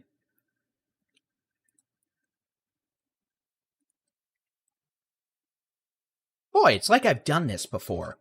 So, again, this is going to be a tornado warning now. Tornado near Pat Mays Lake, southwest sides of Cleburne. That's going to be moving south-southeast towards Rio Vista. So those of you on 174... Your attention, please. The National Weather Service has issued a new tornado warning for Johnson County in Texas. There's hail. So those of you on 174, Rio Vista to Cleburne, tornado shelters now. We've got hail flying at the Chisholm Trail Parkway and Highway 67. Those are ice bombs flying by the camera there. You can see they're getting thrown by some pretty high winds. So again, those are chunks of huge ice moving off, well, being blown by this storm. And yeah, May 15, 2013, reminiscent, right? This one's the opposite, though. This one's moving from north to south. The Rio Vista tornado was moving from south to, ended up curling north. I thought about that. So again, that was 67 and Chisholm Trail Parkway. And boy, look at this hook, y'all. This thing is wound up tighter than ticks behind right here. Might be seeing a little bit of a tornado debris signature now here near Pat Mays Lake, seeing a little bit of a signature. Let's see. Yeah, honestly, I'd say that's probably a little bit of debris being lofted by a possible tornado, or at this point, maybe a waterspout if it's actually on the lake. So if you're near Pat Mays Lake, a possible tornado in progress now. And this storm also has very, very strong winds on the north side of the circulation. West sides of Cleburne, north sides of Cleburne. It's going to be moving in. You see winds 60, 70, 80 miles an hour. County, and all this is moving south. And then Cleburne itself, you guys got the hail. Like I said, this thing's got more attitude than I do when I'm over-caffeinated, which, speaking of which, let's get back to that. So again, those of you, Pat Mays Lake, possible tornado in progress now. You can see rain curtains. Highway 67, the Chisholm Trail Parkway. Look at all these rain curtains. Hailstones flying around. This is moving into the circulation. North to south winds being ingested by this tornadic circulation. And again, we do have what I believe is probably a tornado over Pat Mays Lake right now, southwest of Cleburne. Now, that means most of you in Cleburne are going to be fine from the tornado. You are not going to be fine from the hail. That being said, also, those of you in Cleburne, stay in shelter because you're in the tornado warning. This tornadic circulation is going to be hightailing it southeast right down 174 towards Rio Vista. So those of you in Rio Vista, you're next in the bubble of uh-oh. So go ahead and take your tornado safety precautions. That's going to be lowest floor, center room, away from windows. Put as many walls between you and the outside as possible. No mobile homes, no trailers, no tents, no RVs. Get to a sturdy site-built structure. Pretty please. Bob's going down the highway. Staying out of the hail core.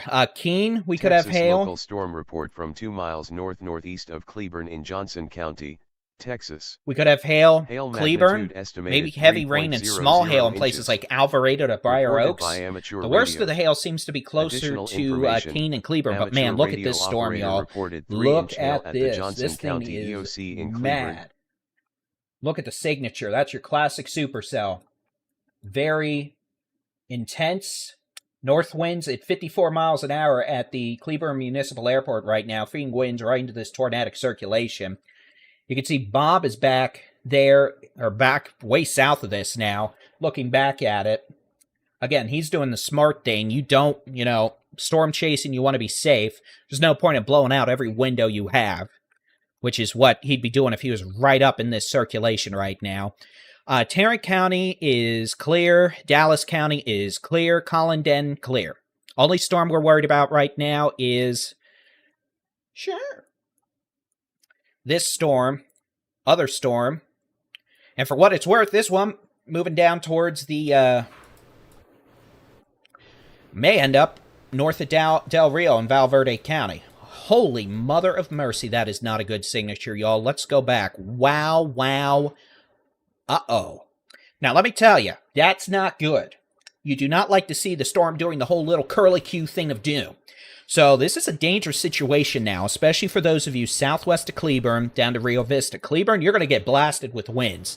Tornado itself now is probably just coming off Pat Mays Lake, moving southeast. So those of you in Rio Vista, we've been through this before, May 15, 2013. Guess what? We were here doing live coverage for that back before live coverage was a thing. We were doing it in real-time post updates on Facebook and Twitter.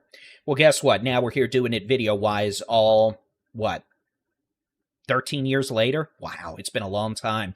So this is not moving towards Venus. This is moving southeast. The tornado is going to be moving towards Rio Vista, and you can see this thing is wound up. This thing is just going like that, and it's a problem. So thank you. As this continues, those of you from south sides of Cleburne to Rio Vista, get your butt into shelter, all right? Don't you play with this. And if you think you're going to go outside and see this thing, guess what? You're not. It is wrapped up in more heavy rain and hail than a wig on a pig. That is just not a good situation. So those of you in Cleburne, you're getting the hail. You're getting very strong winds being fed into this tornado that just moved over Pat Mays Lake. And I'll tell you, that way that circulation looks right now, it's very near Nolan River Road, County Road 1112, FM 1314, coming up to 174 near Old Foamy Road. Y'all need to be in a safe place now, all the way down to Rio Vista. Do not drive up 171 or 174 from Rio Vista and Blum or from Covington. So those of you in Rio Vista, be in shelter. We have the hail and rain on 35W from Briar Oaks, Alvarado, Grandview. Heavier hail right now in Cleburne. They're starting to calm down now, it looks like. And then we're having to deal with, this spinning thing of doom now that just moved over the lake. And I hope they don't have damage like they did back in 2013. We haven't seen any sustained tornado debris signatures with this. Again, with that, no. There might have been a very brief one there for one scan near the lake. But, we haven't seen any sustained versions. Now, there's going to be wind damage out here. This thing has winds pumping into it from the north over, I'm going to say probably some of these are, 85 miles an hour. So they're going to have wind damage out here. Storm report from 1 mile west of 90 mile an hour winds County, from damaging Texas. winds or a tornado. Guess Hail what? magnitude Both are big, 2.00 bad, very mad. We want you to inches. be in shelter, all right? That's why we're Radio. here. That's why I've been live since, Additional 6 hours Amateur now? radio So this is going to keep operator moving reported 2 inch southeast. hail at Cleburne, High you're getting School. the hail. The tornado is south of Cleburne now, southeast of 67. We have heavy rain, hail, and probably some strong winds as well. It's Pat Lake. Okay, whatever lake is, just southwest of Cleburne, it is what it is. And again, we have very strong winds with this. Probably 80 mile an hour winds still over the lake, feeding south into the circulation that is moving right down 174 towards Rio Vista. And again, you can see it right here. Here's the which way the wind's blowing mode. You got winds moving towards the radar in Burleson at 40. And the radar in Burleson, by the way, is in Burleson. So we're looking very low off the ground here. Winds moving out away at 85. So we've got about 120 mile an hour wind shear with this circulation right now. So we could easily have a rain-wrapped tornado in progress right now north of Rio Vista. The circulation right now,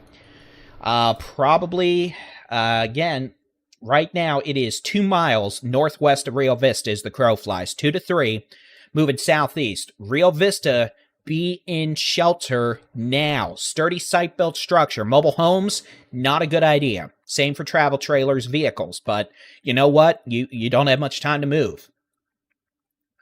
So this thing's moving southeast with, again, damaging straight-line winds over 80 miles an hour. Baseball to softball size hail. Softball size hail reported. 3-inch hail reported to the Johnson County Emergency Operations Center. Ooh, that stinks. So again, here's your gate-to-gate couplet. We have winds moving towards the radar in Fort Worth about 35. We have winds moving away at about 70. That's a problem right there in the big donut of doom. And again, we're not seeing any debris being lofted right now. That's good. That doesn't mean we don't have a tornado down. It just means, well, it may not be down long, or it may just not be hitting anything enough to get launched. Either way, dangerous storm with the potential of also producing baseball to softball size hail right now in the city of Cleburne. Worst of the hail right now would be on 67 Business, or whatever they call it in town. I just call it Business. The main street through Cleburne, and then up to 67 to Alvarado. Worst of the hail, probably west of Alvarado.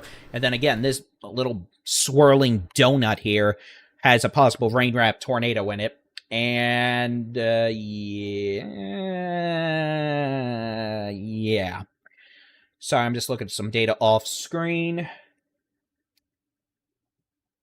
Again, if you want to know what this looks like, here you go. This is Bob. Yeah, it's probably a tornado debris signature right there. Okay, so that's Bob's view looking back north. It's wrapped in rain. Let's go back to the radar here. And again, now we might have a tornado debris signature. Take a look. There's a little deficit right there. Look at that circulation. That is likely a tornado down right now on Highway 174 near Fox Court. Several driveways here, unfortunately, near County Road 1110 Alpha, J.O. Junge Road. This is going to be just north, maybe a mile north, if that, of County Road 1109 Alpha. So again, likely a tornado down right now, north of Rio Vista by 2 miles. 110 knot gate-to-gate shear, very strong rotation. Bit of a donut there, that little green donut in a sea of red, that could be your tornado debris signature. And again, we'll get another radar scan here in just a second, but I do think we have a tornado down right now on Highway 174 between County Road 1110 and 1109 south of Cleburne. And this is not far north of Rio Vista. So those of you in Rio Vista, be in a safe place. The lowest floor, away from windows. Put as many walls between you and the outside as possible. This thing's moving southeast, right towards Rio Vista. And this is south of the lake near Cleburne. Here's the new scan. Again, almost wonder if that's like a little donut right there. We're close enough to the radar. It might be. Let's... you see, there's still that little deficit right there. It's not as potent as the last one. Let's see what the which way the wind mode's doing does. Now, there's still something there. That might very well be a tornado in progress as it moves southeast. So again, we probably do have a tornado in progress right now coming up to County Road 1205 and County Road 1107, just southeast of Highway 174. This is moving southeast towards, eventually, this is going to be moving towards areas very near, just northeast of Rio Vista. Eventually, this is going to cross FM 916 between 174 and 171. So again, very well-defined circulation and a tornado likely in progress right now, maybe 2 miles north of Rio Vista, and this is going to be moving off to the southeast at 25 miles an hour. Cleburne, you're clear from the tornado. Cleburne, clear from the tornado, but you still have heavy rain and maybe some hail. Same thing goes for Keene and Alvarado. We're starting to get some heavy rain and hail back on Highway or Interstate 35W around Grandview to Alvarado. This storm's going to be moving southeast, kind of eventually after Rio Vista. This may be an issue for Covington. It's going to be an issue for Rio Vista, Blum, and Covington. So northern parts, northwestern parts of Hill County, you're probably going to need a tornado warning soon if this doesn't start to chill out. You can see the latest how hard it's raining mode. That hook is starting to wrap in on itself. Let's check the debris signature. Not seeing a debris signature, so that's good at least. Let's see the latest which way the wind's blowing mode. And again, this remains a very well-organized supercell with what we could have intermittent tornadoes with it now. That circulation, again, let's see what the latest scan is. I'll put some roads on here.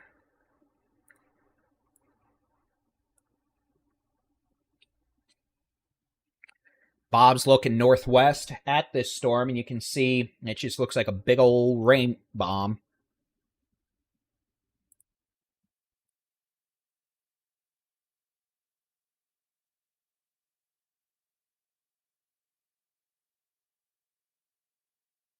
We'll get that latest velocity scan. There you go. And you can see it's not as tight as it was, but we still have a lot of wind energy around this.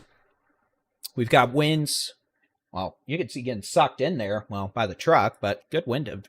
You can see we're getting winds probably, back on the backside of the circulation, about 70 to 80 miles an hour. So even if we don't have a tornado here, we're getting rear flank downdraft winds around the circulation of 70 to 80 miles an hour on 174 north of Rio Vista. That's going to move south into town. We still have inflow, about 20 to 30 miles an hour. So again, this thing still continues to twirl and swirl southeast. Granbury, unless some new storms develop, yes, you're clear. New severe thunderstorm warning. The National Weather Service has issued a new Springtown severe is clear. thunderstorm warning for Ellis, Hill, and Johnson County in Texas.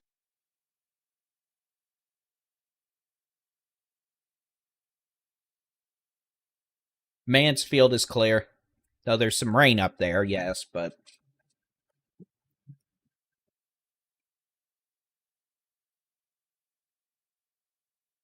So those of you in Rio Vista, be in shelter. Covington, this is heading your way. I'd go ahead and start moving to shelter in Covington as well. That's where this new severe thunderstorm warning's for. They're going for baseball-sized hail, winds to 70. And they probably are going to need to extend this tornado warning down towards Covington here pretty quick. Ralph, thank you very much. Yeah, and that is good to know. So Bob is in Covington right now, looking northwest at this thing. And again, you can see nothing. It is rain, it is hazy, it is wrapped up. This is what we call a very high precipitation supercell.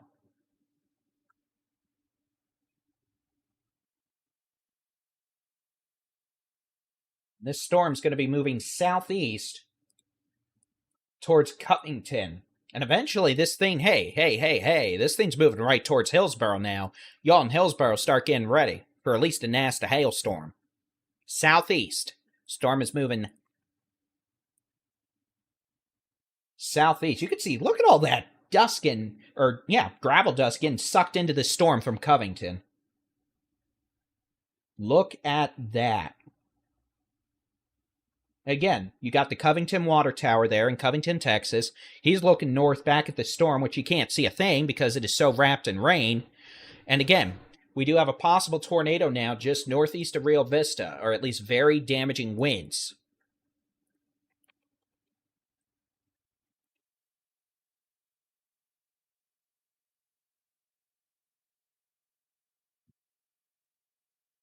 So Rio Vista, it's about to get really windy.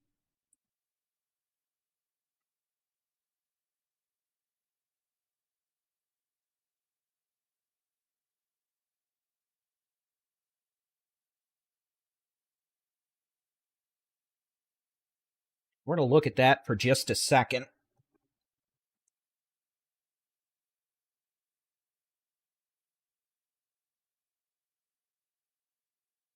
Look at all that wind.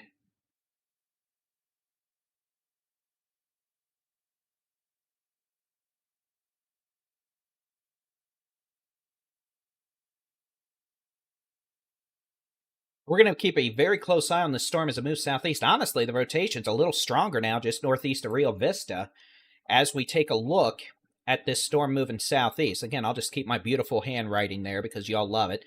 Look, there you go. There's your nasty... Here's your couplet right there, your circulation. Gate to gate.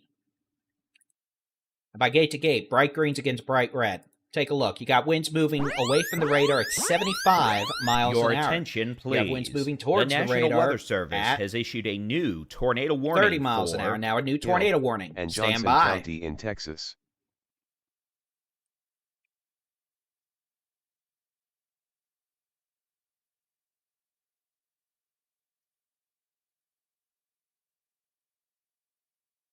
All right, we're going to have a tornado warning now. This is going to include Covington, Itasca, areas east of Blum. You'll see it pop up in a second. This is the storm, how hard it's raining mode. You can see Bob's shot. Bob's actually starting to get a little structure out of that. It's so hazy, it's hard to see. But again, we do likely have a tornado in progress just northeast of Rio Vista. That is moving southeast at about 20 to 25 miles an hour. As that continues, well, guess what? There's a shot from Bob. Let's take a look.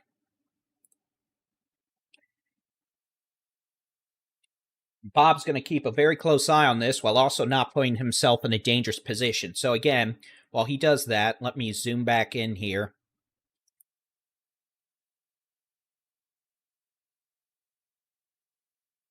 He's showing his position on radar. So here's the radar just northeast of Rio Vista. There's your circulation. Gate to gate right there. Possible tornado now on County Road 1205, just north of 1102, south of 1107. There you go. Back zooming out, your tornado warning. This storm is moving southeast, 25 miles an hour, towards Covington, Itasca, and yes, if this continues, it is going to make it to the city of Hillsboro. So y'all pay attention in Hillsboro.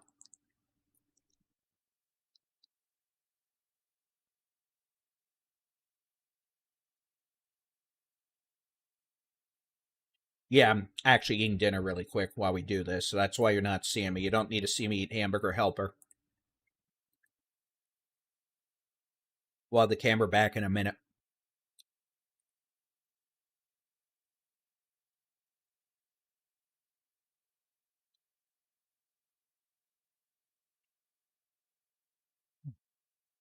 So again, zooming out, we have the only other severe storm we have is way down here in Valverde County, well northwest of Del Rio. That's a halo. We have no other severe storm issues in Texas right now. And, hopefully it stays that way.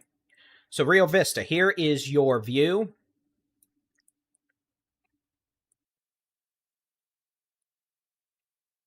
And again, we're keeping a very close eye on things here. We've got Bob Pack. He is in Covington looking back at this. What is probably a tornado. We're watching his footage very carefully, but again, it's very difficult to see what's going on right now. Unless you want to sit up in it and lose every window you have.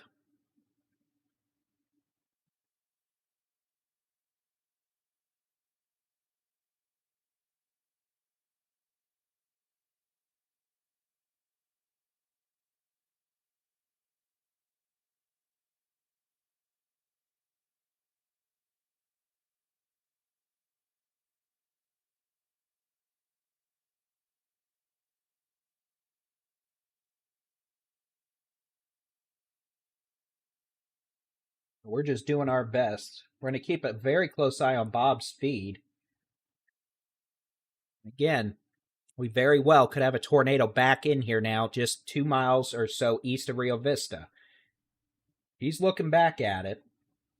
And again, it is so hazy. You just cannot see anything unless you're right up in it. And, well, there's not really any point in trying to do that. So Covington, go ahead and move to your safe place. It's going to be the lowest floor, center room, away from windows. Put as many walls between you and the outside as possible. In a sturdy site-built structure, just like that Casey's gas station.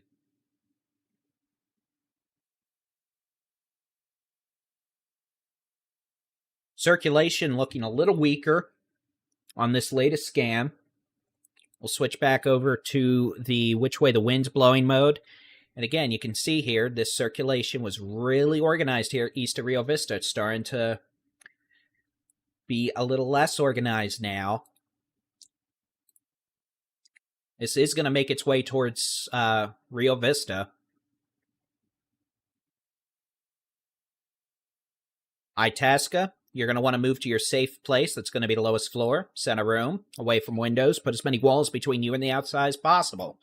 No mobile homes, no trailers, no vehicles. Sturdy site-built structures, the best. And this is riding down 171.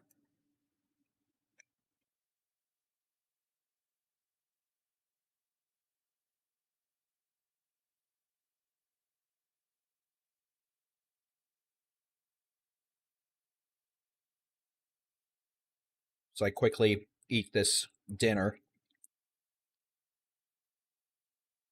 To those saying it's rude of me to eat on stream, well, that's why I turn my camera off. And, I've been live nonstop for 6.5 hours. Exactly when am I going to not eat? So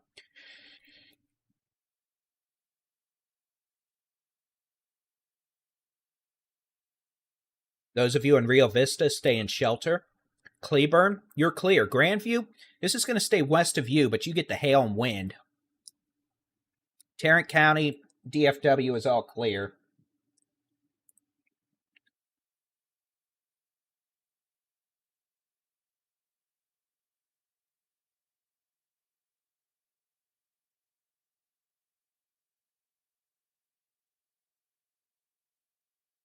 We're watching Bob's cam with interest. You could see a lot of rain, hail, back there in the background behind the water tower. Some lightning. But otherwise, again, we have a storm north at Ranger, a little small hail with that, nothing bad. DFW is clear. Then the only other storm we have right now is this one way down in northwestern Valverde County. Could eventually pass north of Del Rio with hail. Otherwise, this storm moving southeast, away from Cleburne, away from Highway 67, down Highway 171 towards Hillsborough, continues to be capable of producing very large hail. It has a history of softball-sized hail, though at this point, probably closer to golf ball to tennis ball. Damaging winds over 70 miles an hour, and the potential for a tornado.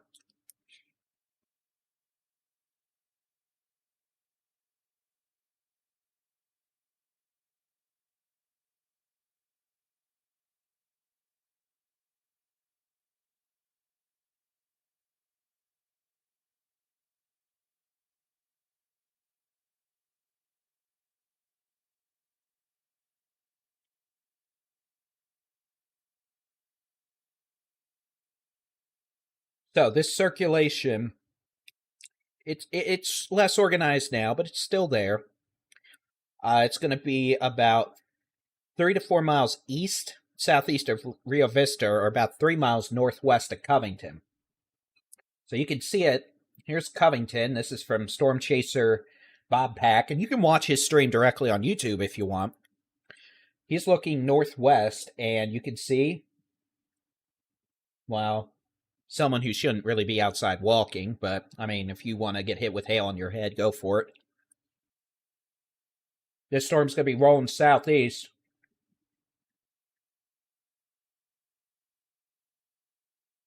You can see the NOAA severe weather researchers there, those mobile mesonet vehicles, weather stations on the roof. Then again, Covington, it is about to rain and hail. Now, the tornadic circulation, not as impressive now in the last few minutes. That area of rotation has decreased, but we're still getting a lot of wind out of this. Could have winds 70 miles an hour at least as this storm moves southeast. We still have some storms with heavy rain and small hail back in the Bono area southwest of Cleburne.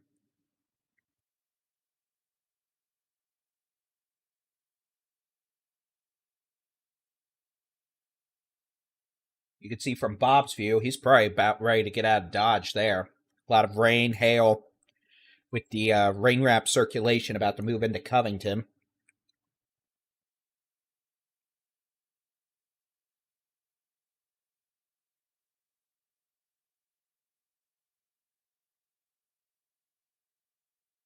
Back to the how hard it's raining mode. It's raining now in Ellis County. It's just rain and lightning. No hail, no tornadoes.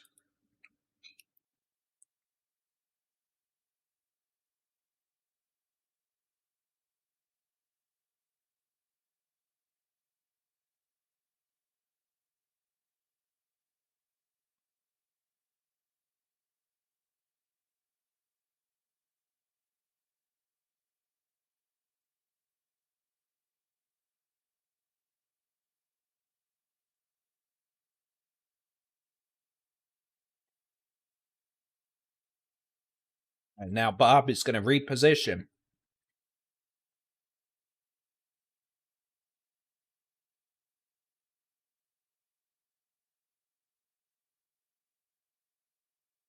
Now let's take a look. You can see he's looking north from Covington. A lot of rain.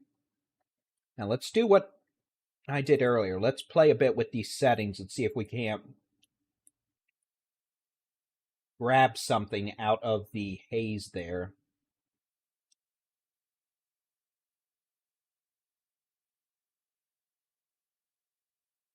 Besides really spooky lightning. So Bob's in Covington looking north. He's probably about to, lightning barrage in Covington. Move south. He's going to get the heck out of Dodge. And this is, again, rolling south right into Covington right now. Here's the radar. You can see it's this area of very strong winds and hail moving southeast into Covington. Again, that rotational signature has weakened considerably, but we still have a lot of strong wind with that. Why were we stopped at a blinky yellow light, Mr. Pickup Truck? You can see those winds being whipped around on the road behind him. And again, this radar is showing winds still 80 miles an hour, about to rotate in. Oh, that's earlier. Stand by. There you go. That makes more sense. You still have very strong winds of 60 to 70 miles an hour about to rotate in on the backside of this Covington circulation. In Covington, again, it's about to be very rainy. You may get some hail. You're going to get strong winds. The tornado signature is a lot weaker than it was earlier, so that's good. But y'all are still going to get slammed by some real strong winds here in Covington. So good for you for being in shelter, Summer. You're doing the right thing. Y'all are going to be good to go here soon. Better to be prepared. Don't be scared. Don't be scared, be prepared. One way or the other.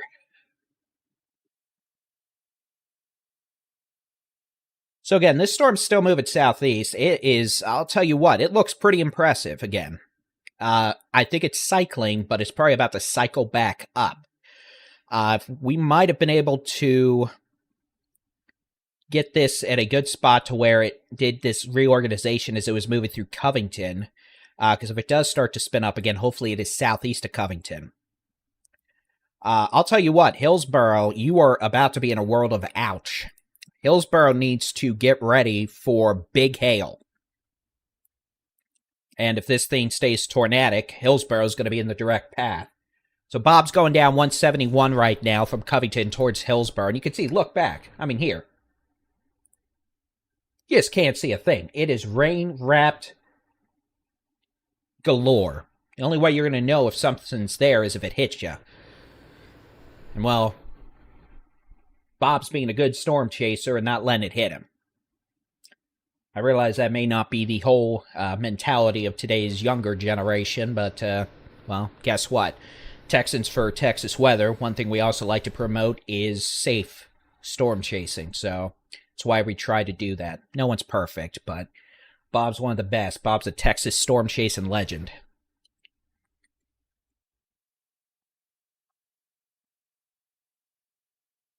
So, Hillsborough, let's talk about y'all, because y'all like to be the center of attention when it comes to the stuff. Not really, but Hillsborough, probably about 750, 755. Covington, that circulation's rolling into town right now.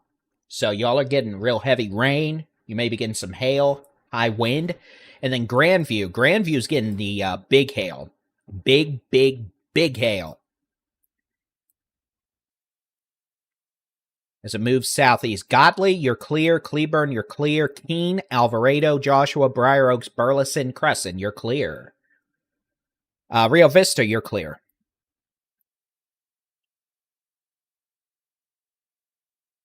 Up north, there's nothing going on. A few showers. That's it.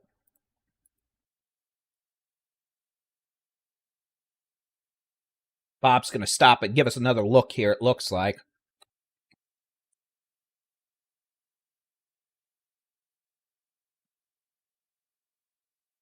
We're going to watch carefully here. In Covington, this circulation is right over town. So if we had a tornado, it'd be right over town. Now, the good news is, I don't see a bona fide tornadic signature right now. There's still rotation, and y'all in Covington are getting slammed with winds on the rear flank downdraft. But the good news is you're not getting, well, spooky tornado signature right now. Clearly, we still have a hook, and the hail indications are going nuts again with this. This storm has a nutso hail indicator again. And for what it's worth, we do have a storm developing back to its northwest, back west of Rio Vista. That's starting to show some indications of hail. Southwest of Cleburne.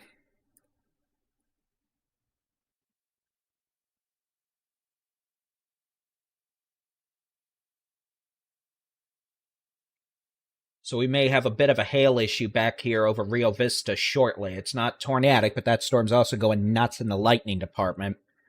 Back west of Rio Vista. So we're going to have to watch that.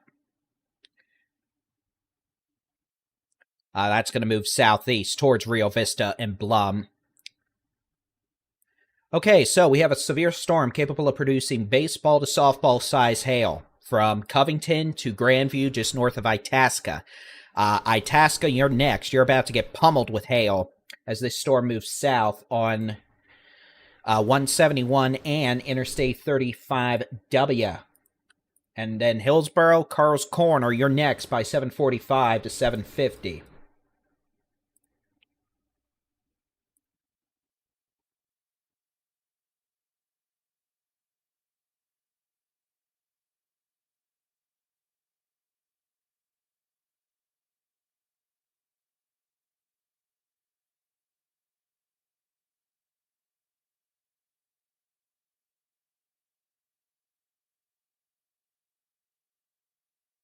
We're going to be watching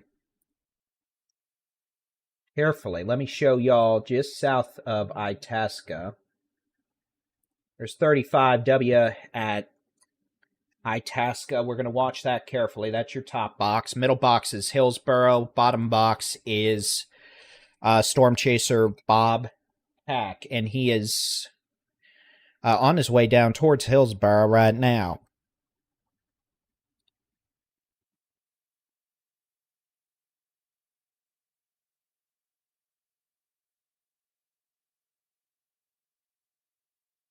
So Covington, y'all are getting wind right now. Y'all might be getting some hail. And Itasca, you're about to get really big hail. Grandview, you got the hail. And then this is moving down towards Carl's Corner, the Buc-ee's on the north side of Hillsboro, and 35E, 35W split. Now, what does Bob have?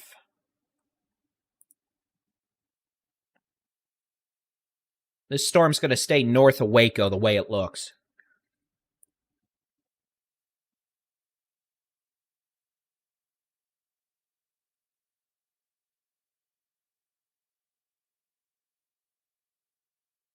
Here's the view from Bob. He's looking up 174. And you can see a lot of hail, a lot of rain, some dark clouds. You can see some cloud motion as well.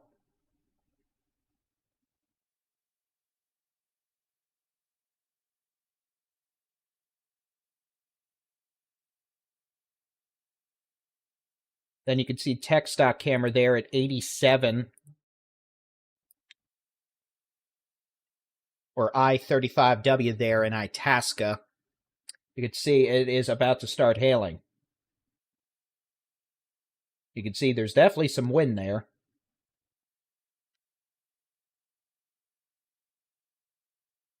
Report of 2-inch hail near Grandview.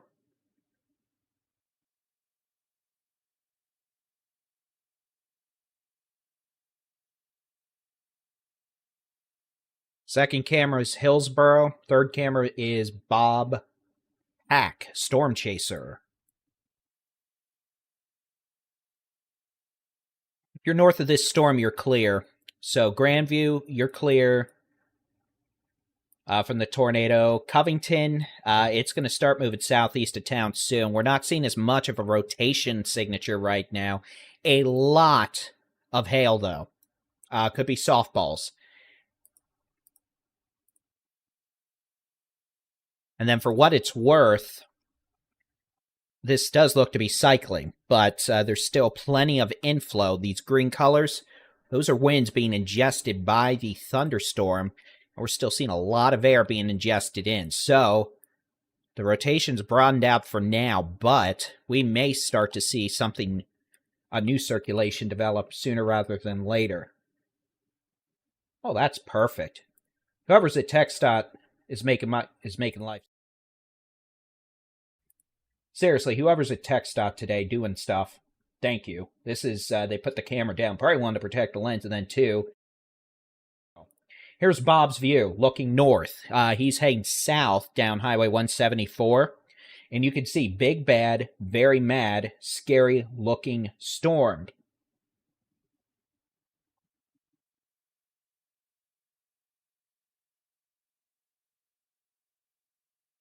Very scary. You can even see some green back there. Now back to the TxDOT cam. This is an Itasca, 35W in Itasca. You can see hailstones starting to bounce on the ground there. You can see lightning. You can see some occasional hailstones, and they're going to get worse. So we're going to be watching that very carefully. And in case you want to know what it looks like, here's your real-life reconciliation. Here's Itasca. Notice the radar says it's about to be a big, bad, very mad. And it is. So again, TxDOT, whoever's there helping with these cameras today to, you're doing great. Thank you. Seriously. Shoot me an email. I'm going to send you some gear. I cannot express how much we appreciate these views from these cameras. It really does help.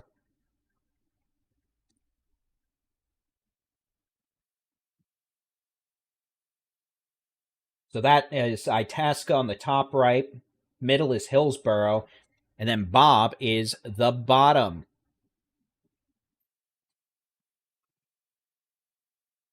You.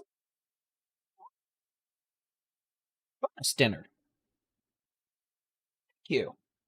All right. So let's go back to Bob's view. Bob Pack. And I'm going to make a song for him at some point. The heck? He's probably not going to like it, though, but it's going to be a song. All right, so here's the view from Bob, looking back northwest towards Itasca and Covington with this storm. You can see it's a big old high precipitation blob of doom. And, ooh, we got hail falling on the camera.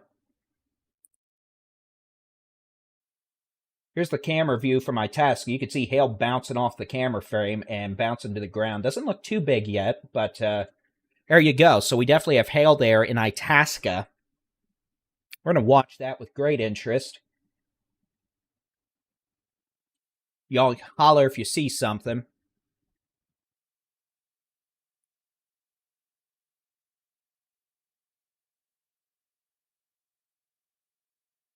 All right, so back to the which way the wind's blowing mode again. We might have a new circulation trying to develop here, but it's not there yet. Hail-wise, this thing remains big, bad, very mad. And as we see by the TxDOT camera on the top right of the screen, you can see the hailstones bouncing off. Well, it's getting busy. We also have a new storm back west of Rio Vista. That storm is moving southeast as well, and that is starting to produce quarter-size hail at least. That's going to be crossing over Highway 174 near Blum. So Blum to Copperell, you now have issues with hail from a new storm that has developed farther to the west. Jay Hampton, thank you very much. We'll take a look at that here. And then here's the which way the wind's blowing mode. Hail increasing there in Itasca on the TxDOT cam. And again, these storms are all moving southeast. So Hillsboro, you're in for it, especially with this new storm over Rio Vista. We have no other storms in North Texas, and I don't think we're going to really see any. Well, I say that. It's not severe, but by definition, we do have a little baby thunderstormy out here near Henderson now. Not severe at all. Now, quickly, yeah, storms are moving south. Look at that view from Bob. Let's quickly look at the hail. In Itasca, you can see hailstones bouncing off the camera there. Not seeing like softballs or baseballs yet. We'll watch, though, as that camera, or that's, check this out. That camera, by the way, was, Itasca was saying don't see softballs or baseballs yet, but you can definitely see hail bouncing. Here's the view from Bob. Oh, look, I'm a levitating Dave. And you can see that very spooky looking clouds, right? So we're going to keep an eye on that. We'll go back to this. Hailstone's starting to get bigger on that camera, and it almost got struck by lightning based on the way the screen freaked out while y'all weren't looking. That's usually how life works, right? Okay, so this storm is moving southeast. Those of you in Carl's Corner, Mertens, Hillsboro, Bonham, guess what? You're going to have an ouchies. This storm is moving southeast about 25 to 30 miles an hour with the potential of damaging straight-line winds over 70 miles an hour, the potential of baseball-sized hail, and, it has intermittently produced tornadoes. And all this activity is moving southeast. And we also have a newer storm back off kind of to the west. This is going to move towards Lake Whitney, Whitney State Park, Blum, from Rio Vista. Navarro County, out here in western Navarro County, this is heading your way eventually. It may thread the needle. So those of you out towards, maybe Mertens to Frost, I know that's right on the line of hill in Navarro, watch it carefully. But the hail indications, I'll tell you what, this thing continues to be a big, bad, very mad. And the worst of the hail is just northeast of Itasca right now. I'm going to try to put a 3D view on this.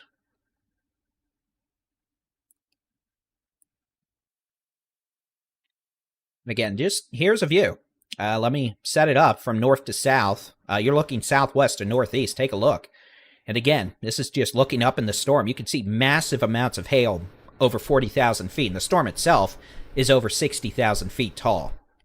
So, very well-defined supercell. And it continues to move southeast at about 25 to 30 miles an hour with the potential of baseball-size hail or larger. A trailing thunderstorm now extends back from Rio Vista to Blum, and that storm's going severe quick. Like the hail core, and that's almost as bad as this one over Itasca. So we now have two storms with probably baseball-size hail. One about to move into Blum from Rio Vista, just north of Copperell, moving southeast along the river towards Lake Whitney, Whitney State Park, and the community of Whitney. And then Hillsborough, you get another storm. Here, let's do this. We're gonna play hopscotch cameras for a second. So we're gonna put Bob up top.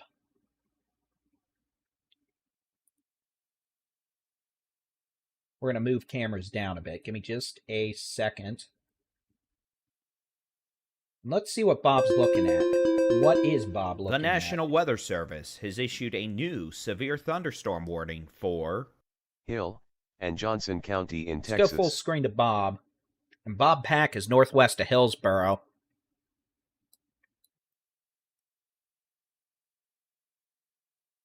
And again, it's very hazy. You got scary looking clouds. Just looking back to see if we can see anything.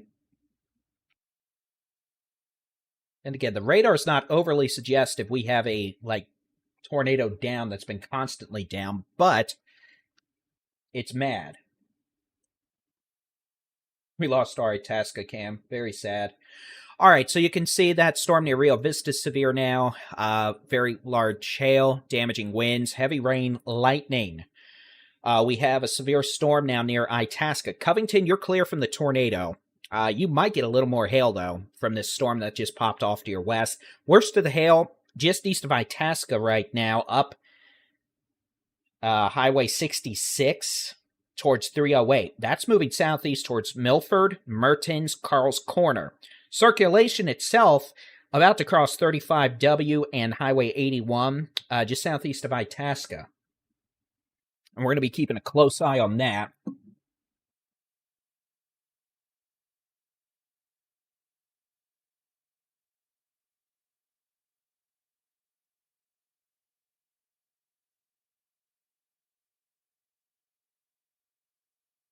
Bob's giving us some cool views right now.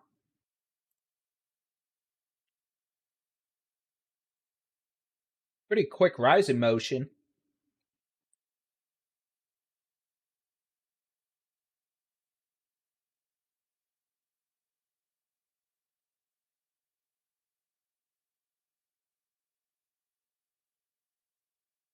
Interesting. I'm going to keep a close eye on that. That's Bob's camera in the top right.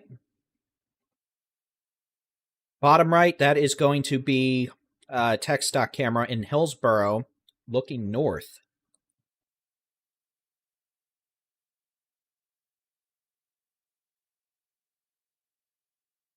Yeah, Milford, y'all are getting heavy rain and lightning right now. The worst of the hail hopefully will stay just to your west, but it's going to be close.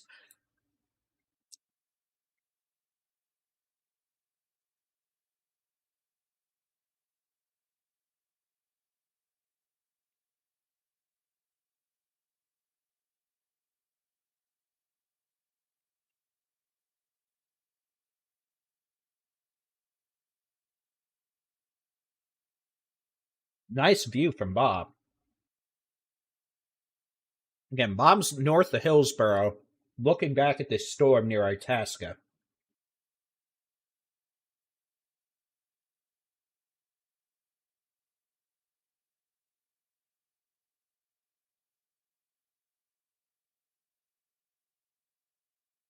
These storms are moving southeast at about 25 to 30 miles an hour.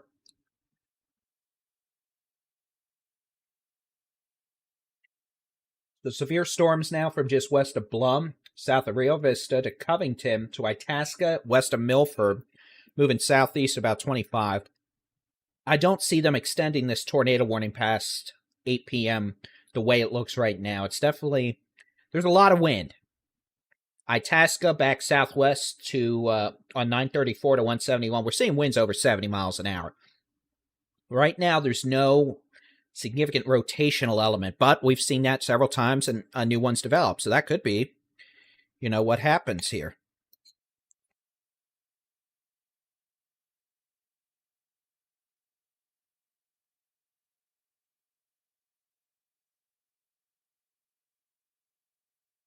Bob the Chaser. Can he chase it? Bob the Chaser. Yes, he can.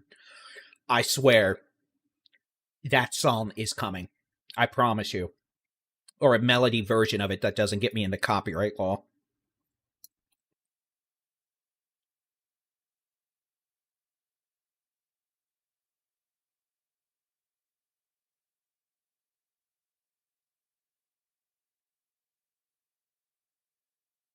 So let's take a look at the wind element.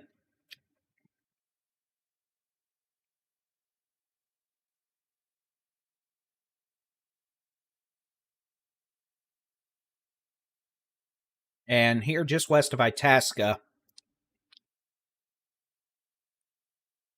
we're showing winds of 65-ish miles an hour.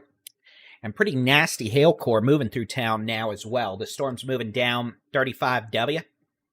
With rain extending all the way to Milford, by the way. Lightning galore. We're even getting lightning.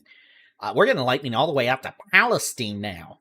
We're getting lightning strikes from this storm 75 miles away to the east. So we're getting lightning strikes all the way out to Corsicana. We're getting lightning strikes all the way out to Mildred, Richland, even Tennessee Colony.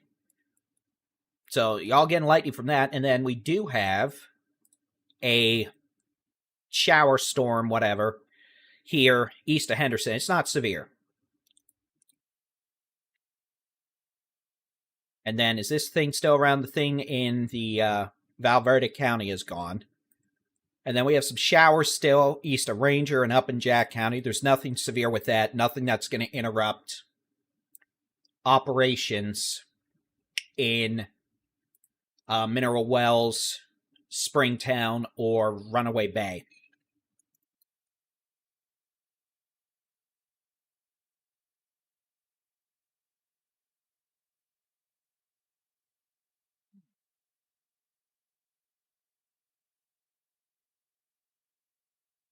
All right, we do have a new circulation developing now. Like I said, it was cycling, and now we're about to see that hook swing back out. Let me show you what I mean. See how that hook just swung out there on that latest scan? Starting to see that southeast of Itasca. Again, Covington, you're clear from the tornado issue from this. It's southeast of town. Itasca, you're getting the hail. The rotation is southwest of town, closer to 171. But again, yeah, we're about to have an issue. Let me show you which way the wind's blowing, Moan. Again, inflow increasing here. Yeah, we're going to have a new tornado issue here pretty quick here, moving towards the 35W, 35E intersection. This is still west of 81, east of 171, about 4 miles west of the airport here, just northwest of Carl's Corner. So we're going to have to watch that carefully. That tech stock camera on the bottom right's looking north towards that area. But again, we've seen, guess what? It doesn't matter. There's just no stinking visibility today.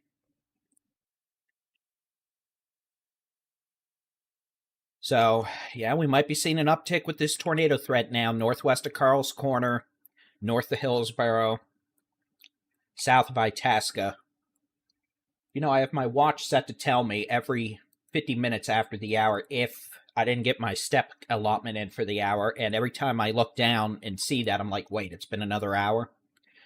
All right, so we do have a tornado watch now in effect until 1 a.m. Parts of the northern Brazos Valley. This includes Waco, Marlin, Hearn, Trinity, Crockett, Palestine, Fairfield, Groesbeck, Gun Barrel City. So that's an extension of the tornado watch for these storms until 1 a.m. And let's pray that's not going to be until 1 a.m. We started at 1 today. All right, let me press some buttons here. Now, TxDOT, if somehow you're listening, if you could turn that camera there on 35W, just north of the 35 split, if y'all somehow could turn this camera at County Road 4285 to the north, that would be a little helpful. Here's Bob's view.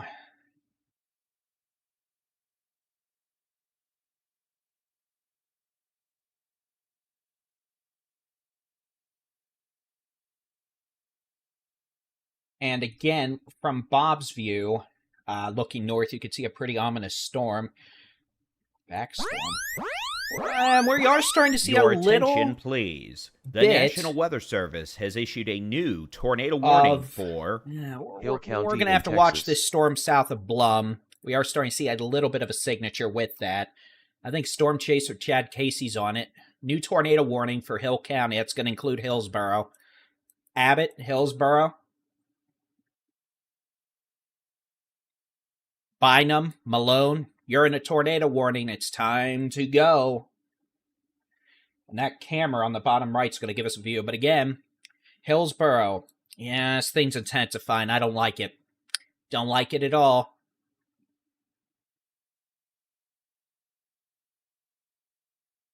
Honestly, that bottom right camera looking north is probably going to give us a pretty good view at some point. By the way, if you're at the Buc-ee's in Hillsboro, you're in the uh-oh zone. It's time to take shelter. Go take shelter in one of the, 300 bathroom stalls. So, we have a new tornado warning. Intensifying circulation now is developing. This is not too far north of Hillsboro, moving right at Hillsboro. So, we might have to start increasing the uh-oh voice here. Yeah, I don't like that. Those of you in Hillsboro, this is a call to action for you to now take your tornado safety precautions. It's going to be lowest floor, center room, away from windows. Put as many walls between you and outside as possible in a sturdy site belt structure, and Buc-ee's.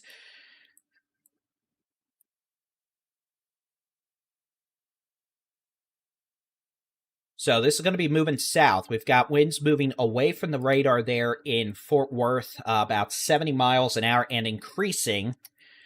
That's going to be 70 to 75 miles an hour. We got winds moving towards it about 40. So this thing is ramping its happy self back up again as it moves south towards Hillsboro, which I believe is exactly where Bob is right now. Bob is in Hillsboro. He's probably going to get on the interstate and get a view. Or on 171. Bob the Chaser.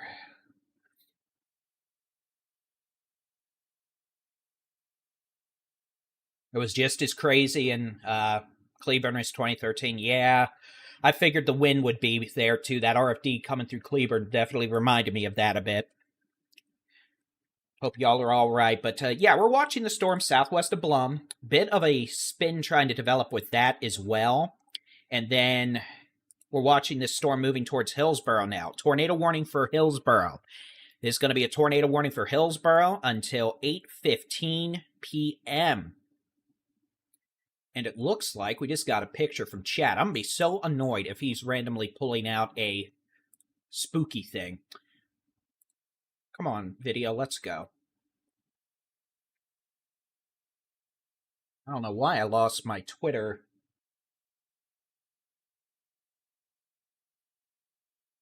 box from this.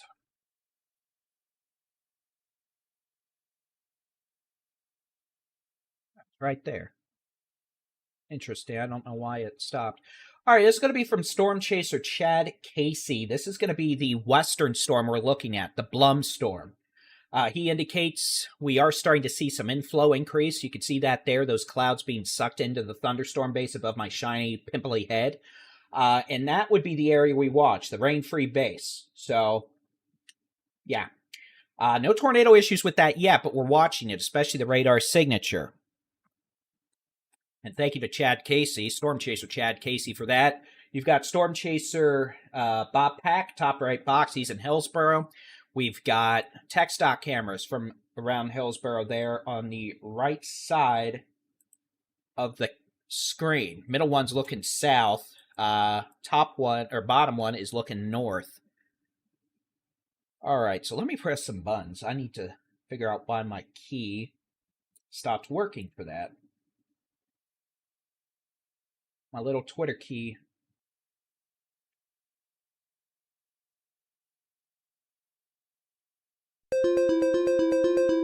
The National Weather Service has issued a new severe thunderstorm warning for Ellis, Hill, and Navarro County in Texas.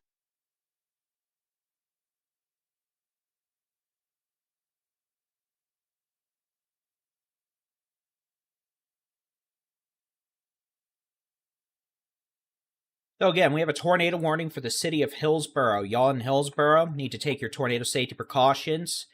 Lowest floor, center room, away from windows. Put as many walls between you and the outside as possible.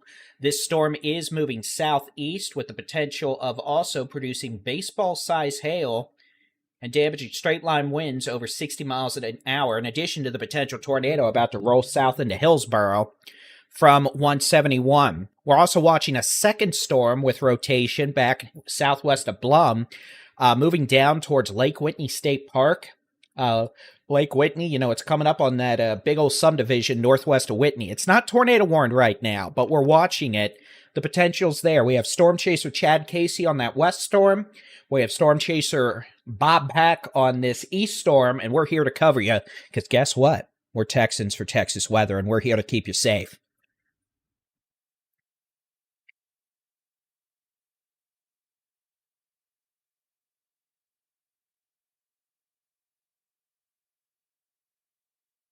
All right. Not that.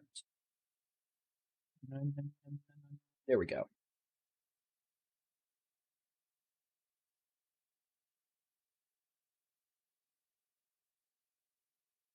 All right, so we're watching Bob's feed. Again, Bob is in Hillsboro. Staying out ahead of this storm. Chad is on the storm near Blum, and again, we just showed you video from Chad a couple moments ago. We're going to keep an eye on that. Tech stock cameras in Hillsboro. Looks like Bob's about to play race with the tractor trailers. That looks enjoyable. All right, so I may end up putting a tornado warning on this storm near Whitney soon. So honestly, there's two storms here we need to watch. One, Hillsboro. You've got a circulation now coming up to Highway 579 and 81. So really, like half a mile west of Buc-ee's. That's going to be moving southeast, south-southeast at 25 miles an hour. Those of you in Hillsboro, within the next 5 to 10 minutes, this is rolling southeast into town. Those of you in Abbott to Bynum, you're next after that. The potential not only for a tornado, but the potential for baseball-size hail, damaging straight-line winds over 60 to 70 miles an hour. We have the western storm now, which is becoming more of a problem. I mean, that's definitely not a good look. So we have two storms that, I mean, yeah, you got that, you got that. Western storm is weaker rotation for now, but it's trying. And Storm Chaser Chad Casey is there, which automatically increases its possibility of being a problem by quite a bit. Jason, if you're watching, one, please have a safe drive home, and two, we might have to restart the Facebook feed when we hit the 8-hour mark. I don't know if we're there yet. We're probably getting close. Hillsboro storm is hitting the tech stock camera. This is the north sides of Hillsboro, just north of the 35W split there. And you can see that thing's just all sorts of mad. Reports of tennis ball size hail from Itasca. And we do note we are seeing a few storms develop back west along this boundary. We're seeing storms now from north of Walnut Springs, northeast of Hico, north of Iredell. If those storms develop, they could become severe quickly with hail. Hillsborough, again, those of you in Hillsborough, you need to be in a safe place. And honestly, those of you, those of you near Lake Whitney State Park, if you're at the park or Whitney down here, get to a safe place, sturdy site-built structure. We are definitely starting to see a little bit of uptick here on the potential rotation. I just don't like the way that looks. It's kind of one of those things. So Hillsborough, please be in a safe place as well. This thing's trying to ramp up. It has a lot of spin. It just hasn't consolidated yet. But if it consolidates, like a ballerina bringing their arms in, guess what? This thing is going to spin and is going to produce a tornado. You can see dust looking north from the Hillsborough camera.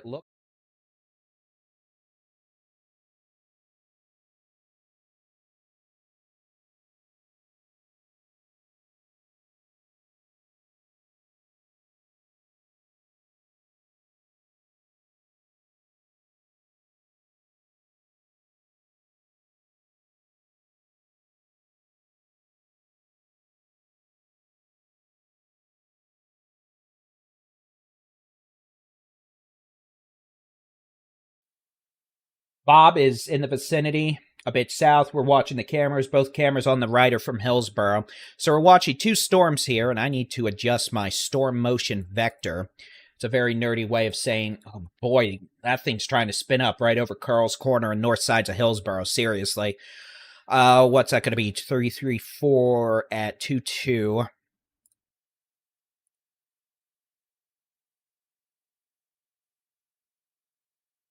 All right, let's try that. That might help a little. So again, here's the rotation over Carl's Corner to north sides of Hillsborough. Again, I don't like that. This thing's trying to tighten up.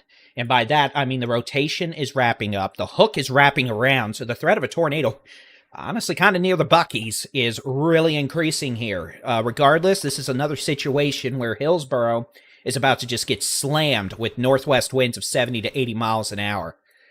So, yeah, I know the audio goes away on the camera. I'm sorry. I'll work on that. I can probably add my face to it real quick, and I won't do that.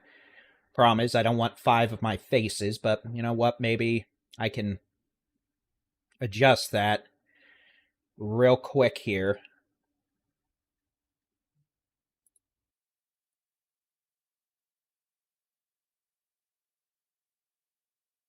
Yeah, I can do that. So again, you're looking north from Hillsborough, miles south of the Buc-ee's.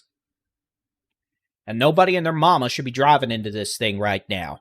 You get your phones going, yippity, yippity, yippity do. Guess what? That's for you. Don't drive north into this. But look, it is what it is. I gave up on that a long time ago. You can just do what you can do. Bob's somewhere down there getting gas. And again, this thing is trying to tighten up right now. You can see looking north from Hillsborough there, bottom right camera. Middle camera there is right at, where we're seeing some pretty strong rotation. And look, you have no visibility here on 35W. This is stopping, you got an 18-wheeler stopped on the inner shoulder. That's pretty dumb. Don't do that, people. That's just a good way to get hit. So this is I-35W just north of the split. This is 35 looking north from Hillsborough. And again, very concerned here. We have a developing tornado right over Hillsborough, at least the north side's near the Buc-ee's. Back to the camera. And y'all holler if you see something. The National Weather Service has issued a new severe thunderstorm warning for Hill County in Texas. Here's your how hard it's raining mode. That hook wrapping around. Here's your velocity mode. Again, the only saving grace right now is that velocity. Those very bright pinks and those blues have not come together and touched. That's when it goes gate to gate. That's when we get a tornado. And this thing's trying really hard right now to do that. So those of you in Hillsborough to the Buc-ee's to Carl's Corner, especially north and east sides of Hillsborough, we need you to be in a safe place. This could put a tornado down at any time, and it will likely be wrapped in heavy rain. This is going to be moving southeast. Regardless, here is a different way to look at this. We're going to have very strong winds in Hillsborough. Could be 70, 80 mile an hour winds out of the north here any second as this activity moves in. In fact, here, take. Look at that. Look at those rain curtains moving from left to right there. Look at those wind. Look at that wind. Nasty winds there on I-35 in Hillsborough, a mile south of the Buc-ee's. Look at that wind moving from left to right there.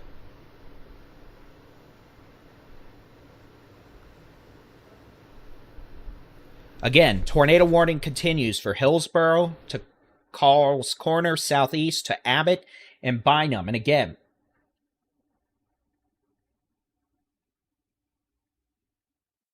what the heck is that car in the shoulder doing?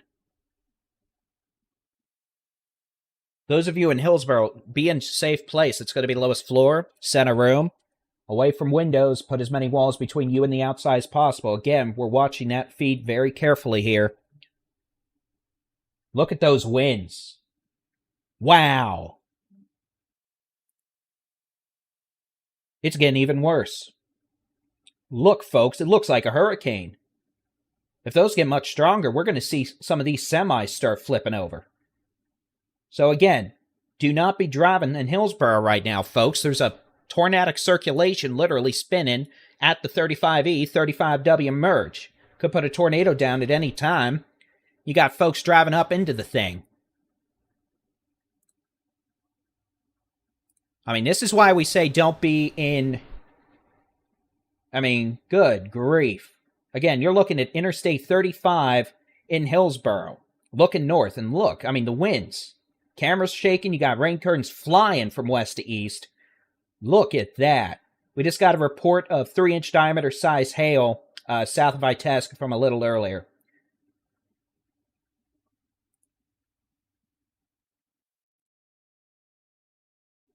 Here's the camera north of Hillsborough, 35W. Again, here's the velocities. Again, you've got a very large area of circulation here, bringing very strong winds into the city of Hillsborough. Winds could be over 80 miles an hour moving into Hillsborough right now. Moving south-southeast. That's probably what just hit that tech stock camera. You can see that camera there on the bottom right. That's a mile south of the Buc-ee's there, right where these high wind velocities are showing up on radar. All right? Now, circulation.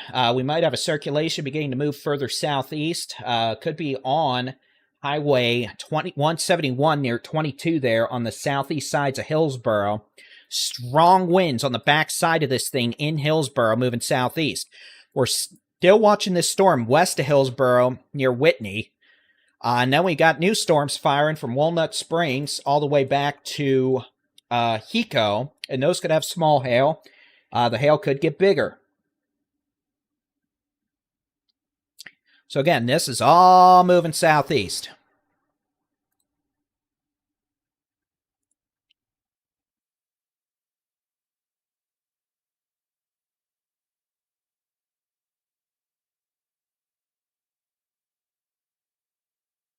Hope the beaver survived at Buc-ee's.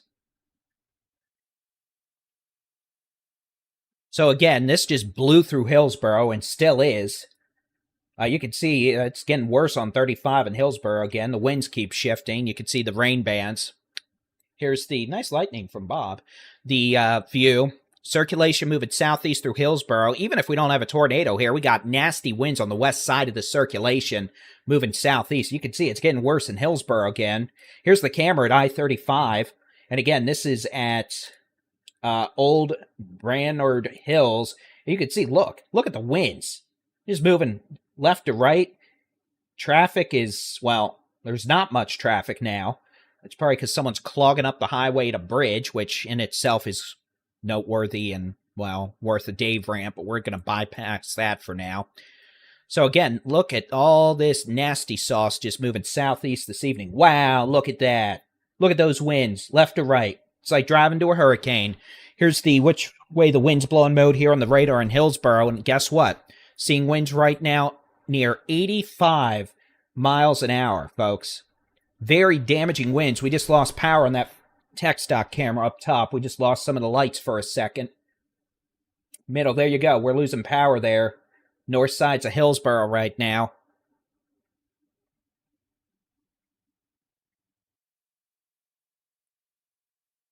A lot of those lights keep going on and off, and just, I mean, wow. Very, very dangerous right now in north and east sides of Hillsboro. You're looking at a hurricane wind event moving across I-35 in Hillsboro. Take a look at that, ladies and gentlemen. That is nasty. Those of you in Bynum, you need to be in a safe place. That's going to be the lowest floor. Set a room away from windows. Put as many walls between you and the outside as possible. This circulation, this storm now moving southeast towards Bynum. Rain wrap circulation. Kind of trying to tighten up here right on 171 at 22. And again, those winds in Hillsboro are flying east into this circulation. And then, well, ahead of that, you've got inflow. So that's what you're seeing. Those were winds on the back side of that circulation as well.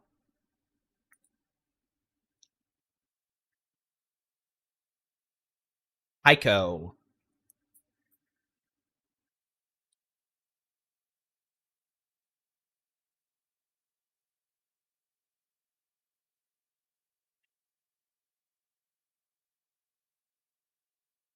So you're watching Storm Chaser Bob Pack's live feed. He is a bit south of Hillsboro, looking back at the storm.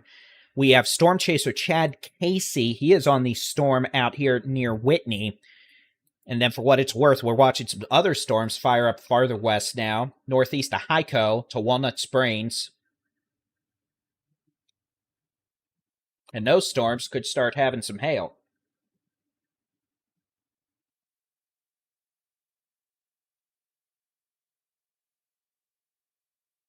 Coming up to 8:12 p.m., I'm Texas Storm Chasers Baldy-in-Chief David Reimer. We're continuing our live Texas severe weather coverage. Texas weather by Texans, or Texans for Texas weather. Take your pick of the day. Again, Hillsboro's still getting clobbered with wind. Those of you in Hillsboro, stay in shelter. Circulation now is exiting Hillsboro to the east, moving towards Bynum, Highway 171. We're going to be getting some hail in Milford and Mertens. Watching this storm coming into Hillsboro now from the west towards Whitney. It's kind of looks like a bit of a storm merger here ongoing, which makes things complicated. But we're going to have to watch for hail. Hillsboro, you may get another round of hail depending on how far east this western storm arrives.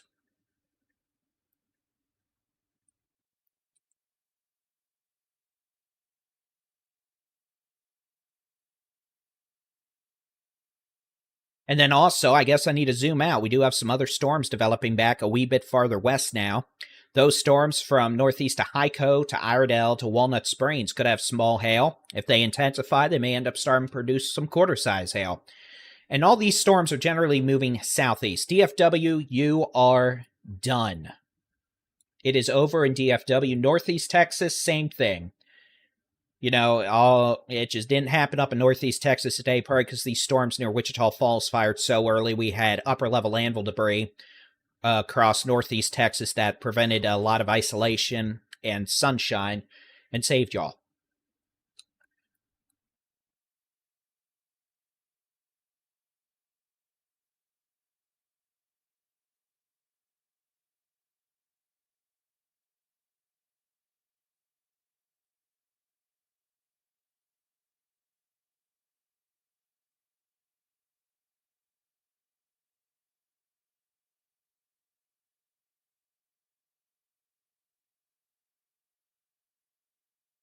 Boy, Hillsboro's just getting lightning galore now off those cameras.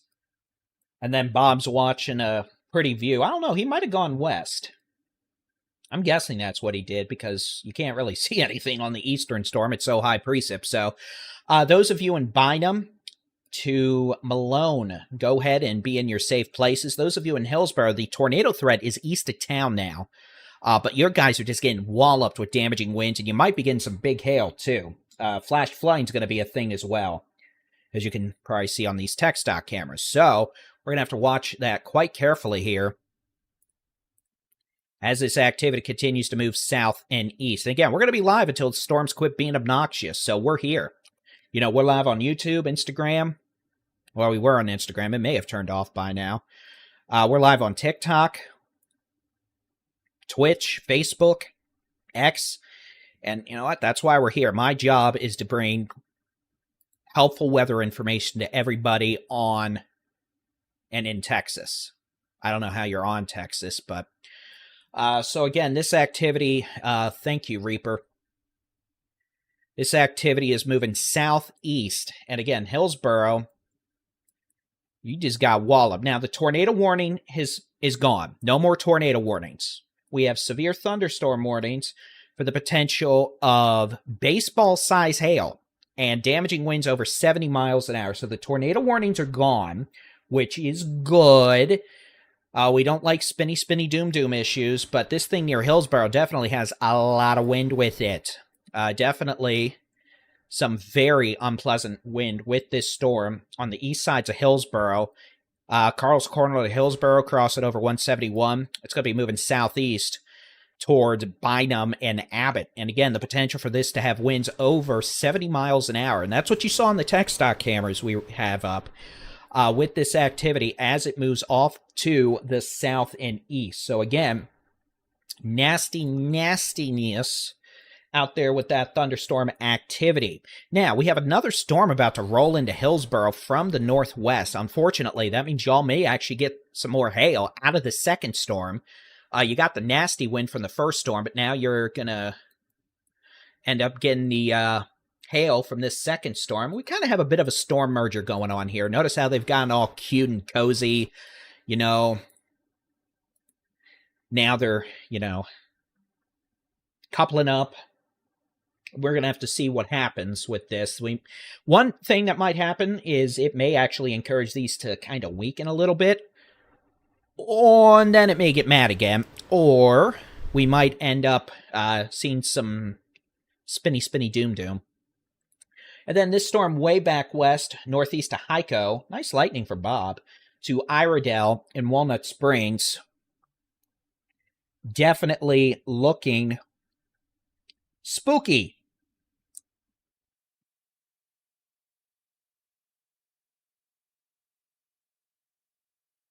And yeah, we've got major damage on the east side of Mineral Wells.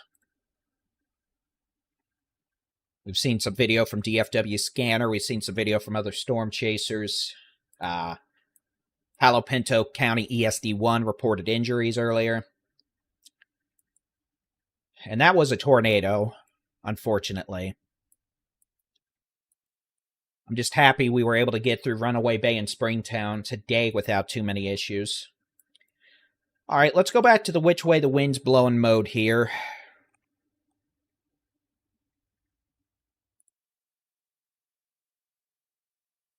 And we're looking at some very strong winds of circulation near Bynum and some very strong winds just west of Hillsboro. Both these storms are merging. It's what we have going on here. So as this occurs, these storms are going to keep moving southeast towards Hubbard, towards Dawson, Mount Calm, Penelope, Malone, Purden, Coolidge, Prairie Hill, eventually maybe Mahia, down in Limestone County.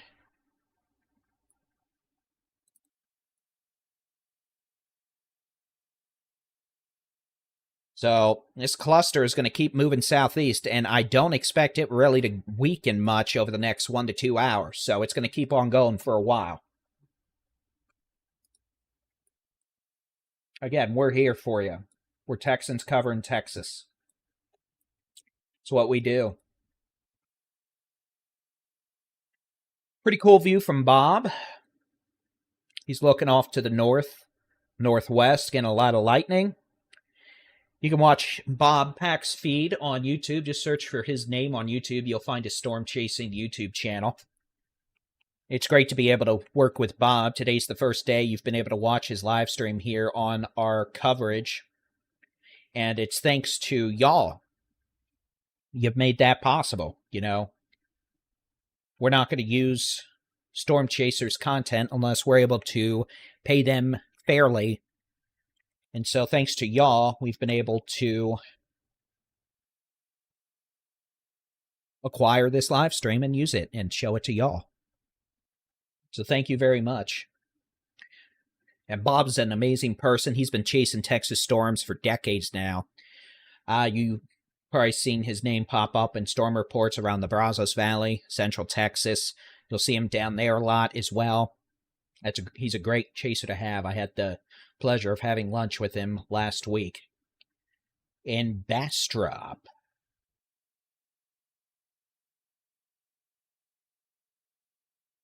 All right, Hillsboro, you are getting pummeled with heavy rain, hail, at least some hail, quite a bit of heavy rain. Let me show y'all the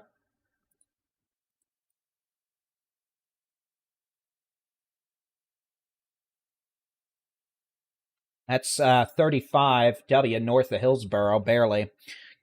Bottom right side, then you've got Bob Shot.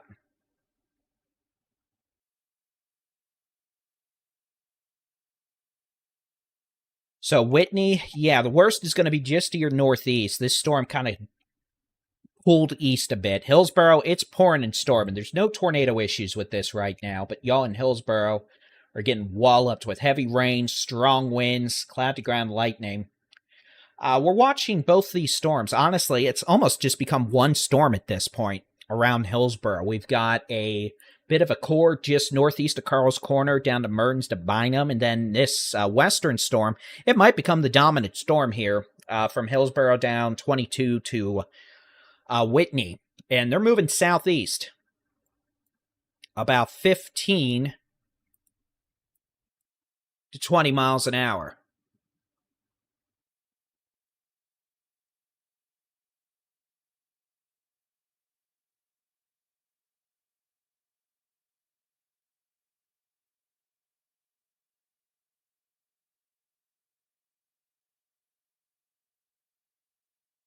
And a big thank you to our amazing moderators, Scott and Sarah.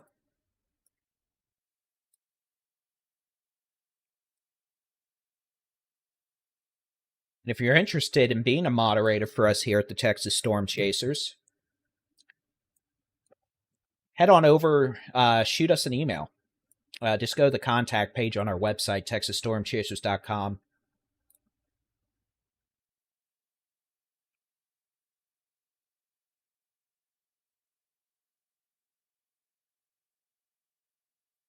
Yeah, the TikTok feed probably did end.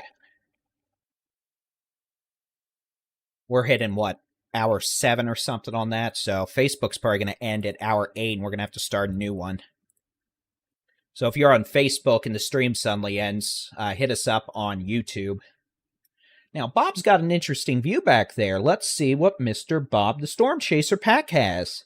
See that? Now, I hate to call out cloud features that I can't see easily, but Bob might be looking at a bit of a wall cloud back there. I am assuming he's looking at the storm from Abbott looking northwest towards Whitney. So that might be what Mr. Bob the Storm Chaser pack is looking at. And yeah, I'm going to make a song.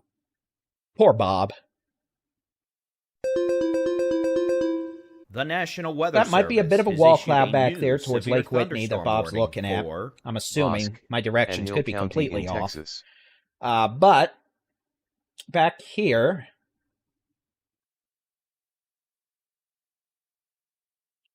we definitely are monitoring these thunderstorms still. We have no tornado warnings, by the way. I want to make that clear. No tornado warnings. The storm from northeast of Hyco to Iredell Walnut Springs is now severe.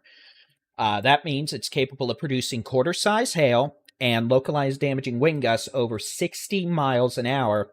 And this activity is going to be moving southeast at about 25 miles an hour.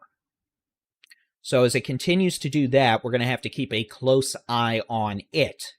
And, I've got, 1, 2, 3, 4, 5, 6, 7, 8, 9, 10, 11, 12 monitors here. So I need to put a camera here, just so when I'm staring at this monitor, y'all can see my face and vice versa. Howdy.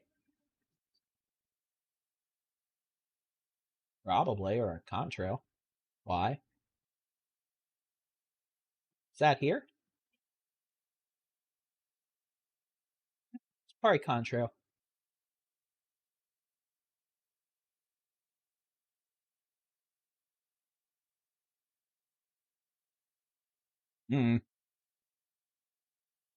So activity is going to keep moving on southeast over the next several hours. Well, at least few. And again, about 25 miles an hour. Main threat with these strongest storms is going to be hail. And some of these hail sizes are still pretty big. We're looking at golf ball to at times baseball. The storm northeast of Hillsborough to Carl's Corner had a history of baseballs. I don't know if it's doing baseballs right now, though. The hail indications have really come down. Oh, look at that. I saw that. I was looking at Bob's shot. Here, you know what? I wonder if I can do a horizontal reverse on this so it actually makes it look like I'm looking at the cameras. Boy, that's a nasty looking wall cloud Bob has.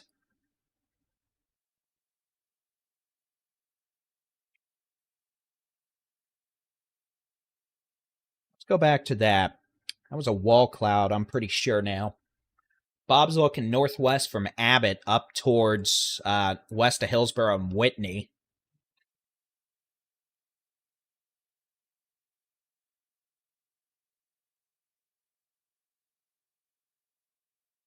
And that's a wall cloud back there that Bob is looking at. Let me see if we can't brighten this up a little bit.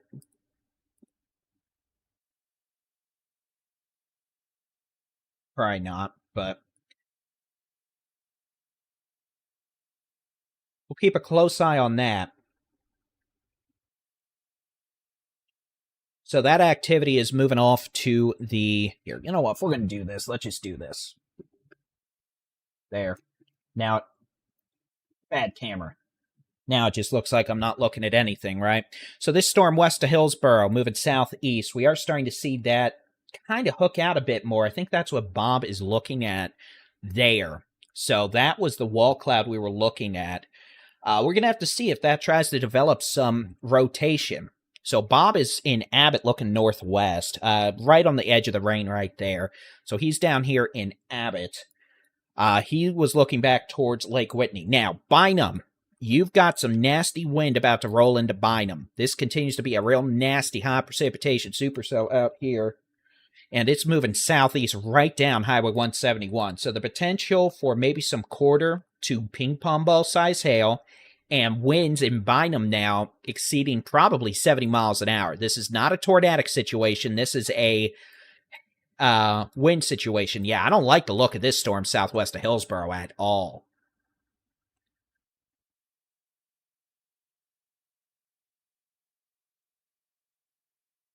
Ghost and Padfoot, thank you very much for your generous super chats. Appreciate it.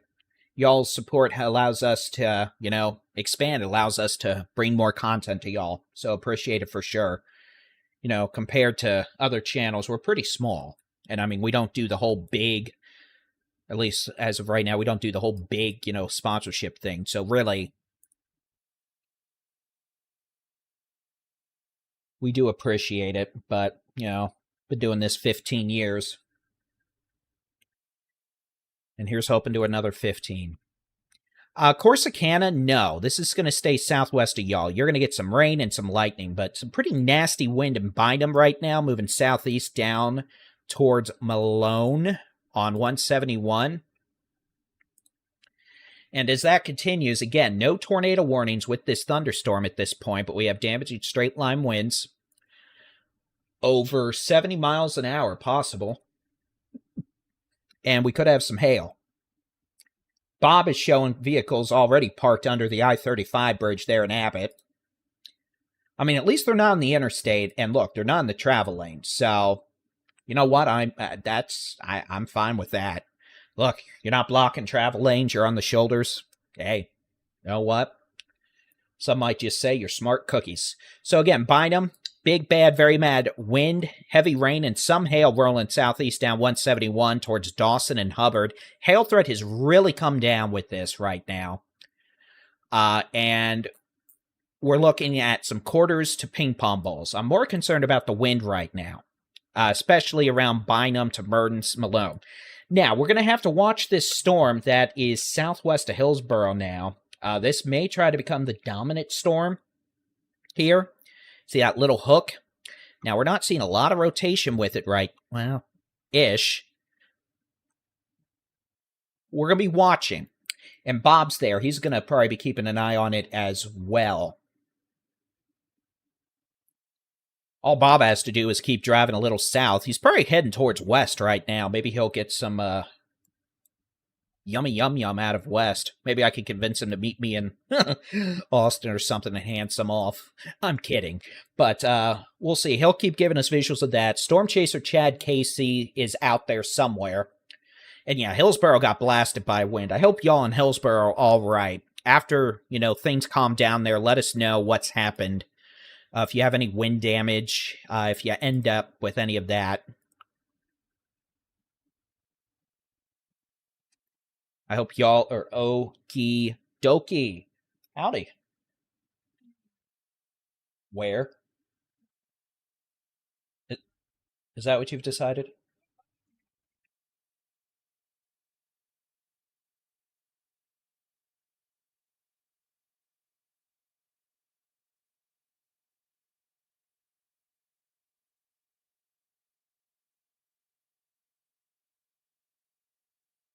So Bob's looking behind him. Ooh, Bucky's. And, it's after dark. It means I get to turn my studio lights down. The lights come down. The brightness abstains. Water monster, please.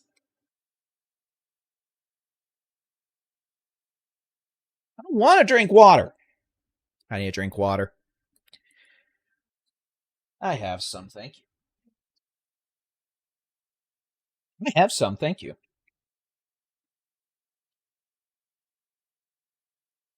It was not empty until I did that with the lid open. Oops. Well, at least if something here catches on fire in a second, I'll know why. I got a fire extinguisher, it's okay. I already had a laptop do that to me a week and a half ago. Bossing up, thank you very much for the super chat.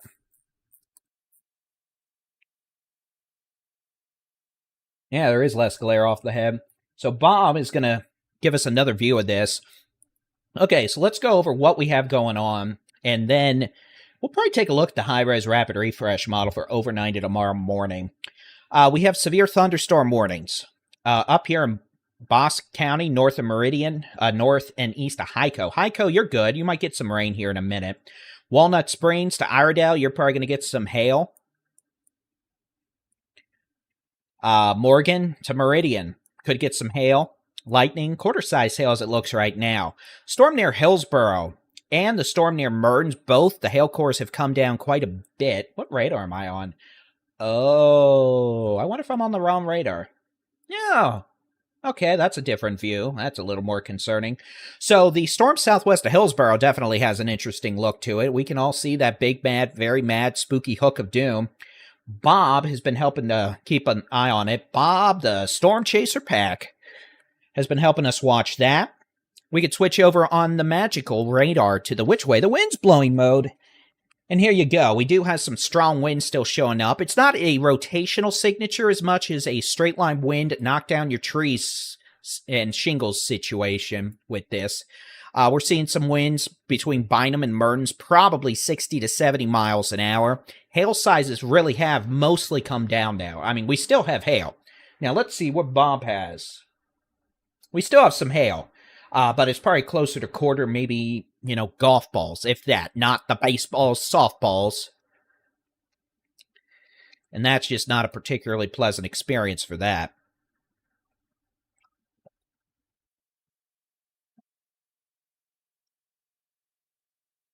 Now, Bob's pointed back up at the hook now.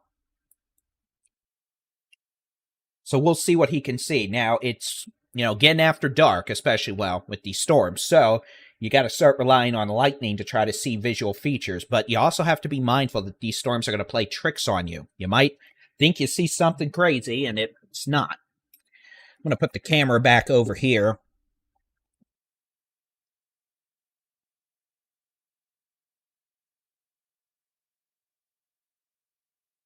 Sure, y'all are tired of looking at this side of my head. I am. But no, I have, monitors around me. Over here, I'm looking at Bob's video feed. That's why I'm looking over here. Then I have the radar right in front of me, of course, but Bob's feed is the top right box. I'm thinking he's probably in west. And then bottom right is north sides of Hillsboro there on 35W. I could probably find a different camera now. Gonna have a new severe thunderstorm warning coming out. Let's see who gets The what. National Weather Service has issued a new severe thunderstorm warning for Ellis, Hill, Limestone, McLennan, and Navarro County in Texas.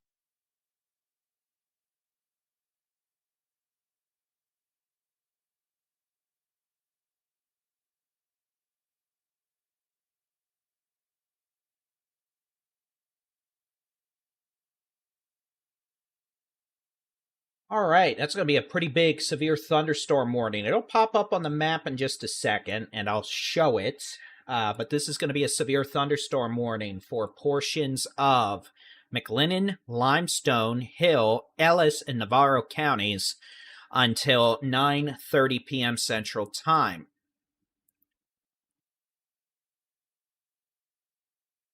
So there's that warning. Again, this warning's going to include... let me see if they have a list I can just read off of. This is going to include Elmont, Ross, Leroy, Prairie Hill, Mount Calm, Penelope, Malone, Hubbard, Dawson, West, Ross, Aquila, Dawson, Purdon, Blooming Grove, Berry, Corbett, Richland, Streetman. So a lot of folks, right? We've got a cluster of severe storms from Frost to Aquila Lake moving southeast at 30. So these storms are capable of producing ping pong ball size hail and localized damaging winds over 60 miles an hour. And I'll tell you what, this camera down here on I-35 at FM 1420 or 1442, let's just say I-35 in Abbott, is getting the smack knocked out of it right now, it looks like.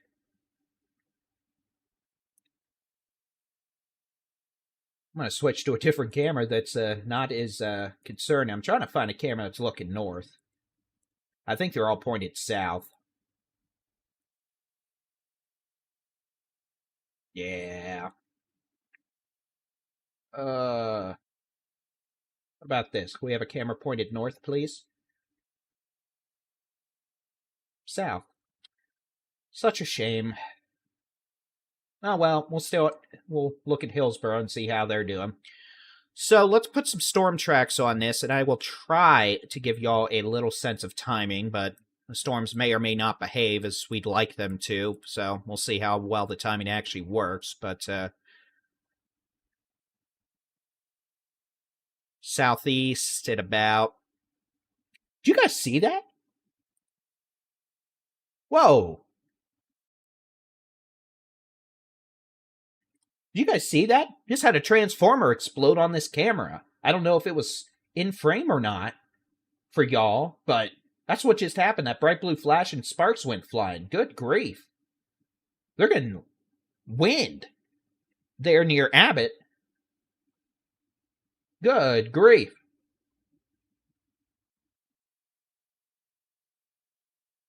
Wow. Okay, so they're getting nasty wind. Bob is looking from up the west area north. And then this camera is in Hillsboro. And Hillsboro is apparently getting just attacked again. So real quick, Mahia, about 9:30. Coolidge, 9. Wortham, 9:20. Richland, 9:10. Streetman, 9:25. Eureka, 9:20. Corsicana with some rain, about 9, but it's already raining. 8:55 for Oak Valley. Mount Calm, about 8:50. Leroy, about 8:55. So that was the south side of Hillsboro, man. I don't know what that was. Was that a lightning strike or what? But, ouch.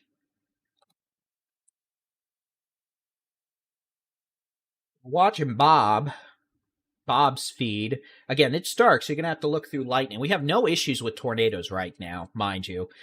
We've got storms that have wind. We have storms that have pocket change size hail, maybe up to the size of ping pong balls. The main issue now is definitely going to be wind. So, all right, I promise we're going to look at the super duper high resolution rapid refresh model.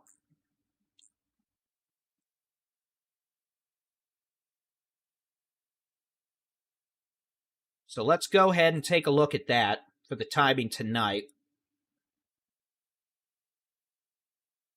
We're going to zoom out.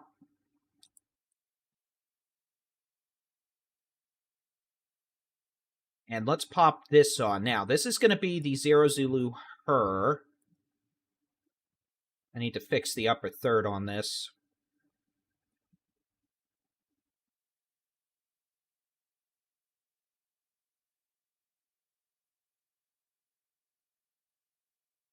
I'm going to load this from 10 p.m. through noon tomorrow. And again, I'm not expecting this to do super well with the current storms. It may not. But we'll see, right? What I'm mainly interested in, are we going to get storms overnight? Now, this does keep trying to develop a few storms that aren't severe in North Texas through tomorrow morning, and then develop some new storms as soon as 10, 11 a.m. From, what is that, Mason County? Mason County towards Llano, and then a few storms along the remnant outflow boundary all the way to Temple and Centerville. So we may have some strong storms develop before lunchtime tomorrow, and some of these could have hail. So I guess we're going to get to babysit that and see what that ends up doing. But otherwise, here's the statewide view right now, and I'll load the radar imagery to show y'all that. Just let me clean up some of these. And here's the radar. Again, you can see the storms northwest of Del Rio have died. And then the storms up here in North Texas continue to move southeast after developing near Wichita Falls. In fact, I could probably do a loop here just all the way back to 6 hours. Let's do that. So yeah, we've been here since 1 o'clock. I guess coming up on 9 now, so almost 8 hours. And we're still going to be here for a while, probably. So, yeah, we've had a lot of hail, a lot of wind. We have unfortunately had a few tornadoes. We had a damaging tornado on the east side of Mineral Wells. Oh, what are these? All right, so let's go back to the real-time radar for y'all. And I'm Texas Storm Chasers Baldy-in-Chief David Reimer. About 8:43 this evening now on the 28th of April, 2026. We've been here quite a while. We have a cluster of thunderstorms moving southeast now with hail up to the size of ping pong balls and localized damaging wind gusts over 60 miles an hour to 65. And this cluster is going to be moving southeast at about 25 to 35 miles an hour. DFW is done. We have storms up. We have storms northwest of Meridian.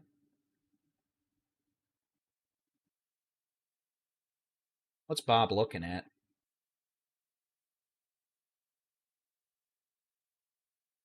Oh, Bob found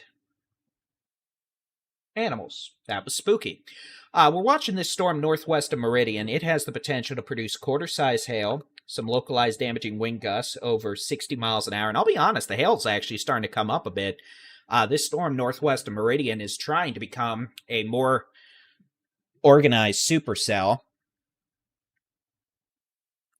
So those of you from Morgan, just south of Walnut Springs, will keep an eye on that. Starting to see a little bit more wind come out of this storm. That could end up closer to Meridian. Those of you in Hillsboro, you're pretty much done. Those of you in Milford, I-35E and W, if you're north of the 35 split, you're done. So Hillsboro, Covington, Itasca, you're done. Whitney, Whitney, we need to watch this storm, honestly, to your west. You're probably done, but we're going to have to watch it. And then we'll continue watching this storm near Walnut Springs. This line itself from near Abbott to Malone to Irene just keeps moving southeast. We're seeing a lot of lightning, heavy rain. We could be dealing with some localized flooding. And at times, we're definitely getting some decent wind pushed out of this. Pretty good line of wind approaching Hubbard from Malone. Could be wind gusts of over 60 miles an hour with that.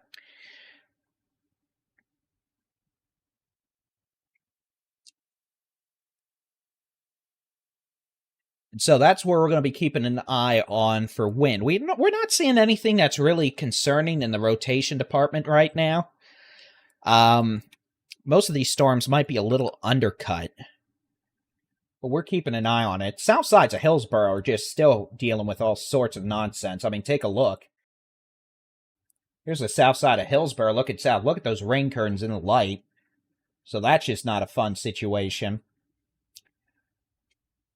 I could probably switch this over to the Abbott camera, but we'll keep an eye on that storm near Abbott, too. It is starting to perk up a little bit in the hail department, and we're going to be keeping an eye on it for sure.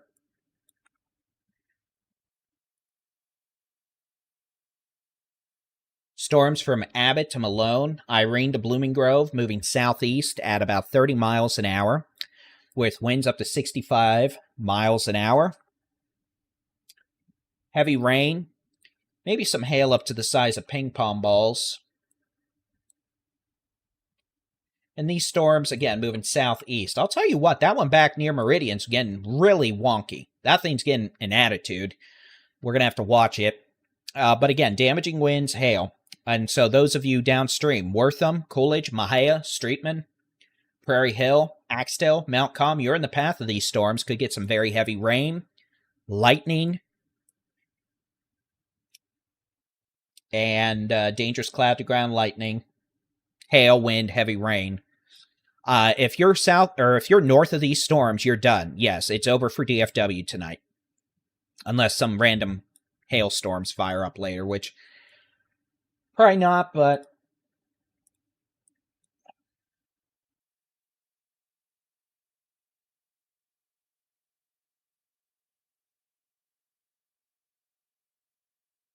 so what we're going to do is, if you're watching us on Facebook, the Facebook stream's getting ready to turn off because we've been live for 8 hours. So if you're watching us on Facebook, come hit us up on YouTube. Just search for Texas Storm Chasers, and we'll be there. If you are on YouTube, don't do a thing. We're not going anywhere. So Facebook, come hit us up on YouTube. Search for Texas Storm Chasers. Or you could search, just go to texasstormchasers.com/radar. Or texasstormchasers.com, watch us there. So Facebook, come hit us up. All right, and YouTube, again, we're going to be here for a while, but it is almost time for that magical time of the evening where I go to the little boy's room.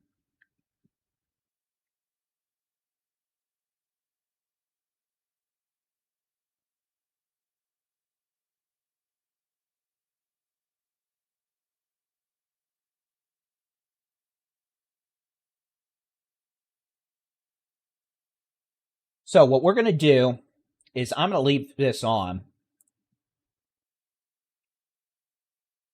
And we're going to be right back. I'm going to go visit very quickly just the little boy's room. And as soon as that is complete, we will be back with continuing severe weather coverage. And we'll be here until things actually finally calm down for the evening.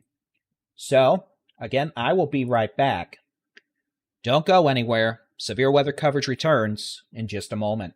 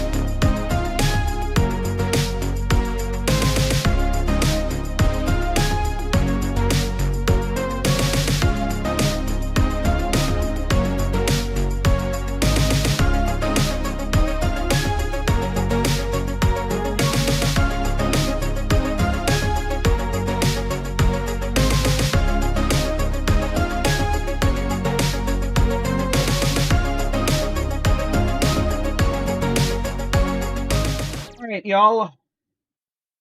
I'm back. My apologies. We'll continue now. Bob is getting rain, it looks like, near west. Now, I'll tell you, I was gone a few minutes here. What, 7, 8?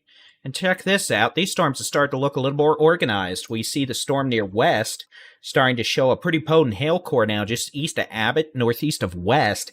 That's moving southeast towards Mount Calm. So Mount Calm, by probably 9:15, the potential for golf ball size hail will exist with this storm, along with localized damaging wind gusts over 60 to 65 miles an hour.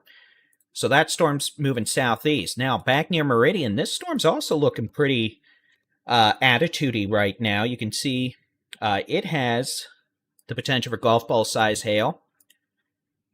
This is going to be probably near Morgan right now, southeast of Walnut Springs, moving east-southeast, about 21 miles an hour. That is honestly moving towards Lake Whitney again. So this storm, if it doesn't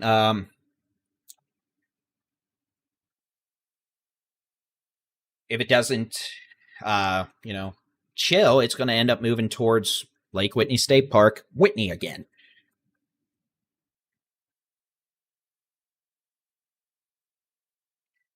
So those of you in Meridian, yeah, there's a little rotation with this storm. It's really not much. Nothing that screams tornado issues.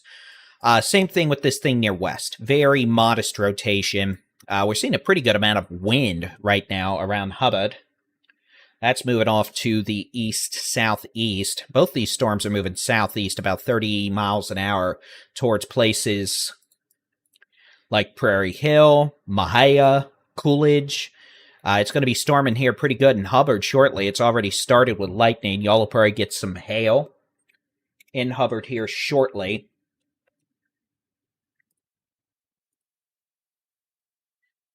And a little bit of wind here on west with heavy rain. And I think that's what Bob's actually taking a look at, this little hook appendage out here.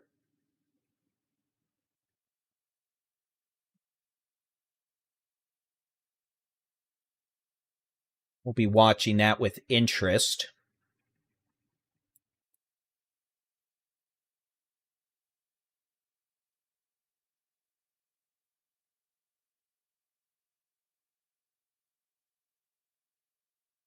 So this activity's moving off to the southeast. Paris is fine. There's nothing 100 miles close to Paris right now. And it's all moving away. So Paris is fine.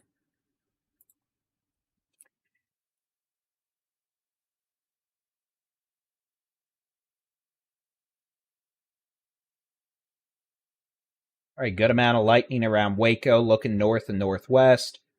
I just wish some of these tech stock cameras near Waco weren't all just pointed southeast. I mean, could we not point some cameras north?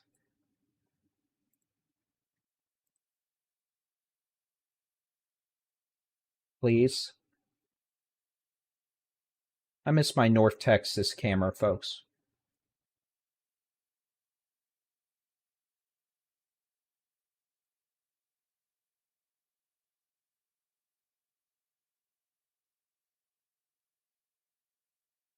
Oh, well. All right, so we are monitoring, at this point, 3 severe thunderstorms. We've got a severe storm just north of Hubbard and Dawson. That's moving southeast at about 30 miles an hour. Could have wind gusts of 60 to 65 miles an hour. Maybe some golf ball size hail, too, especially with this storm closer to west. Here's the which way the wind's blowing mode again. We've got some pretty good straight line winds showing up. Moving southeast. So again, next hour, these storms are going to be approaching Limestone County. Mahia's are getting hit with lightning. Same with Wortham. Y'all are going to get some rain. So Coolidge, Prairie Hill, Mount Calm, Axtell, northeast of Belmead, and Lacey Lakeview. Y'all have these storms.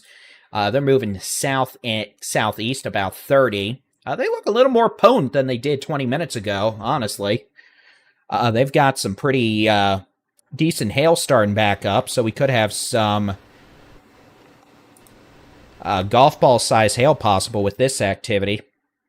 along with winds to 60, 65. Same thing for this storm out near Meridian, by the way. All these storms kind of looking a little more potent right now in the hail department. I guess they took their Wheaties.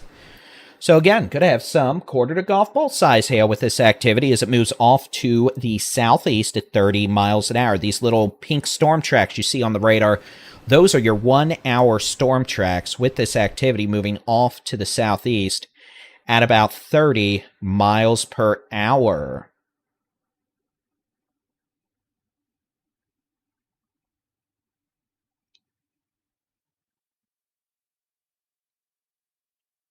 Safe drive home to Jason.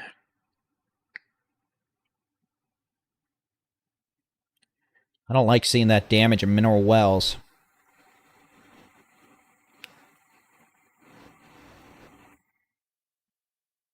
DFW scanner has some images of that if you're curious, but it looked like the east sides of town. That's where we had that real tight velocity couplet set up along with a bit of a tornado debris signature.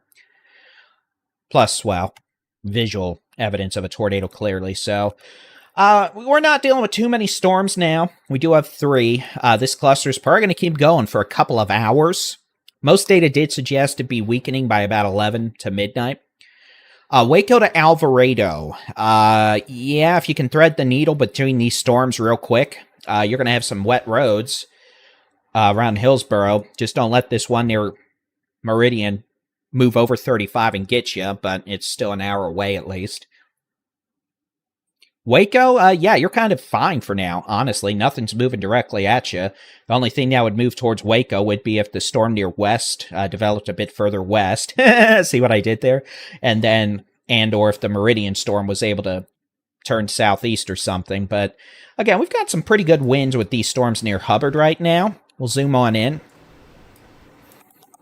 Again, here is the animation. You can see we are seeing some pretty good winds around Hubbard, and honestly, a little bit of rotation.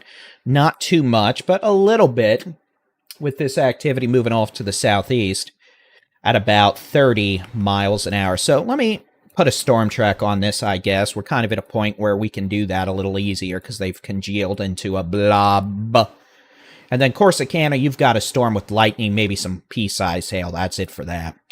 All right, so I am going to do this.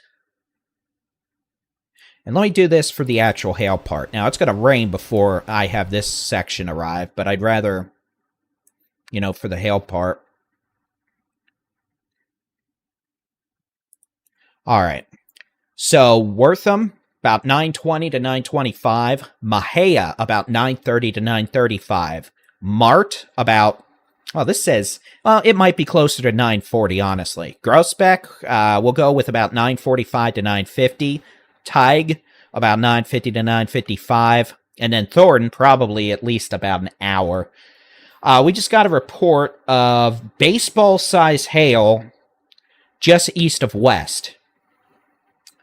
So we've got baseball-size hail reported just east of West, northwest of Mount Com. So apparently, this western storm near Penelope,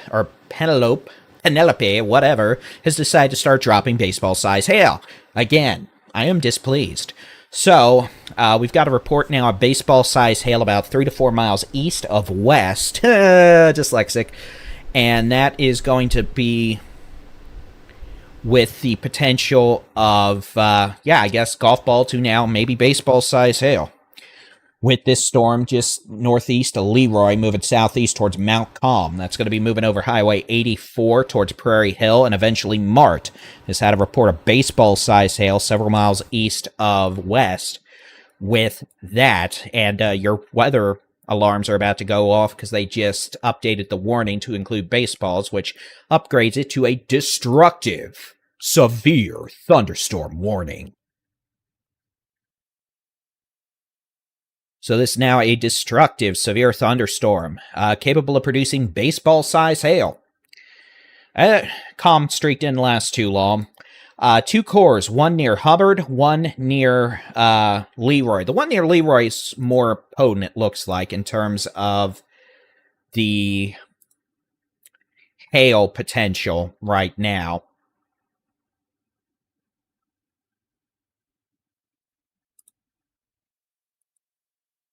Texas local storm report from 3 miles northeast of West in McLennan County, Texas.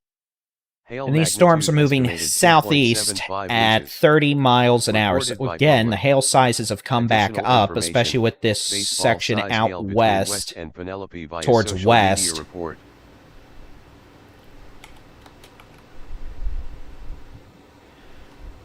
Moving towards Mount Com. So Mount Com, the potential of baseball-size hail. DFW's done for the night.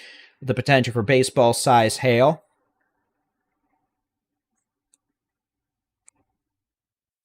And wind gusts over 60 miles an hour. This one near Hubbard, maybe not as much big hail, but the potential for wind is higher.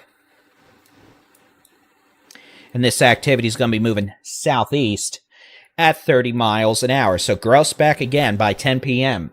Limestone County, heads up. I know we've got several great amateur radio operators that monitor us down there.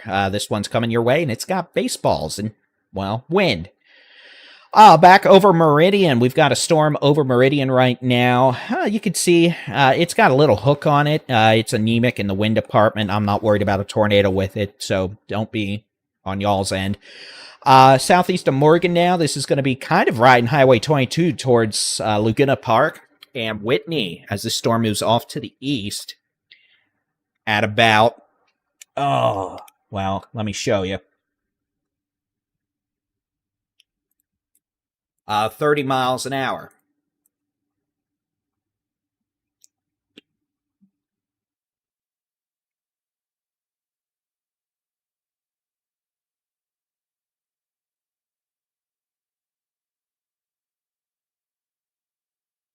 Sorry, lips turn into a chap nightmare after doing this for 8 hours. Out in Tyler, no, all this lightning is actually Texas from the local storm from back Abbott in on Hill I-35. County, Texas. So if you're getting lightning Hail in magnitude Tyler, measured 1.00 all that, inch. it's because of this Reported just by public. blow-off anvil Additional debris and information, clouds of like 1 40, inch hail 50,000 from feet. public phone call So in no, Abbott. no storms in Tyler outside of apparently some lightning chances, but no appreciable rainfall. Tig equals Tig. All right. Thank you. So again, few severe storms now. One over Hubbard has the potential for probably golf ball size hail at least. Could have winds of 60 to 65 miles an hour. And it's moving southeast at 30 towards Coolidge, Mahia, and Groesbeck. The western storm dropped baseball size hail a few miles east to west a few minutes ago. That's about to move towards Leroy, Axtell, Mart, Prairie Hill, and Hallsburg.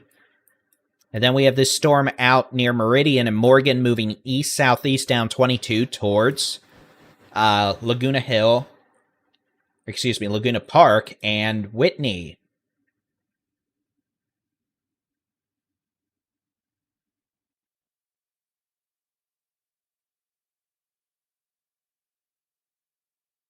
And Bob's on I-35, keeping an eye on these storms to the north. See if we can see some cool Texas lightning local from his storm view. Report from 3 miles east-northeast of West in McLennan County, Texas. Hail magnitude We'll show a measured visual from Storm 3.00 Chaser Chad inches. Casey. He's looking Reported at by the Storm thunderstorms Chaser. from the back end. These are Additional the information, 3-inch storms hail near on Morgan. Cottonwood near He's North taking a Tech look. Hall Road. What a beautiful shot. That's one thing I love.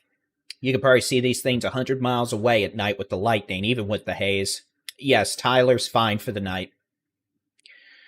So that's Storm Chaser Chad Casey looking at the western storm near Morgan. You can see that thing's bubbling up probably 60,000 feet in the sky. A beautiful sight. At least I think so.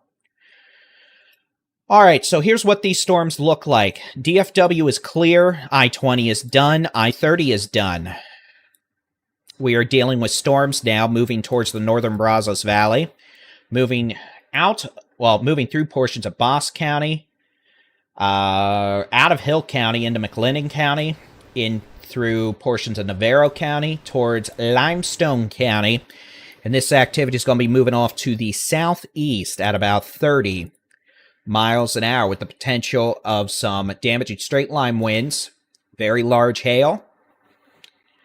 Palestine, Stephenville, Or Athens, Palestine. Yeah, y'all are fine. Maybe some lightning.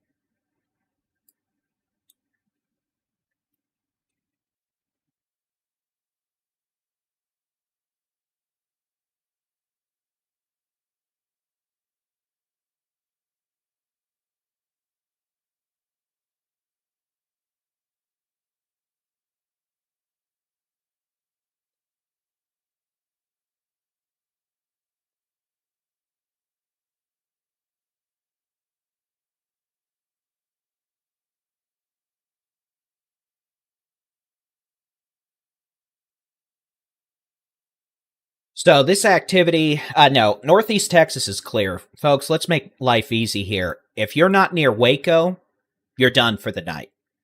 There's nothing coming to Northeast Texas. North Texas. We are watching this thunderstorm activity, moving off to the southeast at about 30 miles an hour. And again, this is going to be a thunderstorm now with a history of producing baseball-sized hail a couple miles east of west. It's moving southeast. It's going to be crossing over Highway 31 between Axtell, Mount Calm. We had some small hail in Hubbard. This eastern storm seems to have more wind with it. This one near Hubbard, moving southeast towards Coolidge, and eventually Mahia, Forest Glade, and Groesbeck has wind, more wind, and then this western one had a bigger hail core for a while. May still. Mount Calm, you're about to let us know. Whether you like to or not, I might add.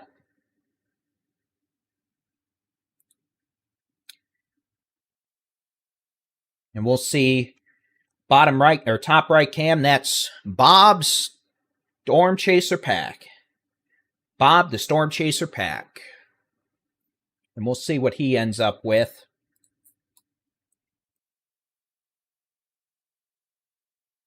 But at this point, he's probably just looking for some lightning. Oh. I'm just looking at some data.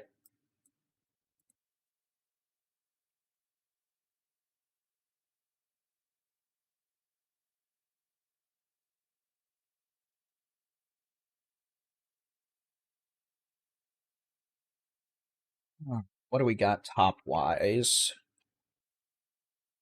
Yeah, these storms from Mount Calm to Hubbard are still about 60,000 feet tall. Storm southeast of Meridian is about 50,000 feet. I don't think we're going to see many new storms develop tonight or at this point. If we have any new storms develop overnight, it would have the potential for some hail. So let's go ahead and take a look at things over the next day. I'm going to pop on the high-res rapid refresh. I'm actually going to record this as an update. I can post on some social media stuff too, since folks are wondering about storms tonight into tomorrow. Kind of kill 3 birds with one take, per se. Please don't kill any birds, that's mean. So let's pull up the HUR. Let's go ahead and go full screen for a minute. And let's just play loop-de-loop-de-loop-de-loop-de-loop-de. Oh, that's bright. Alright, so let's just go from 11 p.m. through... Honestly, I'm just going to do 11 p.m. tomorrow. We'll see what comes of this, right? So here's what the HUR model shows. You know, tonight it's still got storms generally trying to weaken by 11. And then you can see it does keep a few going overnight in North Texas, maybe some hail, but we'll see. It fires things up pretty early tomorrow across parts of the hill country, central Texas, along the remnant boundary left over from storms tonight. This is 11 a.m. This would be a pretty good hailer setting up near Mason to Temple, Belton, north of Bryan College Station. And then it hits... Oh, don't hit me, man. I don't want to have to go put my car under something. I'm in Fredericksburg, so I don't like that. And then storms continue into the early afternoon. Bryan, College Station, Huntsville, if this is right. And then, you know, we could have some stuff around San Antonio, whatnot. Hey, why don't you load the whole thing? Rude.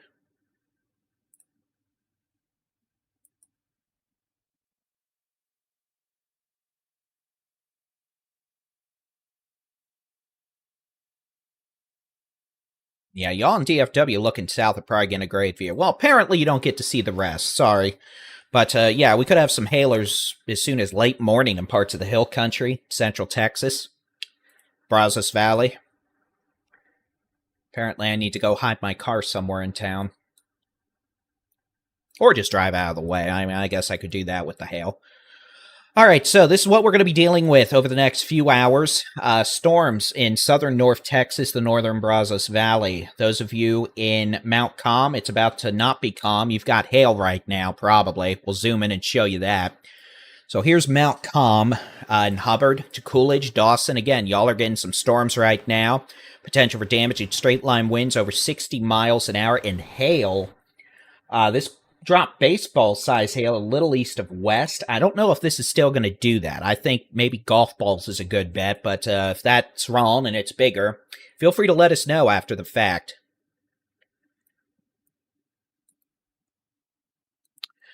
It's raining in Corsicana. It's pretty much done there. Storm exiting Meridian and Morgan to the southeast. That could have golf ball-sized hail moving towards Laguna Park. It's going to stay north of Clifton. It's pretty much riding Highway 22 east of Meridian towards Laguna Park. It's raining out in Whitney. Again, some cloud-to-ground lightning. There could be gusty winds, but mostly worried about some hail with this storm. And again, it could be up to golf ball size.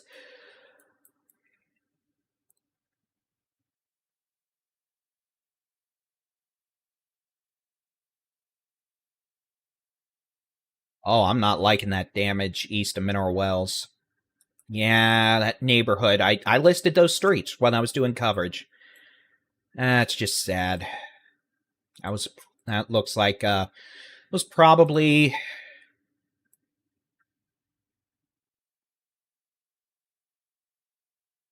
EF1, maybe EF2, just based on some of the damage. But Weather Service will go out tomorrow and survey the damage from the tornado. All right, so we do have storms still moving south, and again, these are not tornadic. These do have some straight-line winds over 60 miles an hour, and the potential for hail, probably up to golf balls now, maybe a little bigger with the storm near Mount Calm, out to Coolidge. And with that, this activity, again, is moving southeast at about 30 to 35 miles an hour. So if this storm near Meridian continued, and, was alive in an hour, it would be near west on I-35 and north sections of McLennan County with maybe some hail and strong winds. I do expect over the next 90 to 120 minutes, this activity is going to start decreasing in intensity. Just like we saw last night, and once that happens, that stuff's going to happen pretty quick, so.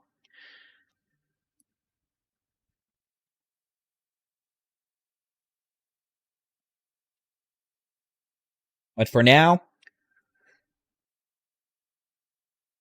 we're just going to watch, wait, and see. The storms around Austin tomorrow, I'd be more concerned about hail. I'm not super concerned about a tornado threat. And we'll have more about that in the morning. And then on Thursday and Friday, it's going to rain a lot, especially Friday. It's not really a severe weather setup. We're just going to have a lot of heavy rain across, honestly, a lot of Texas as a cold front moves south, which is fine with me. I'm tired of this stinking humidity already, and it's only late April.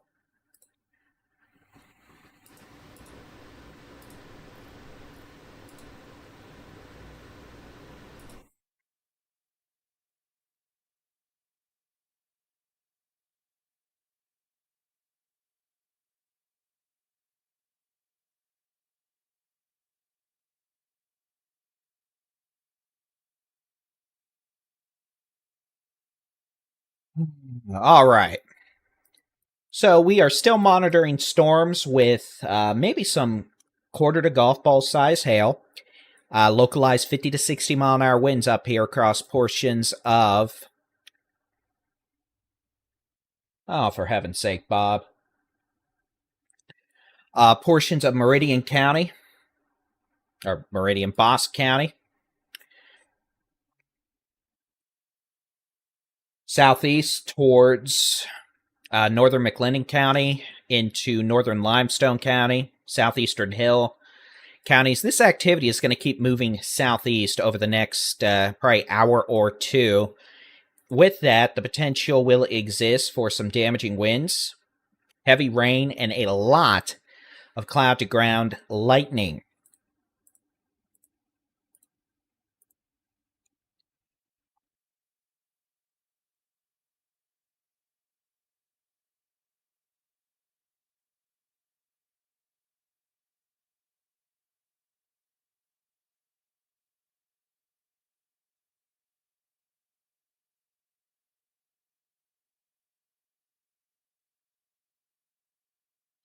For what it's worth, just real quick, looking ahead to Thursday and Friday, here is the essentially the flood outlook, the chance of excessive rainfall that could cause flooding. This is Thursday and Thursday night. You can see we actually have a decent chunk of the state highlighted for the potential for isolated to scattered instances of flash flooding. That yellow, including Hill Country, Concho Valley, up into North Texas, Central Texas, East Texas. And then here is Friday. You can see the eastern half of the state, isolated to widely scattered flash flooding. And then on Saturday, well, it's gone. So tomorrow, you can see kind of from the Edwards Plateau, Hill Country, Central Texas, Brazos Valley, East Texas. So there is that.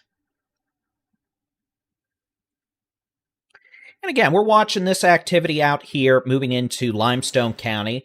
The potential for some strong wind gusts for sure. Maybe some golf ball size hail in spots.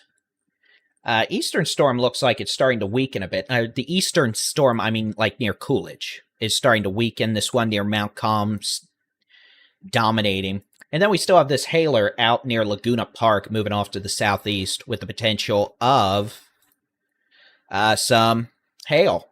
So I think by far today was going to be your most active severe weather day. I think tomorrow we definitely do have the risk of some isolated to widely scattered severe storms from the Hill Country through South Central Texas into the Brazos Valley, East Texas, but they'll be far more scattered.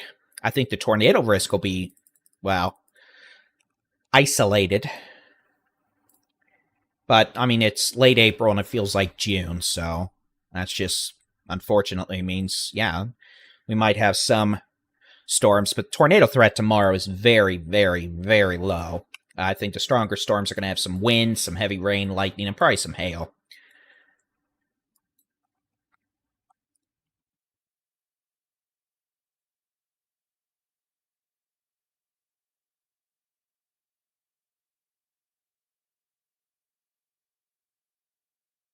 But what I expect over about the next hour and a half or so is this activity from Meridian to Mount Calm.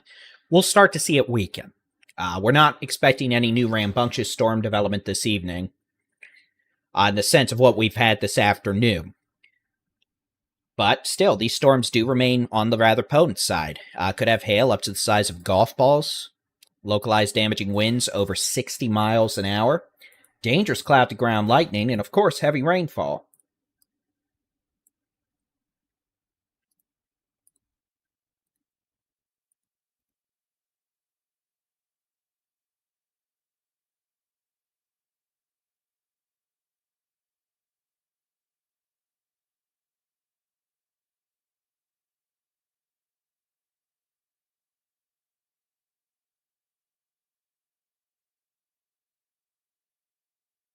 I mean, these storms remain very electrical, too. I mean, these are shooting lightning like the dickens.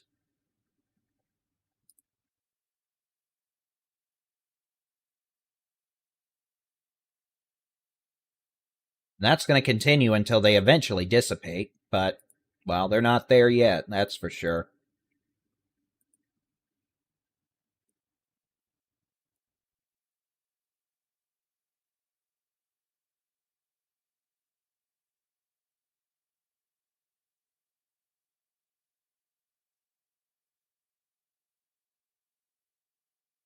Just trying to find some good views for y'all with the lightning.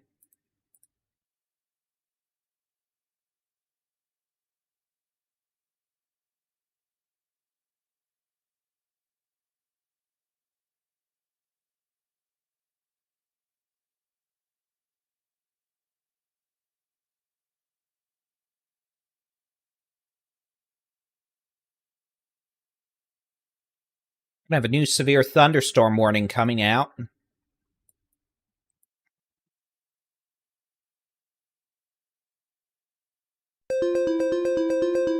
The National Weather Service has issued a new severe thunderstorm warning for Freestone, Hill, Limestone, and Navarro County in Texas. It's going to include several sections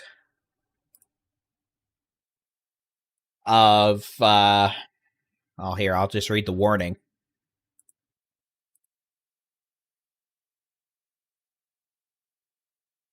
You can see a list there. Where is that box that gives me what I need? I don't know why that just doesn't happen anymore. Oh, well. It's going to be a severe thunderstorm warning for Freestone, Limestone, Hill, and Navarro counties in portions of the northern Brazos Valley and north central Texas. At 9:24 p.m., a line of severe storms located from near Coolidge to Trading House Creek Reservoir moving southeast at 30. The most intense of these storms could have golf ball size hail. Localized damaging winds of 60 miles an hour. And these storms, again, moving southeast at 30, and this warning goes for an hour and 20 minutes. Wow. It's like one of the longest warnings I've seen in a long time for a storm. And then, yeah, so, heads up. This includes places like Mahia, Groesbeck, Teague, Fairfield, Hubbard, Wortham, Coolidge, Dawson, Lake Mahia, Lake Limestone, Fort Parker State Park, Thornton, Mount Calm, Curvin, Watt, Fallon, Donnie, Prairie Hill, and Olethea. This also includes I-45 between 181 and 196 if the storms manage to get over there.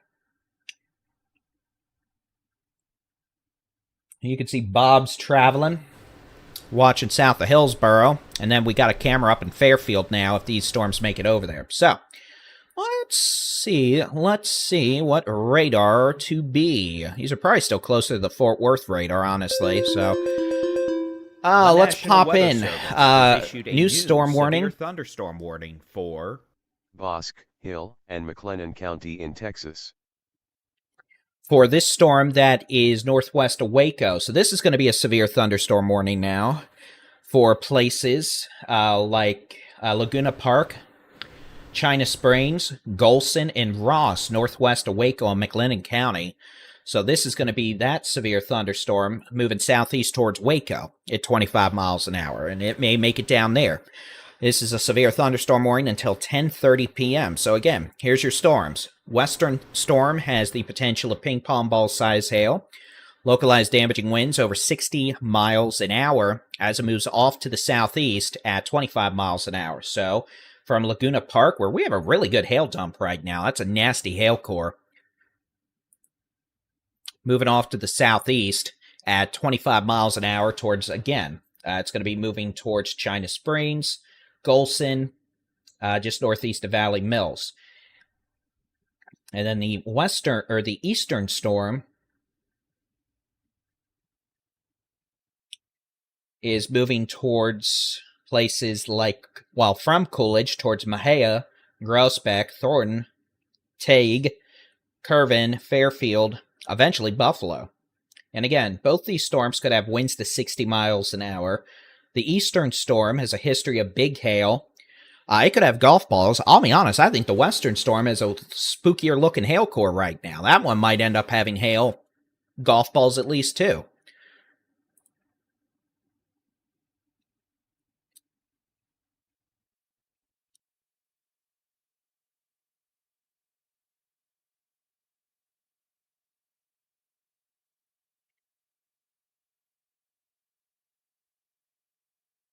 For now, these storms continue, but I do think they'll eventually be weakening here in the next 2 hours. They just haven't started yet, so here we are keeping an eye on this activity. I should probably drink water.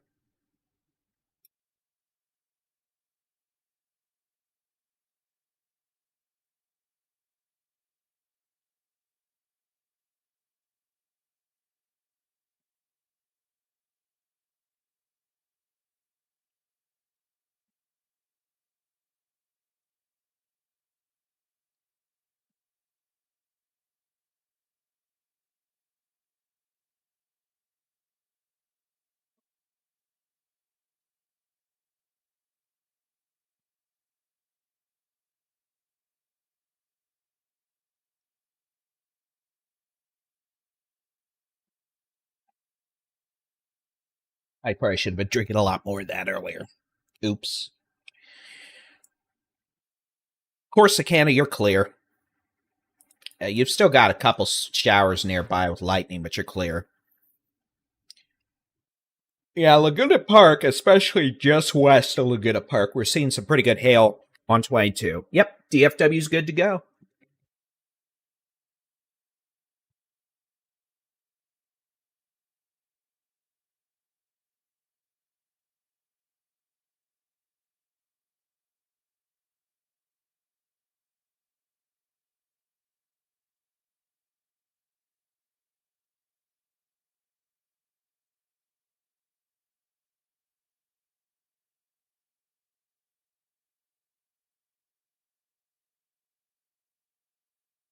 All right, so these storms, both of them, keep moving southeast about 30 miles an hour. We've got a pretty good wind signature now coming up to Highway 84, southwest of Coolidge. It's going to be near 1245, 339, and 73 near 84, west of 2310. That's going to be a pretty nasty wind signature moving southeast into Limestone County with the potential of at least 60-mile-an-hour winds. I can show you that here. And again, there you go. Nasty wind signature with that. And then northwest, pretty nasty hail signature right now, just southwest of Laguna Park on Highway 22.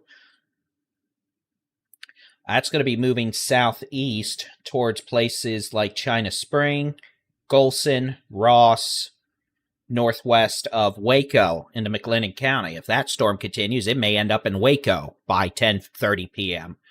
If it makes it there. At some point, these are going to weaken and die, but, well, it may keep going through 11 p.m., so Waco, you may end up with a stormy.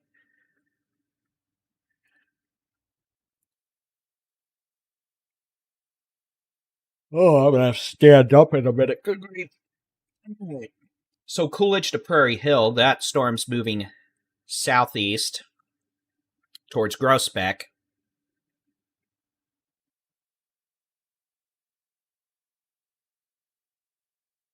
And that's going to continue probably for at least the next hour. So again, this eastern storm could have golf ball size hail, winds to 60, heavy rain and lightning. Western storm, golf ball size hail, winds to 60.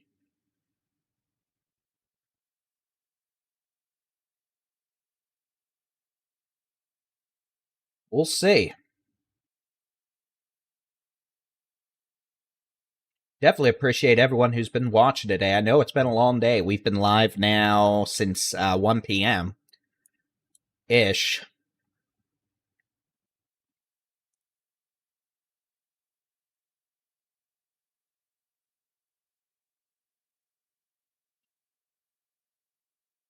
Luckily, we're not dealing with tornadoes at the moment. I mean, here's hoping we don't have to deal with tornadoes again tonight. I'm not going to say the risk is completely over because, well, taunting Mother Nature is not a good thing to do, and we don't want to do that. I'm looking at another modder over here. Sorry. I'm literally surrounded.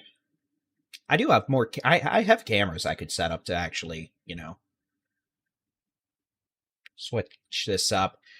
No, I don't think Waco needs to move to a shelter or anything like that. I mean, this storm is got some hail and lightning, and it's not guaranteed to make it down to Waco. We're not seeing any real significant rotation with it. Seeing some rotation now with the Prairie Hill storm out here, northwest of Groesbeck. It's actually starting to pick up a little bit. But we're also looking pretty high up off the ground now. We're looking, about 6,000 feet? But we are starting to see a little bit of a rotational signature develop with this activity again. We'll keep an eye on it. It's moving off to the southeast, but that definitely means we're probably getting some strong winds out of this thing. We're also starting to see a little bit of a hook again. Here's your inflow notch here, southwest of Coolidge. Prairie Hill is back in the rear flank downdraft. This is your damaging wind signature.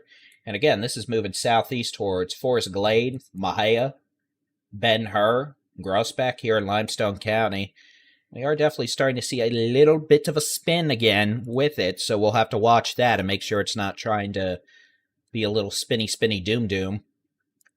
We'll take a look from the Granger radar. We're looking higher up here, but at a different, we're not having to look through storms. And yeah, I mean, there's some wind velocity with that, but it's definitely a nasty looking storm. Same thing for this storm moving towards Golson and China Springs.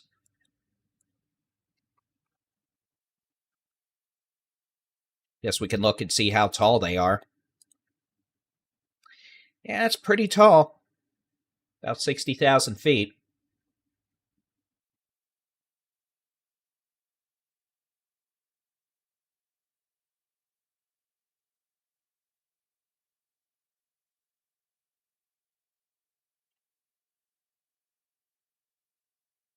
Palestine, I don't think you're going to have to deal with any of this. You're probably getting some lightning and hearing some thunder, but I don't think you're going to have to deal with any of the storms.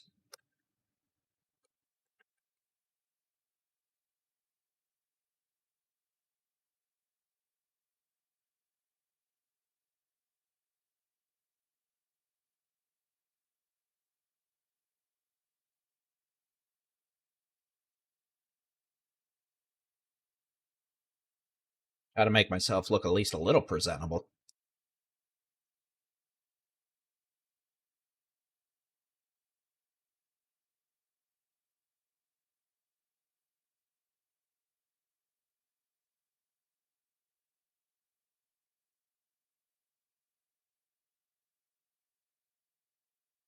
All right, let's put the radar loop back on so we can at least show y'all.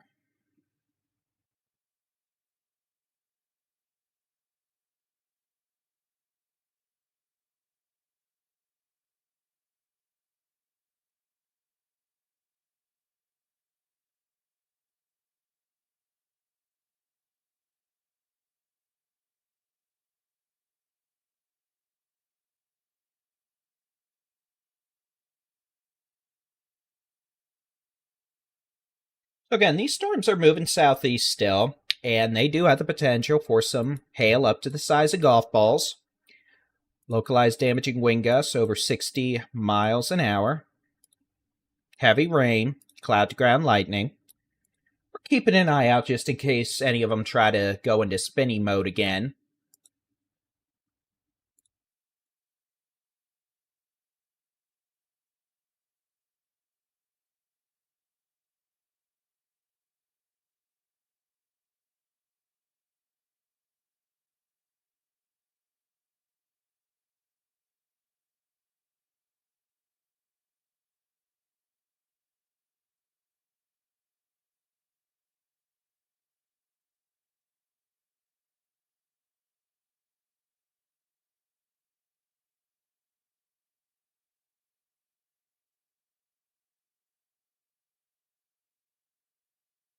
But those of you in Grousbeck, Ben Hur, heads up. You've got a pretty nasty storm heading your way. Pretty good hail indications showing up. And this is going to keep on moving southeast. Mahia, Grousbeck, Farrar, Thornton, Ben Hur. Moving off the southeast about 30 miles an hour with winds up to 60 miles an hour, damaging winds. I think the hail is going to mostly stay west of Mahia. I wouldn't want to be on Highway 84 right now between Prairie Hill and Mahia. This is going to be crossing over Highway 164 near Grousbeck, east of Marp, and Ben Hur over the next 30 minutes. Western storm, southwest of Laguna Park, just looks like it keeps dropping some nasty hail. And these are the only two storms we're worried about.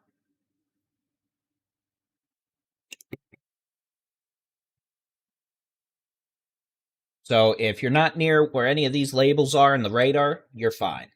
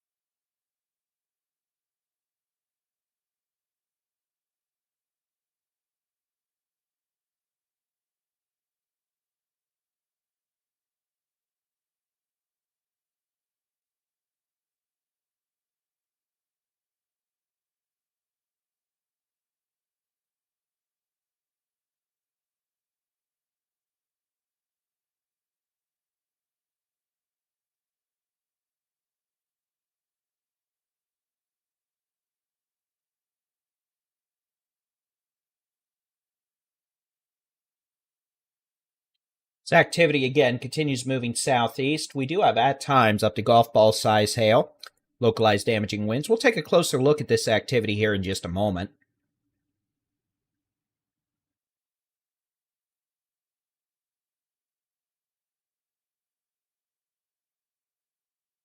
Let's get back to it.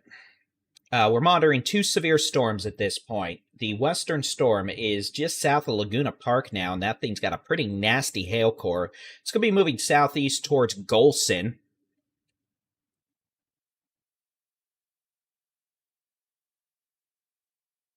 Ross, Lacey Lakeview, and Belmead over the next hour, and the potential for up to golf ball size hail with that activity as it moves off to the southeast at about 20 to 25 miles per hour. If it continues, again, it could be in the Waco, Lacey Lakeview area by 10:30 p.m.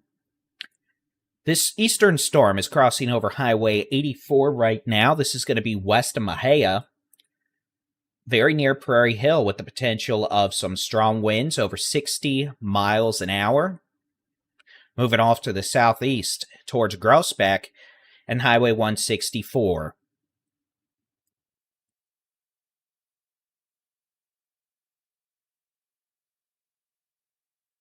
Those of you north of Thornton, heads up, this is heading your way as well as it moves off to the southeast. Yep, it is indeed Central Time.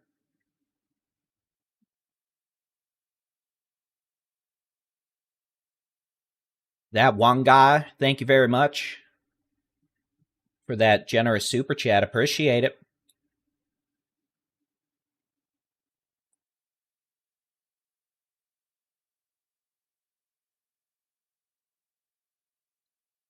For everybody asking questions about what's heading to their area, I'll put in the chats. You can get your local weather forecast no matter where you are in the United States, track storms, watch our live streams and more with the free Texas Storm Chasers mobile app. Just search for Texas Storm Chasers where you download apps to your device. And if you prefer, just head over to our website, TexasStormChasers.com/radar. You'll be able to zoom into your locations, but the general expectation is if I'm not talking about you right now, you're good to go.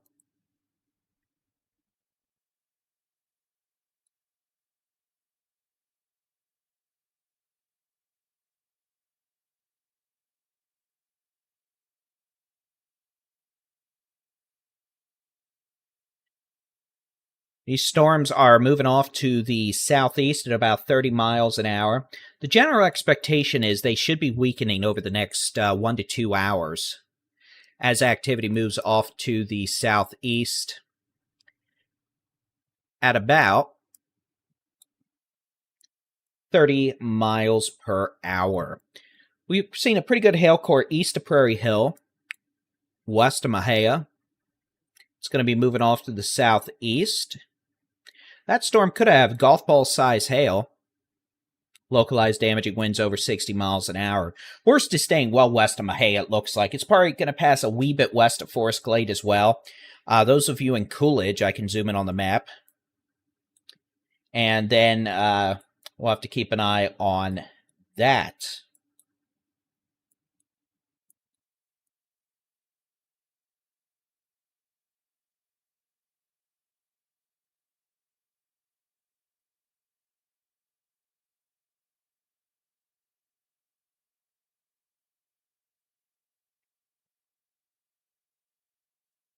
So, Groesbeck, you're going to be dealing with this storm in the next probably 30 minutes. Potential for some hail up to the size of golf balls. Localized damaging winds over 60 miles an hour. We're not doing this spinny doom thing right now. But we're going to keep an eye on it just in case. But those of you in Thornton down to Ben Hur, Groesbeck, west of Forest Glade, west of Mahia, the potential will exist for some hail, strong winds, heavy rain, and a lot of obnoxious cloud-to-ground lightning. This looks to remain well west of Fairview and Buffalo now. It kind of all consolidated a bit west, so 45 should be fine. I mean, it's raining and there's lightning. Wortham, y'all are getting cloud-to-ground lightning. Same thing in Mahia in rain, but that's about it. Maybe some gusty winds. And then farther to the west, we're still watching this storm move southeast away from Meridian and Laguna Park. Honestly, I don't even know if this thing's moving. I mean, I guess it technically is. It's just not doing it very quickly because it keeps trying to sit around Laguna Park. Hail up to the size of golf balls, generally. Hopefully not as obnoxious as that. But we're going to be keeping a close eye on both these storms as they move southeast. And they should be weakening over the next hour or two, but the question of exactly when, that's a great question, and I don't have the exact answer. So, we'll keep an eye on it.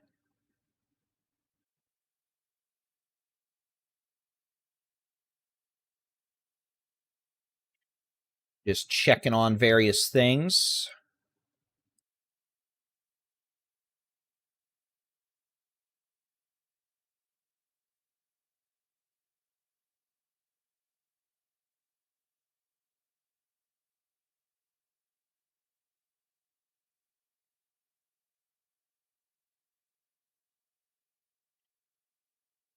Again, it's been a day. We've been live since about 1 p.m. when storms first fired up. Just south of Wichita Falls again, northeast of Archer City.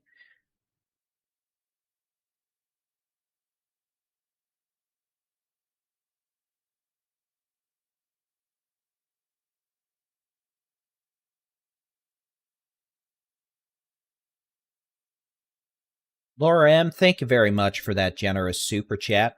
Really appreciate it and appreciate the support from everyone.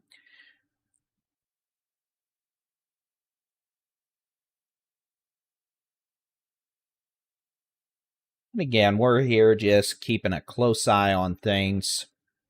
We haven't had tornado warnings for quite a while. And these storms do still have some hail, maybe up to the size of golf balls. Localized damaging winds over 60 miles an hour, and I mean quite a bit of heavy rain. Tig is going to get a bit of rain, and that's it. Maybe some lightning. As this activity continues moving off to the southeast at about 30 miles an hour. The threat over the next couple of hours will begin to diminish.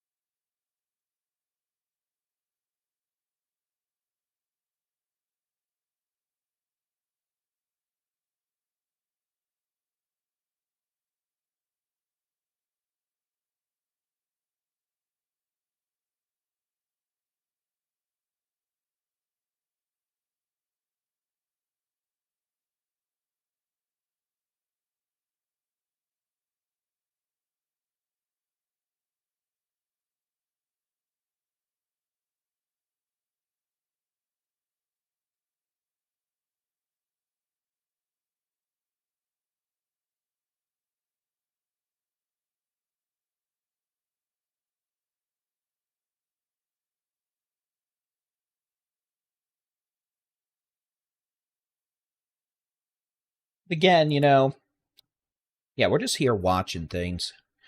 Oh, looks like they're continuing the severe storm warning for Freestone and Limestone counties until 10:45 for golf ball size hail and damaging straight line winds. I could zoom out here and you can see these are the only storms left that are severe. I don't really expect much more tonight. So, DFW, Northeast Texas, East Texas, you're done. Most of Central Texas is going to be done for tonight. We'll have storms in the morning, probably after 9 to 10 a.m. Same thing, the Hill Country.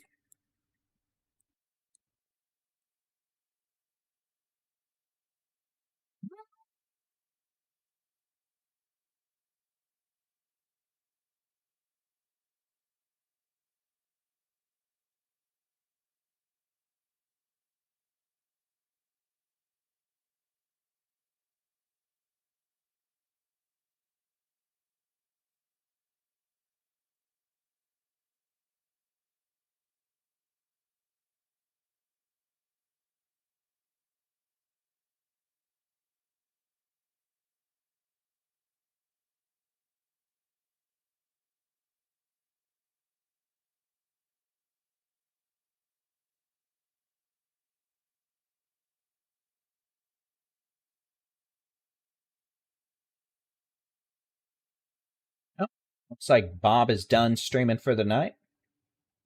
Safe journey to Bob on his trip home.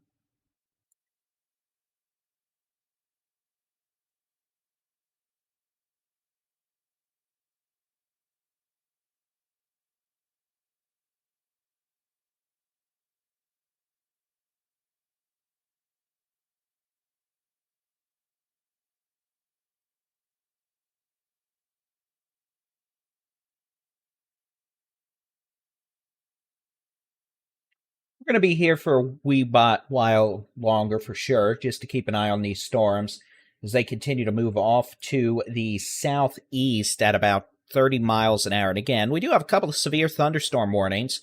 I suppose we can go over those now. So let's pop on into the radar. We'll start with this eastern storm. A severe thunderstorm capable of producing hail up to the size of golf balls and localized damaging straight-line winds over 60 miles an hour is located just west of Forest Glade, north of Ben-Hur, moving southeast towards Groesbeck. That storm actually is looking pretty potent right now.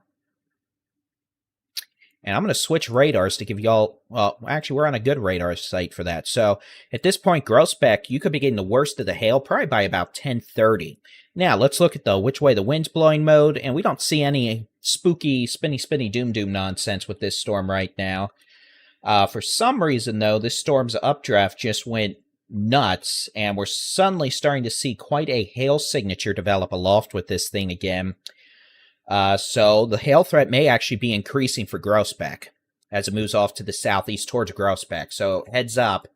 The hail threat may get rather rambunctious here again in a hurry. Last time this storm ramped up like this was just east of West, and it dropped baseballs. So we'll have to see. But this storm is going to be moving southeast towards Thornton, passing a bit west of Farrar in all likelihood. This is going to be moving towards Groesbeck and Limestone County.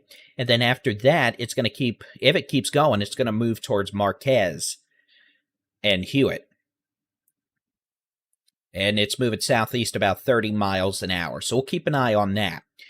Just rain right now, and rain probably for Kerbin, Wortham, Tige, Dew, and Buffalo. Farther west, we have a severe storm now a few miles south of Laguna Park. This is going to be moving southeast down FM 2490 towards Golson and China Springs. This storm, if it continues, will be on I-35 at Lacey Lakeview by, let's say, 10:45. And this storm has the potential for large hail, right now maybe quarter to golf ball size hail, and localized damaging straight-line winds over 60 miles an hour. I'm hoping this western storm's going to die off and evaporate soon, but we'll see. And again, the reason, I don't know what the heck this storm near Groesbeck just ate, but here, let me show you from the Fort Worth radar. You'll probably be able to see the hail icon jump here. Maybe. And yeah, you can see from the Fort Worth radar, which might be getting a little better view of the mid-levels here, we're suddenly seeing a huge spike in hail aloft, like nutso. It went from to real quick. So this storm approaching Groesbeck, again, it may start dumping some really big hail soon. We're going to have to watch it carefully. Again, not really a tornado.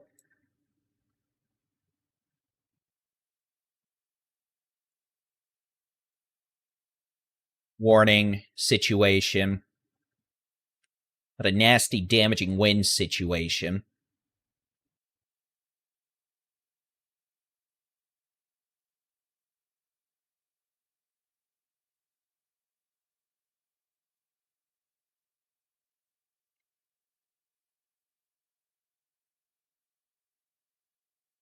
Keeping an eye on this storm again northwest of Golson. It is showing a little bit of rotation as it moves southeast. A little bit of spin right there. We'll keep an eye on it south of Lake Laguna Park. This is, again, moving towards China Springs. Gulson, Ross, and eventually towards Lacey, Lakeview, and Belmead. Otherwise, we do have this severe storm that is northwest of Groesbeck. Let me put a distance on this.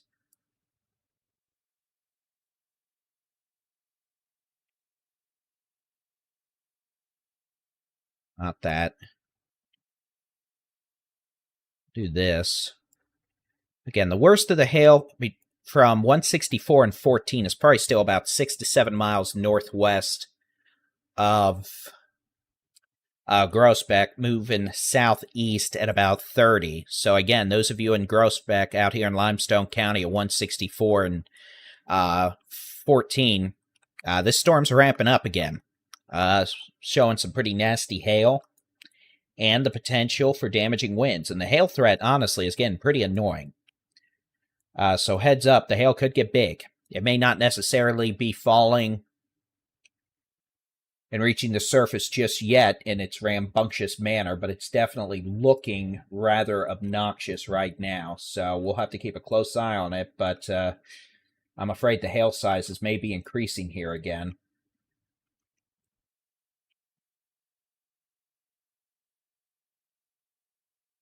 As the storm moves off to the southeast, again at about 30 miles an hour.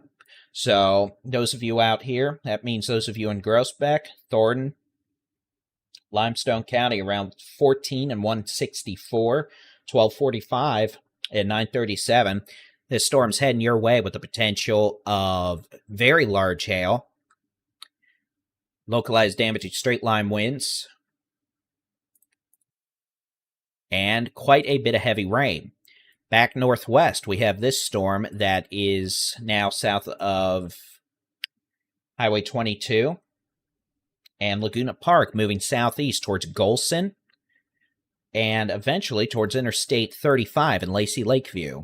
If it does not, well, die, and so far it's not. Worst would be near Gulson, about 10:15. Ross, around 10:25. Lacey, Lakeview, about 10:30 to 10:35.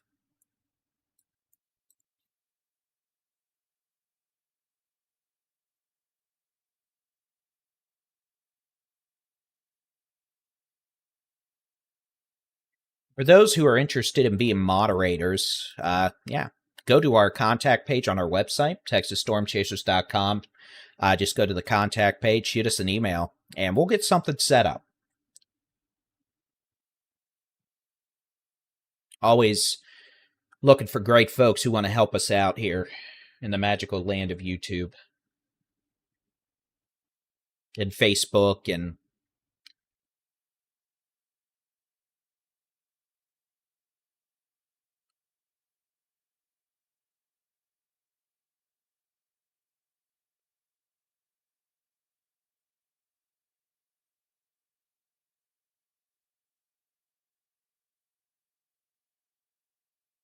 here, let me put the storm motion back on. I wouldn't be surprised if the Weather Service puts a destructive severe warning back out for Groesbeck, and that would set your phones off. They have just upgraded this, by the way, back to tennis ball size hail. So again, at least tennis ball size hail possible in Groesbeck as the storm moves southeast.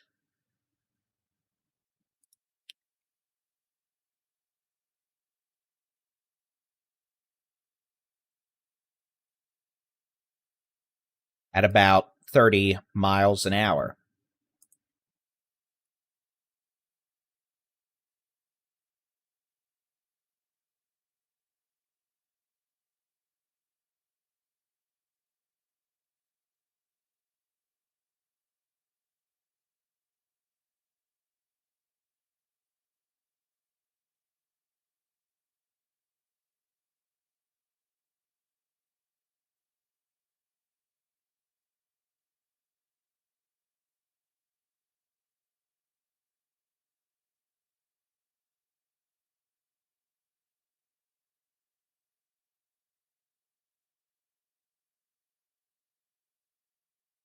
So Waco, that western storm, may make it down to y'all's area here over the next hour. Again, it's moving towards Lacey, Lakeview, Gulson, Belmead.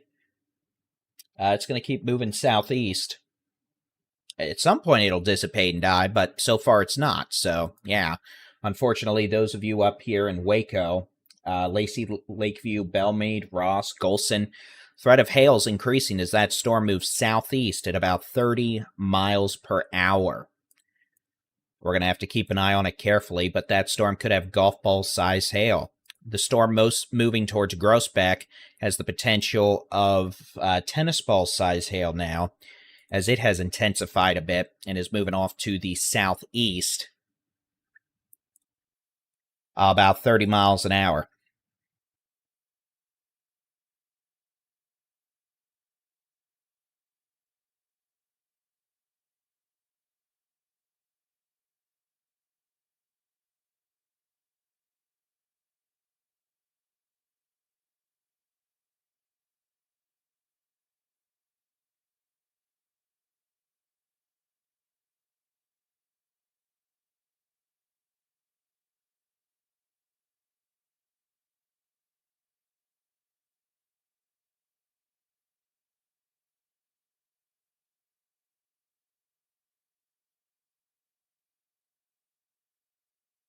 At this point, we're not worried about tornadoes. We have hail and cloud to ground lightning along with some strong winds.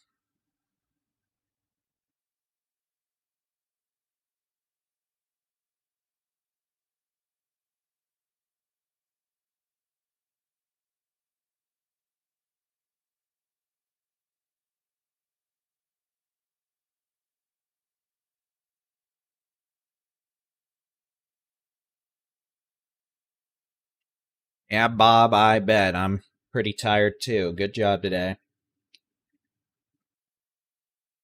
Looks like you might have some storms in your area tomorrow. The wind with the storms moving towards Waco, not really high. A lot of lightning moving into Lacey, Lakeview. A lot of lightning moving into Elmont, north sides of Waco, China Springs, and Golson. Y'all definitely have a lot of lightning with this storm, and the potential for hail up to the size of golf balls. Localized damaging winds over 60 miles an hour, and the potential for quite a bit of cloud to ground lightning.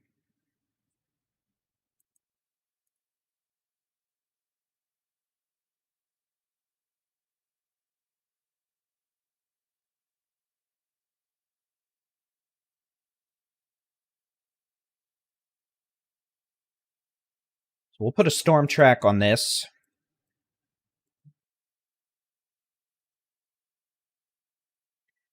It's going to be moving southeast. Golson, probably around 10:15 to 10:20. Lacey, Lakeview, 10:35 to 10:40.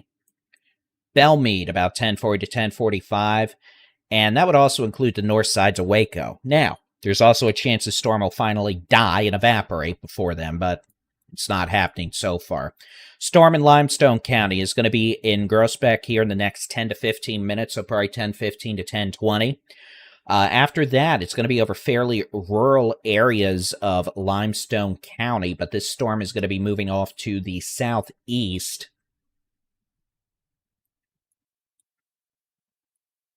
towards Lake Limestone. And Lake Limestone, we're looking at about 10:40 to 10:45.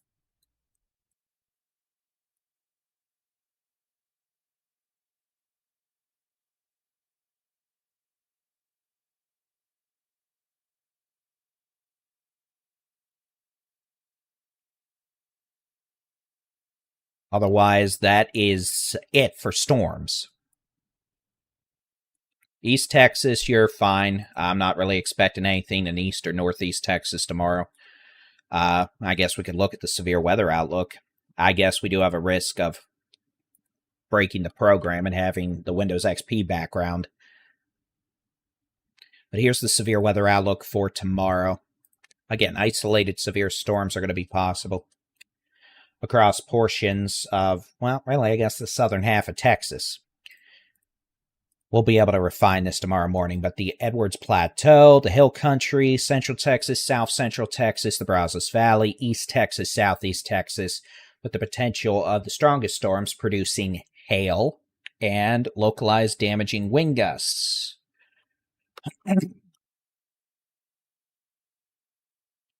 So that's a lot better than today. Now, back to the radar we go.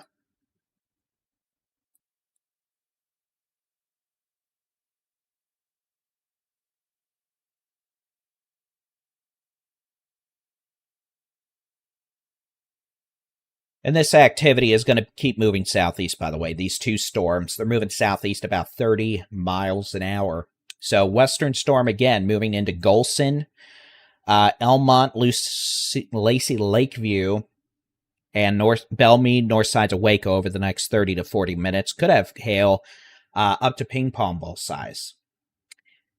Maybe even golf balls over the next 30 minutes. Eastern storm moving into Groesbeck. That storm could have up to tennis ball size hail. Forest Glade into Groesbeck, you're going to kind of let us know here over the next 20 minutes, Highway 14. Hopefully it's not that big.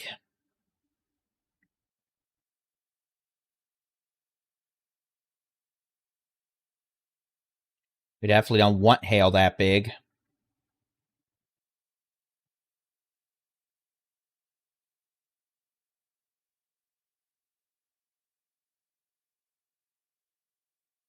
Oh, just looking at some stuff on my end.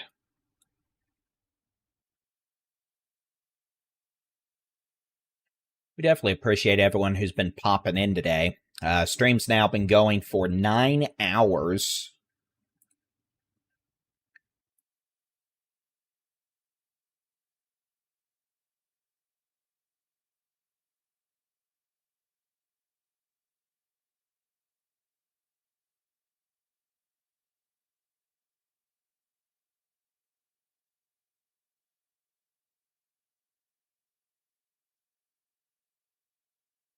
You know, we're just doing our best to help keep everybody updated with the latest Texas weather information. So the good news is, if we're not talking about you, you're probably good for the night.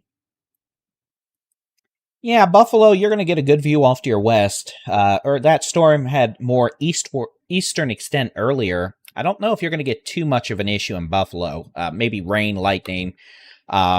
Probably the worst of the hail is going to go closer to areas just east of Thornton, maybe a little west of Farrar and Donnie. With that activity, as it moves off to the southeast at about 30 miles an hour. Now, at some point in the next hour or two, they're going to finally die. Just not yet.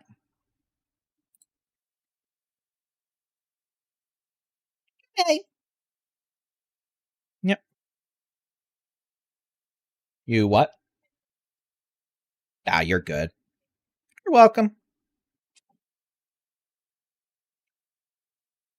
Oh, off go the lights everywhere.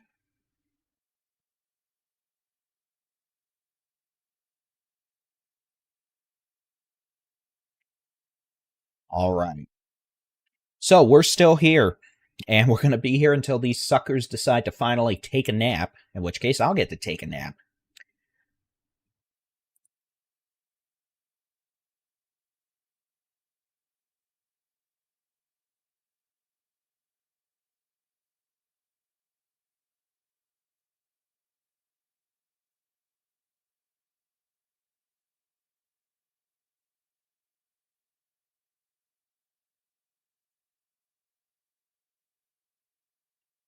But again, let's get back to it. It is 10:10 p.m. I'm Texas Storm Chasers Baldy-in-Chief David Reimer. We're monitoring a severe thunderstorm capable of producing some pretty big hail. Could be golf ball to tennis ball size hail, maybe still falling out of this storm, moving southeast right now on the Highway 14 and into the city of Groesbeck. Those of you at 164 and 14 in Groesbeck, you know, it's going to be close. Maybe the hail will stay just north of town. Maybe it won't. We're going to have to see. But could be pretty big here, just south of Forest Glade, based off the radar data. So we're going to have to see. That storm will continue moving southeast towards Lake Limestone after it passes southeast across Highway 164. I'm expecting these storms are going to probably die the next hour or two, but still, I mean, if they continue, they may make it down to portions of Leon County, maybe northern Madison County. We'll see. This storm up in northern McLennan County continues to chug on along with frequent cloud-to-ground lightning. Thanks for the report, RHS now. Looks like they're getting 1-inch hail in Groesbeck right now. Hopefully it doesn't get any bigger. Golson up here in northern McLennan County, you've got a storm capable of producing maybe some quarter to ping pong ball size hail. If it overachieves, maybe golf balls. It's going to be moving southeast towards Elmont, Lacey Lakeview, Belmead, with the potential of also some strong winds of 40 to 50 miles an hour. So this activity continues and is going to be crossing over I-35 around Lacey Lakeview in Elmont in the next probably 20 to 30 minutes. And again, this is going to be something where a lot of lightning, some heavy rain, maybe a bit of hail. And again, right now that hail core is right up on Golson. Moving off to the southeast at about 20 miles an hour. We're not dealing with tornadoes. We're not doing any of that. So then, again, those of you in Golson there on FM 933, you've got hail right now. This is going to be moving down 933 towards Elmont and Lacey Lakeview in northern McLennan County. It should stay mostly north of Waco, at least maybe the northern half of the city. But otherwise, that'll keep moving southeast, and we'll see. I'm hoping at some point these are going to die. And then this storm out here in Groesbeck, moving off to the southeast at about 20 to 30 miles an hour with the potential of golf ball, maybe even tennis ball size hail. According to the radar, maybe it's not that bad, but we'll just have to wait and see.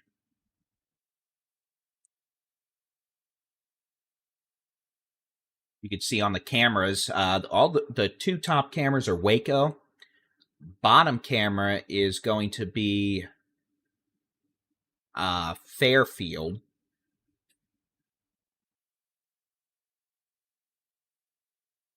And again, just some nasty hail signatures in Groesbeck, so that could be unpleasant. Ah, yes, San Jacinto County, point blank. We've done tornado coverage there before.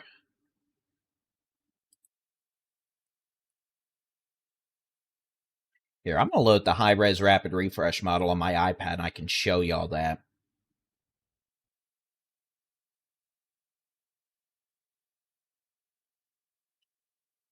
And that can at least give an estimate on some timing going into tomorrow. And again, this was a bit earlier. And the model may not be handling things right now well. For example, I don't see a bunch of storms popping up.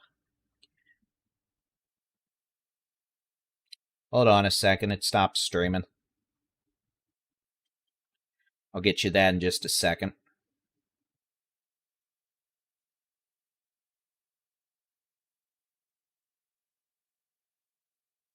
There we go. So here's the high-res rapid refresh model going into tonight, tomorrow morning. But, as you can see, it does weaken storms here in the next, well, really hour. It has a few storms continuing in North Texas overnight. We're not seeing any indications of that right now, for what it's worth. So that might just be the model being dumb. Don't call people that word, by the way. So, then you can see it does fire up some activity going into tomorrow morning, kind of early, honestly. It's firing some storms up by about 10 to 11 along the remnant boundary left by tonight's storms. And then it has some more rambunctious activity with maybe some pocket change size hail and strong winds by lunchtime. Parts of the Hill Country, Central Texas, Brazos Valley, into Southeast Texas. And again, that would mainly be a hail pocket change size hail, strong wind gust event, not really a tornado thing. So let's go back to the cameras, or the cameras and the radar. Yeah, I know I'm great at pronouncing stuff. Not. So again, Groesbeck, here you go. You've got hail in the vicinity of town. So far, the biggest I've heard is quarters.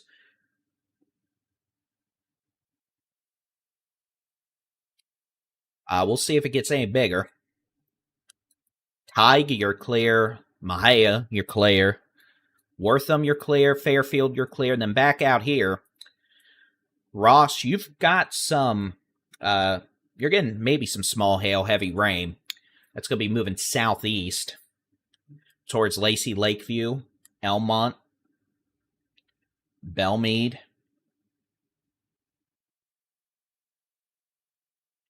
We'll see. We're probably going to get a new severe thunderstorm warning here in just a minute for those areas. Quite a lightning barrage right now, though. Elmont, Lacey Lakeview, north sides of Waco, out to Axtell. Axtell, by the way, yeah, you might get some rain and hail out of this. To Hallsburg, y'all are getting pelted with lightning strikes right now.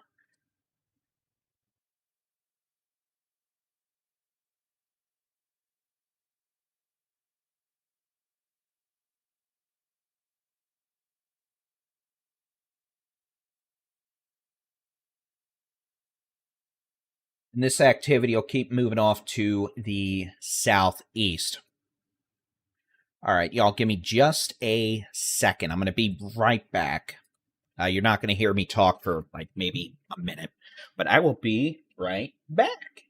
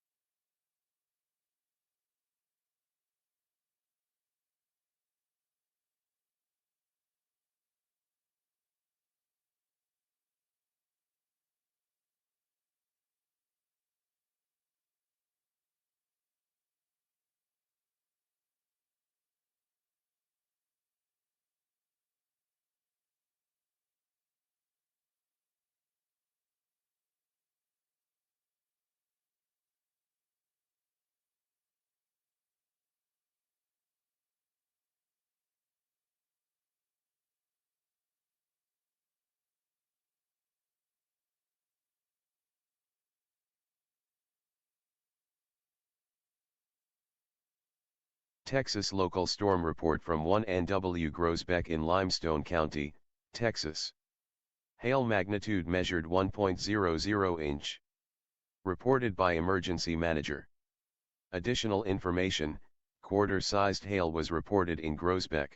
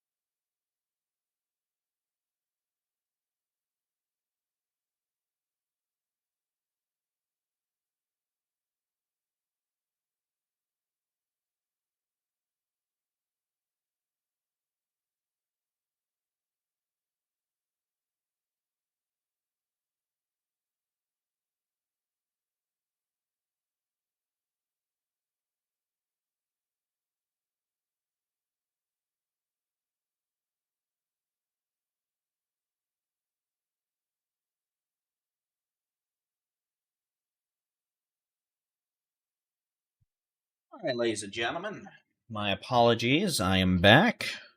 I've procured caffeine. Well, I hope you enjoyed the freeze frame.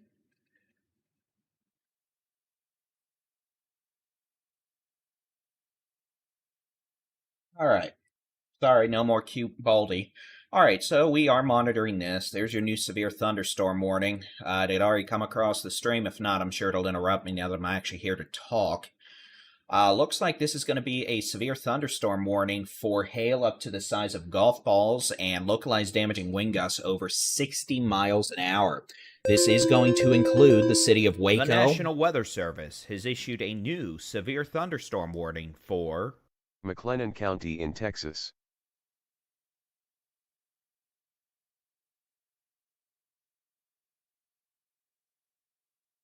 is going to include Waco, Belmead, Lacey Lakeview, Leroy, Hallsburg, Rysel, Mart.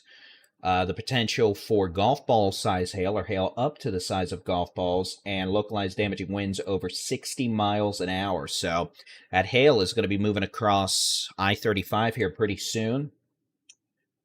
We can keep an eye out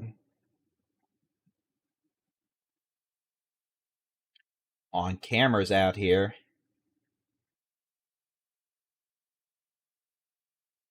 That's what we're going to be doing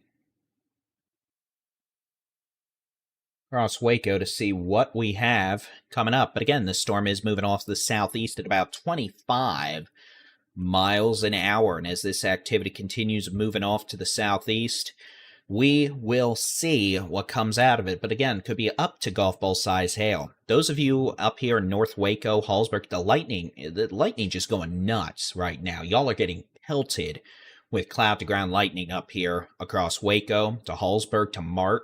I mean, this thing's just going nuts with lightning right now on my lightning tracker. It is nutso. But the hail threat right now is still back just west of Lacey Lakeview. Belmead, about 10:40. Well, let's do this. 10:35. Lacey Lakeview, 10:35. Hallsburg, about 10:55. Rysel, about 11:10. Again, the potential for some hail up to the size of golf balls, and there could be some 40, 50, maybe even a 60 mile per hour wind gust. This activity is moving off the southeast. Out here in Groesbeck, we had one storm spotter report of up to 2-inch diameter size hail. Otherwise, I'm seeing about quarters. That storm is moving southeast across Highway 164 towards Lake Limestone. Yeah, there is a bit of a hook with both these storms, but if we look at the which way the wind's blowing mode, you'll see that we don't have any low-level rotation. These storms are a little elevated above the surface, I think.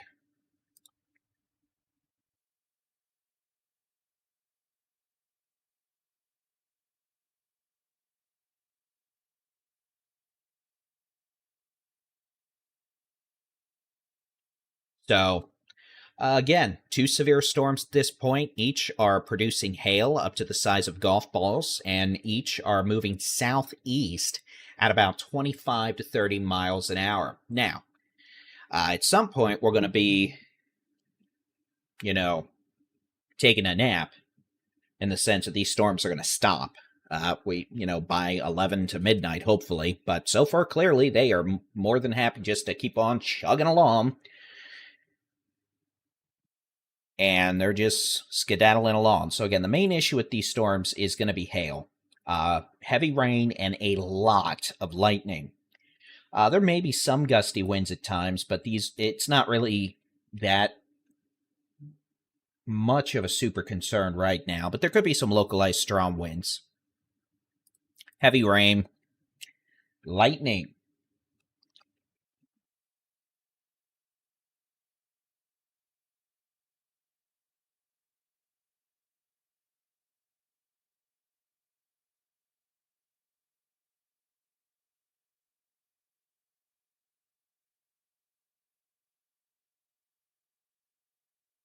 Reports of golf ball size hail in Groesbeck right now. Ping pong balls in Golson. All right, so Golson, the ping pong ball. That's the west storm. Groesbeck, you're getting golf balls. That's the east storm.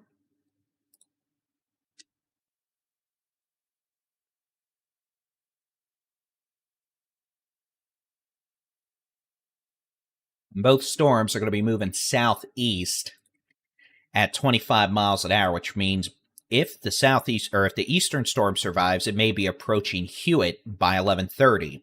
The western storm could be approaching Rysel by probably 11:10 p.m.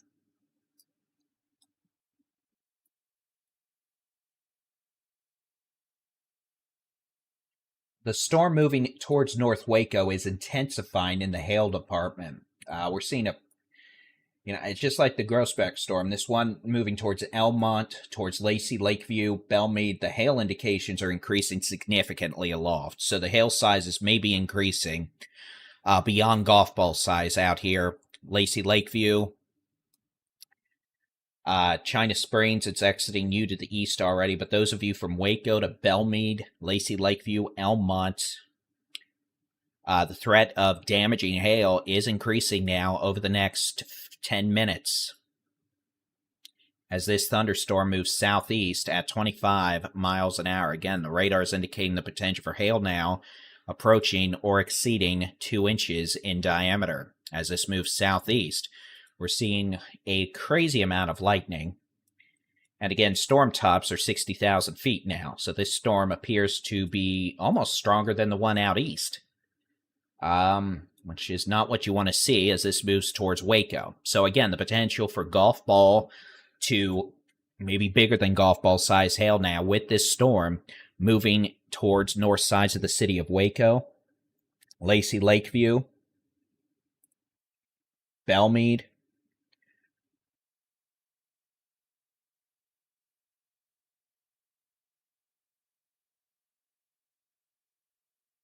No, we're watching that traffic camera. I keep thinking I'm seeing giant chunks of ice falling out of the sky.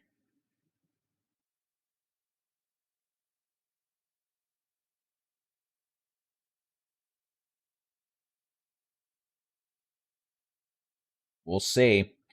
But the threat of damaging hail is increasing now for northern McLennan County. This does include Lacey Lakeview, Elmont, back west to areas east of Golson.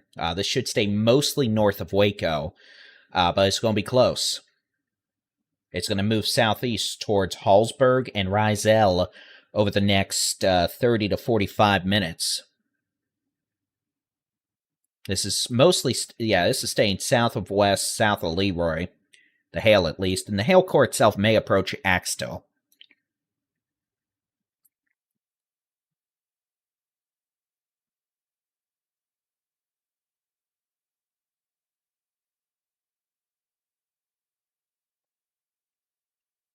Wind speeds could be up to 60 miles an hour in spots with this storm moving into Lacey Lakeview and Belmead and Waco.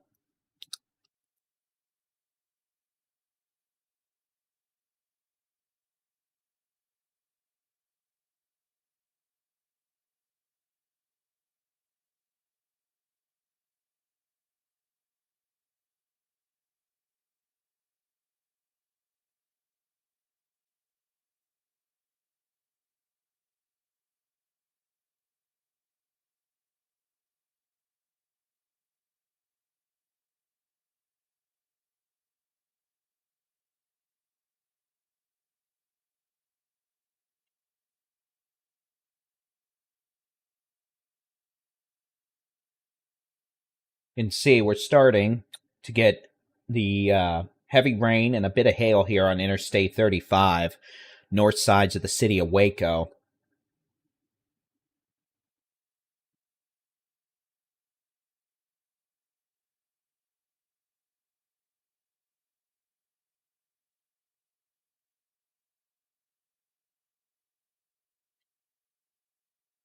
And again, the potential for up to golf ball size hail and localized damaging straight line winds over 60 miles an hour may occur with this storm. All right, let's go back out to the east. Mostly half-inch to 1-inch in Groesbeck. Did see a few 2-inch. Yikes. So again, that's a bit larger than golf balls. And unfortunately, or, well, I guess it's fortunate for folks downstream, but couldn't have happened a little earlier, right? This storm is starting to weaken. Just northwest of Lake Limestone, west of Farrar and Donny. It's going to be moving to the southeast, east-southeast at about 25 miles an hour. If it continues and it survives until 11:30, it'll be near Hewitt by 11:30, just southwest of Buffalo there on Highway 79.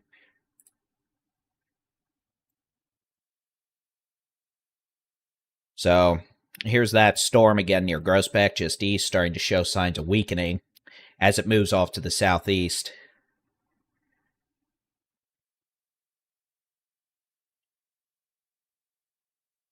All right, so here's back west, north sides of Waco, but especially closer to Lacey Lakeview, maybe north sides of Belmead. That's where we're going to get the nasty, nasty heavy rain, hail. Could have hail up to the size of golf balls up here near Lacey Lakeview to Elmont, we're keeping an eye on that tech stock camera for indications of hail. There's clearly a lot of heavy rain. But there's going to probably be a lot of hail out here on I-35 around Lacey Lakeview as well. We already have a report of dime-size hail. That was about 10 minutes ago, so I'd expect the hail is a bit bigger than that now as it moves off to the southeast at about 25 miles per hour.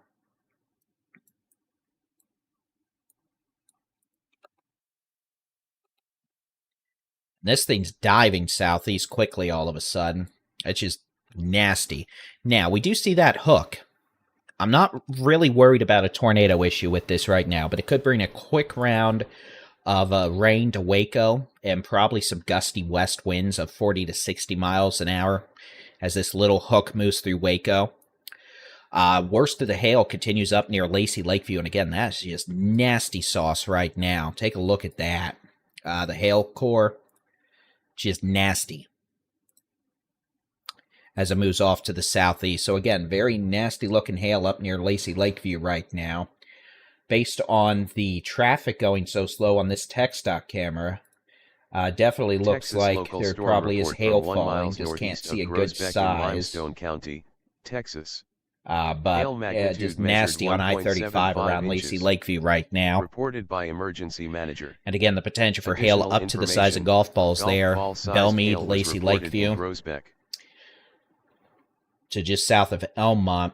It's right now just north of Loop 340 and Lakeshore. Right over Lacey Lakeview in I-35. Golson Road, 933. That's going to be moving off to the east-southeast. And again, storm took a little dive south on the last couple scans, it looks like. So, north sides of Waco again. Potential for y'all to receive a quick round of rain, maybe a quick round of hail, and gusty west winds.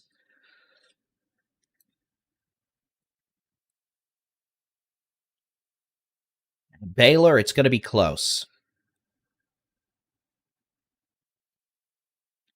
And then here is the storm now exiting Groesbeck to the east. Groesbeck, you're pretty much clear. The storm's moving east of town and also showing indications of some weakening, though still probably some quarter-size to ping-pong ball-size hail will be possible with it as it moves over the north sides of Lake Limestone. And it is starting to move a little further east towards Farrar and Donnie. But yeah, we did have 1 to 2 inch hail reported back in Groesbeck. That includes, means quarters to golf balls. We did even have a 2 inch hail report just north of Groesbeck there on Highway 14. Back to Waco. Again, could have some golf ball size hail. Correction, now tennis ball size hail possible falling over Lacey Lakeview. Weather Service just bumped this up to tennis balls. So again, the possibility of tennis ball size hail.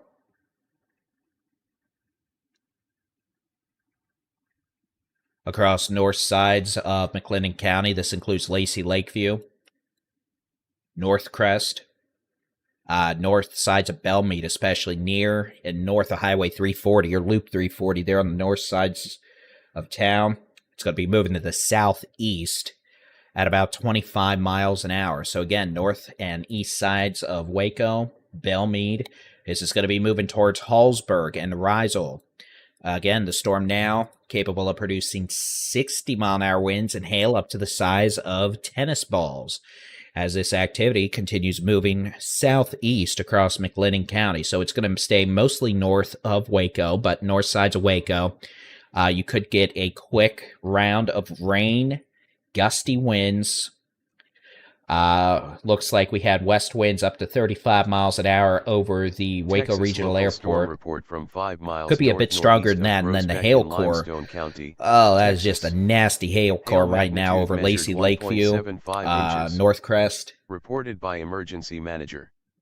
Additional information: golf ball-sized hail was measured and that's 7 moving miles southeast. south of Mexia.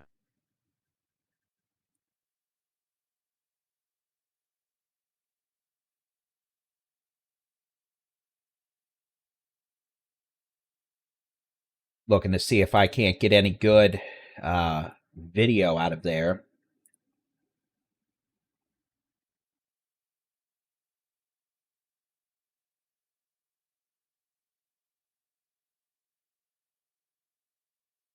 And here's a shot from north sides of, pretty much from Belmead to Lacey Lakeview. You can see a lot of traffic has just stopped up there. Texas local storm report from 6 miles south of Mexia in Limestone County, Texas. Looking to see if we can see any hail bouncing off the highway. 1.50 inches. Reported by public. Additional information, report from Ping Pong Ball. Again, you're looking at Interstate 35 at Pecan Avenue there, around Lacey Lakeview to Belmead. Potential for hail. You can see a lot of traffic moving slowly. You can see those rain curtains moving from right to left on the screen.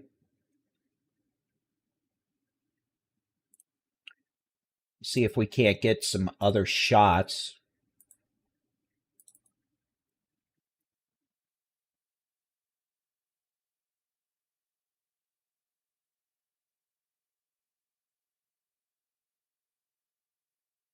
Oh, yeah, no, we got big hail.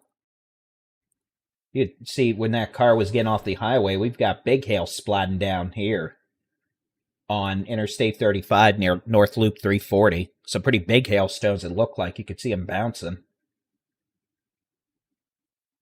So there's a shot of that.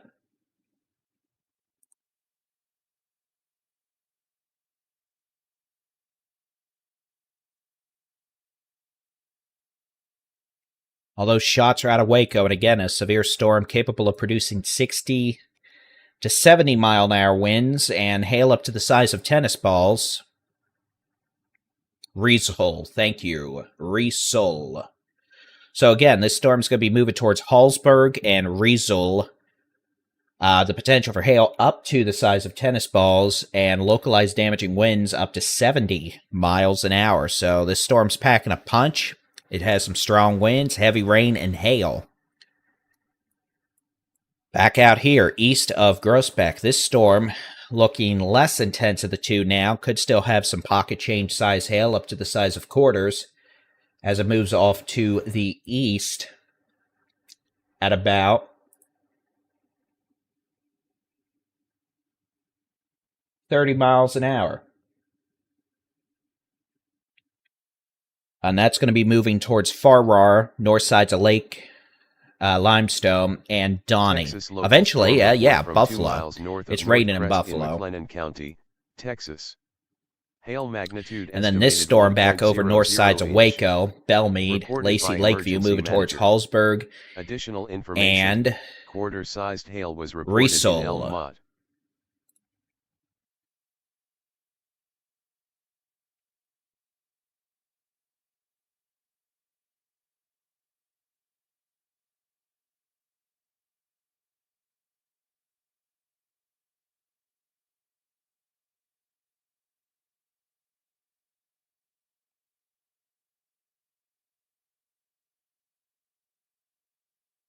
And again, this storm, these are not tornadic.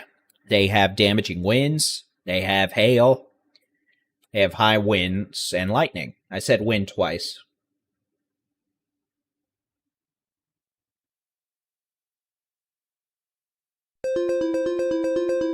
The National Weather Service has issued a new severe thunderstorm warning for All right, this is going to be a new Leon, and Limestone County in Texas. New severe thunderstorm warning for Buffalo and Hewitt, northwest of Centerville. That is going to take us through 11:45 this evening. So this is going to be a severe thunderstorm warning for downstream locations. And again, very nasty hail core right now over Highway 84 near the East Loop, 340 over northeast sides of Waco. This new severe thunderstorm warning out on the eastern storm will be for western Freestone, western Leon, and eastern Limestone counties until 11:45 p.m. Donnie, thank you. It's going to be moving southeast at about 20 miles an hour. Potential for quarter-size hail. And localized damaging winds up to 60 miles an hour. Again, that's moving towards Buffalo, Centerville, and eventually that storm again Does look to be on a weakening trend, so hopefully that'll continue. But you could get some small hail up to quarter size and then localized wind gusts up to 60 miles an hour. Then this storm back out over Belmead, northeast sides of Waco and Lacey Lakeview, has strong winds up to 70 miles an hour in spots and hail that could be up to the size of tennis balls, though we haven't had any reports up to tennis balls. We've heard a lot of dime to quarters, even nickel size hail. So you know what? If it wasn't as big as it could have been, that would be nice. But I guess we'll find out. And this storm, again, is going to be moving southeast pretty quick. Well, comparatively quickly, 25 miles an hour, with a potential of, again, large hail and damaging straight line winds over 60 to 70 miles an hour, and it's throwing lightning all the way down towards Otto and Perry.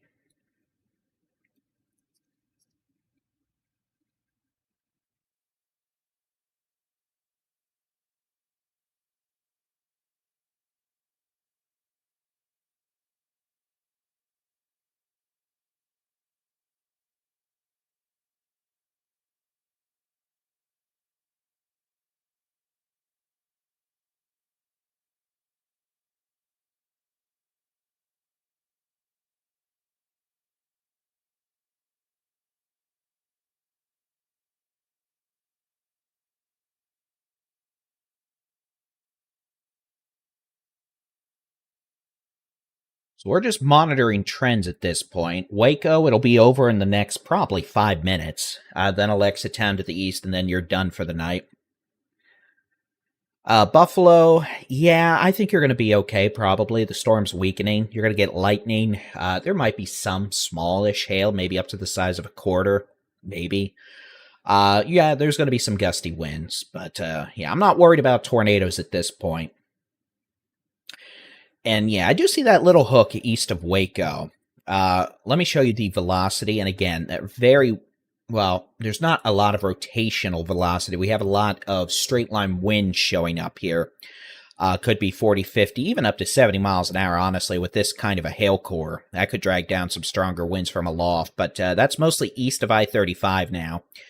And that activity is going to keep on moving off to the east-southeast. You can see the eastern storm is on a weakening trend over the last, 30 minutes. I can throw this out to an hour. And you can see that eastern storm is decreasing in intensity and size pretty quickly. It just wanted to dump a lot of hail on Groesbeck. And then the western storm kind of took over and decided it wanted to munch on some hail and drop it on I-35 and...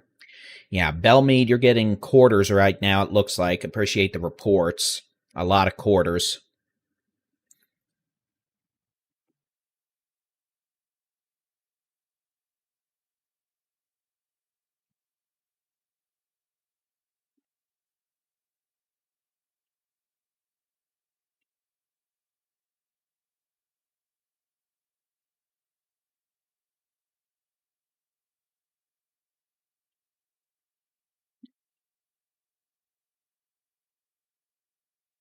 No, after this, we should be hopefully just done for the night.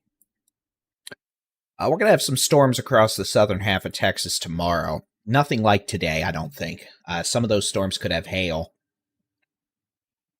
Oh, the hail indications on this western storm actually are increasing aloft again. You can see the radar thinks we have hail up to 3 inches in diameter. I thought kind of the same thing as the storm crossed I-35, but, well, seems like we're only getting quarters, so that's good. Could definitely see a bit bigger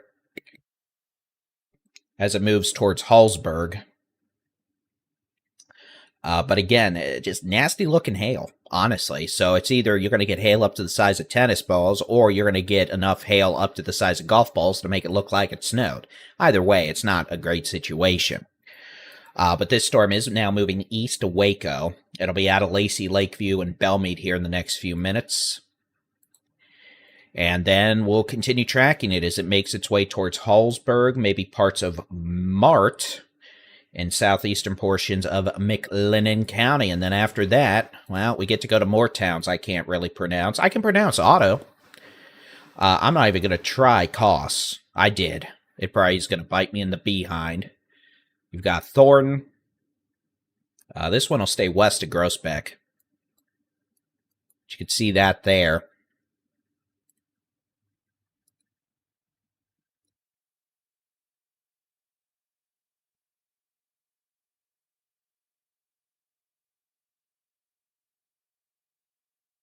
We'll see. Oh, it's coming up to 10:45. We've almost been live now. Oh, we're going to be coming up on 10 hours. My, oh my. Yeah. Yeah, I knew that one was going to get me. Cost C. Okay. Thank you, y'all. Yeah, I triggered folks. If it was hours ago, we still had, 10,000 people watching. I can only imagine the rage.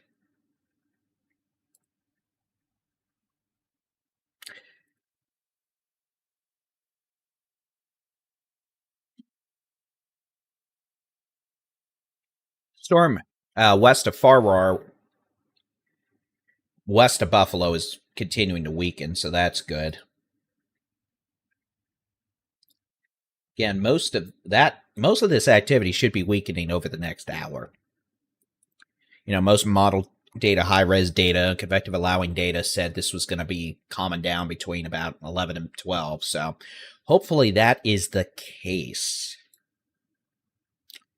Just had a report of ping pong ball size hail on the east side of Belmead as this storm was exiting.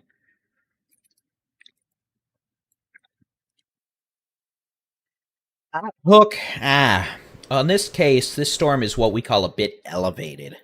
If this was back at 6, 7 p.m., I'd be concerned, but take a look at this. This is your which way the wind's blowing mode, and look at all that green. That's just wind being shoved out of this thunderstorm. So this is an outflow dominant thunderstorm.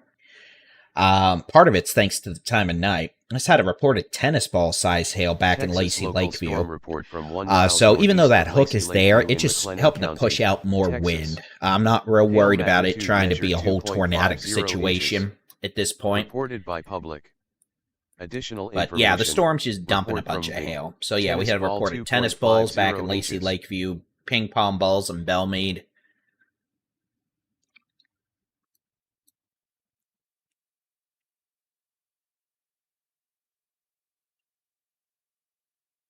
Thank you, Tamara, for the report of golf balls there in Belmead. Sorry you're having to deal with that this evening. Sorry y'all are all having to deal with this evening. Trust me, I don't like looking at my face.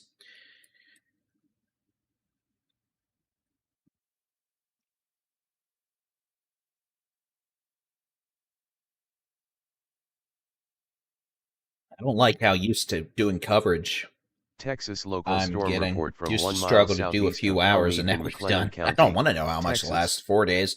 Hail We magnitude did have a estimated 72 mile an hour 1.50 wind gust inches. measured back at 10:30 Reported by at public. the Waco Regional Airport. Additional So that's where information. that Report uptick in the from damaging ping wind pong ball 1.50 came from inches. on this. We had a 72 mile an hour wind gust measured there at the Waco Airport. So that explains that. Belmead, the wind has flung the sheet metal on my windshield off. I tried protecting from the hail. Yeah, wouldn't be doing that. It's alright. According to data, some data, I might be having to try to keep my car from getting hailed on tomorrow here in Fredericksburg. At least the sunroof. The sunroof on these Forerunners are kind of fragile.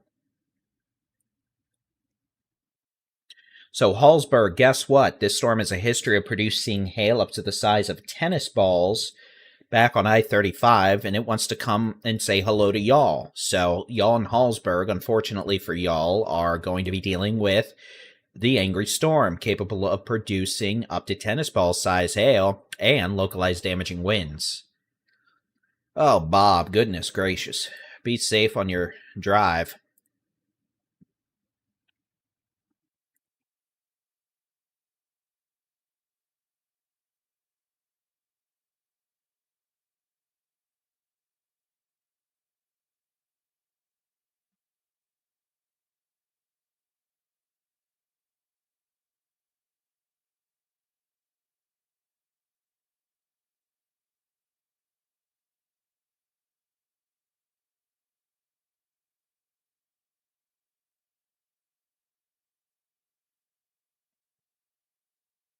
Most of my camera feeds blew up.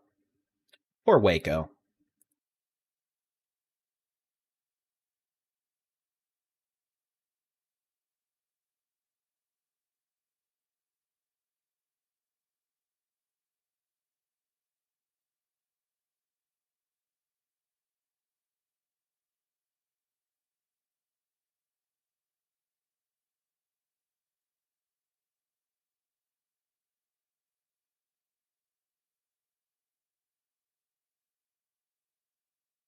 So yeah, we're still tracking this severe storm capable of producing up to tennis ball size hail moving into Hallsburg right now on Highway 164. This storm is going to be moving off to the southeast at about 25 miles an hour. And again, it has some pretty big hail with it. It dropped tennis balls back in Lacey Lakeview. We've got reports up to golf ball in Belmead. And yeah, it's still shooting lightning all the way down towards Cossie. Remember, lightning is frightening. When thunder roars, it's time to get your keister indoors.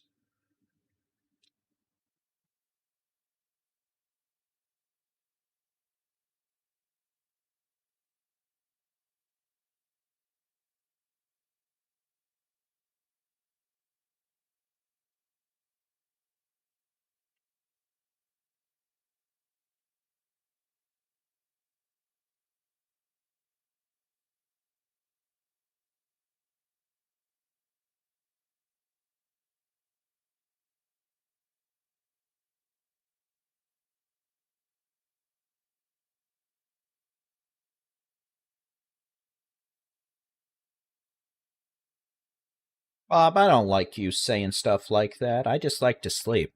So, good news is this eastern storm, again, this storm west of Buffalo continues to pretty quickly weaken here. I think we'll probably be able to get rid of this severe thunderstorm warning shortly as it continues to weaken. That storm's going to go bye-bye, adios, homas wild beaters, and goodbye. This one over Hallsburg is not showing anything of the sort right now as it moves off to the east-southeast. About to cross over Highway 6, south of Hallsburg, southwest of Mart. It's still bringing quite a bit of hail near Hallsburg on Highway 164, it looks like. And that's going to keep on moving on the east-southeast.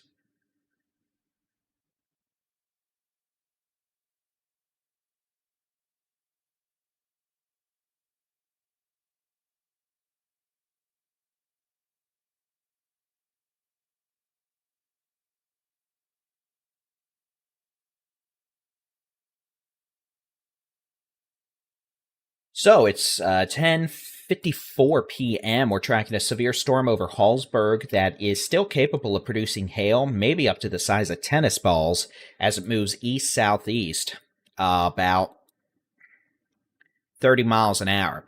I expect we're going to get a new severe thunderstorm warning here in the next few minutes.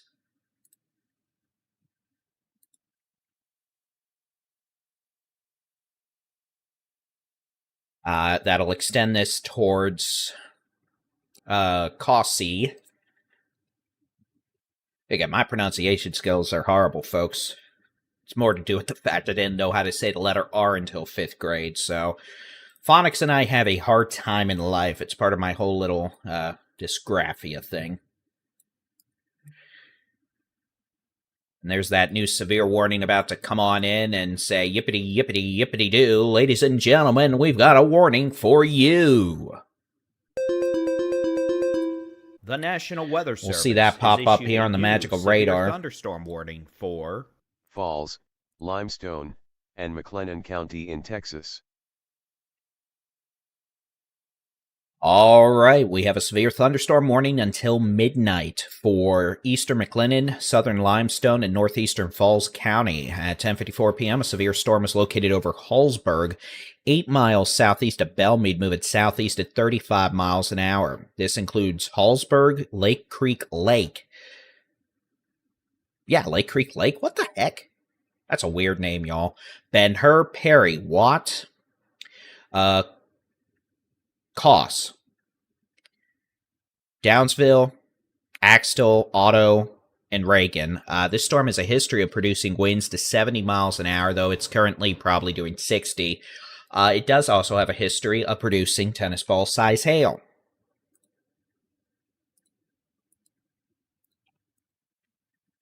As it moves off to the southeast at about 60 miles an hour.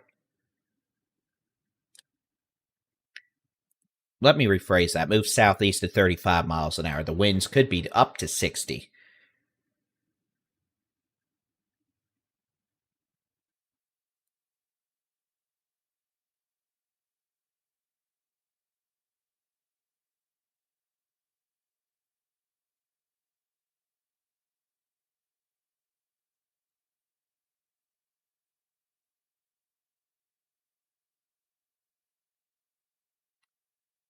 So, Hallsburg, you're getting the hail right now. This is going to be starting to move over Highway 6 near FM 1860 in the next couple of minutes.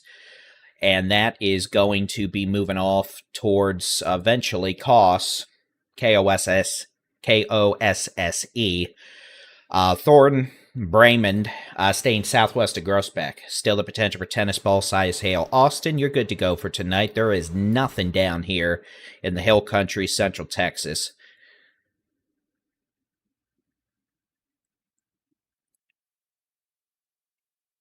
Yeah, this storm's evaporating pretty quick out here. South of Tige, west of Buffalo. So, if you're in Buffalo, all that, y'all can go to bed. And then just down to one severe storm. Over Highway 6 near Frederick Street, FM 1860. That's going to be moving southeast. That'll cross over 147, Marlin. Eventually on a beeline towards Kosse. Waco is clear. Go to bed.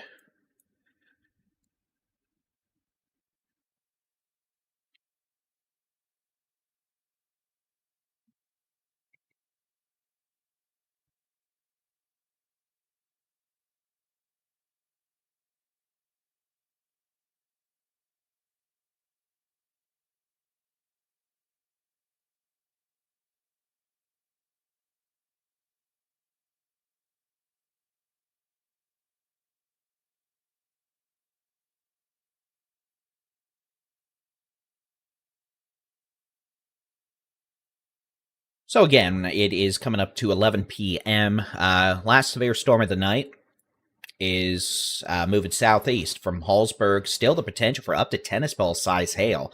It did produce tennis ball size hail back in Lacey Lakeview with golf balls in Belmead. This storm is moving southeast at about 30 miles an hour. From Hallsburg, west of Mart, it's going to be moving towards Otto, Perry, probably staying a little north of Marlin. Y'all may get the wind, though, and lightning. And then this is moving right towards Thornton and Kosse. Along with, it's about to move over Resell. So, Ben-Hur, I think you're going to stay just east of the hail core. So y'all are probably going to be okay.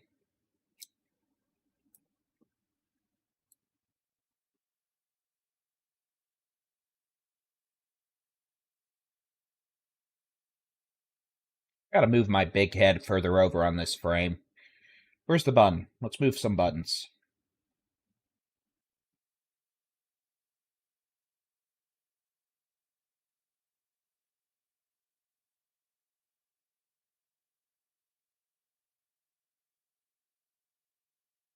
There we go.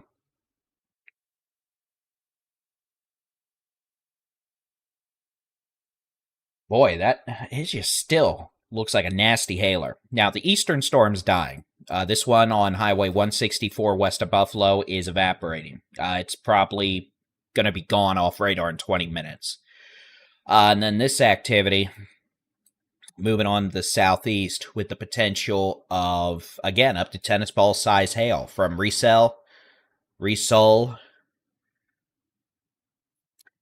to Otto, Perry, north of Marlin, towards Kosse, Resell, Hee-Haw, Yee-Yaw. This is going to be moving, mostly, the Mart, you're getting some rain, maybe some small hail, y'all are fine. Centerville, you're fine. This storm is going to stay west of there anyway, if it even gets down that far. Cossi. I'm just going to start spelling it until I can get into a phonics lesson and have it tell me 20 times in practice like a foreign language, whatever those audio things are.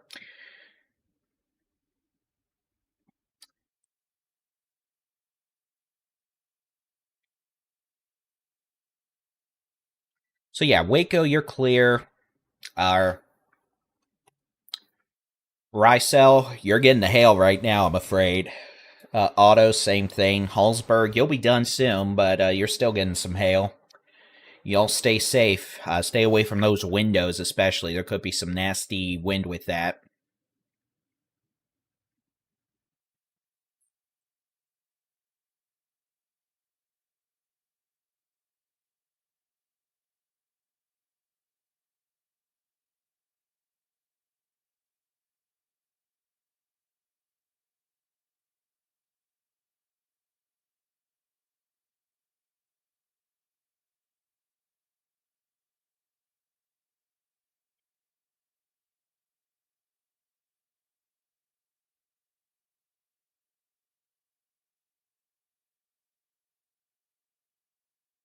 Sharing some video on Facebook right now. All right.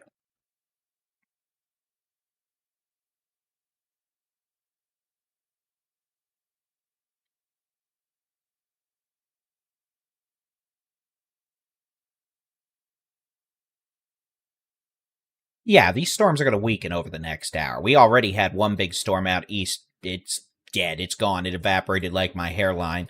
This storm eventually is going to do the same, hopefully in the next hour or two. But for now, it continues producing frequent lightning, hail, and has storm tops near 60,000 feet. So it's clearly still chugging on along just like it had a Red Bull. Except the Red Bull gave hailstones wings instead of, well, yeah.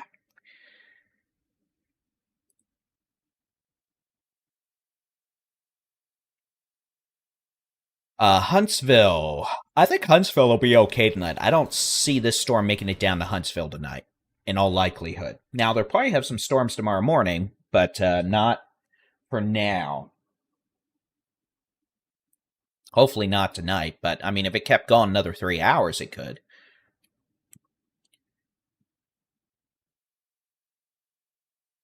So hopefully, the cap will squash this western storm like it did the eastern storm. The eastern storm, yeah, bye-bye. The severe warning just got canceled. So hopefully it's going away soon.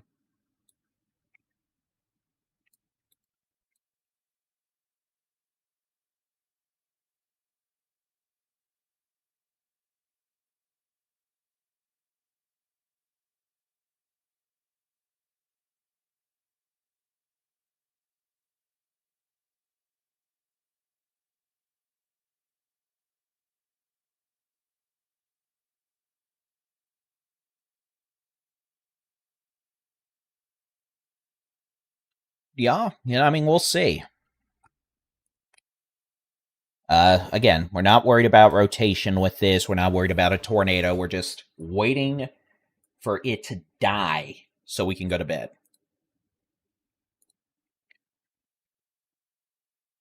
But heads up, those of you northeast of Marlin, east on Highway 7 to KOSSE, because that's how I'm gonna say it.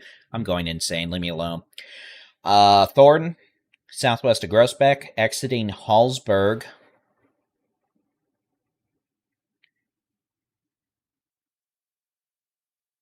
Exiting Riesel shortly, and moving off to the southeast.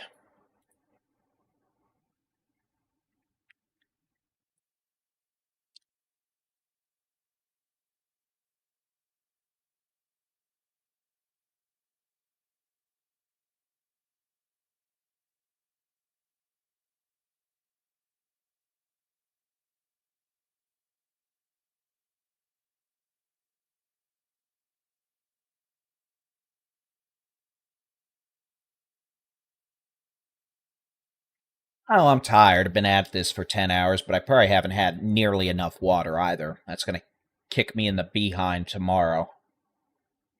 I'm going to probably wake up and be sluggish half the day, but I'll try to drink more water.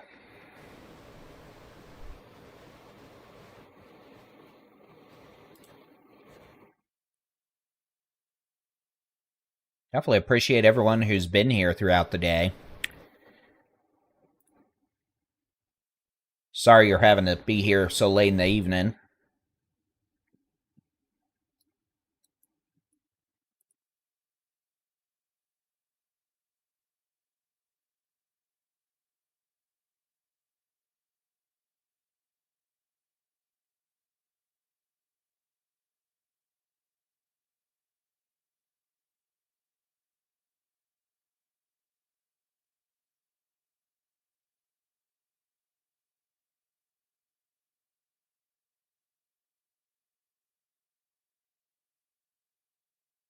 And then there was one severe storm there on Highway 6 coming into Perry, east to Otto. This is going to keep moving on southeast at about 30 to 35 miles an hour. All these cameras to the right are from Waco up to, Lacey, Lakeview, Belmead, who got pummeled earlier with hail up to the size of tennis balls.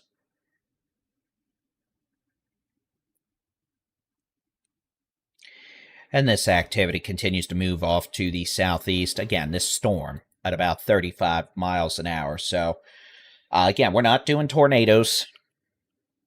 We do have some strong winds and, yeah, some hail out here in portions of Falls County, southwestern Limestone County,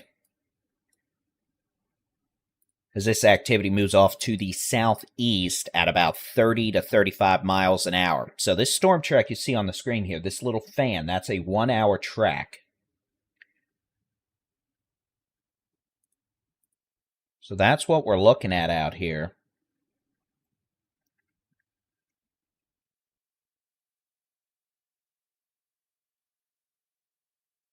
With this thunderstorm.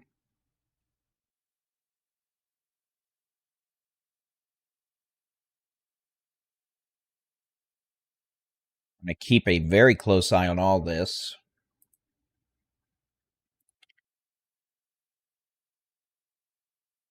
Thank you for the kind notes, y'all. I definitely know I'm sluggish right now. But again, we're kind of just trying to wait this out.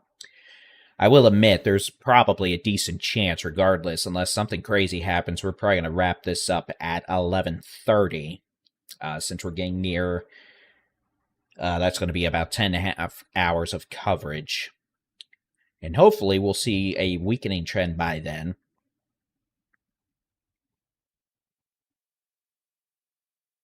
Temple, Moody, you're good. I'm not worried about y'all tonight. Again, zooming out, you can see we're down to one severe storm. We do have a few showers firing up here in Hood and Johnson counties. Again, there may be a few storms overnight with maybe some small hail and lightning. Not going to completely rule that out.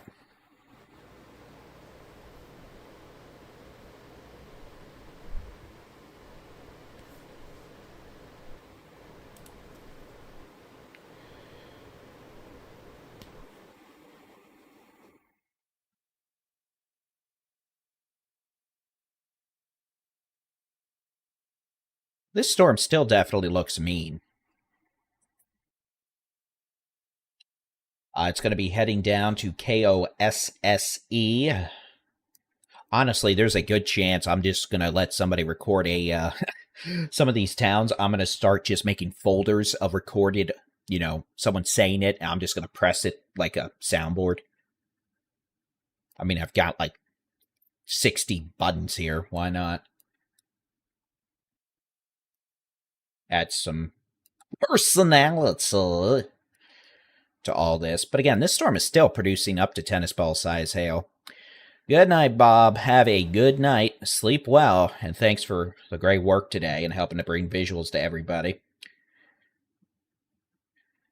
This storm near Perry is actually trying to get madder again. You gotta be kidding me. This thing's actually trying to start. Well, the hail core loft has some annoying hail. Franklin, yes, if this thing is still around by 12:15, it's going to say hello to you.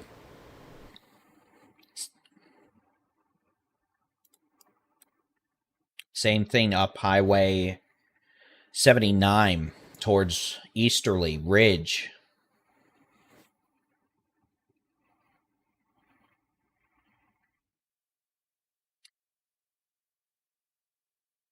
Well, Jeff, thank you very much. Appreciate your upgrade to Super Duper.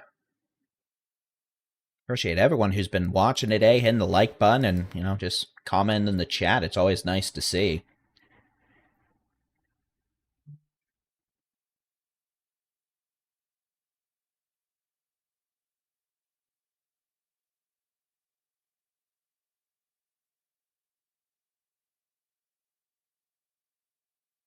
So y'all tell me, what would you rather do? Would you rather me end the stream at 11:30, or would you rather me take, a little break for like 8 minutes, have some music play, and come back here and keep on going for a while? What we used to do for stuff like this, I'd actually do updates about every 15 minutes. And then otherwise, I'd just let music play.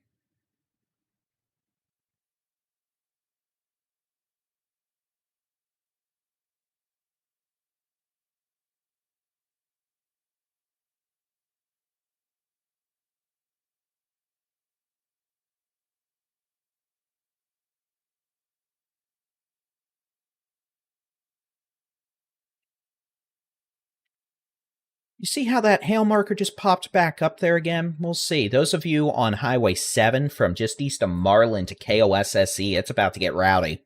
The potential for up to tennis ball size hail and localized damaging winds over 60 miles an hour.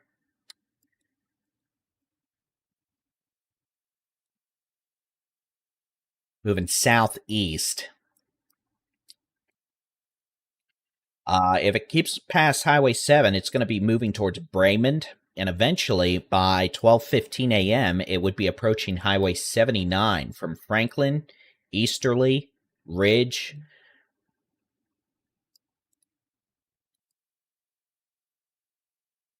north of Hearn. Hearn.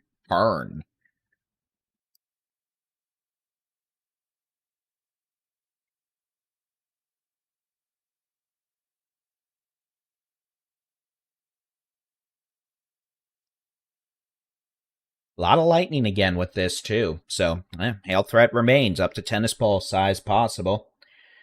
Localized damaging winds of 60 miles an hour.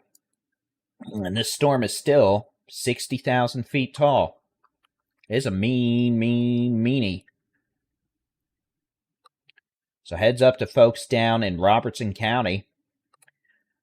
From, Bremen, Franklin, Easterly, Ridge. Imminently, KOSSE.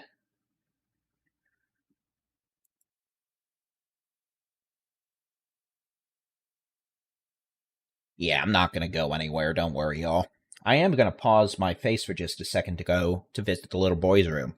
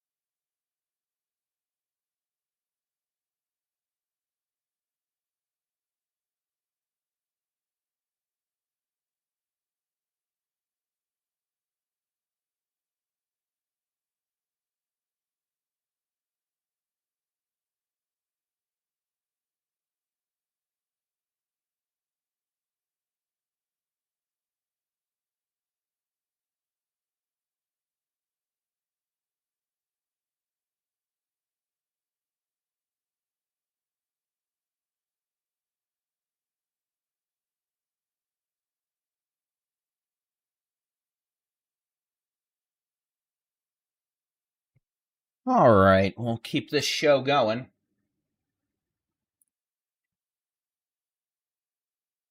Man, this thing's just mad. I mean, the hail size, honestly, I wouldn't be shocked if they bumped this back up to baseballs. So, again, those of you in Hallsburg, you're done. Mart, you're done. Riesel, you're done. Perry, you're going to be done here soon.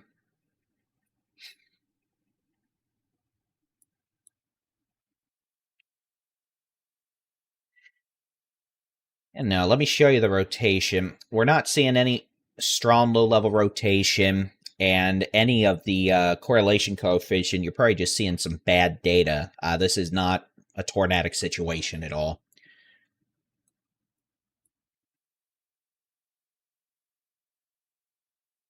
So I'm not worried about tornadoes. I'm worried about hail, some strong winds. So those of you on Highway 7 from just east of Marlin all the way to Highway 14, from Thornton south to Bremen, you are in the hail zone. Could have, honestly, up to tennis ball size hail. May end up being a little bigger. Maybe. Hopefully not. But this storm definitely has the potential to produce still damaging hail as we approach 11:20 this evening. And as this continues moving off to the southeast, we'll deal with it.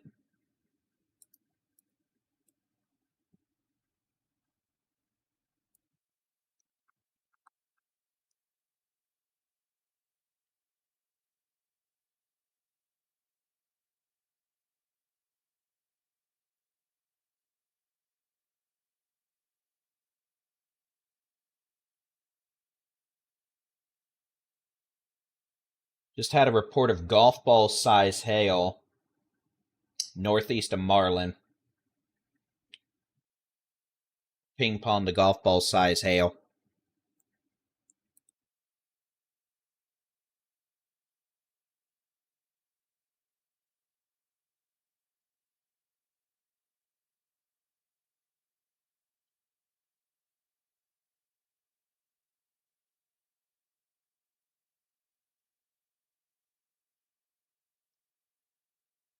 Now you're all good.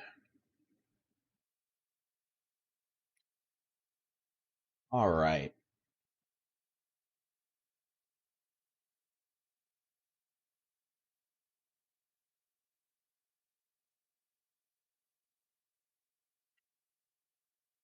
Again, we're just watching and waiting here.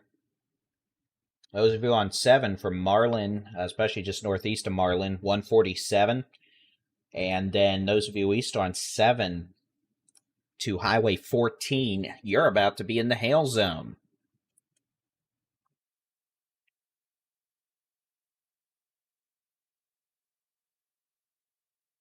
Yeah, those of you in KOSSE, I'm spelling your town. Look, I'm just too tired to pronounce things right tonight. I'll figure it out later. So, you know what? Is what it is. You're already paying attention, so don't be scared. This isn't a tornado. This isn't something that is gonna, knock your house down. Yeah, there's gonna be some hail. It's gonna be loud, and there's a lot of lightning. Just southwest of Auto reports of golf ball size hail. So, the radar indicates it's bigger. Maybe it's just that, golf ball. In which case, hey, you know what? We'll get through it. It'll move southeast pretty quick, and y'all can go to bed.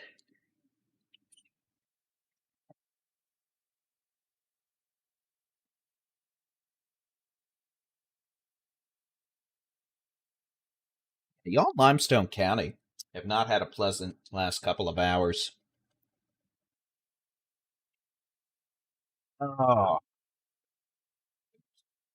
High protein bar, chocolate peanut butter, because that's a great thing to eat while doing live streams. Something with peanut butter in it.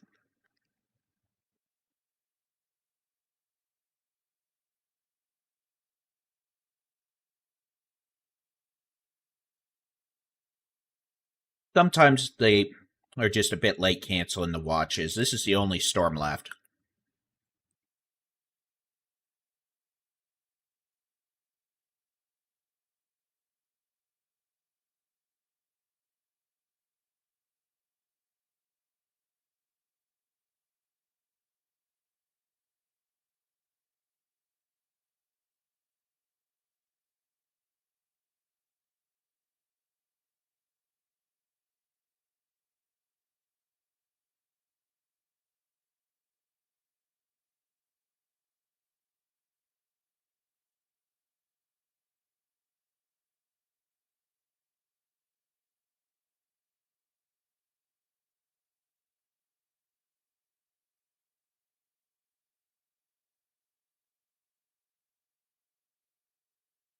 Banana chips would work too. Pretty crunchy though, so I don't know how that would go. I mean, the ASMR folks might like it.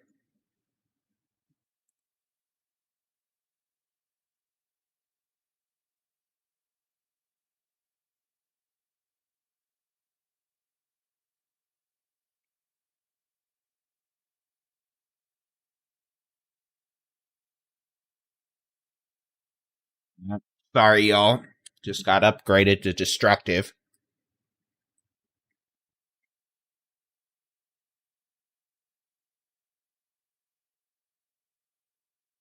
Let me finish chewing this and I'll talk.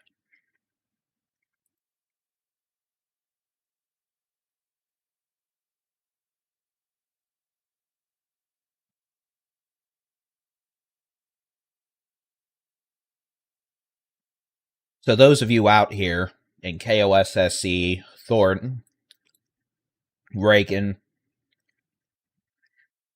east of Marlin, your phones probably just went off. For baseball size hail, destructive storm. That's because they bumped it up from tennis balls to baseballs. Very small increase, but nevertheless one that sets the wireless emergency alerts off. So again, we're still here. This destructive storm approaching Highway 7. Moving off to the east.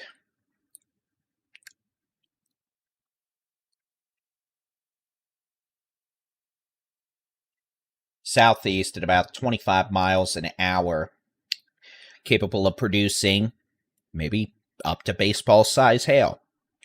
Localized damaging winds over 60 miles an hour. Lightning is frightening and heavy rain.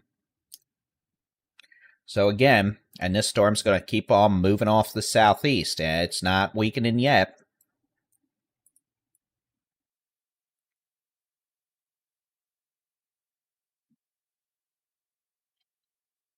It's going to move southeast. Eventually, by 11:15, this is going to be approaching Highway 79 from Franklin to Easterly in Robertson County, north of Hearn.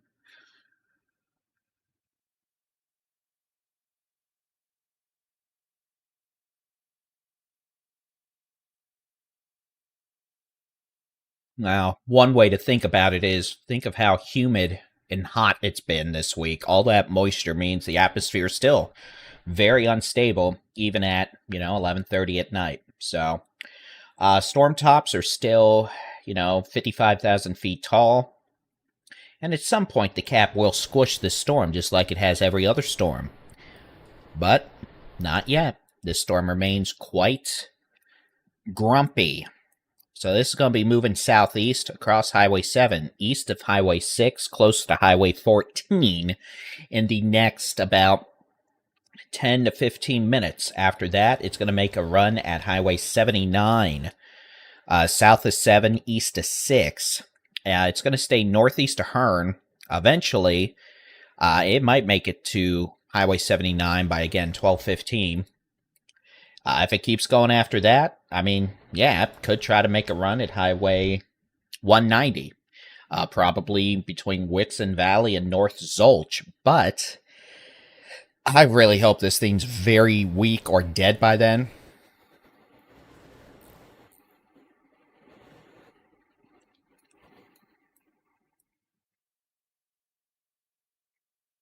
But again, this thing's probably dropping some big hail right now. Coming up on Highway 7. Right now it's crossing FM 147 near FM 1240, northeast of Marlin, moving southeast, again about 30 miles an hour. This is going to cross Highway 7 very near, or maybe just west of Highway 14 near FM 2485. Continue moving southeast across Highway 14, north of Bremond, and then eventually crossing FM 979. And Highway 79 northeast of Franklin, or near thereabouts, by about 12:15.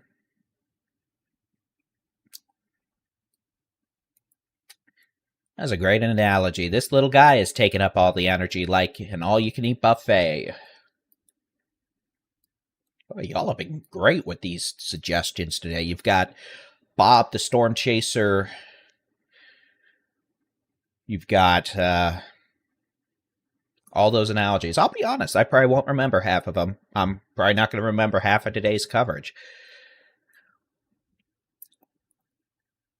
In the sense of, it's just been a long day. A lot of this, what I do, just comes naturally.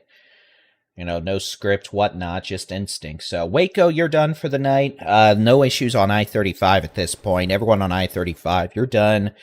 You know, North Texas, you're done. There's a few showers up here in Johnson, Hood counties. But the only severe storm left is this one, about to cross over Highway 7. Again, the eastern storm evaporated. Bremond.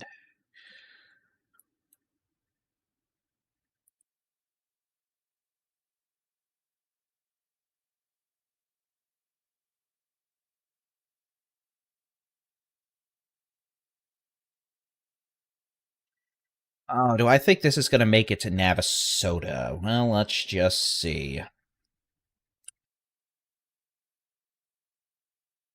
I think in an hour it'll be near Franklin. After that, it might be, you know, near Wixon Valley on 190.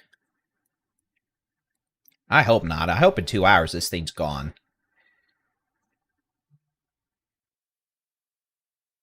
Hi, I'm me, I'm shiny. Well, yeah, it's true.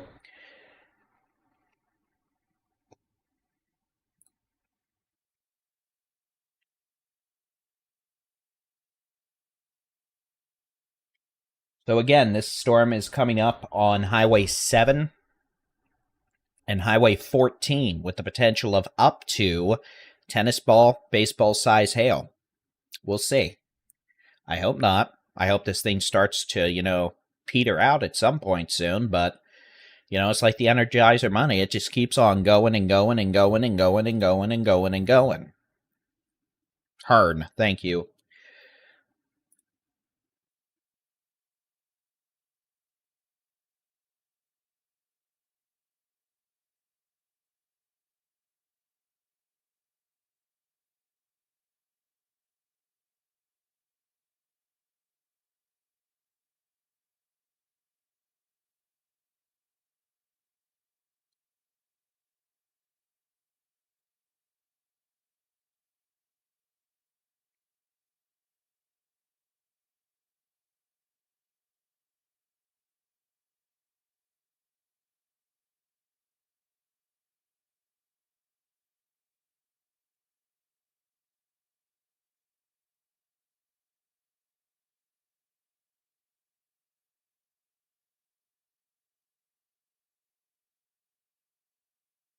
All right, so again, this is the only severe storm we have left. And this thing is moving southeast, about to cross over Highway 7. Yeah, the future radar did show storms up here in North Texas and Northeast Texas, right? And guess what? We don't have any. We have a few showers, that's it. So that's probably that high-res model being a little overzealous. Again, only storm we have left, so if you are in the vicinity of this storm as it moves southeast, keep an eye out. But if not, well, you're good. This storm is what we call a bit elevated as it moves southeast. Nightbot's taking a interesting approach.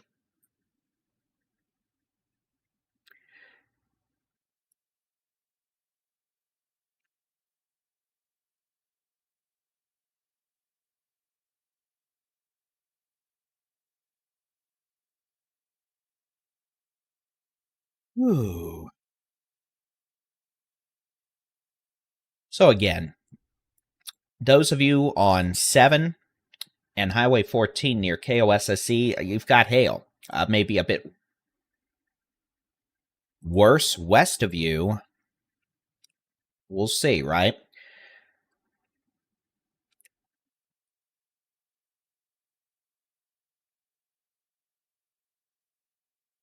Yeah, the worst is going to be southwest of Thornton, thankfully. This is going to be heading over and crossing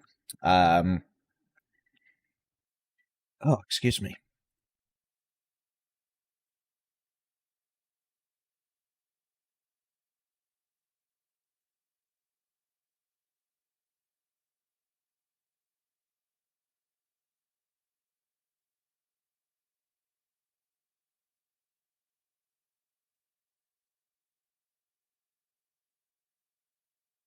I don't expect this to make it down to Houston. I'm gonna be real mad if it tries. Let's say, put it that way.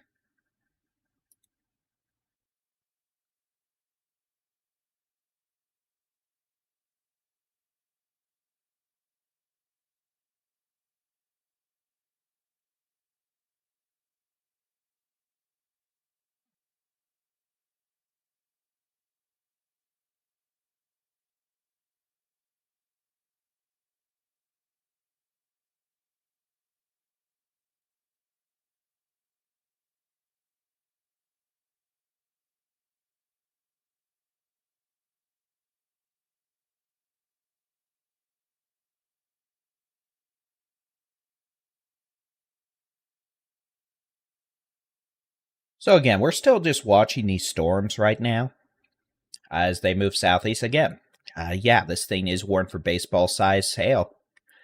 I'm not sure if we're going to have that hail, but still, could be big hail now on Highway 7 east of Marlin, coming up to Highway 14 with the potential of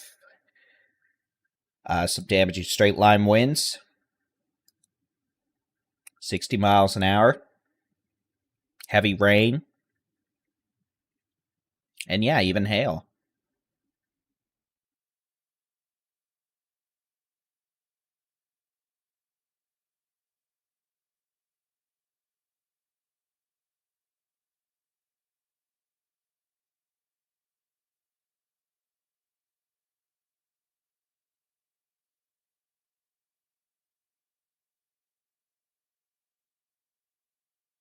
Ooh, yeah, we don't want hail going through roofs or anything like that. That's no bueno.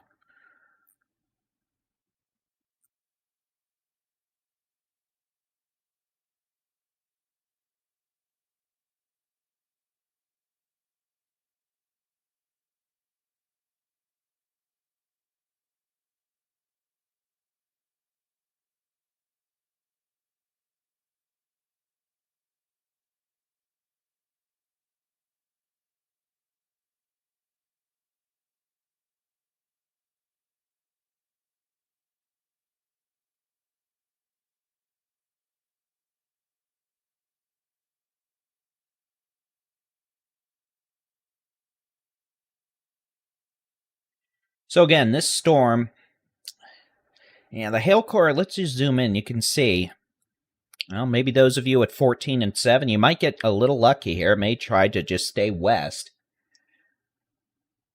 Hail sizes are starting to come down a little bit. You know, it's not at least so in softballs or baseballs anymore, maybe 2-inch.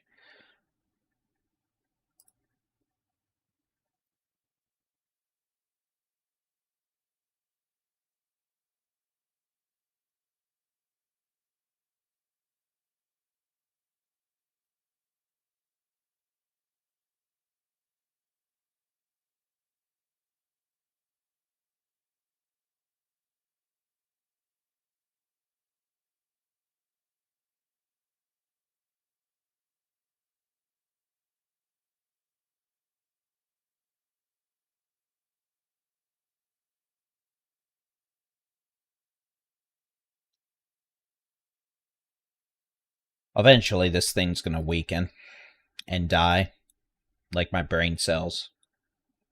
One day.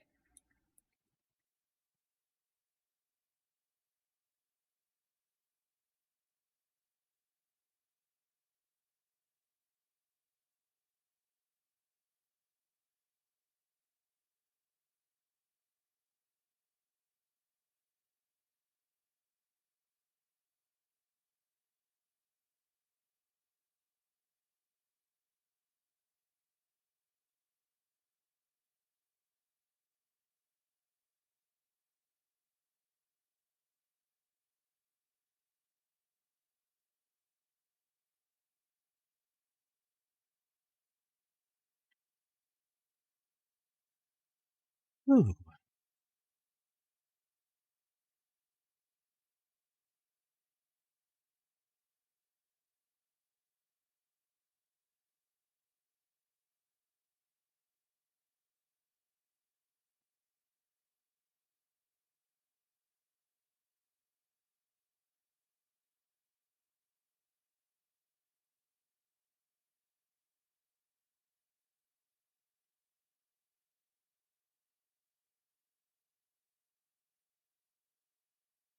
Yeah, it's still pretty tall.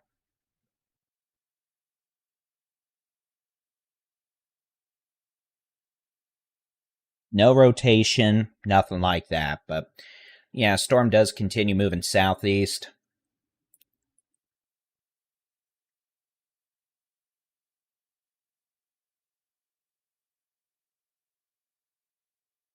About 25 miles an hour.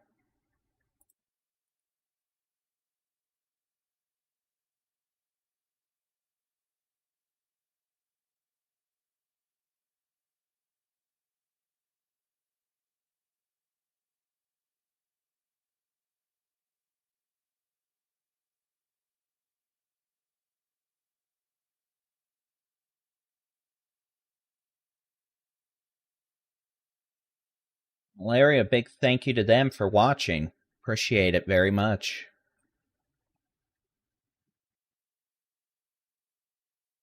Appreciate everyone who's been watching the last few days.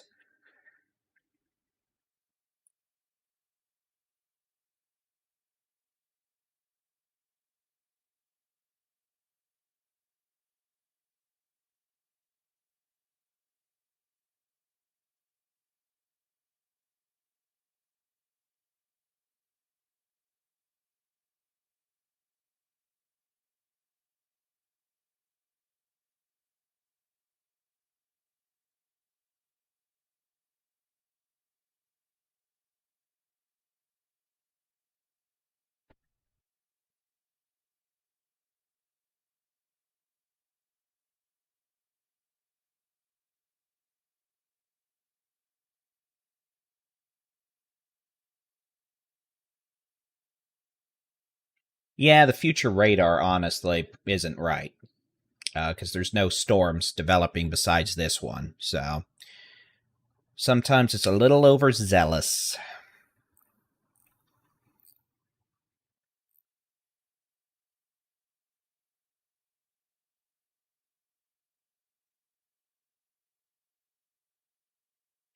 You know, this storm should at some point die in the next hour or two as the cap squishes it, but yeah, it could make it into parts of the Brazos Valley over the next hour or two.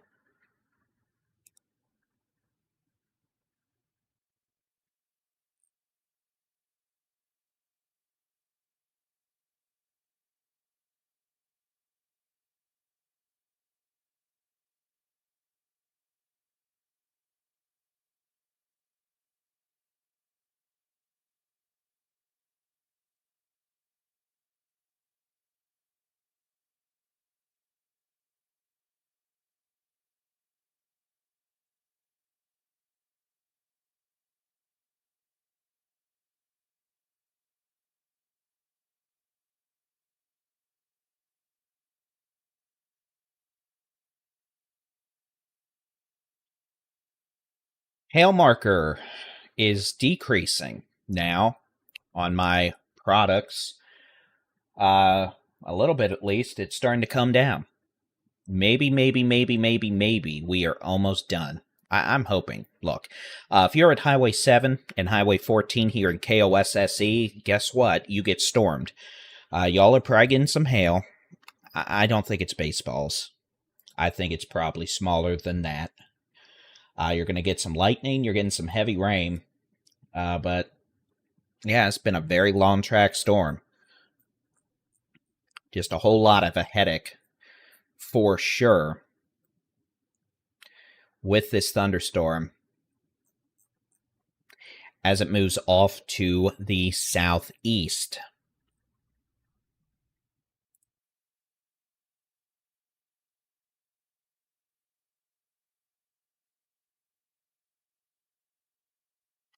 And to those of you popping off for the night, hey, Thanks for popping on in and hopping on in. And boy, I'm just tired. Y'all have a good night, and thanks for joining us.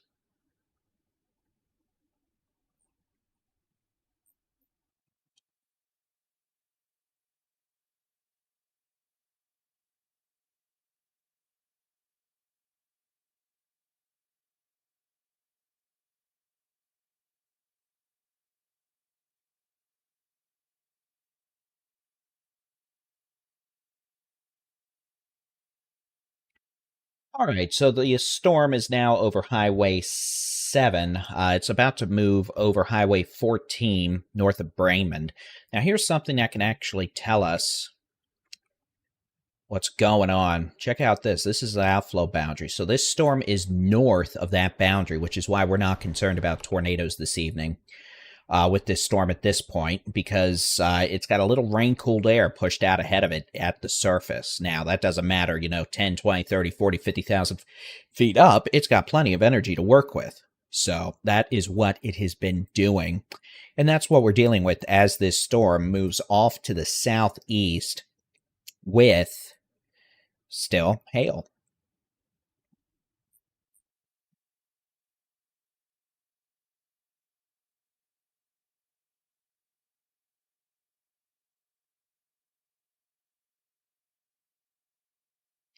We're going to have a new severe thunderstorm warning, extending farther southeast now. I'm going to reset the radar program. It's having a wee bit of an issue. It's a 32-bit program. It's like 10 years old, so that's why if it, The National Weather that's why. Service has issued a new severe thunderstorm warning for Falls. All right, so Leon, this is going to be a new severe Limestone, thunderstorm warning. and This is Robertson going to take County us in down into Texas. the northern Brazos Valley. This is going to be a severe thunderstorm warning until 12:45 a.m. for Robertson, Leon, Limestone, and Falls counties. 11:42 p.m. A severe storm is located 7 miles northeast of Bremen, 16 miles east of Marlin, moving southeast at 30 miles an hour. The storm is still capable of producing perhaps a golf ball to tennis ball size hail. Localized damaging winds over 60 miles an hour. This is going to be near the Twin Oak Reservoir around 11:50 and Franklin around 12:15. So again, it's going to be a severe thunderstorm capable of producing large hail and localized damaging straight line winds as it moves off to the southeast at 30 miles an hour. So this includes Franklin, Hearn, almost all the way down to Bryan and Wixon Valley. So we'll keep an eye on it, but maybe at some point this thing will die. If not, maybe me. We'll see.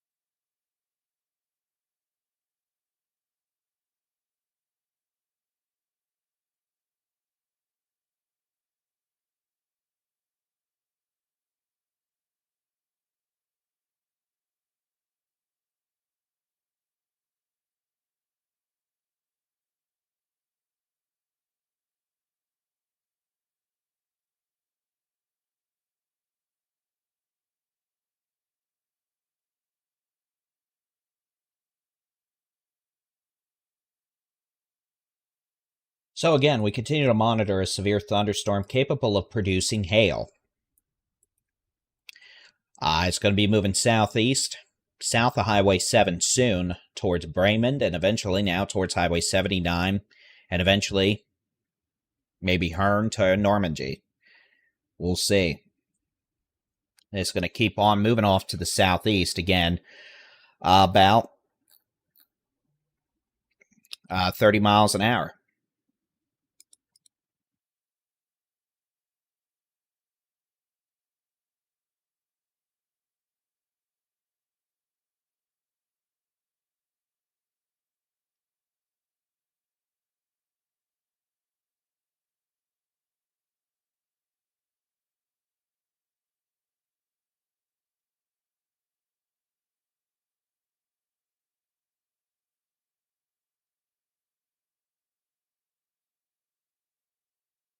Georgetown is good. The only storm we're looking at now in the State's this one storm, so if you're not, north of College Station or Bryan to Madisonville, you're done.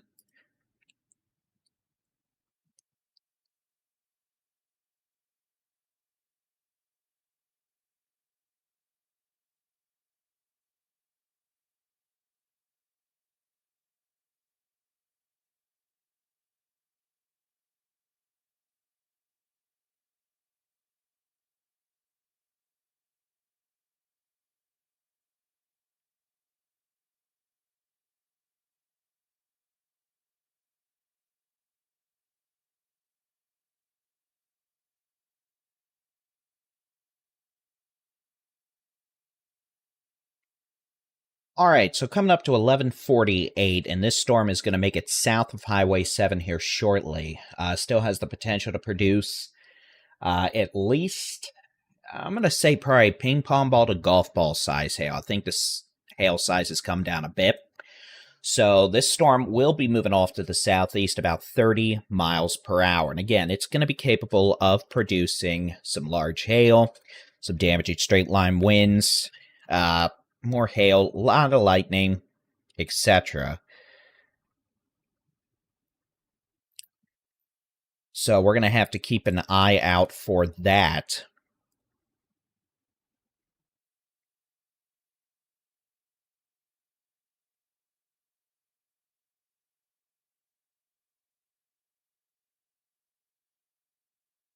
But again, I don't think it's got baseballs anymore. We haven't had a report of baseball size hail in quite a while. So I'm hoping this is just, starting that downtrend a bit. But it's still a very intense storm, capable to prey up to golf ball size hail, damaging straight line winds over 50 to 60 miles an hour as it moves southeast. I know the warnings for tennis balls. And I mean, wouldn't totally rule that out, but hopefully, it's taking a chill pill a bit here with respect to chill pills.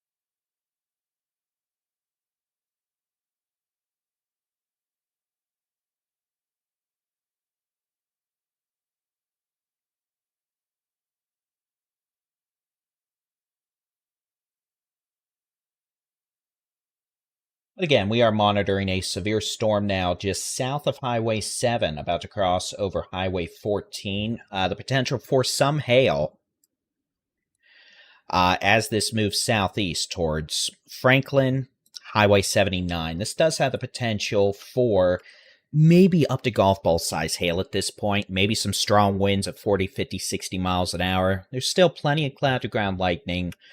And probably heavy rain with this as it moves southeast. Once this makes it south of 7, everyone north of Highway 7 is done. This is going to be the only storm left that we're going to be dealing with for this evening, and then we're done with it.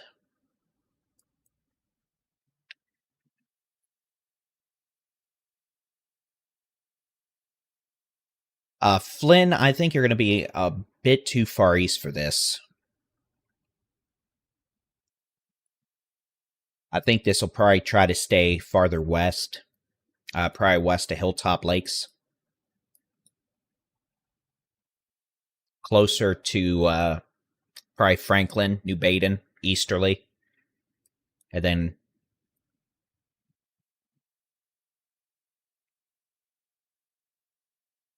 I mean, it would make it to Houston if it survived another 5 hours. I don't think it's going to do that.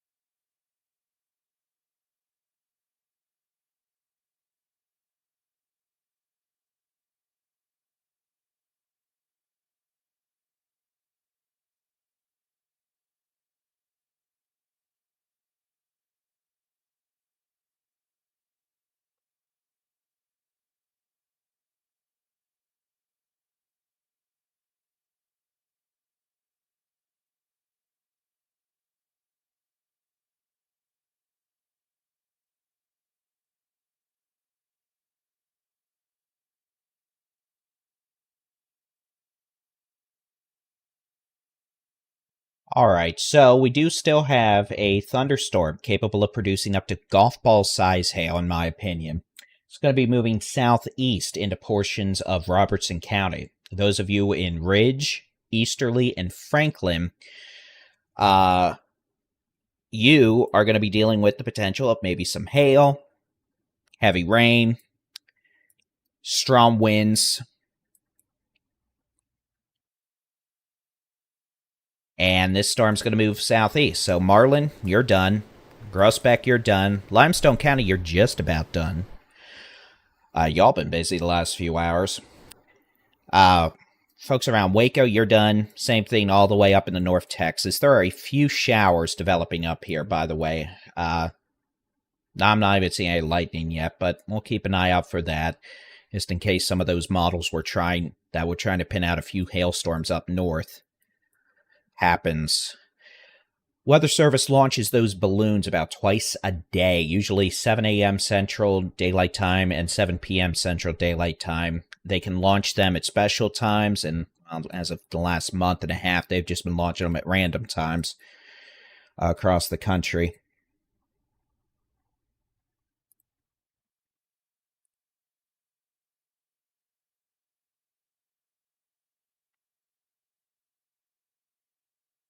So this storm is going to be moving southeast. It is going to cross over Highway 79, probably by about 12:30.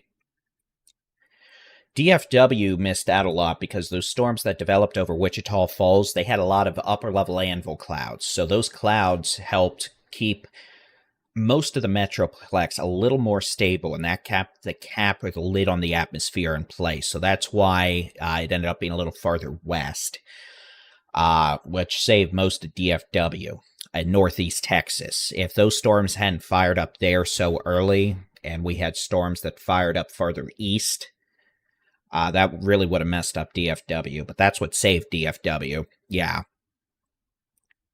And you saw that as those storms around Mineral Wells got more intense, the ones farther east moving into Parker County and moving into Denton County weakened considerably and eventually died.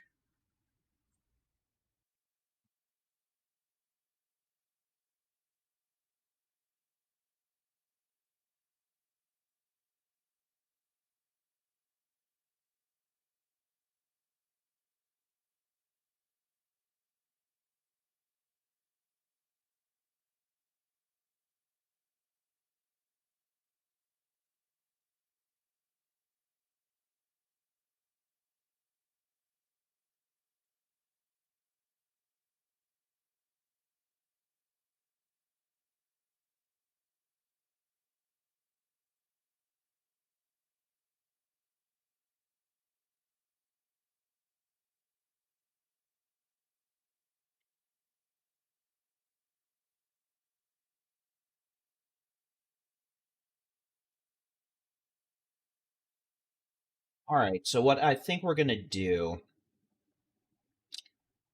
is we are going to, at midnight, we're going to switch over to the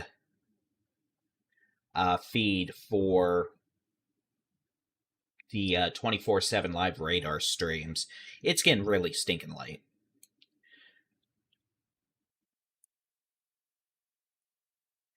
There is no tornado risk.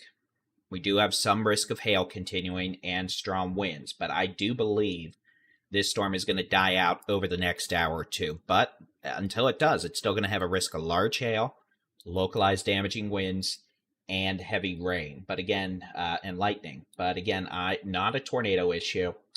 And coming up on 11 hours of coverage, I need to start getting ready for tomorrow. That means putting the video together for tomorrow morning, which at this point I can do because I'm awake at midnight. So what we're going to do here in just a couple of minutes is we're going to switch everyone over to the 24/7 live radar stream, which has music, has the radar, has the warnings, and then we'll be able to, well, keep y'all updated with social media. So I do want to thank everyone who's taken time out of their day at some point to pop in. Appreciate everyone who's taken time to say hello. And, you know, we've done a lot of coverage this week. I think we've done more coverage over the last 4 or 5 days, hour-wise, than maybe since 2024. I had to have to look, but, this is what we do. It really is. So again, this storm is going to start eventually weakening at some point, but until it does, it's got hail. So, on behalf of all of us here at the Texas Weather Roundup, the Texas Storm Chasers, I want to give a big thank you to our amazing moderating team. I want to thank everyone who's helped out in chats today. I want to thank all the people who've sent me emails offering to become moderators. That's great. And offer help and all that. And you know what? I really just want to say thank you. So remember, we're here, Texans for Texas weather. And you know what? If for some reason this storm does something dumb, we'll be back. Lickety-split. But it's going to keep moving southeast. Eventually it's going to weaken as it approaches, hopefully, Highway 79 and beyond. Hopefully it doesn't make it all the way down to Highway 190. It might. Hopefully as it weakens, but until it does, again, large hail, localized damaging winds, quite a bit of cloud-to-ground lightning, and there we go. So, Airbus Short Bus, thank you very much for the super chat. I hope you're referring to the A319. And with that, I want to thank everybody. We'll get you over to that nice live stream now with the music. Have a good night, and God bless.